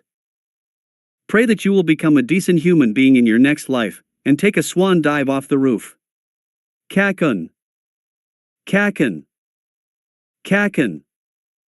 There was a moment of silence. And the bomb exploded. The entire infirmary shook, almost sending Recovery Girl stumbling to the floor as Bakugo released explosion after explosion, screaming ferally. The blonde lunged out of the cot he was lying on, and rushed for the door like a trapped, enraged animal trying to claw its way out of its cage to freedom. Or in Bakugo's case, trying to get to Akatani so he could turn the purple fucker into a pile of ashes and bloodied bits of flesh. Recovery Girl snapped back to her senses when Bakugo tried to shove her to the side to get to the door. Bakugo! What on earth are you doing? Calm down this instant. The blonde was deaf to her demands, I'll fucking kill him. I'll render his motherfucking goddamn ass into ashes. He is so fucking dead, there will be nothing to bury. I'll fucking destroy him. Bakugo would have succeeded in breaking out of the infirmary if Recovery Girl's Medibots hadn't sprung into action the moment they sensed the danger the youthful heroine was in. 4 robots shot forwards, grabbing Bakugo securely and dragging him back to the cot. The explosive blonde fought savagely, but the robots were made to be extremely resilient, surviving even his explosions. Once forced onto the cot, one of the robots produced a syringe filled with a sedative, and injected it into Bakugo's veins. It worked in seconds, the fight leaving him like a receding wave, his crazed eyes dilating and sliding shut, his expletives slurring into silence. Only when they were certain the blonde was not a danger to others or himself, did the robots release him and return to their charging stations. Recovery Girl sighed, having not expected that sudden descent into madness. Dusting off her lab coat, she went to make a phone call to Principal Nizu. Before Bakugo can appear at the awards ceremony, several safety measures needed to be implemented first. Fireworks went off in a succession of noise and color. Smoke wafted through the stadium, rolling down the spectator stands onto the field. People were cheering, devices were out recording, and the press cameras were going off at several dozen photos per second. Ladies, gentlemen, and everyone in between or outside, after many hours of trials and tribulations, tension, suspense, action and drama, we have come to the end of the first year sports festival. Present Mick's voice rang out excitedly over the stadium, to the roar of the spectators. All of the first-year students, from heroics down to management, were gathered in the center of the field, waiting for the proceedings to continue. We have come a long way to where we are now, so without further ado, take it away, Midnight. The R18 heroine flashed a thumbs up. Thank you, Mike. Now I understand that we might be exhausted from all the excitement and running our throats hoarse throughout the day, but I hope we can scrape just a little bit more cheer to congratulate our top 3 finalists. The spectators showed no sign of quietening down. That's right, Midnight nodded. It is time for the awards ceremony. Celebratory music began playing loudly through the speakers, followed by more fireworks. Behind the R18 heroine, there came a great blast of smoke and confetti. There was a slight rumble, and a podium of 3 different heights began rising behind the smoke and falling colored paper. The smoke obscured the identities of the 3 people standing on the podium, but it blew away quickly enough. The watching students both started and sweat dropped. Kaminari, who was standing at the front, couldn't believe his eyes. What the fuck? Jairu was equally stunned. Standing in third place, Hatsum was laughing, waving to the spectators like an excited child. Akatani stood with cool poise, hands by his side in first place. But it was Bakugo, despite being in second place, who was the center of attention. The blonde had a metal muzzle strapped tightly over his mouth, muffling his shouts and screams. His arms and hands were secured in a giant padlock-like device chained to the podium. His body and legs were tied to a large concrete pillar with leather straps, restricting his movement. Despite that, Bakugo still thrashed about wildly like a restrained animal desperate for release. It was a surreal sight, one the press was lapping up greedily, alongside the fact that a non-heroic student had actually made it into the podium. Tomorrow was going to make for one hell of a headline.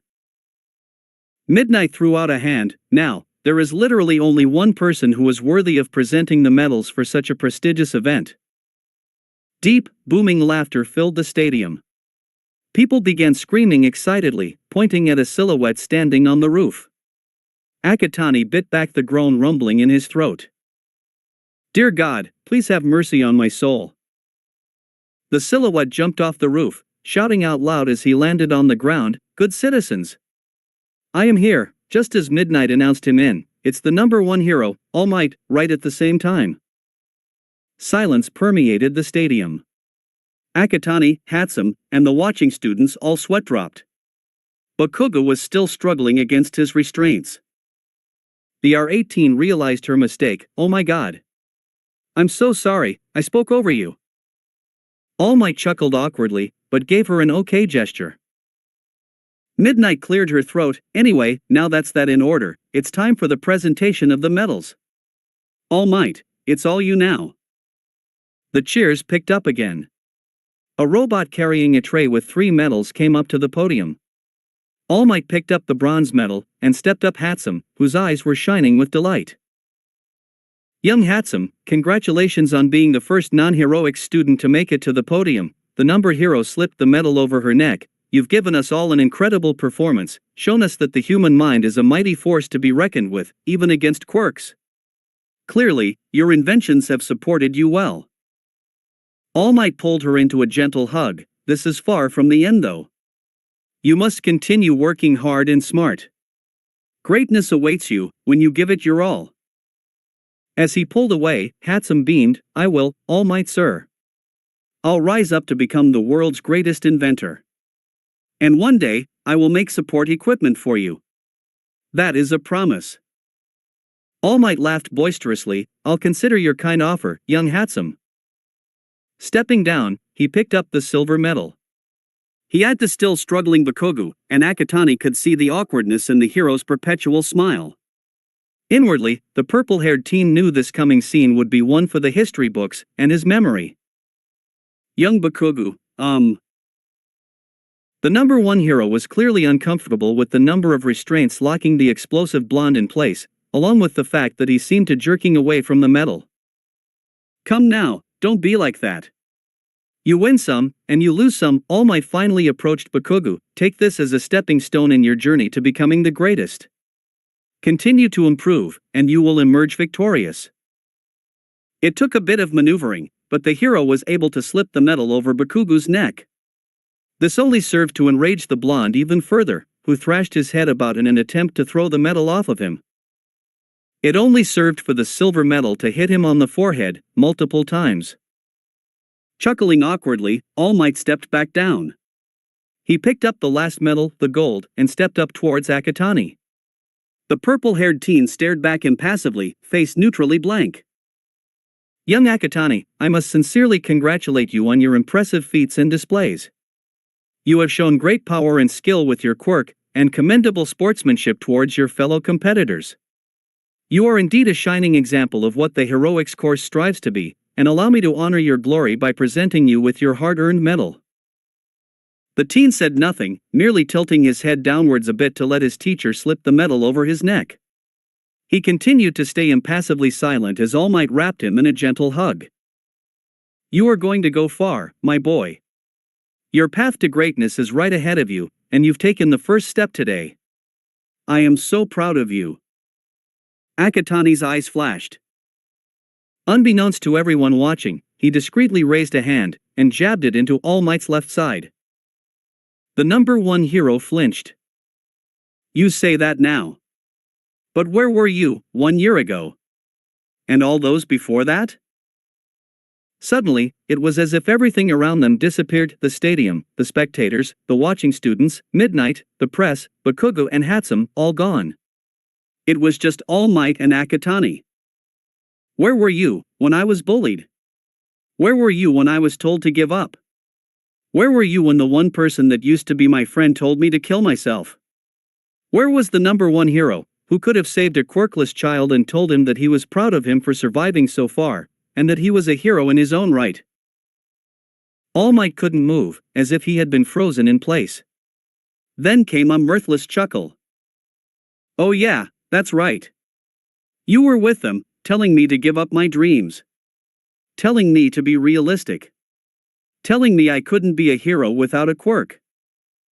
The voice spoke softly, as if only for his ears. But he heard it loud and clear.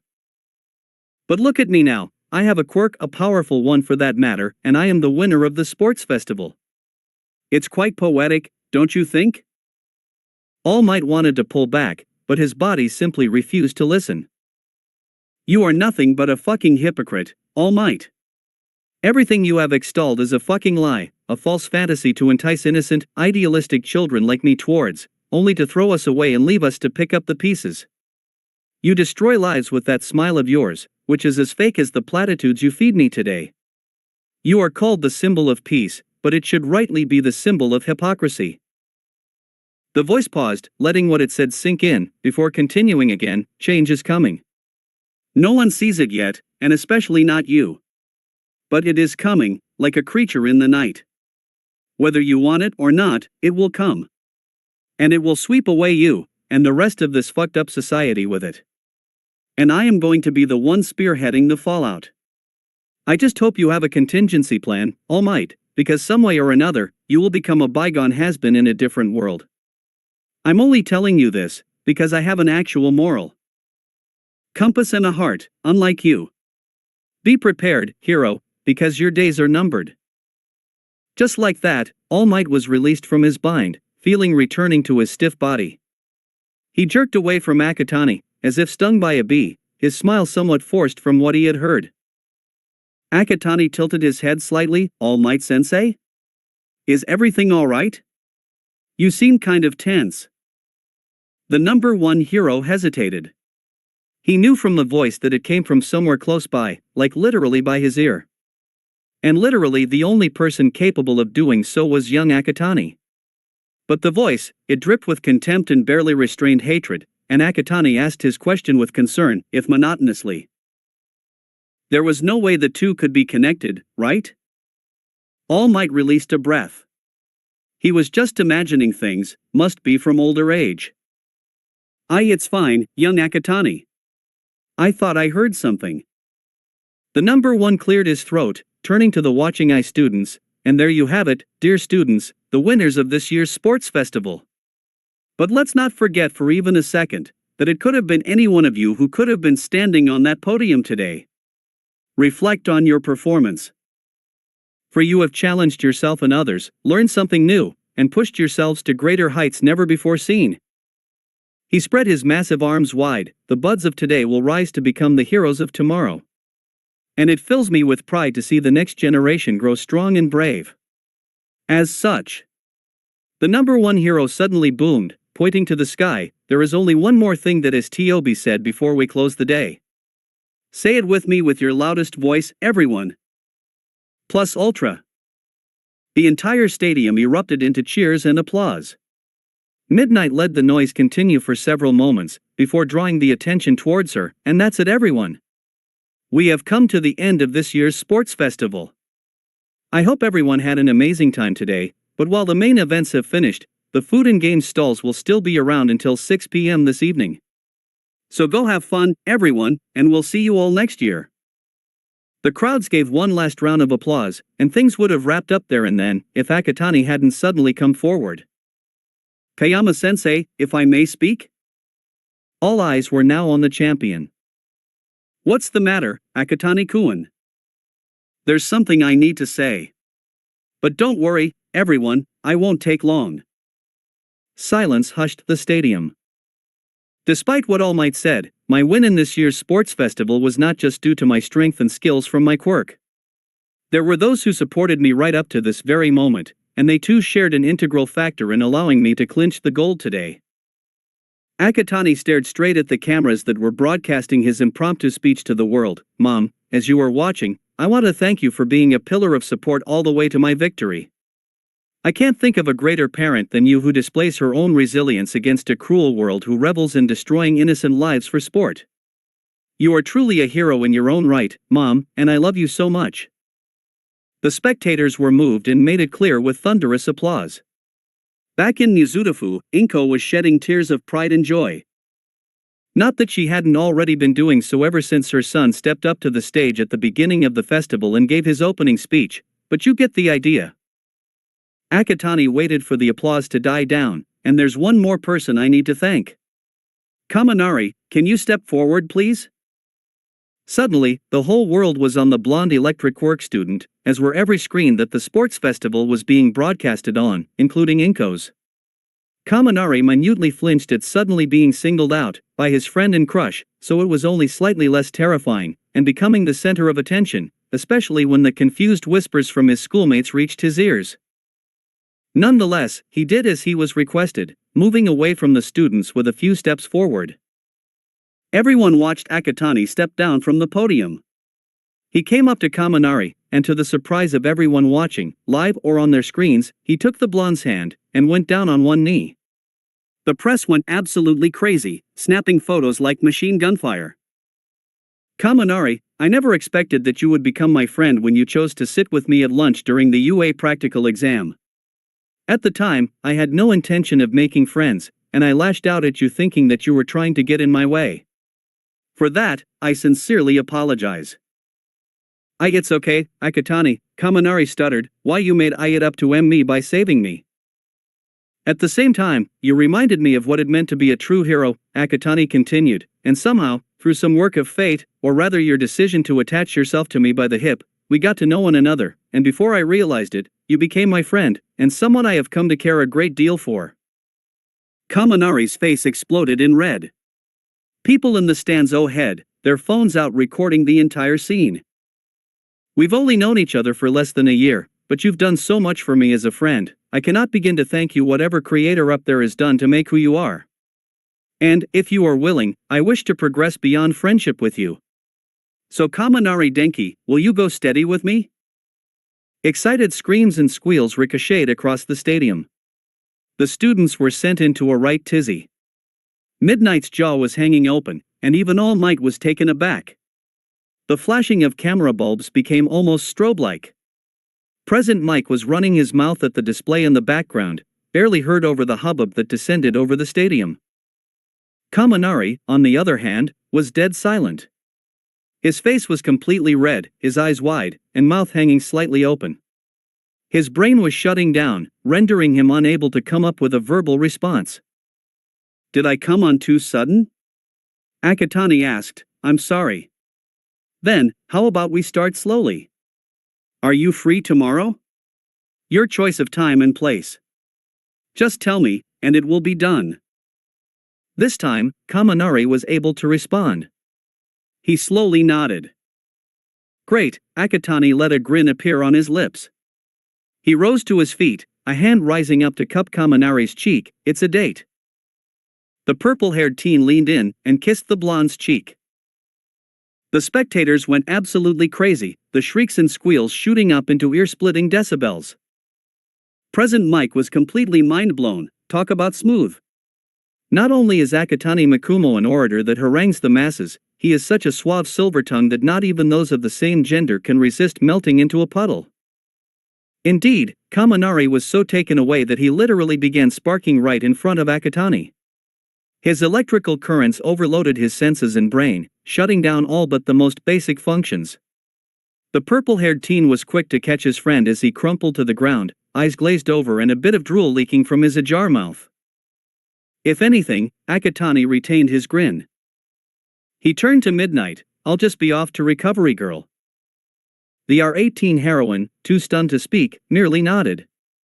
Given the affirmative, Akatani shifted Kaminari into a bridal carry, and kick-started his electric flight. Ignoring everything happening around him, Akatani flew through a set of metal doors, Kaminari in his arms, to the makeshift infirmary, disappearing from sight. And that, dear listeners, Present Mike said, slightly calmer, is a surefire way to get yourself a man, so you better take notes. So with a new relationship blossoming before our eyes, we've come to the end of the sports festival, so I hope everyone has had a wonderful time today, and as Midnight said earlier, we'll see you all next year. So have a great day listeners, and this is Present Mike and Eraserhead.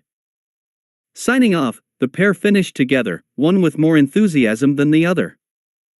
Akatani hadn't even knocked on the infirmary door when it opened. "Why am I not surprised that you decide to do something that puts someone under my care again?" Recovery Girl asked exasperatedly.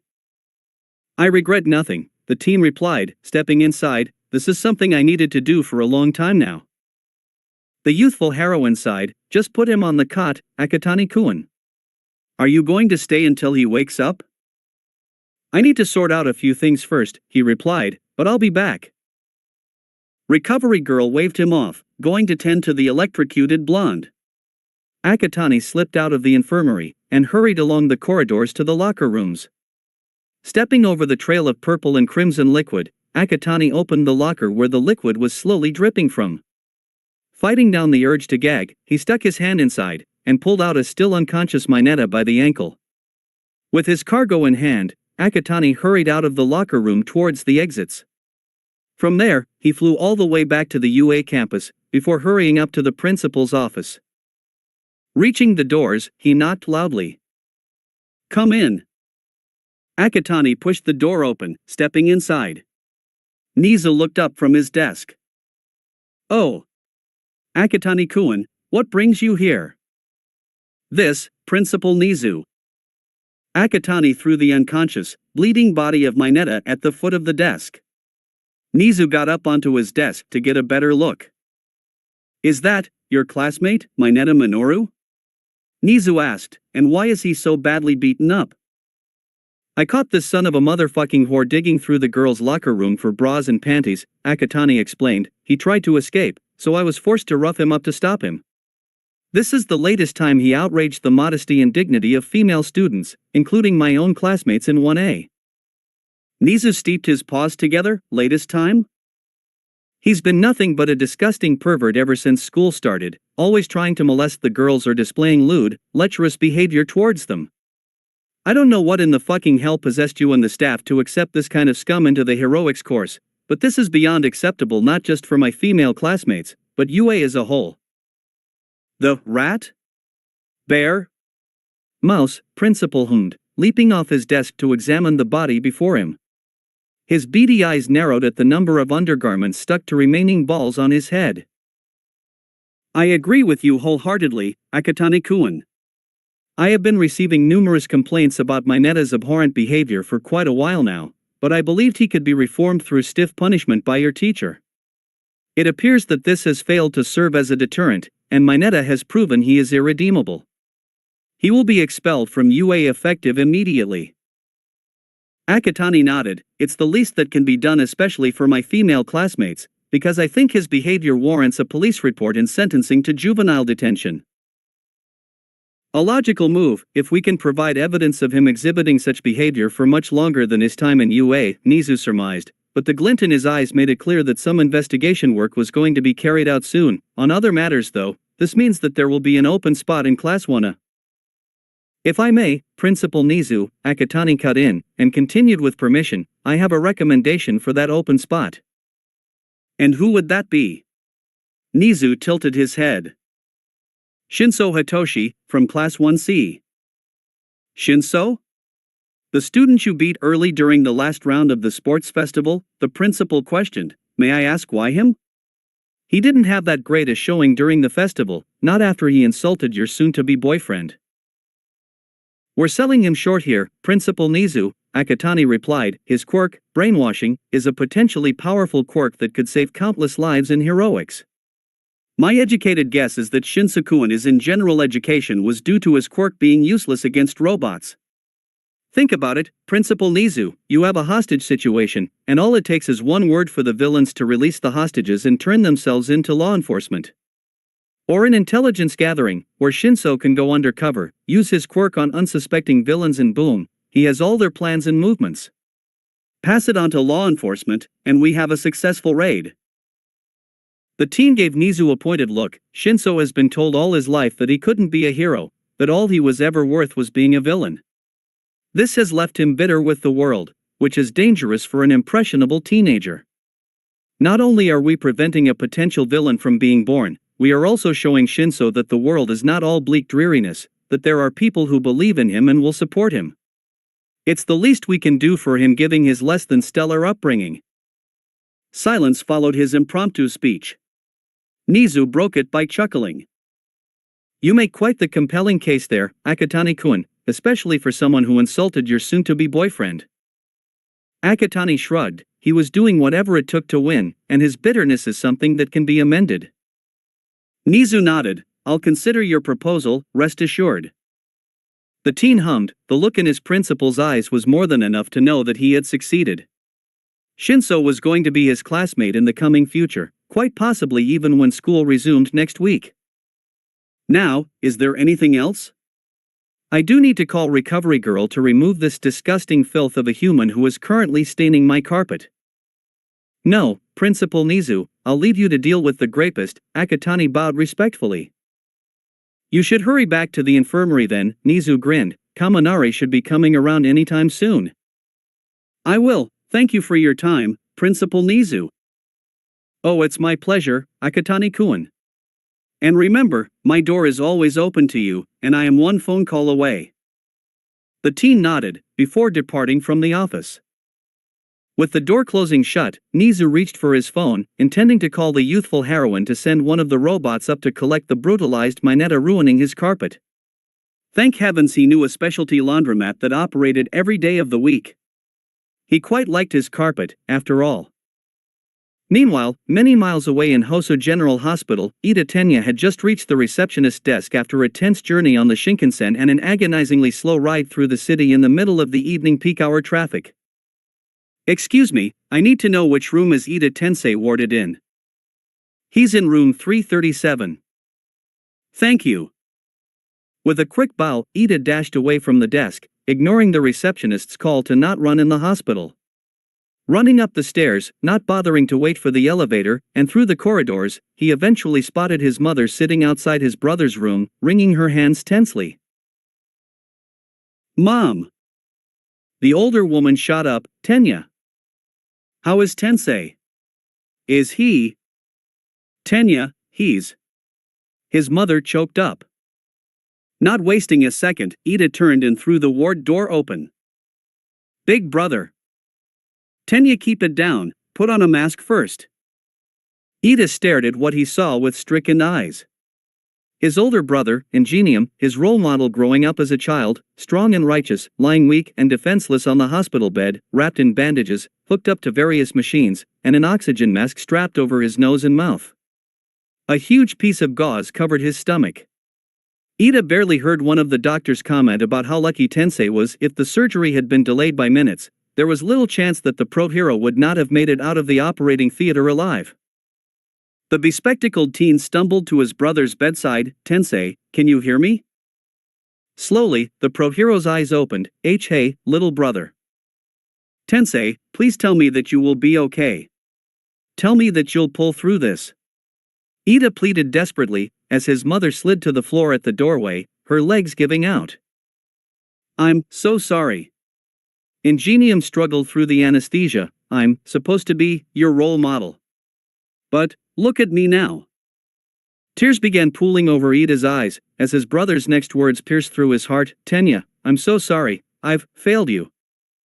Legs trembling, Ida crumpled to the floor. The tears began to fall, as his wretched sobs echoed alongside the weak beeps of the heart monitor. "Will he wake soon?" Akatani asked. "Should be," Recovery Girl replied from her desk. "It's not as serious as actual quirk overuse. Could be any time now." The purple-haired teen turned back to his sleeping friend. This was the second time Kaminari was in the makeshift infirmary, once again from having his brain fried by his electricity. Recovery Girl had done all that was necessary, now it was just a matter of Kaminari waking up. Akatani didn't want to wait too long. The day was beginning to end, and he himself was starting to get a little tired from the day's events. He remembered what he did the last time round that roused Kaminari from his slumber. He wondered if it would work again. Shrugging to himself, Akatani leaned over his friend's body, gently pushed the hair away from his face, and kissed the blonde's forehead softly. No sooner had he pulled away, did Kaminari start to stir. His eyelids fluttered open. "Wakey wakey, sleeping beauty." Kaminari blinked, turning to look Akatani. "Did you just call me sleeping beauty?" "I did," the purple-haired teen unashamedly. "You did wake up after a kiss, twice so far."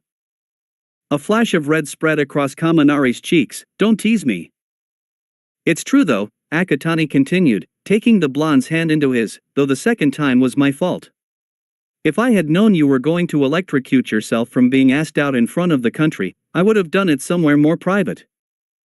Kaminari's blush intensified. "But you don't regret it, don't you?" "Absolutely not," came with a teasing grin. Kaminari made an embarrassed noise, slowly sitting up with Akatani's help. "Is the offer still on though?" "It's your call," Akatani replied, gently kissing his hand. "Time and place, it's all on you." Kaminari let out a quiet mewl. "Can we go out tomorrow?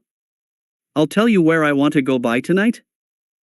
Akatani nodded. "Sure thing. Your wish is my command." Leaning in, the purple-haired teen kissed his friend's cheek again, pulling a soft meep from the blonde. From her desk, Recovery Girl loathed to have to interrupt the immensely adorable scene before her, but duty calls. "You two might want to start moving, the rest of your class should have been dismissed by now. And I hardly think a makeshift infirmary is where you want to plan your first date." "That is true, Recovery Girl," Akatani nodded. In one fell swoop and a soft eep, Kaminari was scooped up from the cot into a bridal carry. "We'll be taking our leave now. Be sure to get home safe." "I'll make sure of that."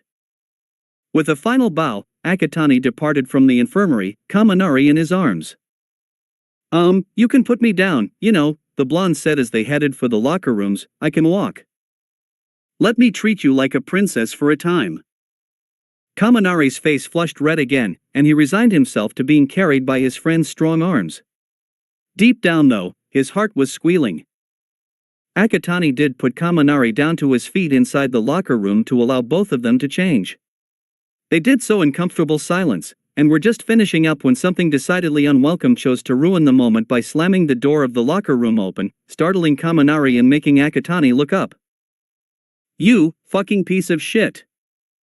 There, at the doorway, looking quite murderous, was Bakugo, sans his silver medal. "Yes? What do you want?" Akatani drawled. The explosive blonde stormed up to the purple-haired teen, grabbing him by the collar. "You motherfucking cunt, you think it's so funny, eh?" Akatani raised an eyebrow. "What's so funny?" "You will have to enlighten me, Bakaho." Snarling, Bakugo pushed Akatani backwards against the lockers hard. To the latter's credit, he didn't even flinch. "You think acting clueless is going to cover your arse? Do you honestly fucking think you can call me that to my face?" "Call you what?" Akatani shot back. "I don't even know what you are referring to." "You fucking know what the hell I am talking about." Bakugo screamed. "How the hell do you know the name?" "What name?" "Kakin, you arse-licking son of a argh." Not liking the situation one bit, Kaminari discharged a strong bolt of electricity at Bakugo's side. Reeling from the paralyzing shock, he let go of Akatani, who quickly retaliated by kicking Bakugo right in the groin, before a roundhouse kick to his unaffected side, sending the explosive blonde slamming into a bench with a loud crash. Bakugo groaned in agony, as Akatani advanced upon him. "I don't know what the ever-loving fuck you are going on about, Bakaho, but this doesn't give you the right to threaten me. I'd understand it slightly more if you were still salty about your loss, but I know instinctively that this goes far deeper than you being a sore loser. But as you can probably guess, if you use your pea-brain hard enough, I don't have any idea what Kakin is, nor have I ever or will call you that. Now I suggest that you leave us alone. I already had one rotten bunch of grapes expelled from the school, and I can easily do the same for you. I'd be mindful of my actions if I were you, Bakaho, for karma does not play favorites." Turning on his heel, Akatani slung his bag over his shoulder. "Kaminari, let's go." Casting one last disturbed look at the fallen blonde, Kaminari quickly packed away his things and hurried to Akatani's side. The pair left quickly, leaving Bakugo to stew in his pain and, eventually, pick himself up. Since Akatani still wore his steel-toed boots, Bakugo wouldn't be getting up for quite a while. The pair walked in silence through the corridors towards the exits. Kaminari could see Akatani neutrally fuming over what happened. He didn't like it. He didn't like seeing his friend, soon-to-be boyfriend, in such a negative state. A distraction was very much needed and in order. Kaminari's hand took Akatani's, and interlocked their fingers. Akatani squeezed the blonde's hand slightly to know the sentiment was accepted. "Say, when you said one rotten bunch of grapes, did you mean?" "Yep, it's Mineta." Kaminari's eyes widened. "How?" "I chanced upon two general education girls earlier during the festival. They told me something was rummaging through their lockers. So with their permission, I went inside to investigate. Lo and behold, I find the motherfucking son of a bitch in dozens of pairs of undergarments draped over his body, looking decidedly breathless. He tried to escape, but I threw hands and quirk at him. I dragged his unconscious, non-existent ass back to our locker room, threw him into one, and left him there until the end of the festival, or after the awards ceremony. I dragged his bleeding body all the way to Principal Nizu's office. The rest is history from there." "Wow, well that explains the dry trail of purple and crimson," Kaminari whistled, before shrugging. "Oh well, if anything, we don't have to worry about his dirty presence any longer. I don't like washing my hands multiple times in one setting, but you get my point?" "I do," Akatani nodded. Silence for a few moments. The exits was just around the corner. "Hey, that means that our class now has an empty spot." Kaminari suddenly broke the quiet. "Do you have any idea who is going to take the bastard's place?" They had just turned the corner, the exit within sight. Akatani spotted someone waiting by the doors. A bit closer, he recognized the gravity-defying lilac hair and the eye bags. It was Shinso. "Speak of the devil and he will appear," Akatani thought to himself. "Kaminari, before I answer your question, I want you to play along with me." "Eh? Why?" "Hopefully, what happens next will make things clearer. For now, just play along." Kaminari was still confused, but nodded. The pair reached the doors, their footsteps catching the brainwasher's attention. "Shinsu-kun. Oh, it's you too." Shinso looked a bit nervous. "What's the matter? Are you waiting for someone?" asked Kaminari. Actually, yes. Shinso turned to the blonde. You're Kaminari, right? At his nod, Shinso surprised him by bending 90 degrees at the waist. I wish to apologize to you for insulting your dignity during the festival. It was wrong of me to tarnish your name just to advance in the competition, when I should have used my own skills instead. I only beg your forgiveness for my error. Kaminari took a moment to compose himself. I forgive you, Shinso-kun, since you've no doubt learnt your lesson when Akatani nearly strangled you to death. Righting himself, Shinso absently rubbed his throat. Yeah, I actually saw my life flash before my eyes, and it made me realize how wrong I was to just blame others, and not personally work to improve things. Well, it's good that you know that now, and are actively working towards changing mindsets, Akatani said sternly.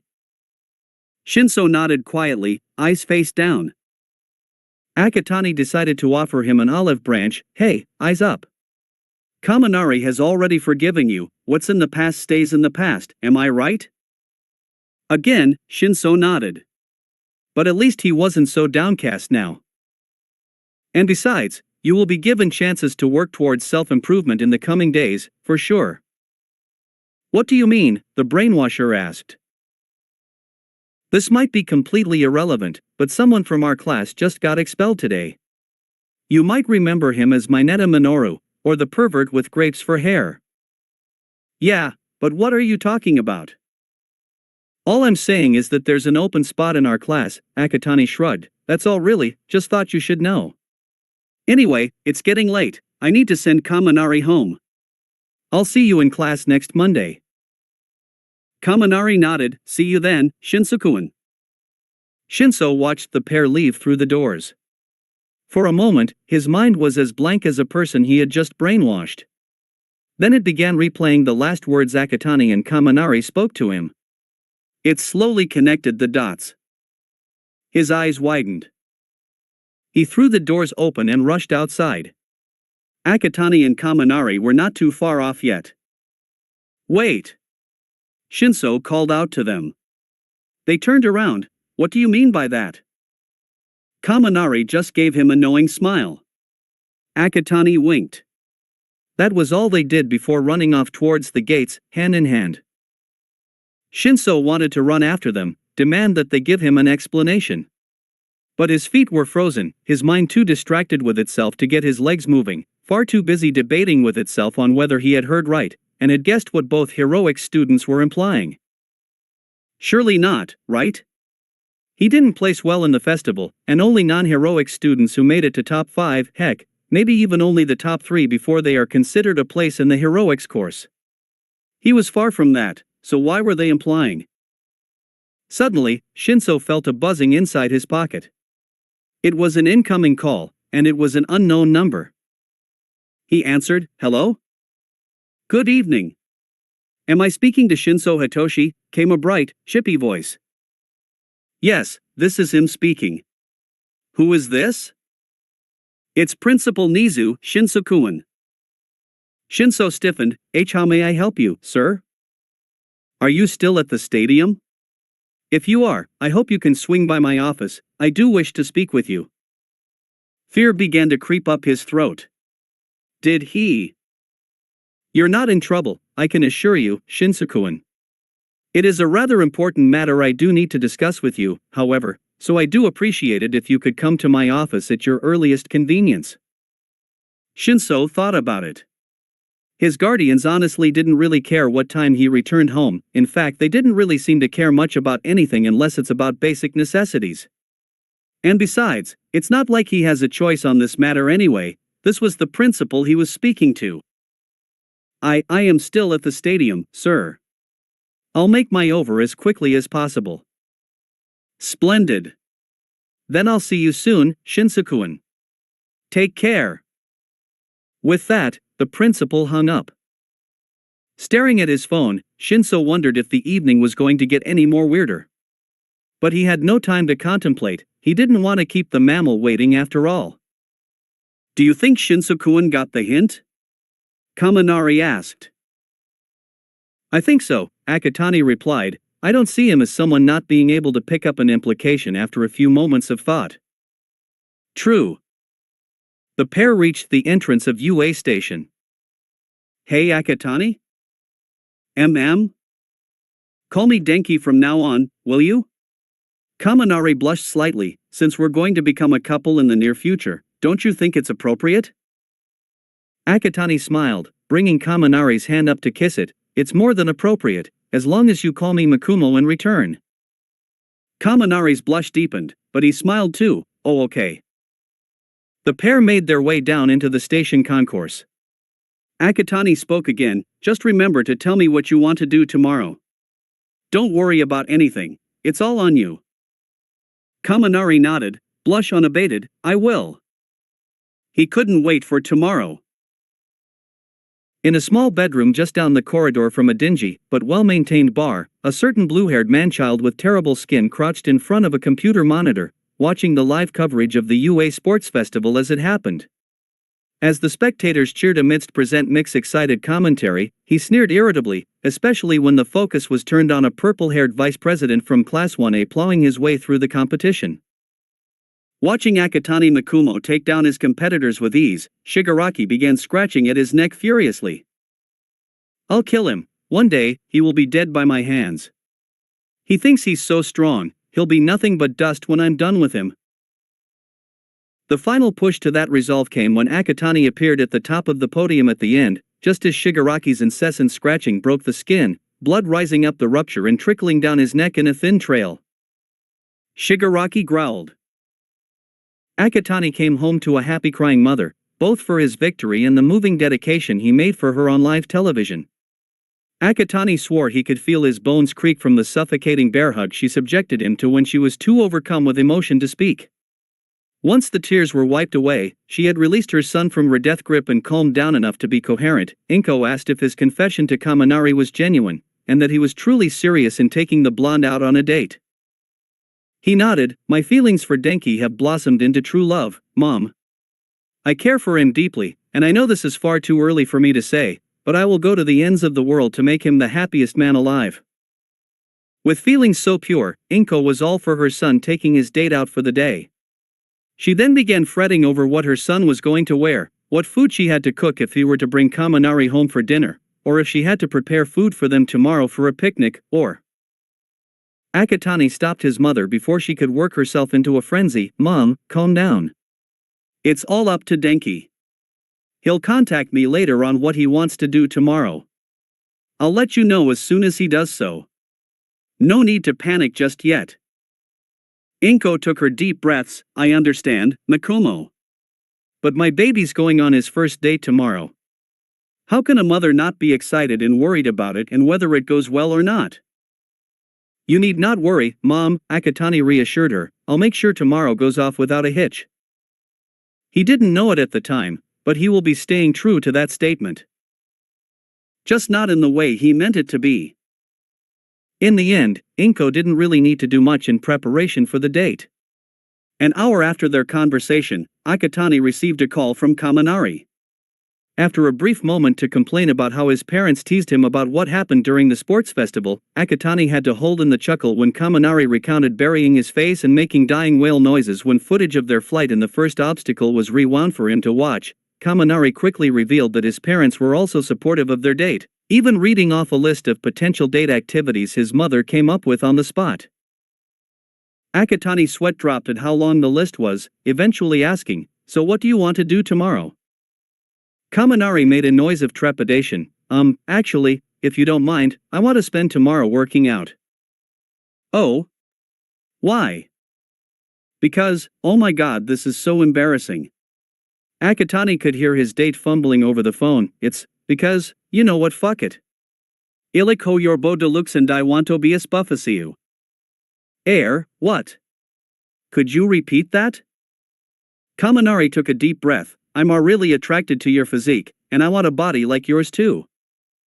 "That's fine, but why did you have to say it so fast earlier?" "There's nothing embarrassing about that." "Well, I thought you were going to tease me about it." "Why on earth will I do that?" Akatani asked incredulously. You see, back when I was beginning to have a crush on you, I researched on same-sex relationships," Kaminari explained. "I came across this dating magazine which talked about relationship dynamics. For us males, there is the seme and the yuke, the dominant and submissive ones in a relationship, respectively.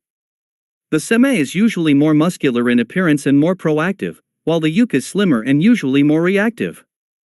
I made the connection between the both of us, and well, I also read that a common trait of semes is to tease their yukes to make them squirm. You will not define yourself with harmful heteronormal stereotypes, Akatani interjected firmly. If we are going to pursue this relationship, we are going to be standing on equal planes. We are neither seme or yuke. I will not have my partner think that he is any less of a person than he rightfully is. Do you understand that?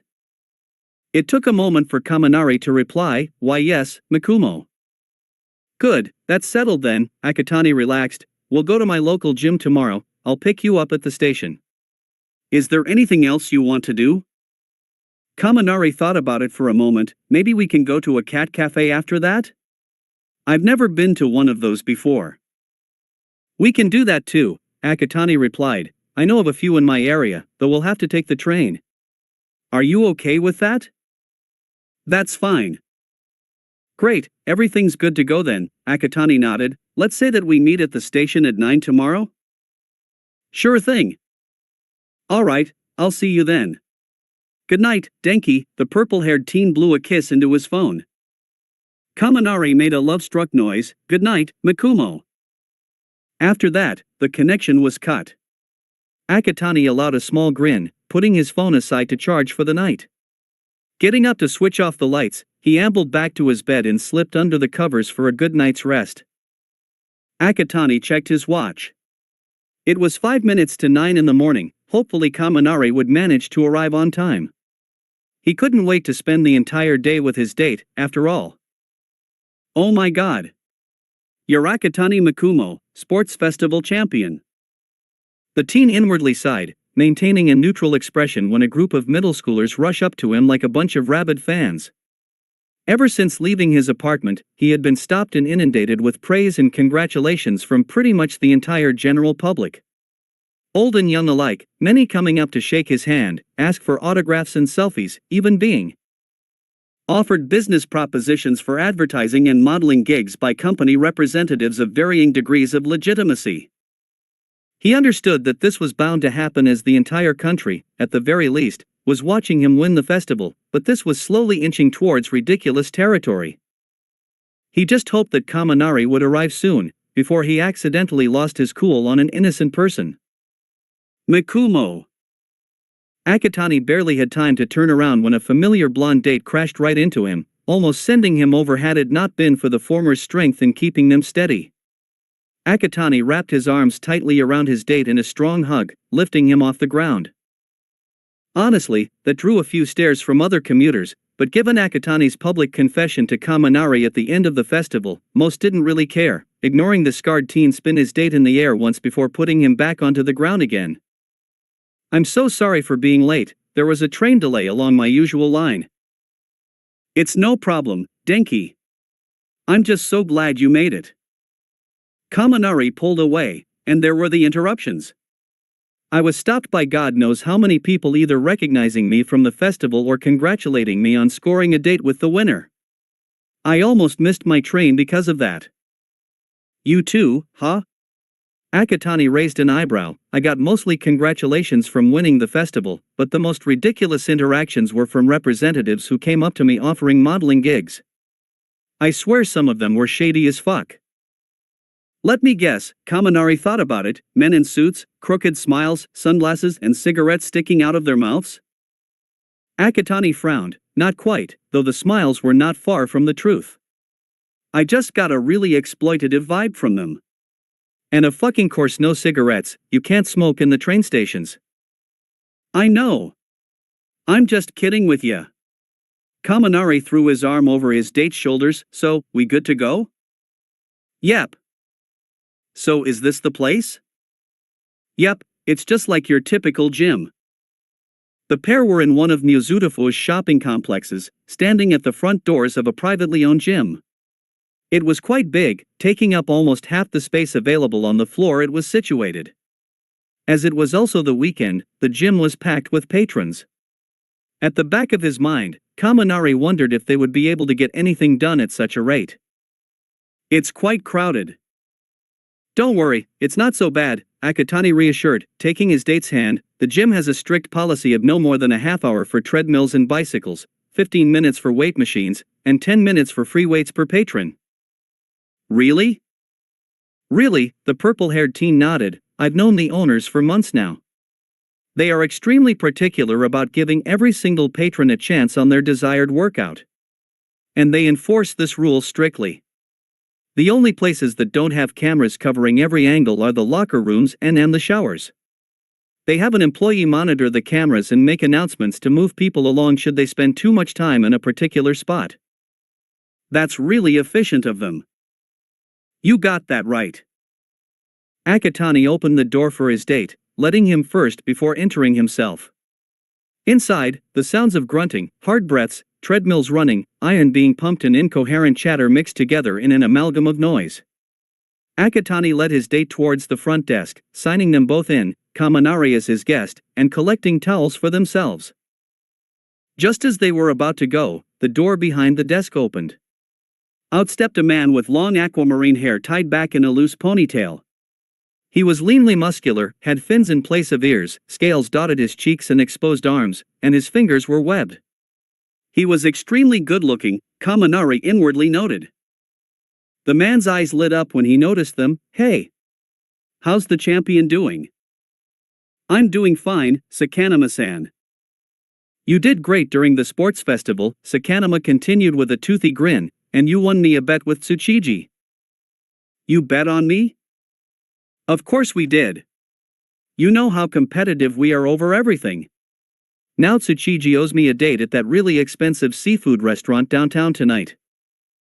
I'm not one for betting, but at least I'm glad that you're able to have a wonderful evening with him, Akatani replied. Oh yeah, I'm sure you already know this from TV, but this is my date, Kaminari Denki.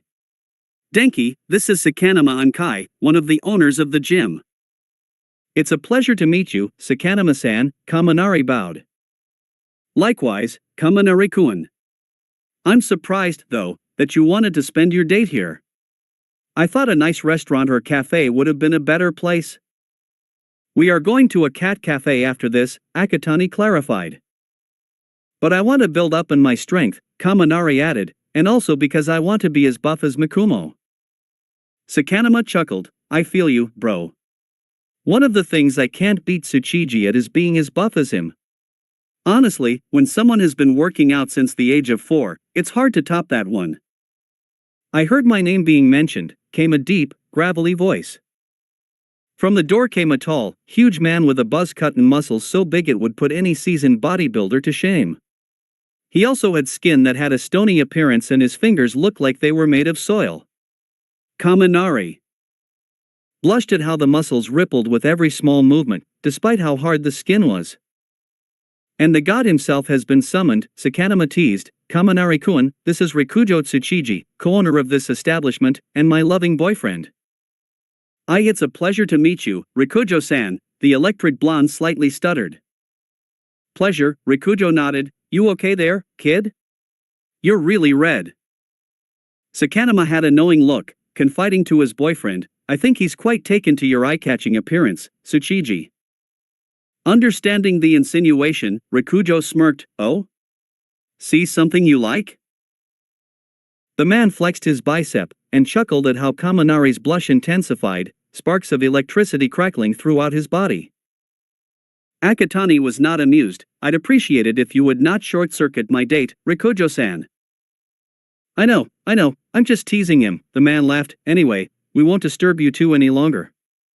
Have a great workout, and remember to follow the rules. Thank you, and we will, Akatani nodded. Let's go, Denki. Taking Kaminari's hand, he led them to the lockers to stow away their belongings. The pair then went to an empty section to the side of the gym which was lined with mirrors and had mats stacked up against it. Alright, first things first, stretching, said Akatani, follow my lead. One thing that Kaminari quickly learned about his date was that he was extremely flexible. Akatani was able to reach various parts of his body as easily as breathing, while he was having difficulty even touching his toes in a downward stretch. Though, that may have also been because he was just the tiniest bit distracted by his date's muscles. It's okay if you can't go all the way, Akatani reassured, your body is just not used to it. Over time you will achieve better flexibility. Kaminari felt a little better after that. Once stretching was done, came the real workout. Akatani took his role as the personal trainer very seriously, Kaminari realized.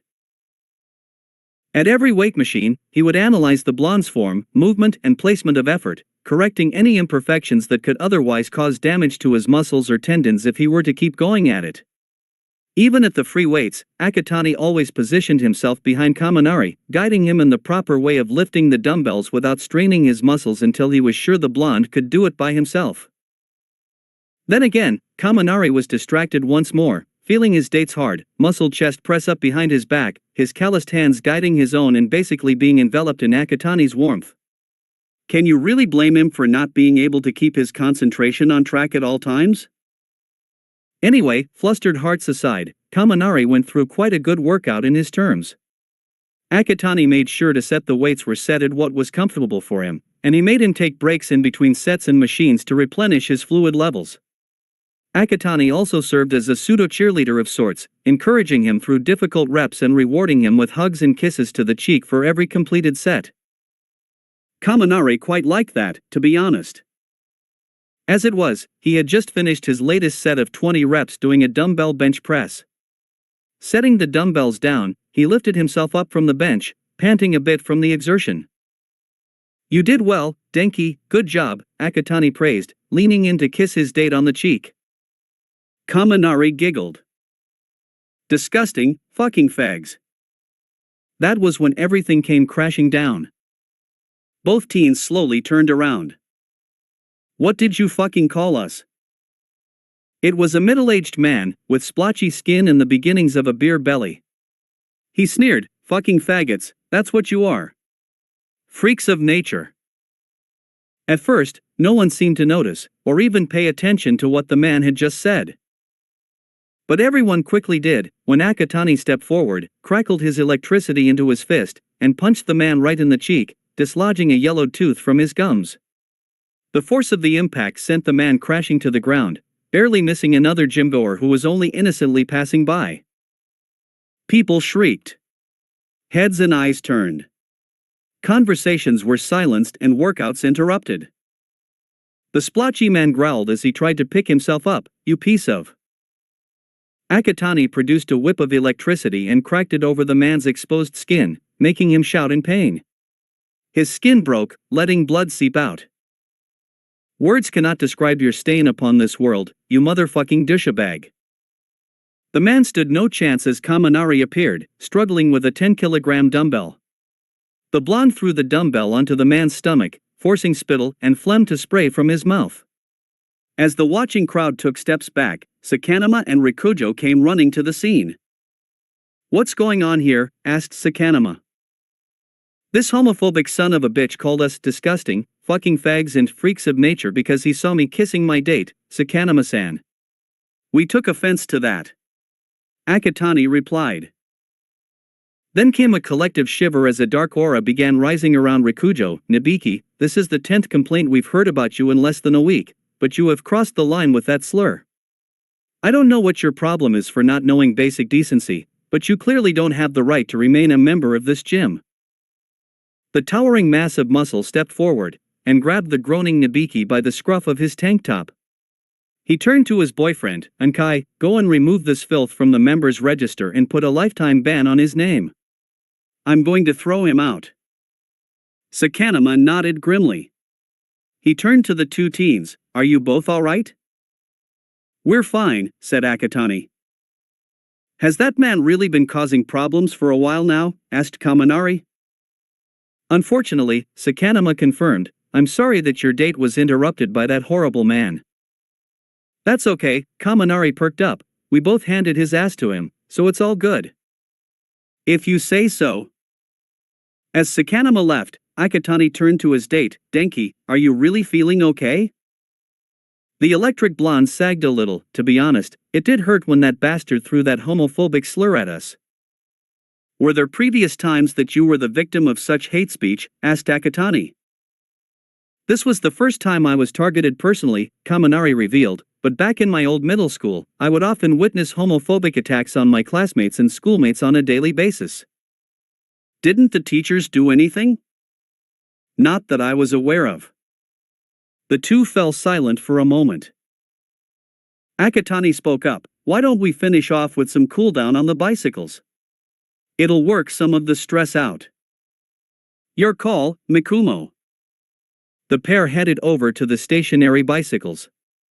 Claiming two, they adjusted themselves and began their cooldown.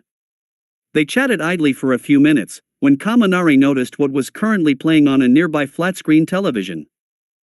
"Hey Mikumo, look." "What is it?" "The TV. Isn't that Ida's brother?" Akatani followed his date's finger to the screen. The channel was on the local news station, the camera on the anchor as she delivered the mid-morning news. On a picture imposed next to the anchor, was indeed a picture of Ida Tensei, the pro-hero known as Ingenium. But it was what the anchor was saying in the headline that had his attention. "Hero killer strikes again, latest victim pro-hero Ingenium." In one of our recent stories this hour, for those who are just tuning in, the feared hero killer has claimed his latest victim, the turbo hero, Ingenium. Ingenium was attacked yesterday afternoon while on patrol in Hoso City in broad daylight, after confronting the villain in an alleyway. Unlike many of the hero killer's other victims, Ingenium survived the attack, and was discovered soon after by a passerby. He was rushed to Hoso General Hospital where he is currently in stable condition. However, sources tell us at Channel 10 News that it is increasingly unlikely that Ingenium will be able to continue professional hero work once he is discharged. We are joined here in the studio by Dash. "Oh my god." Kaminari was stunned, his pedaling slowed to a stop. Akatani was speechless. He had heard about the hero killer, otherwise known by his name Stain. A former vigilante going by the name of Stendhal, Stain had been the perpetrator of the deaths of 17 pro-heroes and the permanent incapacitation of 23 others. Stain had gone through his campaign of terror under the promise of purging society of all fake heroes. While that in itself was not that bad of an ideal, Akatani had to admit, Stain had done this through murder and bloodshed. It was no surprise that the former vigilante was now labeled as a villain. But there was something that confused Akatani greatly. Why was Ingenium attacked? Back when he was still Midoriya Izuku, he had done some research on Stain. The hero killer's modus operandi targeted pro-heroes that were either in the occupation for the fame or the money. But as far as he knew, Ingenium did not fit into that criteria. Sure, Ingenium did come from a wealthy background, but he was by far the shining example of an exemplary hero. Ingenium was known for his relaxed, humble personality. He had even worked with several well-known vigilantes during his tenure. So why Ingenium? What did he do wrong? Then a thought crossed Akatani's mind. Or maybe Ingenium did nothing wrong. He was just doing his civic duty as a pro-hero. That means Stain has become deluded and warped by his ideology. He can no longer tell the difference between good heroes and bad ones. "I can't imagine what Ida is going through right now," Kaminari remarked. And there was the other problem. Akatani knew Ida and his family would be devastated over the attack on Ingenium. But the biggest question was an unknown and more unsettling. How was Ida in particular going to react to this attack? Will he keep his head on tight and work through possible ways forward with his brother and family? Or will his emotions get the better of his rational thought, and he ends up doing something that would only cause problems for everyone later on? He had no answers currently, and short of calling Ida, which would be the worst thing to do while the family is still reeling from this traumatic incident, there was nothing he could do. However, he was the vice president of Class 1A. And damned he be if he did not do his sworn duty of looking out for his classmates, in this case, Ida. "Mikumo, will Ida be okay?" "I honestly don't know, Denki." The pair sat in silence for several moments, eventually returning back to their pedaling for another 10 minutes. "I think we can call it a day here," said Akatani as he got up and stretched. "So Cat Cafe next?" Yep. After a shower and change of clothes, the teens bade farewell to Sakanama and Rikujo before departing from the gym. They made their way to the train station, hand in hand, chatting idly as they took the train up to northern Mizutofu, followed by a 20-minute walk to the cat cafe. I forgot to ask, Mikomo, said Kaminari, what kind of food does the cafe serve? I'm getting kinda hungry, so I was hoping we can get lunch at the same time. I didn't bring a lot of money with me, you see. You don't need to worry, Denki, the cafe itself is quite big. It's split into two sections, one part where you get to play with the cats, while the second acts as an actual cafe where snacks, pastries, and full meals are sold. They keep the sections separate so as to not get cat fur in the food. Oh, well that is a relief, Kaminari sighed, I was worried that I didn't have enough for lunch. Even if that were the case, Akatani interjected, I intend to pay for both our lunches. I am treating you, after all. A Cupid's arrow shot into the blonde's heart. Mikamu. Kaminari buried his reddening face in his hands, why must you squeeze my heart like this? Akatani kissed his date's hand, because I can, that's WH dash. Scree reach asterisk crash. Asterisk. The sweet atmosphere was suddenly broken. What was that? Kaminari shrieked. Sounded like a car accident, Akatani realized, we should go see if we can help dash. His train of thought was interrupted when he heard loud voices shouting from nearby, followed by the thud of something hitting his legs. Looking down, Akatani did a double take. It was a little girl, probably no older than 5. She had long, pale bluish-gray hair that was mottled at the ends, with a large horn protruding from the right side of her forehead near her hairline. She was barefoot and dressed in a short-sleeved nightgown that was faded and rather worn down. But what immediately made Akatani concerned was the bandages covering her arms to her wrists and her legs down to her ankles. And the fact that she looked downright terrified, clinging onto his pants leg as if her very life depended on it. Kaminari, for his part, was surprised and very confused. What the? There she is.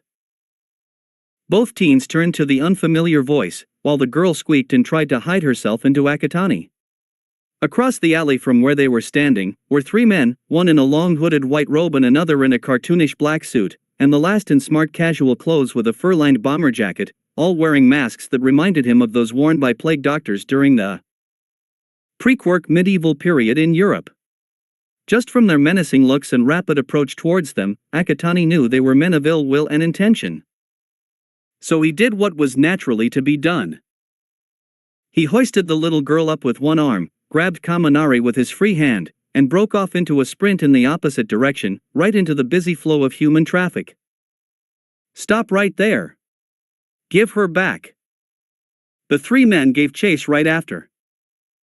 Kaminari just grew even more bewildered, and also a tad bit scared. Mikumo, what are you doing? We need to give the girl back. This is kidnapping. No, Denki. Akatani grunted back, trying to avoid hitting other people, those men are up to no good. Didn't you see how terrified she was? We need to get the girl away from them. But dash. Trust me on this, Denki. Whether or not the electric blonde trusted his date or not in this increasingly bizarre and terrifying situation didn't matter in the following seconds, as he glanced back and paled significantly. They're gaining on us. Hold on tight, everyone. Tightening his grip on both his date and the girl, Akatani kick-started his electric flight with a loud crack, unfortunately electrocuting a few passerbys in his wake. The 3 men cursed when he shot upwards into the air at great speed, the shrieks of the girl and Kaminari echoing alongside crackling electricity. Fuck! They're getting away. Don't just stand there. Follow them. Flying with 2 individuals in tow was something Akatani had never done before. While he had the body strength to carry both Kaminari and the little girl, the extra weight meant his flight pattern was less smooth and more erratic. It was clearly traumatizing for the little girl, who was beginning to weep from the unfamiliar sensation of being airborne. We need to land somewhere. Kaminari shouted over the howl of the wind. Got it. Seeing the roof of an ordinary office building up ahead, Akatani began his descent. He touched down onto the roof with a few awkward steps. Letting go of Kaminari, he quickly brought the girl to his chest and tried to soothe her tears. "Shoo, it's okay, little girl. We're not going to hurt you. Everything's good now. You're safe. Those bad men won't hurt you anymore." He stroked his fingers through her rough, mottled hair and rubbed soothing circles over her back. It took a few minutes, but eventually the girl's weeps softened and she calmed down enough for her breathing to return to normal. Sniffling, she wiped away the tears. "Little girl, can you tell us your name?" She seemed a bit hesitant, but she eventually whispered, "Eri." "Eri-chan, who are those men?" I don't know who the man in the white robe or black suit are, but the man in the jacket is Overhaul. I have to help him." Akatani shared a concerned look with Kaminari. "Denki, you have your phone, right? I need you to do a quick search on any villains going by the name of Overhaul." "Ah, right." Akatani turned back to Eri. "Why do you have to help Overhaul?" Eri looked down, almost ashamed. I'm sick." "Sick? It's not just me, everyone is sick." "What do you mean, Eri-chan?" "Mikumo, I now understand your reason to run from those men." He turned to Kaminari. "What did you manage to find?" The blonde had a concerned look. "This Overhaul guy is apparently the head of a criminal yakuza group called the Shai Hasaikai, or the 8 Precepts of Death. The group had been investigated before over the trafficking and distribution of a quirk enhancement drug called Trigger, which makes any quirk stronger, but often at the cost of the user's mental abilities and logical reasoning. The drug has been responsible for countless lives lost and untold property damage when the users go berserk." Being mindful of Eri in his lap, Akatani cursed inwardly. He returned to the girl again. "What is this sickness you're referring to?" She replied, almost inaudibly, "Q-quirks." The temperature on the roof dropped. "W what?" "Oh, Overhaul said the world is sick because of quirks. He wants to cure the world of the sickness." Kaminari became stricken with horror. Akatani tried his best to maintain his cool. "And how does Overhaul intend to cure the world of this sickness?" Eri glanced at her bandaged limbs. "My sickness is in my blood," Overhaul says, "and my blood cures others of their sickness. Overhaul takes my blood to put into other people, curing them." Kaminari looked ready to puke, and Akatani's calm mask cracked. However, there was no time to dwell over the horrifying revelations, for they had company. "Hand the girl over." Kaminari scrambled over to Akatani, who kept Eri close. The 3 men who had been pursuing them earlier had arrived onto the roof, trapping them. Overhaul stepped forward, hand outstretched expectantly. "If you want to get out of this unscathed, you'd best listen to my demands." "How about no, Overhaul?" Akatani shot back, pulling himself and Kaminari to their feet. "We know who you are, and what you are doing. Eri told us herself. There is no way in fresh hell that we would hand her over to a monster like you." Overhaul scowled. "Then you leave us no choice. Eri, come over here at once, or else I will kill those 2. The terrified girl looked torn, unsure whether to stay with her savior, and risk getting them killed, or return to Overhaul, where the unimaginable horror that she had been living with for a year awaited her. But in the end, she wasn't given the choice. "You can take Eri over our dead bodies, Overhaul," Akatani spat defiantly. Overhaul turned to his associate, Chronostasis. The man in the white robe nodded. Before anyone could blink, a lock of hair shaped like an arrow burst out from the under the hood straight towards the teens. It was only through Akatani's lightning-fast reflexes was he able to pull Kaminari out of the way, the hair just missing the blonde and embedding itself into the concrete wall. "Denki, hold on to me and Eri-chan tight." Akatani did a leap, and threw the 3 of them off the roof. A few seconds of freefall in, he activated his electric flight again. Rising back up to the roof's level, he dodged another arrow of hair. Chronostasis growled, and fired another arrow. Only this time, Akatani was ready. The teen, at the last second with his free hand, grabbed the hair around the shaft. And with a sharp, strong tug, pulled the robed villain off the roof before immediately letting go. Overhaul tried to use his quirk to save him, but a blast of electricity distracted him from saving his associate. Chronostasis screamed in mortal peril as he fell to his death a few hundred meters down to the road below, hitting the tarmac in a splatter of blood, pulpified organs, and shattered bones.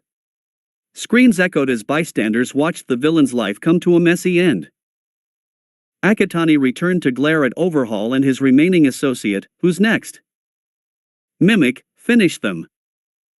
The cartoonish villain took out what appeared to be an auto-injector. He stabbed the needle into his neck and pushed the button. Right in front of the teen's eyes, Mimic began to grow and expand in size until the black suit seemed to burst apart, revealing a large, muscular man with spiked-up ash-blonde hair. The villain then got on all fours and sank into the roof as if through water. Overhaul then leapt off the roof himself, his unloved hand touching against the windows as he fell. The teens watched in disbelief as the glass seemed to deconstruct and reconstruct itself around Overhaul, acting as an elevator that brought the villain safely to the ground. Immediately after, the building began to change. Windows shattered, sending a downpour of glass raining down onto the road below. The concrete and steel frame of the building seemed to take on a life of its own, moving and shaking about. Kaminari blanched as people who were still inside and hadn't gotten the chance to escape were sent flying out and tumbling to their deaths. Mikumo. We have to do something. Akatani grit his teeth in frustration. He knew by himself, there was nothing he could do to save all those people. He just hoped the heroes would get here soon, because right now, Mimic was about to target them. From the shaking building, large chunks of concrete shot out towards the airborne trio. They came one after another, forcing Akatani to dodge sharply and at high speed. This was proving too much for Eri, who was crying uncontrollably. Then came another chunk of concrete. It hurtled towards the airborne trio just as Akatani dodged the previous one and was still reeling from the inertia. Kaminari screamed as certain death rushed towards them, screwing his eyes shut to block out the inevitable. Thinking fast, Akatani released a charged ball of electricity that when shot against the chunk, blew it apart into harmless pieces. It was then he had a brainwave.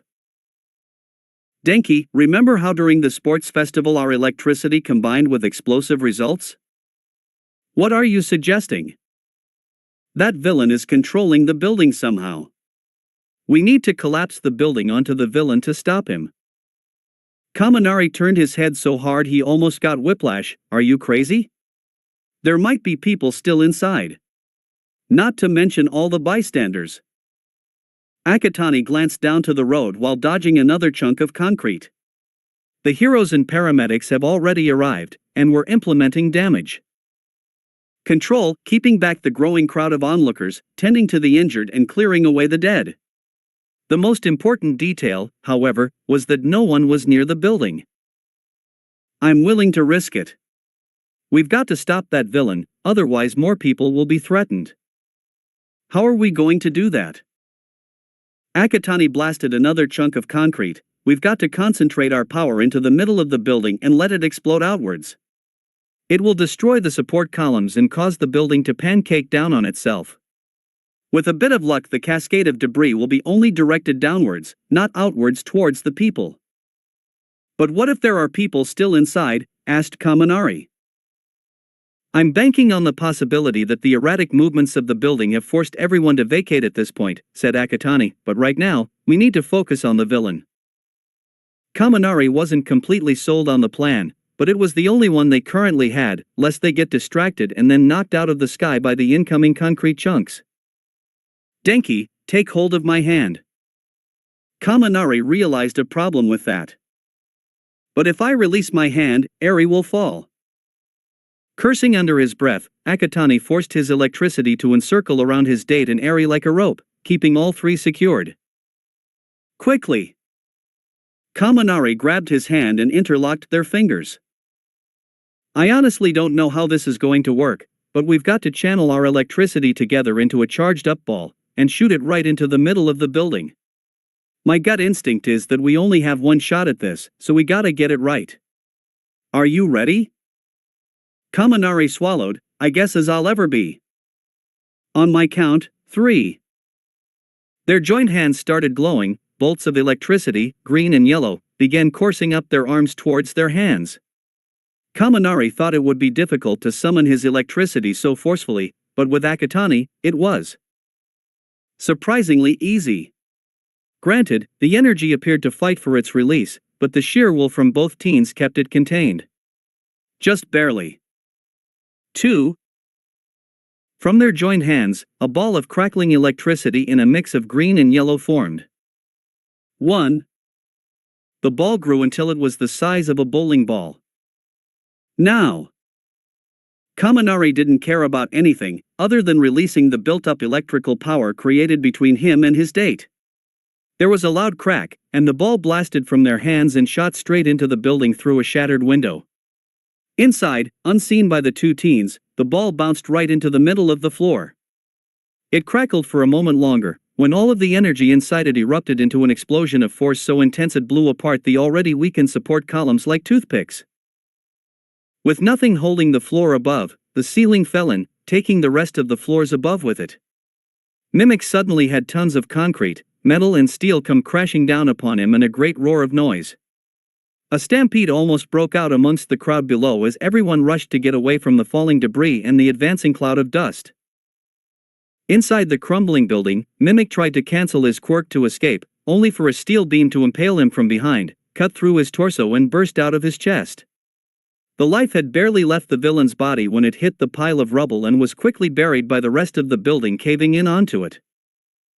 Finally, the rumbling faded away as the dust spread in all directions and began to clear. Akatani sighed in relief. The rubble had not spilled out onto the road or hit the surrounding buildings. As far as he could tell, no one was hurt during the collapse. But that quickly got thrown into the back burner when Kaminari screamed, as did many on the ground. In the momentary distraction caused by the collapsed building, Overhaul had begun his assault. Slamming his hand into the tarmac, he reconstructed them into large, sharp spikes, and sent them in a rolling fissure towards the heroes and civilians. Many were caught by the spikes, some gruesomely. "Hand over the girl, or all the civilians will die," Overhaul shouted up to the airborne trio. "What do we do now, Mikumo? People are going to get killed," Kaminari cried desperately. Down below, while their comrades worked to protect the civilians, two heroes, one with a ground quirk and the other with tree-like limbs, rushed forwards to take down Overhaul. The masked villain didn't even flinch, jamming a finger each into their bodies once they got within arm's length. Both heroes screamed as parts of their bodies were deconstructed. As they fell, Overhaul grabbed them by their necks. The heroes were unwilling fused with the villain, reconstructed into a towering monster made of earth, with tree trunks for legs and branches with leaves for hands. "Oh fuck, oh fucking hell." Akatani cursed inwardly again. While his quirk was powerful, he knew its effects would be severely limited against non-conductors such as plant and earth matter. And from observations of how Overhaul's quirk worked, even if he was able to hack off parts of the villain's reconstructed body with his electricity, Akatani was sure it wouldn't be difficult for Overhaul to regrow those parts. As it was, their options were limited. Overhaul was already firing tree branches at considerable speed at them, forcing Akatani to once go on the defensive dodging spree. By this stage, exhaustion was already beginning to creep through Akatani's body. He knew he couldn't keep this up for much longer, staying airborne and fending off Overhaul's attacks. And the villain wasn't giving him any room to fire an attack.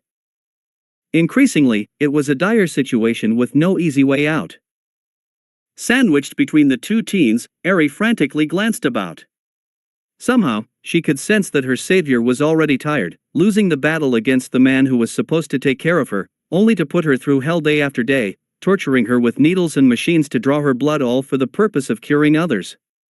She had only spent God knows how little time with her savior, but she already knew that he was the one who would bring her out to the light, and protect her from the darkness that was Overhaul and the shy Hasaikai. All this while, Overhaul had only taught her that her quirk was a sickness, a curse upon herself and the world. He had taught her to fear it like the monster under children's beds. But in the short time she had been protected by Akatani and Kaminari, she had seen this sickness and curse used to fight the real monsters that had plagued her life. Overhaul and his associates.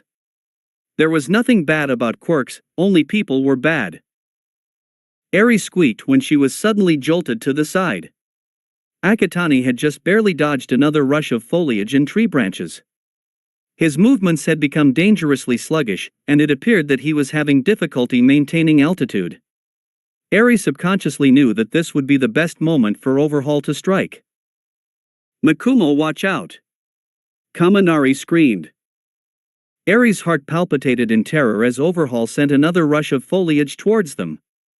As Akatani was still reeling from the inertia and slowed by exhaustion, it was dangerously clear that he would not be able to dodge it in time. So without warning, with no regard to her personal safety whatsoever, Eri squeezed herself into view. Just as the foliage came within an arm's length of the trio, she let out a loud cry, horn glowing brightly, and slammed her hand right into the thicket of leaves. A split second later, and her quirk went into effect. The mass of tree branches and leaves came to a sudden halt, and began to glow. Rapidly expanding into unimaginable shapes, the mass began to crumble away as its physical state was reversed. The deconstruction started slow, but quickly gained speed. In a matter of seconds, the glow had reached the main body and was followed by the reversal. As the fused body fell apart, the two heroes, who were at the base of the body, slumped onto the tarmac and remained motionless. It took another few seconds for Overhaul to come back into view. As the villain was about a few hundred meters in the air when the last traces of the fused body crumbled away, he began to fall. Kaminari, who was still high with adrenaline, wasn't going to let Overhaul get away. "You motherfucking son of a whore," he screamed, "burn in hell." The blonde pulled his signature move, indiscriminate discharge 1,300,000 volts, right at Overhaul. However, as the hand directed at the falling villain was still interlocked with Akatani's hand, instead of electricity firing indiscriminately, it came out as a solid beam. As it hit, the electricity pierced through Overhaul's body, short-circuiting every major organ and sending him into a painful cardiac arrest. By the time his corpse hit the tarmac, it was charred and smoldering liberally. The moment the electricity dissipated, Kaminari's body went into shutdown from quirk overuse.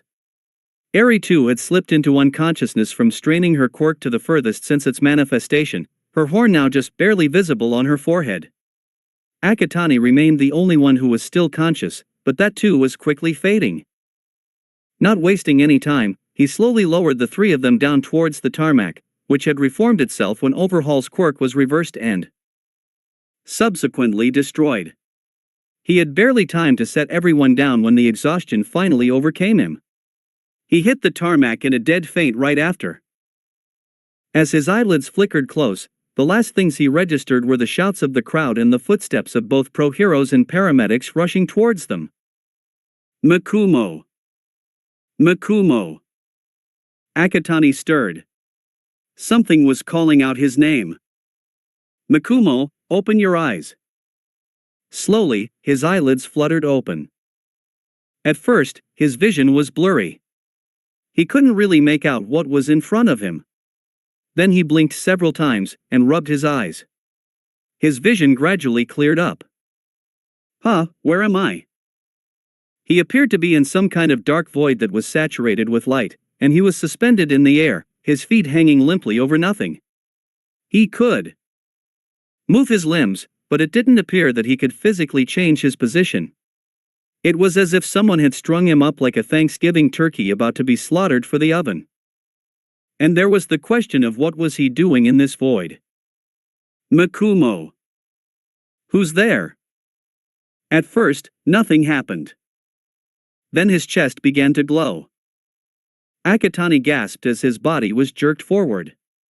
A glowing orb of light of a viridescent color shot out of his chest. It orbited around him at fast speeds, before bursting into a cloud of sparkles. Akatani watched in awe as the sparkles seemed to coalesce together into a humanoid form. It had no discernible features, and it didn't appear to have legs. "At last, we meet, Makumo. Who are you?" "My name has been forgotten by human memory." "What are you, then?" "I am a power, Makumo." "You mean my quirk?" The figure shook their head. No, Mikumo, I am not a quirk as you humans describe them. I am a power, born from the workings of the universe. How is that different? Asked the confused Akatani. Quirks are part of human genetics. I am not a human feature. I was created long before quirks became common, in the great unknowns of the universe. I came to your world just when the great quirk wars were being fought, where I have bonded with individuals who were destined to change the world with their actions. So I am technically a carrier then, Akatani surmised, a vessel for you. That is correct, Mikumo. Akatani fell silent for a moment, before finding his thoughts. If you are a sentient being, how is it that I didn't hear from you earlier? Whenever I bond with a human, Mikumo, the initial connection is dormant. A catalyst is required to open the connection between me and the human. In your case, our connection was forged when you and your date Denki combined electricity to take down a villain whose evil knows no bounds. Akatani nodded. Then, where are we? We're deep inside your mindscape.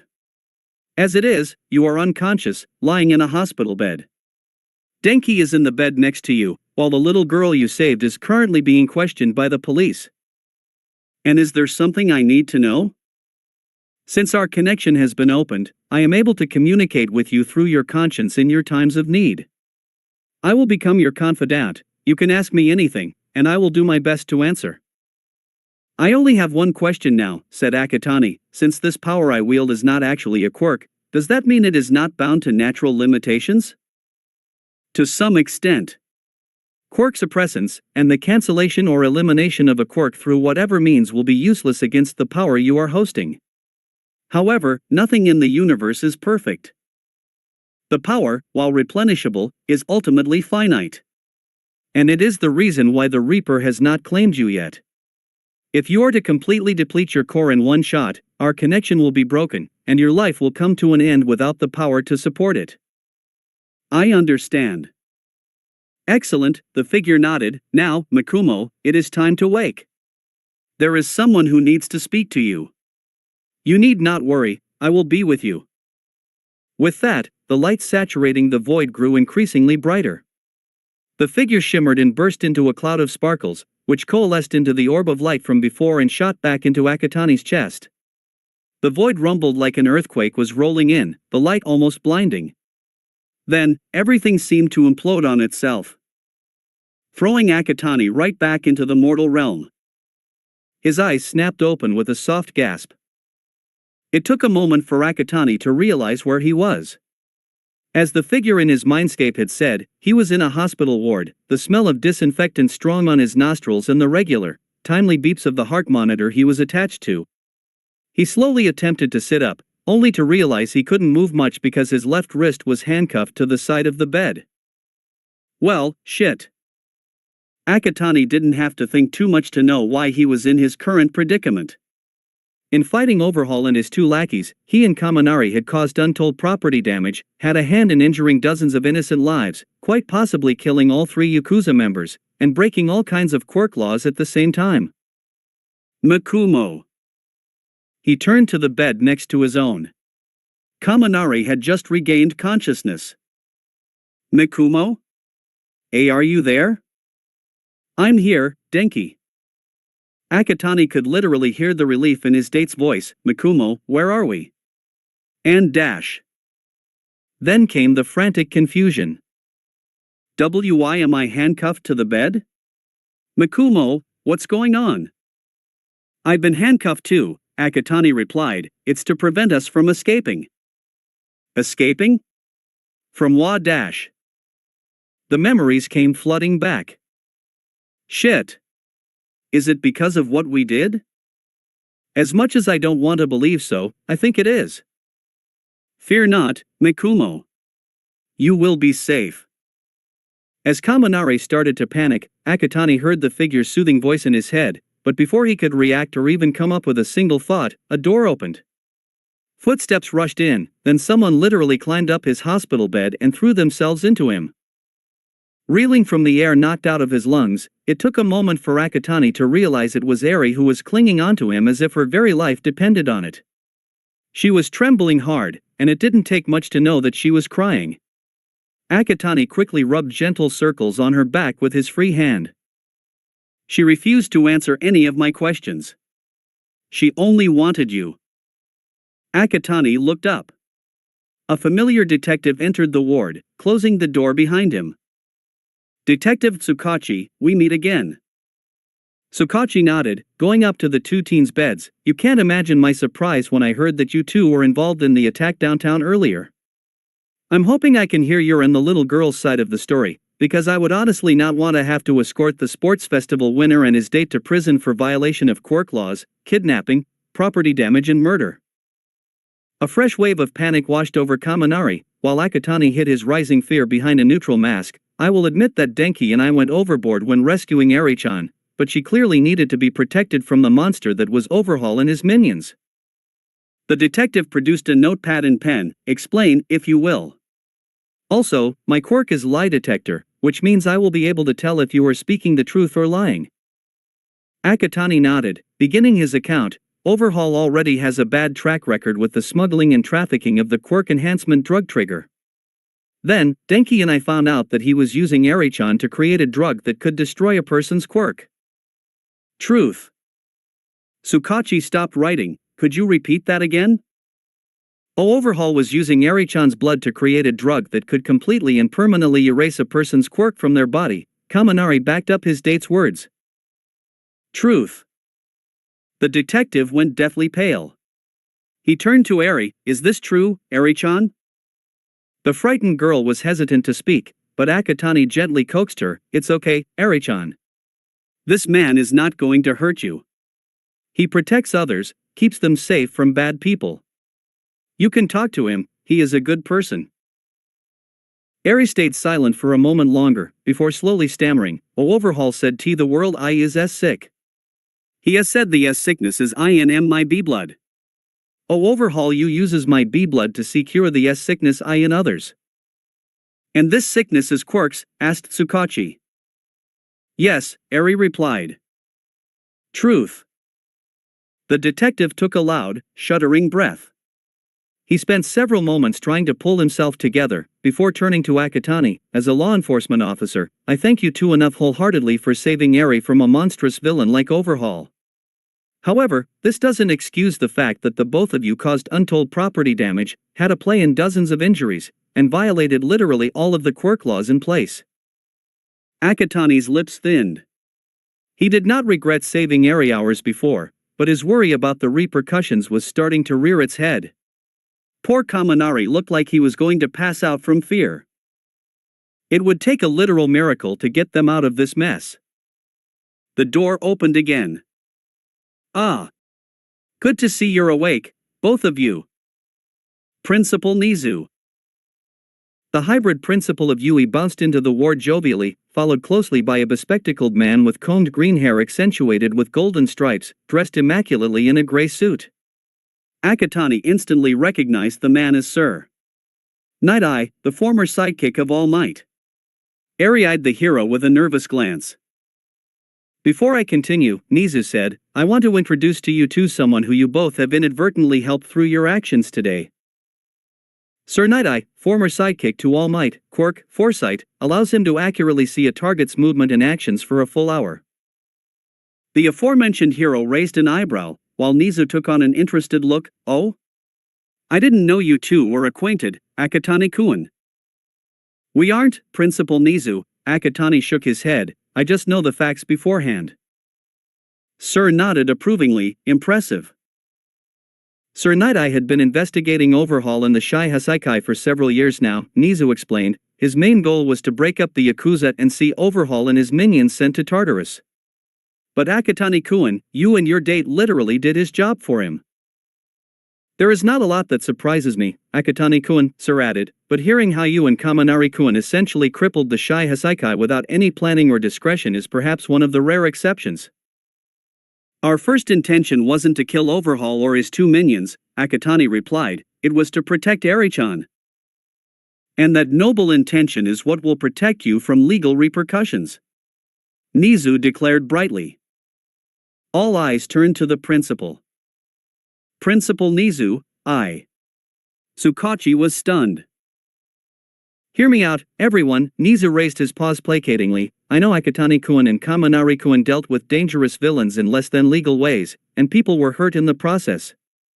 However, it was Overhaul's actions that got people hurt, am I right, detective? Tsukachi slowly nodded. According to our reports, the injuries sustained by the public were due to Overhaul's quirk. There we go. Nizu beamed, and while the collateral damage is considerable, I'd say that even certain pro-heroes get away with causing massive collateral damage when dealing with villains, am I right again, detective? Yes, Tsukachi conceded, but even so, there's the illegal quirk usage. No trouble, the principal was also prepared for that. We'll just not acknowledge the two boys' role in taking down the villains and assign them probation. That way, we'll satisfy all parties involved without ruining any futures or going through any further legal issues. Trust Principal Nizu to come up with such ideas. Akatani thought to himself. Tsukachi appeared to be in quite the quandary. I don't know if the commissioner is going to agree with this. If anything, I support Principal Nizu's proposal. Sir stepped forward. I'd rather not see the lives of two outstanding heroes wasted because we decided to be unyielding when, despite all the destruction their involvement caused, they did a great service to the country. The detective found himself with his hands metaphorically tied. I'll talk to the commissioner about this. Very well. I'll leave you to it then, Nizu grinned. Tsukachi put away his notepad and pen, then went around to unclasp the handcuffs from Akatani and Kaminari's wrists. As he stepped outside to make the call, Nizu confided to the two teens, of course, this won't be going into either of your records, but do try to refrain from causing massive upheaval so soon after the fact, will you? I'll do my best, Principal Nizu, Akatani replied, Kaminari nodding vigorously. That being said, Sir Night-Eye adjusted his glasses. Even though you won't be getting the recognition you deserve, as a pro-hero, I cannot thank you and Kaminari-kun enough for dealing with the Shy Hasaikai. You too have brought justice upon those who wish to cause chaos and disorder to our society and saved a young girl from a terrible fate. But what's going to happen to Eri-chan, Sir Night-Eye-san, asked Kaminari. We're currently going through the records to see if she has any family or friends who are capable of taking her in, the bespectacled pro-hero replied, but as it is, we have been unsuccessful. Normally, this would have automatically sent Eri-chan into the foster system, Nizu continued, but given how she has refused to let go of you, Akatani-kun, and caused quite a scene when Detective Tsukachi tried to question her earlier, I think you might find that you will have a younger sister soon. To be honest, Akatani didn't mind that. But he had questions. But how can we fully guarantee Eri-chan's safety? While the Shy Hasaikai might have been neutralized, who's to say that she won't be targeted by the group's remaining members, or other Yakuza and villain groups like the League? And there's also my mother we have to include as well. We're sorting out all of the paperwork now, but we hope that Eri-chan will be placed under witness protection and as a ward of Yui, Nizu continued, if your mother is to take custody of Eri-chan, she too will be given this two-pronged protection. Oh thank heavens, Akatani sighed in relief. What's going to happen, Akatani? Eri asked out of confusion and slight fear. The teen made sure his eyes were comforting and warm. Nothing bad, Eri-chan. You're going to become my younger sister. Sister? Akatani nodded, no more Overhaul or bad people. My mother and I will take care of you. And me too. Kaminari added from his bed. It didn't take much for the little girl's eyes to become watery again. Sniffing, she rubbed away her would-be tears, and for the first time ever, her lips spread into a smile, albeit wobbly. Thank you. The atmosphere in the ward became significantly warmer. Oh. That reminds me, Nizu clapped his paws together, your parents should have arrived by now. And right on cue, the ward door opened. A couple rushed inside like bats out of hell and made beelines straight towards Kaminari. Left behind in their wake, Inko's entrance was more relaxed, as she had been told Eri was with her son. Hello Eri-chan. Inko smiled warmly, I am Mikumo's mother. Am Mikumo? That's my given name, Eri-chan, Akatani replied.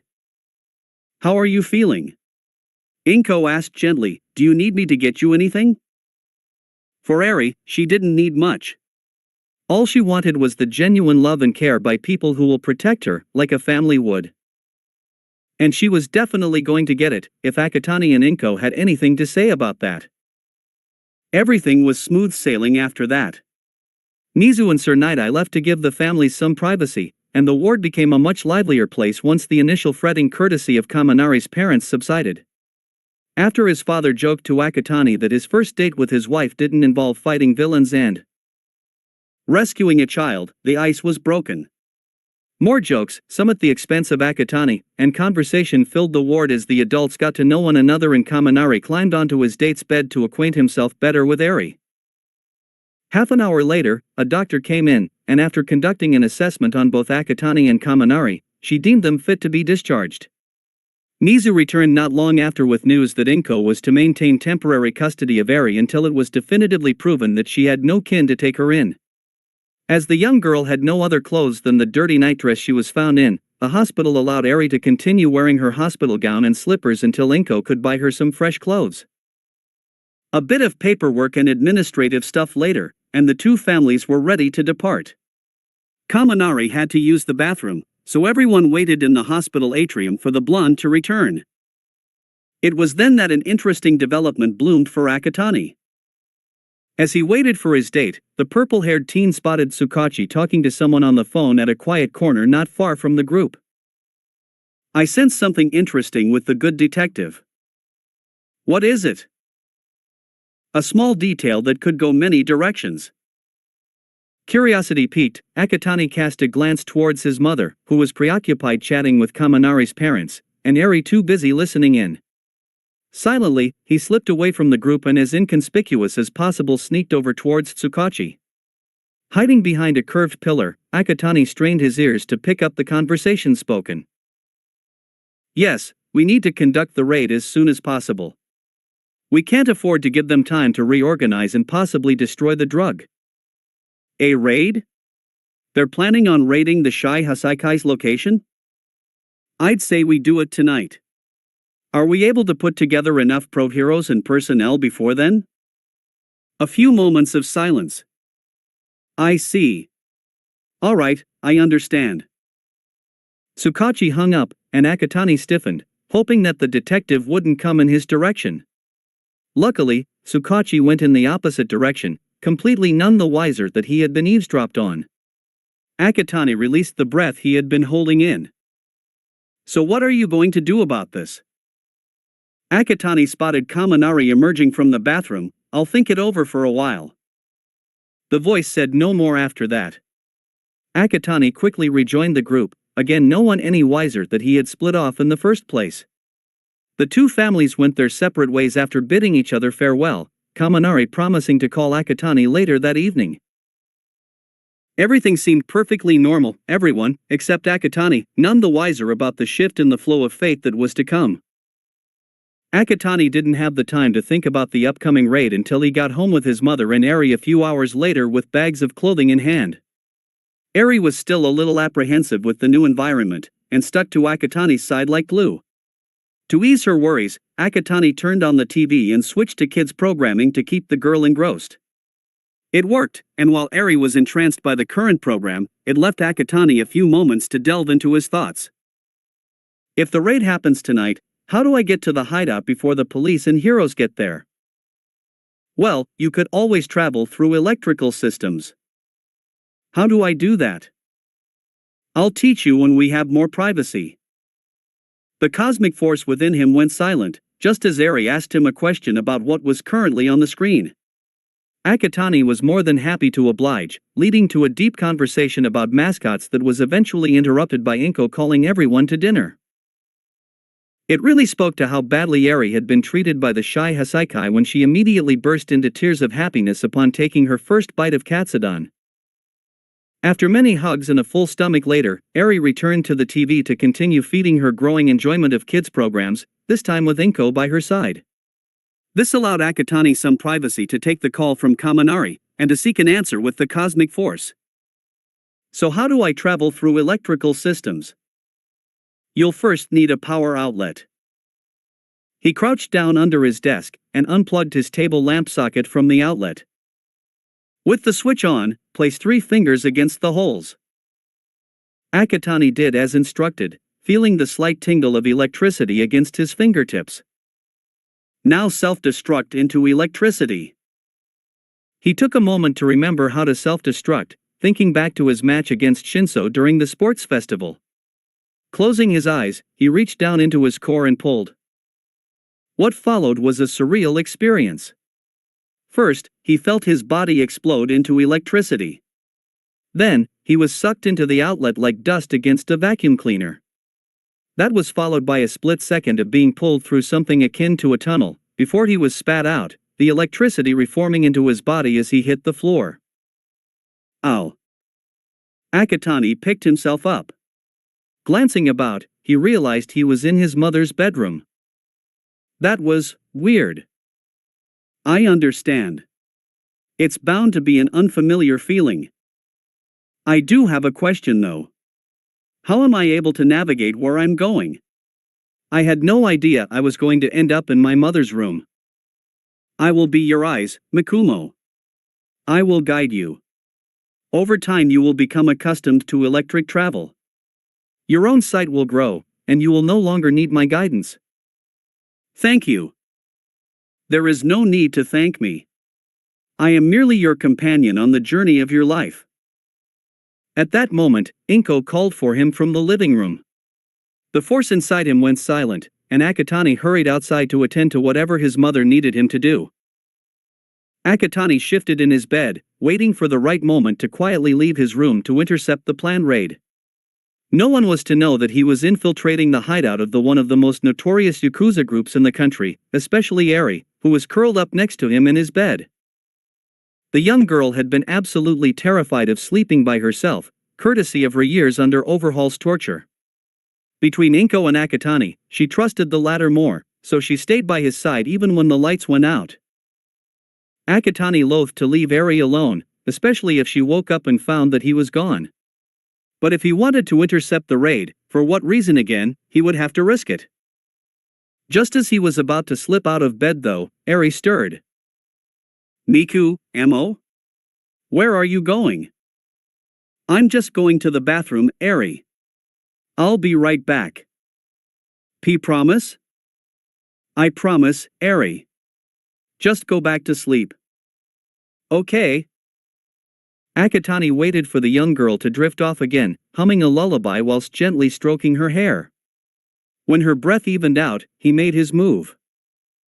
Quietly slipping off the bed, Akatani snuck out of the room into the common bathroom. Inside, he put on all black clothing and shoes, and grabbed a black backpack stashed in the bathtub. Slipping out, he tiptoed his way into the living room, heading towards an empty outlet by the dining table. Are you ready, Mikumo? As ready as I'll ever be. Kneeling down in front of the outlet, Akatani flipped the switch and placed 3 fingers against the holes. He pulled on his core, and disappeared in a flash of jade green light, no one any the wiser that he was gone. The journey to the Shai Hasaikai's hideout was far from smooth. Akatani had to re-emerge in random buildings on multiple occasions to shake off the unfamiliar feeling of traveling through electrical wires that had grown to the point of nauseating. He thanked his lucky stars that the force directed him to outlets that were in blind spots from closed-circuit cameras for him to get out and recalibrate. It took only 10 minutes for Akatani to reach the hideout from his home, but it was an experience he did not appreciate. Reappearing in a flash of jade green behind an unremarkable shop in an alleyway, Akatani crept out towards the main road. Across the road, stood a traditional gate in front of what appeared to be regular office buildings and warehouses. So this is the hideout. Akatani glanced about the area. There were no heroes or police personnel around yet, which meant that he still had time before they arrived and raided the hideout. Gotta make this quick. He turned back towards the shop, then paused. I had planned to infiltrate the hideout, but for what? There is something valuable within the hideout that could serve you well in the future, Mikumo. And what is that? It was the reason why you saved Eri. It didn't take long for Akatani to figure out what the force was implying. Why would I want to steal an illegal quirk-erasing drug? That decision is yours to make, Mikumo. I am merely stating a fact. Akatani stood silent in the blind spot, considering his choices. Eventually, he came to a decision. Can you show me where it's hidden? I will. Akatani hurried back towards the outlet behind the shop, and disappeared back into the wiring. Following the force's guidance, he zigzagged his way through the hideout's electrical circuits until he emerged in a darkened room that appeared to be an office a few minutes later. Taking several moments to stabilize his stomach, he fished out a flashlight from his bag and turned it on. Spending a few minutes looking around, his flashlight beam landed on a safe sitting on a table. Looks like it's an electronic safe. Even though he didn't know the PIN code, Akatani knew of a surefire way to open the safe. Pressing a finger against the metal screen, he released a powerful jolt of electricity. There was a mechanic whirring noise as the circuits within the safe malfunctioned from the electric overload. And with a click, the safe door opened. Akatani reached inside the safe and pulled out 2 cases. Setting them down on the table, he lifted the lids to check the contents. The first case had 5 red cartridges with what appeared to be the ends of hypodermic needles at one end. The second had 5 blue cartridges that also had hypodermic needles attached to the ends. If I have to guess, the red cartridges contained the quirk-destroying drug, but what about the blue cartridges? Some kind of antidote? His thoughts, however, were interrupted by the force's return. Mikumo, you have to destroy your footprints. What? Look behind you. Akatani spun around. At the far corner of the office was a small circle of red lights against something reflective. Fuck, I forgot about the cameras. You have what you came to seek. You must make haste and destroy the evidence before they discover you. Akatani did not hesitate. Closing the cases and slipping them into his bag, Akatani rushed towards the camera and released a powerful, continuous electric bolt at the device. Now, the instinct would be to simply destroy the camera, but Akatani knew by now that someone in the hideout would have already spotted him through the camera feed. So the bolt released at the camera carried more wattage than necessary, for a specific purpose. The camera shattered from the electric overload, while the rest of the charge surged through the entire closed circuit system throughout the hideout, forcing the circuit breakers into action and cutting off power to the entire compound. However, even the circuit breakers were not enough to stop the electricity from overloading the entire electrical system, causing appliances throughout the hideout to explode and combust into fires of epic proportions. Alarms went off, and the overhead sprinklers immediately switched on. In normal circumstances, this should have extinguished the fires before they caused too much damage. However, one should note that ever since the connection between Akatani and the force within him was opened, his electricity had taken on factors on a more otherworldly scale. The power within the electricity caused the fires to burn with such unfathomable intensity that not even the sprinklers were enough to extinguish the growing conflagration. Throughout the compound, the surviving members of the Shy Hasaikai, from low-level thugs to the higher-ups known as the 8 Bullets, found themselves unable to escape as the fires encircled around them in a blazing death trap. As it was, several fires had also broken out in the office Akatani was in too. Shit, I need to get out of here. Realizing that he couldn't escape through the electrical wiring, since he pretty much destroyed the entire system and the compound, the only option left for him was to brave the fires that were burning all around him. But there was one problem. Can my shield protect me from the fires? The power within you will save you, Mikumo. The force went silent after that. I'll have to risk this, there is no other way. Stretching out a hand, Akatani released a field of electricity that completely encased him in a hemisphere. Rushing for the door, he kicked it down and ran down the hallway, hoping he could find the stairs that led to the ground floor. Turning around a corner, he discovered the hallway was engulfed in flames. I hope this works. Bracing himself, Akatani raced through the burning hallway. To his relief, the fires were deflected by the shield, albeit the electricity did warm up considerably as he passed. No matter, as long as he wasn't going to get burnt, he could withstand a little heat. Then came another problem. Who the fuck are you? Someone was blocking his path. From his appearance, the man was a low-level thug. On instinct, Akatani released a powerful bolt of electricity through the shield at the man. The electricity hit, and the man fell to the floor, convulsing as he underwent a painful cardiac arrest by electrocution. Akatani was long gone by the time the man's dead body stilled, becoming fuel for the approaching fire. This would happen at least 5 more times before Akatani finally found a flight of stairs. Leaving behind the corpses of the thugs, and one of the higher-ups, to burn, he ran through the stairs until he emerged on the ground floor. Arriving at what appeared to be an unassuming front office or reception area, which was also on fire, Akatani made a beeline for the doors, where he could hear sirens wailing and shouting echoing from across the courtyard behind the traditional gate. I must not be seen. Akatani pushed the doors open and ran through the trees in the courtyard, ending at a wall on the west side of the compound. There didn't appear to be anyone behind the wall, so making sure he wasn't being seen, Akatani flew to the top of the wall, cancelled his electric flight, and let down to the pavement on the other side. Keeping to dark spots, Akatani zigzagged through alleyways until he arrived at the same shop where he had used the power outlet to infiltrate the hideout. Peering around the corner, he watched as a sizable crowd began to form, watching the fire department and pro heroes battling the conflagration that lit up the night sky with bright oranges, yellows, and reds. Amidst the confusion, a squadron of police cruisers pulled in with their own sirens wailing. Akatani's eyes shifted to one particular police cruiser. The doors opened, and out stepped Detective Tsukachi, who stared at the burning compound in disbelief. The teen ducked back into the alley. Time to go. Heading towards the same power outlet behind the shop, Akatani pulled on his core and disappeared in a flash of jade green, leaving behind an out-of-control inferno as he raced through the electrical wiring back to Mizutafu. 10 minutes later, he re-emerged back in his apartment, again no one any the wiser. Slipping into the bathroom, Akatani took off his clothes and took a quick shower to wash the soot and smoke off of his body. Throwing the black clothes into the wash hamper, he put his sleepwear back on, and slipped back into his bedroom as quietly as possible. Setting his bag down in a corner, he was about to climb back onto his bed when Eri, who had been sleeping peacefully, stirred again. Mikumo? Sorry, did I wake you up, Eri? Where are you going? Nowhere, Eri, Akatani reassured, climbing back onto the bed. I just went out to grab a drink of water.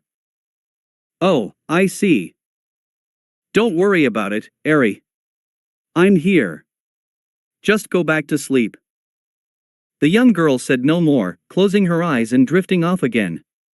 It didn't take long for Akatani to fall asleep himself, exhausted from his escapades that had left several dozen dead or wounded, astronomical property damage, and a mystified detective with more questions than answers.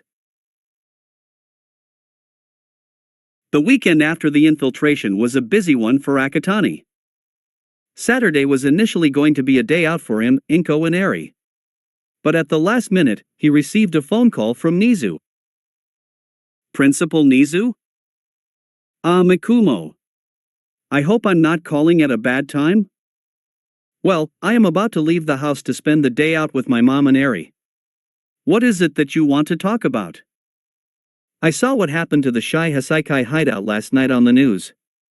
Am I wrong to guess that you had a part to play in that massive conflagration? Akatani glanced back. His mother was talking to Eri on the other side of the living room. From the looks of things, they didn't appear to hear his conversation with the mammal. And if I had, he spoke a bit more quietly for good measure. I would like to talk with you about what you had hoped to achieve from your latest act of chaos. Nothing judgmental, just to understand your intentions. Of course, when would it be a good time? I was hoping I can talk to you now, hopefully. I understand that you are about to leave to spend time with your family, but I promise that I won't take too long. Akatani glanced back at Inko. I'll speak to my mom for a moment, but what do I say to her? Tell her that as a class representative, we need to discuss the integration of Shinso Hitoshi into your class this coming Monday. Alright, please hold on. Take as long as you need. Akatani approached his mother. Mom, I'm so sorry, but something cropped up.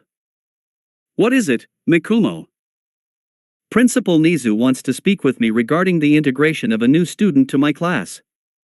He hopes that we can settle the logistics before he arrives this coming Monday. Oh, what a pity, Inko sighed in disappointment. Does that mean that you won't be joining us, Mikumo? Eri asked, a little teary-eyed. Hopefully it shouldn't take too long, Akatani tried to sound reassuring. How about this? I'm still on the phone with Principal Nizu. If I can keep it to an hour or so, I can join you guys for lunch and we can spend the afternoon at the shopping arcade as planned? Let's hope he is willing to accommodate, said Inko. Akatani returned to the call. Principal Nizu? Can we keep the meeting to about an hour at most? That can be done, Mikumo. Great, I'll see you soon. See you then. Akatani hung up. Come, Mikumo, I'll send you down, said Inko.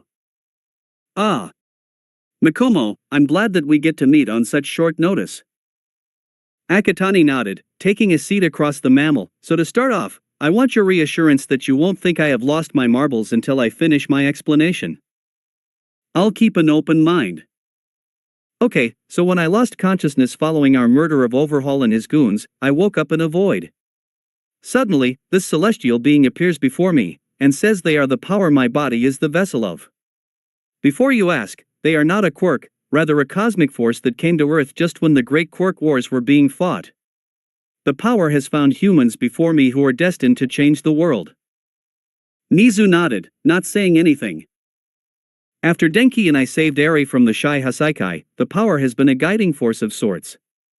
They led me to overhear Detective Tsukachi's call about organizing the raid against the Yakuza group, and it was their suggestion that I infiltrate the hideout. And what was the reason for the infiltration? Asked the principal. Akatani opened his backpack and pulled out the 2 cases he'd stolen from the hideout. He opened the cases and placed them on the table to let Nizu see. What are these? The red cartridges are the quirk-erasing drug that the Shai Hasaikai was developing using Eri's blood. The blue ones are what I believe are the antidote. Nizu was silent for a moment, before sitting back, paws steeped together in thought. You do realize, Mikumo, that what you possess could have you sent to Tartarus if found out? I know, Akatani nodded. And what do you plan to do with them? To be honest, I'm not entirely sure, the teen replied truthfully. All the cosmic power told me was that the drug could serve me well in the future. What that means I don't have the slightest clue.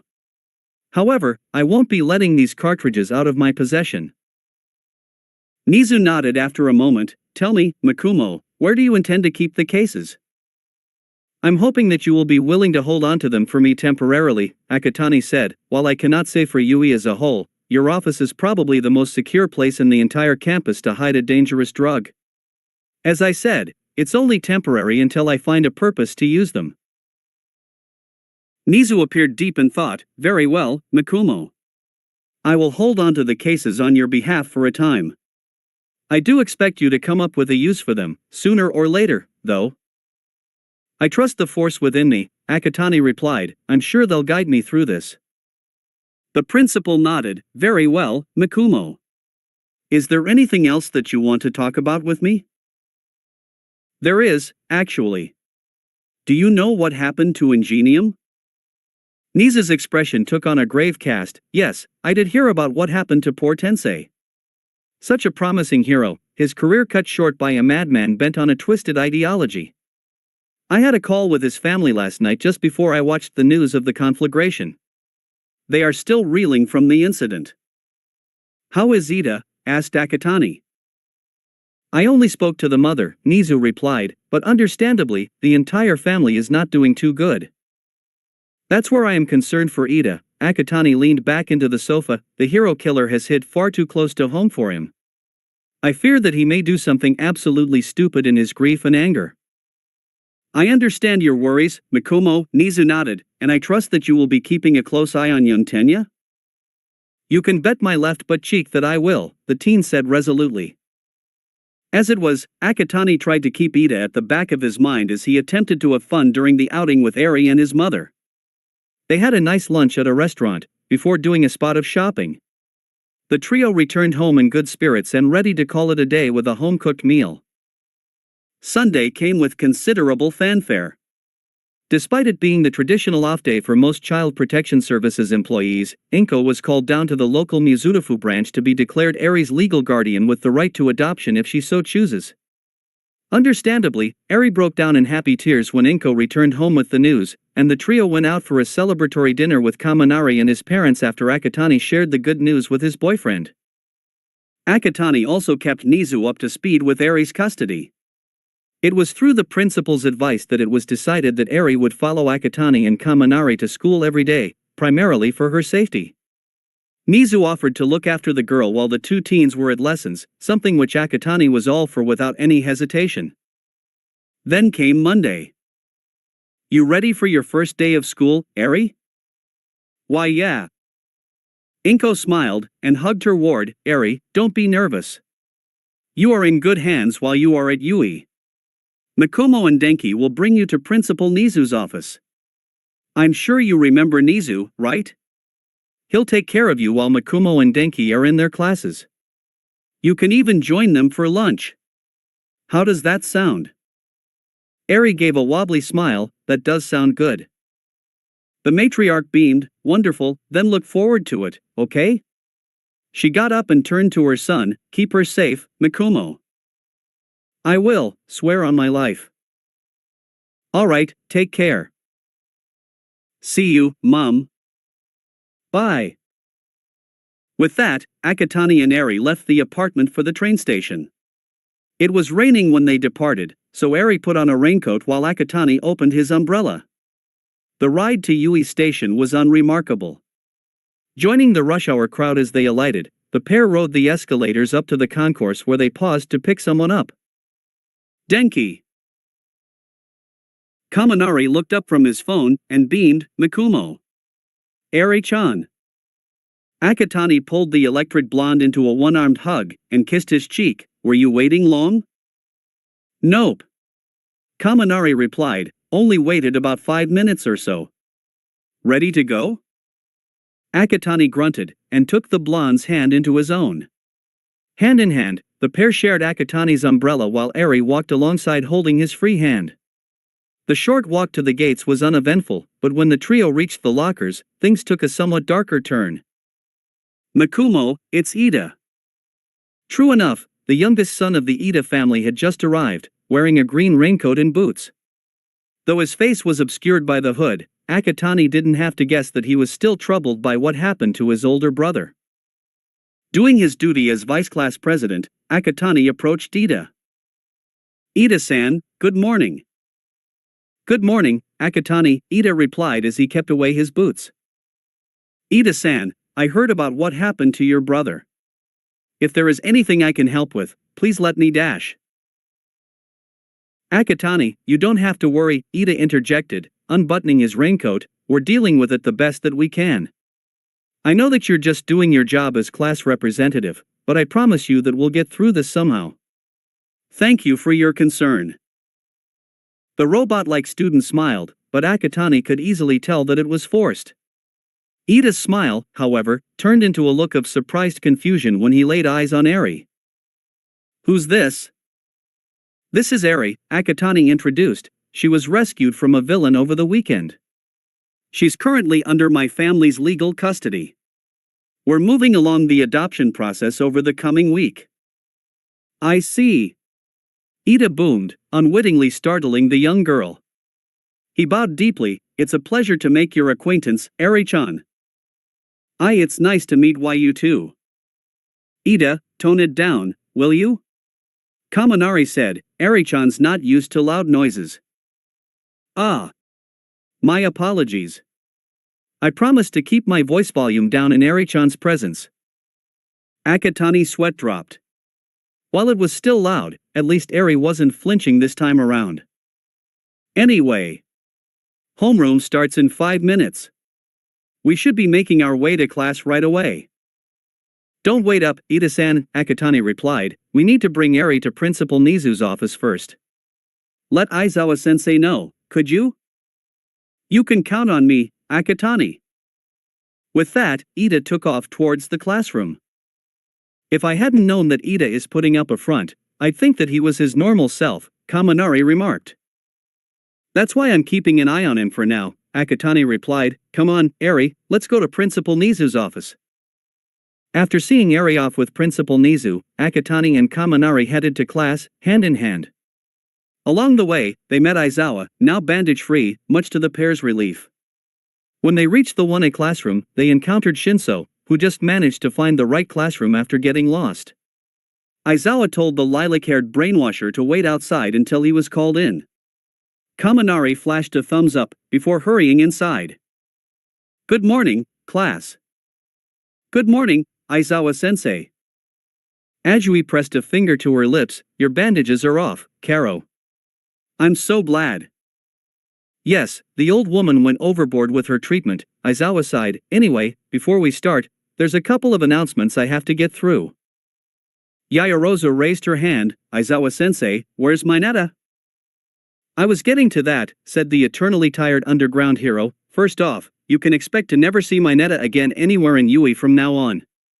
He has been expelled. There was a great whoop of cheers from the students, especially the girls.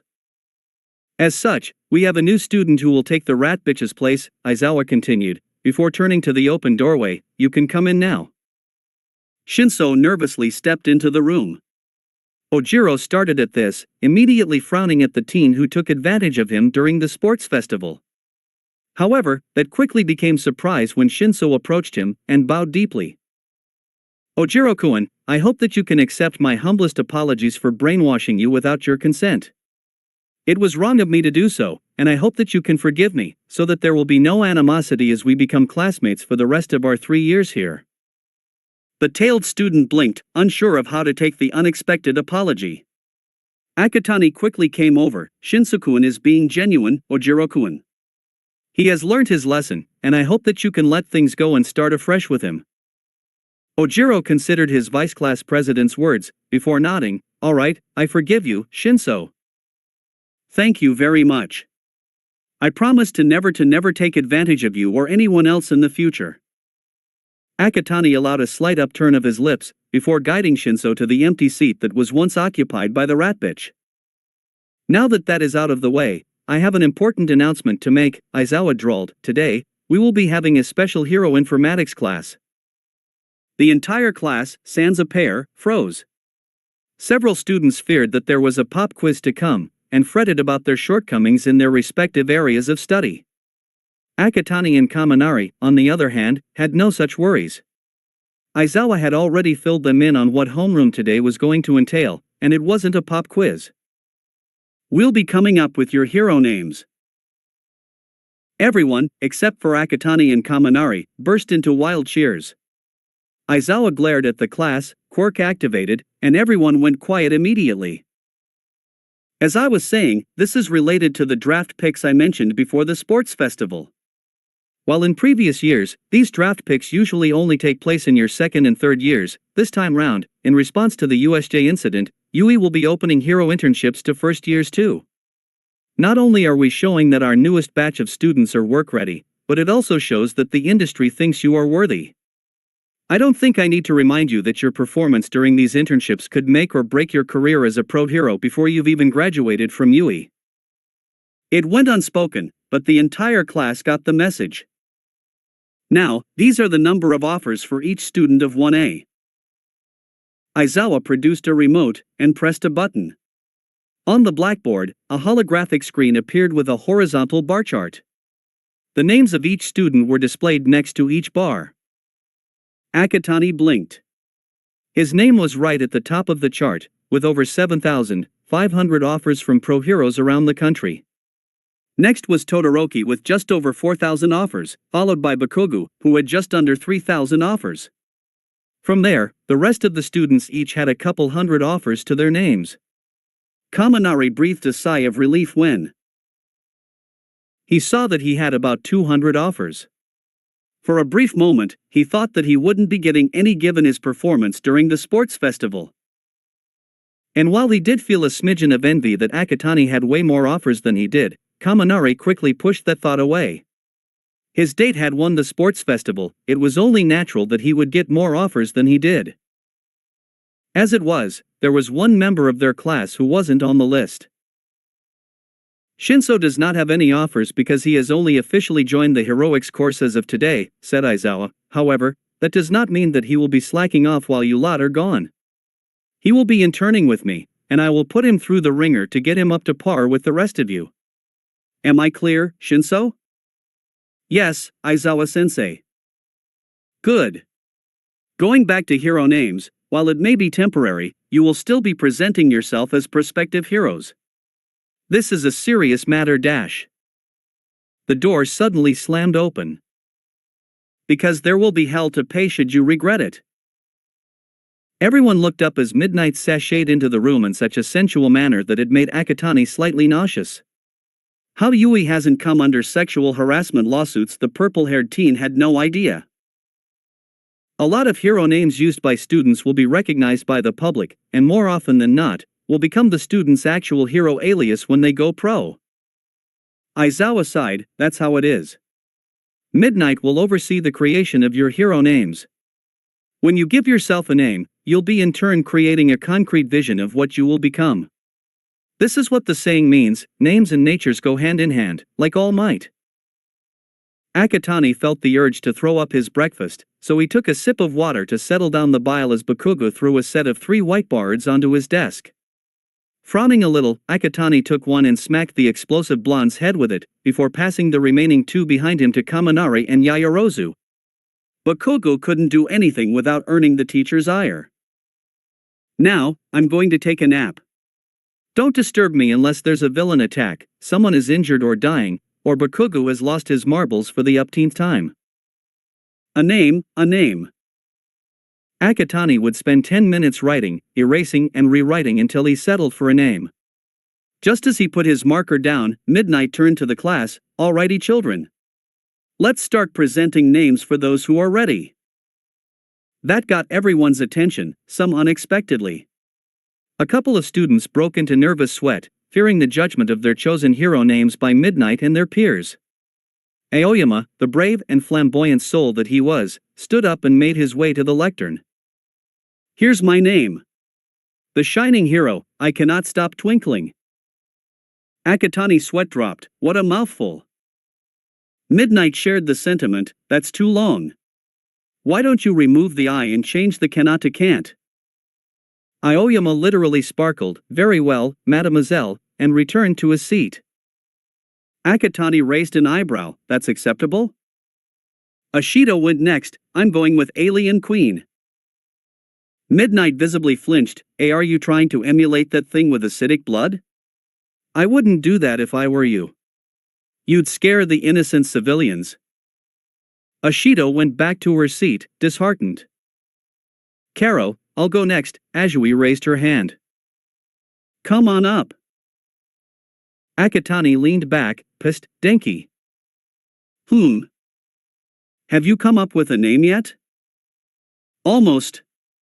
Just getting the opener right. At the lectern, Azui showed her whiteboard to the class. I've had this idea since elementary school, Karo. The rainy season heroine, Froppy. That's so cute. I love it. Midnight gushed, now, who's next? Akatani and Kaminari shared a nod, before standing up together and heading for the lectern. Kaminari went first, I'm going with the taser hero, Chargebolt. Right, tingly and cool. Absolutely fantastic. Beaming, Kaminari made way for Akatani. He showed his whiteboard to the class, the Jade Lightning hero, Reiku. That got a response from the class. Reiko? Hagakure tilted her invisible head. What's a Reiku? Ojiro wondered. Care to explain, Akatani-kun, asked Midnight. During the sports festival, Yamada-sensei kept introducing me as the god of Jade Lightning during my matches. It kinda stuck, so I thought about godly figures and electricity. Then I remembered this pre-Quark franchise called Pokemon. The franchise had the concept of legendary Pokemon, essentially gods and goddesses in the world. There was an electric-type legendary called Reiku, and I thought that I should adopt it as my hero name. The R18 heroine rubbed her chin, while many people are not likely to recognize the significance behind your name, it does have a cool vibe to it. Very well, I accept it. Totally manly. Kirishima shouted from his desk. Akatani nodded in acknowledgement. Together with Kaminari, they returned to their seats. From there, everyone came up to present their names. There were a number of creative ones, such as Uraraka's Defying Gravity Heroine, Uravity and Shinsa's Puppet Master Hero, Mindjack, a few more generic ones, such as Ashido's Second Choice Pinky and Ojiro's Martial Arts Hero, Tailman, and some unique ones, like Tokoyami's Jet Black Hero, Tsukuyami. Todoroki went with his given name, which when asked for an explanation, revealed that this was what he wanted people to know him as, rather than someone clouded by Endeavor's legacy. Akatani understood Todoroki's logic, and gave the bicolor-haired teen a nod as he returned to his seat. Then, there was a stupid one. King Explosion Murder. Bakugo growled to the class. Dead silence. Bakubro, seriously? Shut the fuck up, shitty hair, the explosive blonde screamed, it's fucking perfect. Akatani rolled his eyes, a 5-year-old can come up with a better name. Oh hi. Kaminari stage whispered. I agree with Akatani-kun, Midnight shook her head, not only does it sound bad structurally, people would think that you are a villain planning on mass genocide. Ha? The fuck did you say you dash? Bakugo suddenly found himself being ensnared by Aizawa's capture weapon. Detention after school, Bakugo. Now sit down and come up with a better name. The explosive blonde was thrown unceremoniously away from the lectern. Growling and with palms smoking, Bakugo stomped back to his seat. Then, it was Ida's turn. When he presented his whiteboard, a dark cloud settled over the entire room. Ingenium. Ida-kun. Midnight muttered. It is the least I can do, the robotic student declared, a bit shakily, as you all would have probably heard by now, my older brother is unable to continue hero work. Stain's attack robbed him of his legs. Because of Stain, the name Ingenium was almost lost. But I refuse to let that bastard inflict any more damage. I will carry on the Ingenium name, to show that bastard that my family will not be cowed by his bloodthirsty, murderous crusade. It did nothing to alleviate the heaviness in the air. Midnight eventually spoke, if it helps, I can accept that. Akatani watched Ida return to his seat, paying no attention to Bakugo's failed second attempt at a hero name. If Ida's facade was cracking before, it was barely standing now. Despite the robotic student's attempts at hiding it, Akatani could see the desire for vengeance bubbling away as plain as day. He clenched his fist. He wasn't going to let Ida out of his sight. Even if he had to sacrifice his internship to keep his wayward classmate on radar, he would not let things go. A good hero was permanently incapacitated by a madman whom the pros still haven't caught, the latest victim in a long trail of blood. Ida was essentially a dead man walking if he continued this mindset for revenge. Speaking of internships, Aizawa had woken up and was addressing the class. Now that most of you have chosen your hero names, we can get back to talking about your internships. They will run for 1 week, and as to where they will be held, it depends on which offer you decide to take up. Everyone except for Shinso will be given a ring binder containing all the offers that are available to you. Think carefully of which offer you accept, each pro-hero and agency specializes in different areas. You can either have a fruitful experience or a complete waste of time. That is all from us. When I call your name, come up and receive your binder. The bell rang shortly after that. Oh my god. She's so cute. Eri gave a wobbly smile, inching away from the pink-skinned girl getting a bit too close for comfort. Ashido-san, please step back, you're making Eri-chan uncomfortable, Yaoyorozu admonished. It was lunch hour. The quartet of Akatani, Kaminari, Jairu and Yaoyorozu had gone as a group to Principal Nizu's office to pick up Eri for the afternoon meal. The four acted as a guard wall around the little girl to shield her from the stares of other UE students along the corridor and in the cafeteria. Though, once they were seated, they couldn't stop their curious classmates from coming over. Oh. Sorry. Ashido moved back. I'm Mina, and I'm Mikumo's classmate. Since when did I allow you to use my first name? Akatani muttered in between a bite of his katsudon, but went unheard. My name's Toru. Hagakure said from the side. Call me Tsu, Karo. It's nice to meet you all. Eri waved back. Tokoyami turned to Kaminari, so she was rescued from a notorious villain? That's right, the electric blonde nodded, concealing the true reason why Eri was under his boyfriend's care. Mikumo's mother just saw her and claimed her right on the spot. What a mad banquet of darkness, the bird-headed student remarked. At least the innocent soul was saved before the damage became irreparable. Yeah. Ashido, Hagakure and Ajui hung around for a little longer, before eventually dispersing back to their own tables. Shinso decided then to pick up the conversation. Where are you guys planning on interning? I was given an offer by Hawks, Tokoyami replied. The number 3 hero? Kaminari blinked. That's so cool. It might have been, if it weren't for the possibility that Hawks only sent me an offer because I have the head of a bird. Oh. Kaminari's sweat dropped. Still, I might learn something useful from him. He's not number 3 for nothing. What about you girls? Shinso asked. Still haven't decided yet, Jairu replied. Well, I was sent an offer by Uwabami. Yayorozu said, only to be interrupted by Akatani. Oh no. No, the purple-haired teen stood up. I strongly suggest that you reconsider. But why? Uwabami can hardly be counted as a pro-heroine, Yayorozu-san, Akatani explained. You're more likely to see her on TV promoting her latest product line or on runway shows rather than on the streets patrolling against villainy. If you choose to intern with her, my biggest guess is that she is going to use you in some commercial rather than teach you anything meaningful. You're going to end up wasting a full week. Well, in that case, I better continue searching.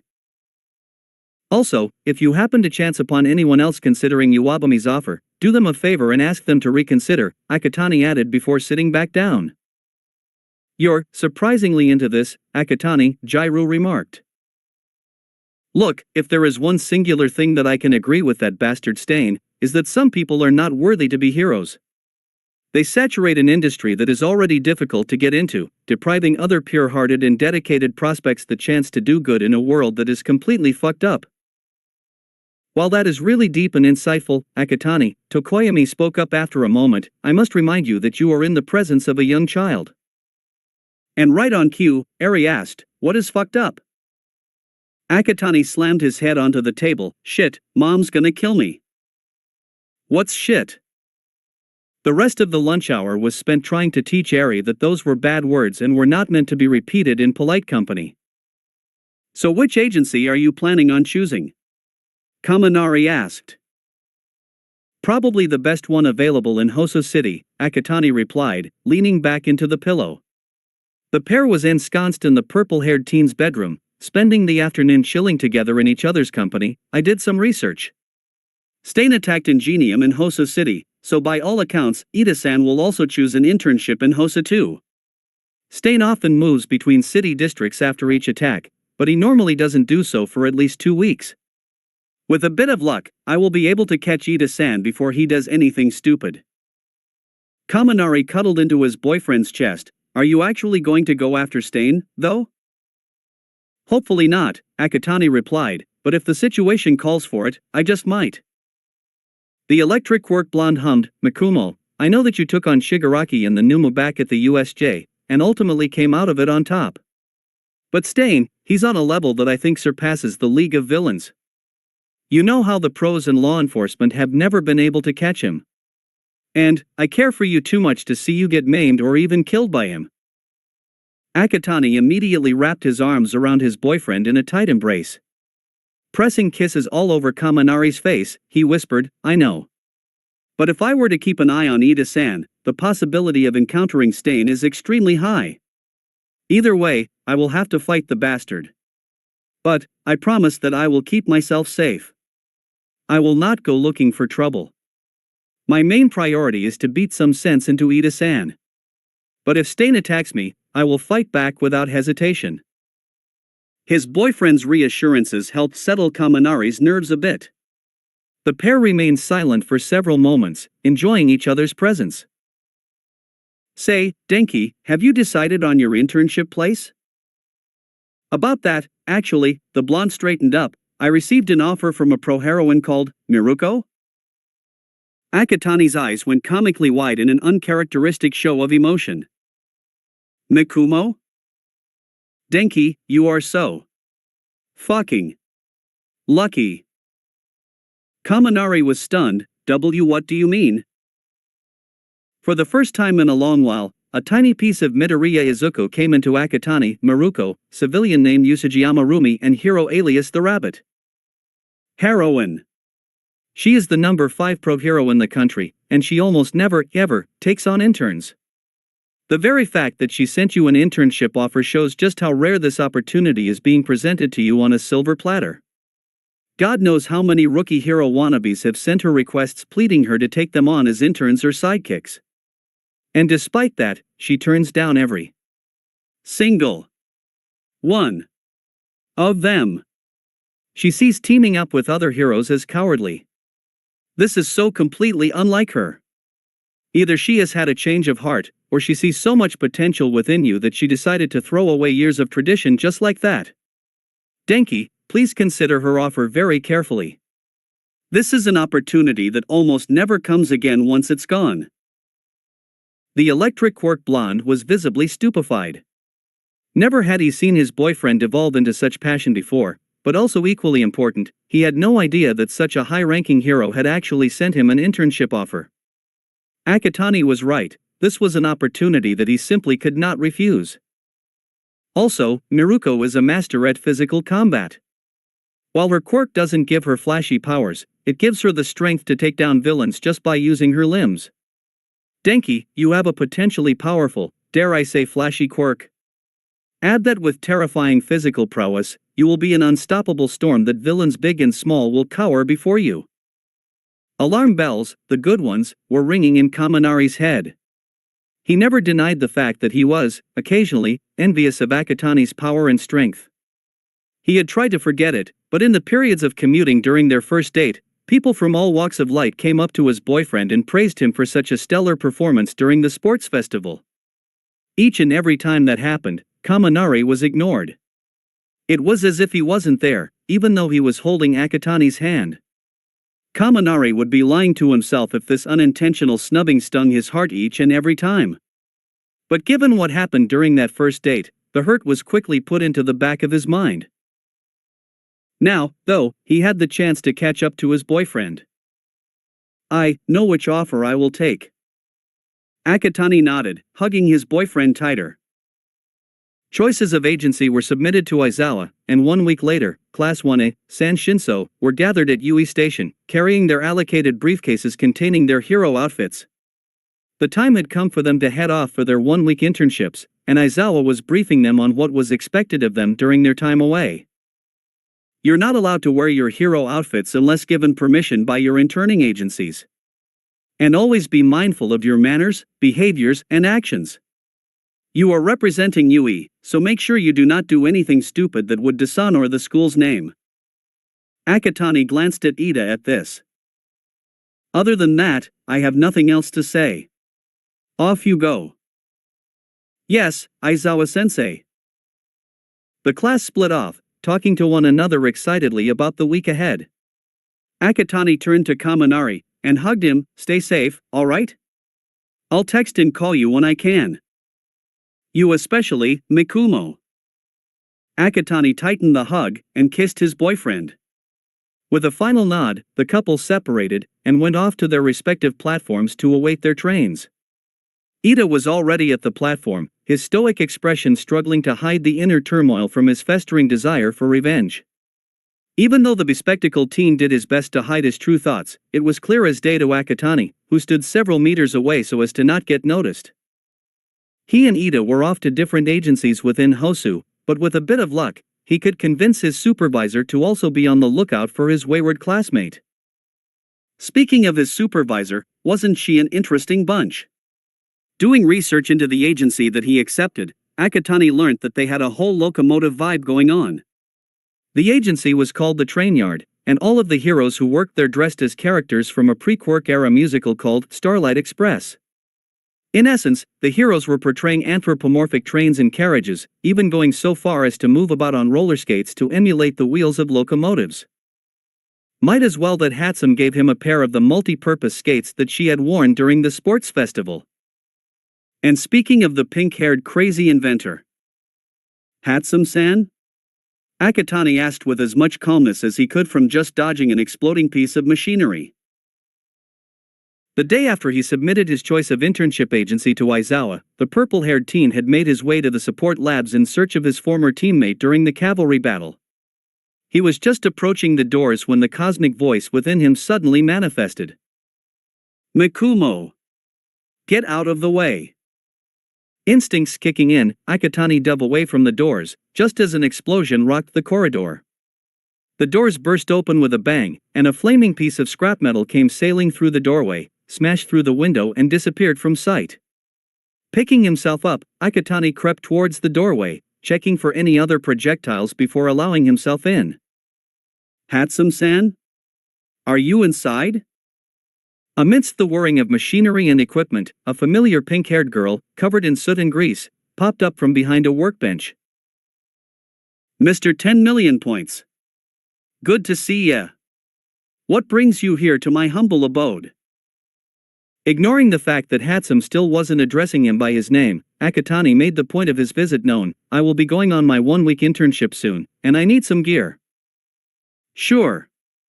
Hatsum leapt over the workbench right up into Akatani's face. What sort of babies do you need me to make? I have some blueprints that I'm hoping that you can complete by next week. I'm sure you heard about what happened to Ingenium. It was all over the news. Hatsum replied, a real tragedy. Maybe I can design some bionic legs or gear so that Ingenium can return to hero work? That's up to him to decide, Akatani replied, but that's beside the point. I need these gear because I will be tracking his younger brother's moves during the upcoming internship week. Wait, Engine Legs is going after the hero killer? From what I've been observing, it is very likely, Akatani confirmed grimly. In the very real chance that I encounter Stain, I will need top-rate support gear to ensure that the younger brother doesn't end up dead. And, as far as I know, you are the best inventor in the entire support course. Hatsum's chest puffed up with pride. You got that absolutely right. And by inventor's guarantee, I will get these babies up and running by week's end. Thank you, Hatsum-san, I really appreciate your hard work here. That was a week ago. Clutching a suitcase carrying all the gear that Hatsum made for him, Akatani watched stoically as Ida went off in a different direction towards another exit. Heading for his own exit, Akatani emerged into Hosu just as the sun was about to set. Walking the 10-block distance to his internship agency, the purple-haired teen arrived at a building that looked all the world like Grand Central Terminal in New York City. Behind the Beaux-Arts facade was a 5-story building that reminded Akatani of neoclassical architecture that looked worn with time, but nonetheless grand. It was a stark contrast to the modern buildings that made up the city, but judging from what he had read about the Trainyard agency, they didn't do things by halves. This is it. Let's see how this plays out.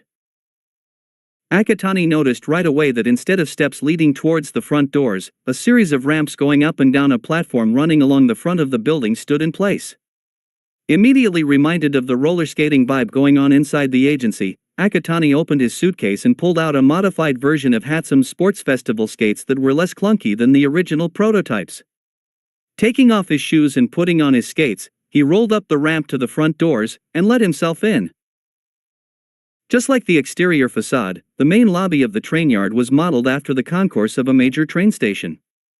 There was some activity about, though not as busy as it would be in the Mighty or Endeavor agencies. Eyeing the reception desk nearby, Akatani skated over. The receptionist, having just put down the phone, looked up as he approached. Good morning, how may the Trainyard help you today?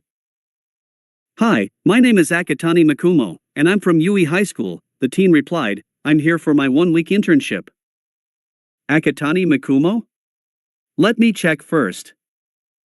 The receptionist typed away at a computer. Yes, found you. Hold on for a moment, okay?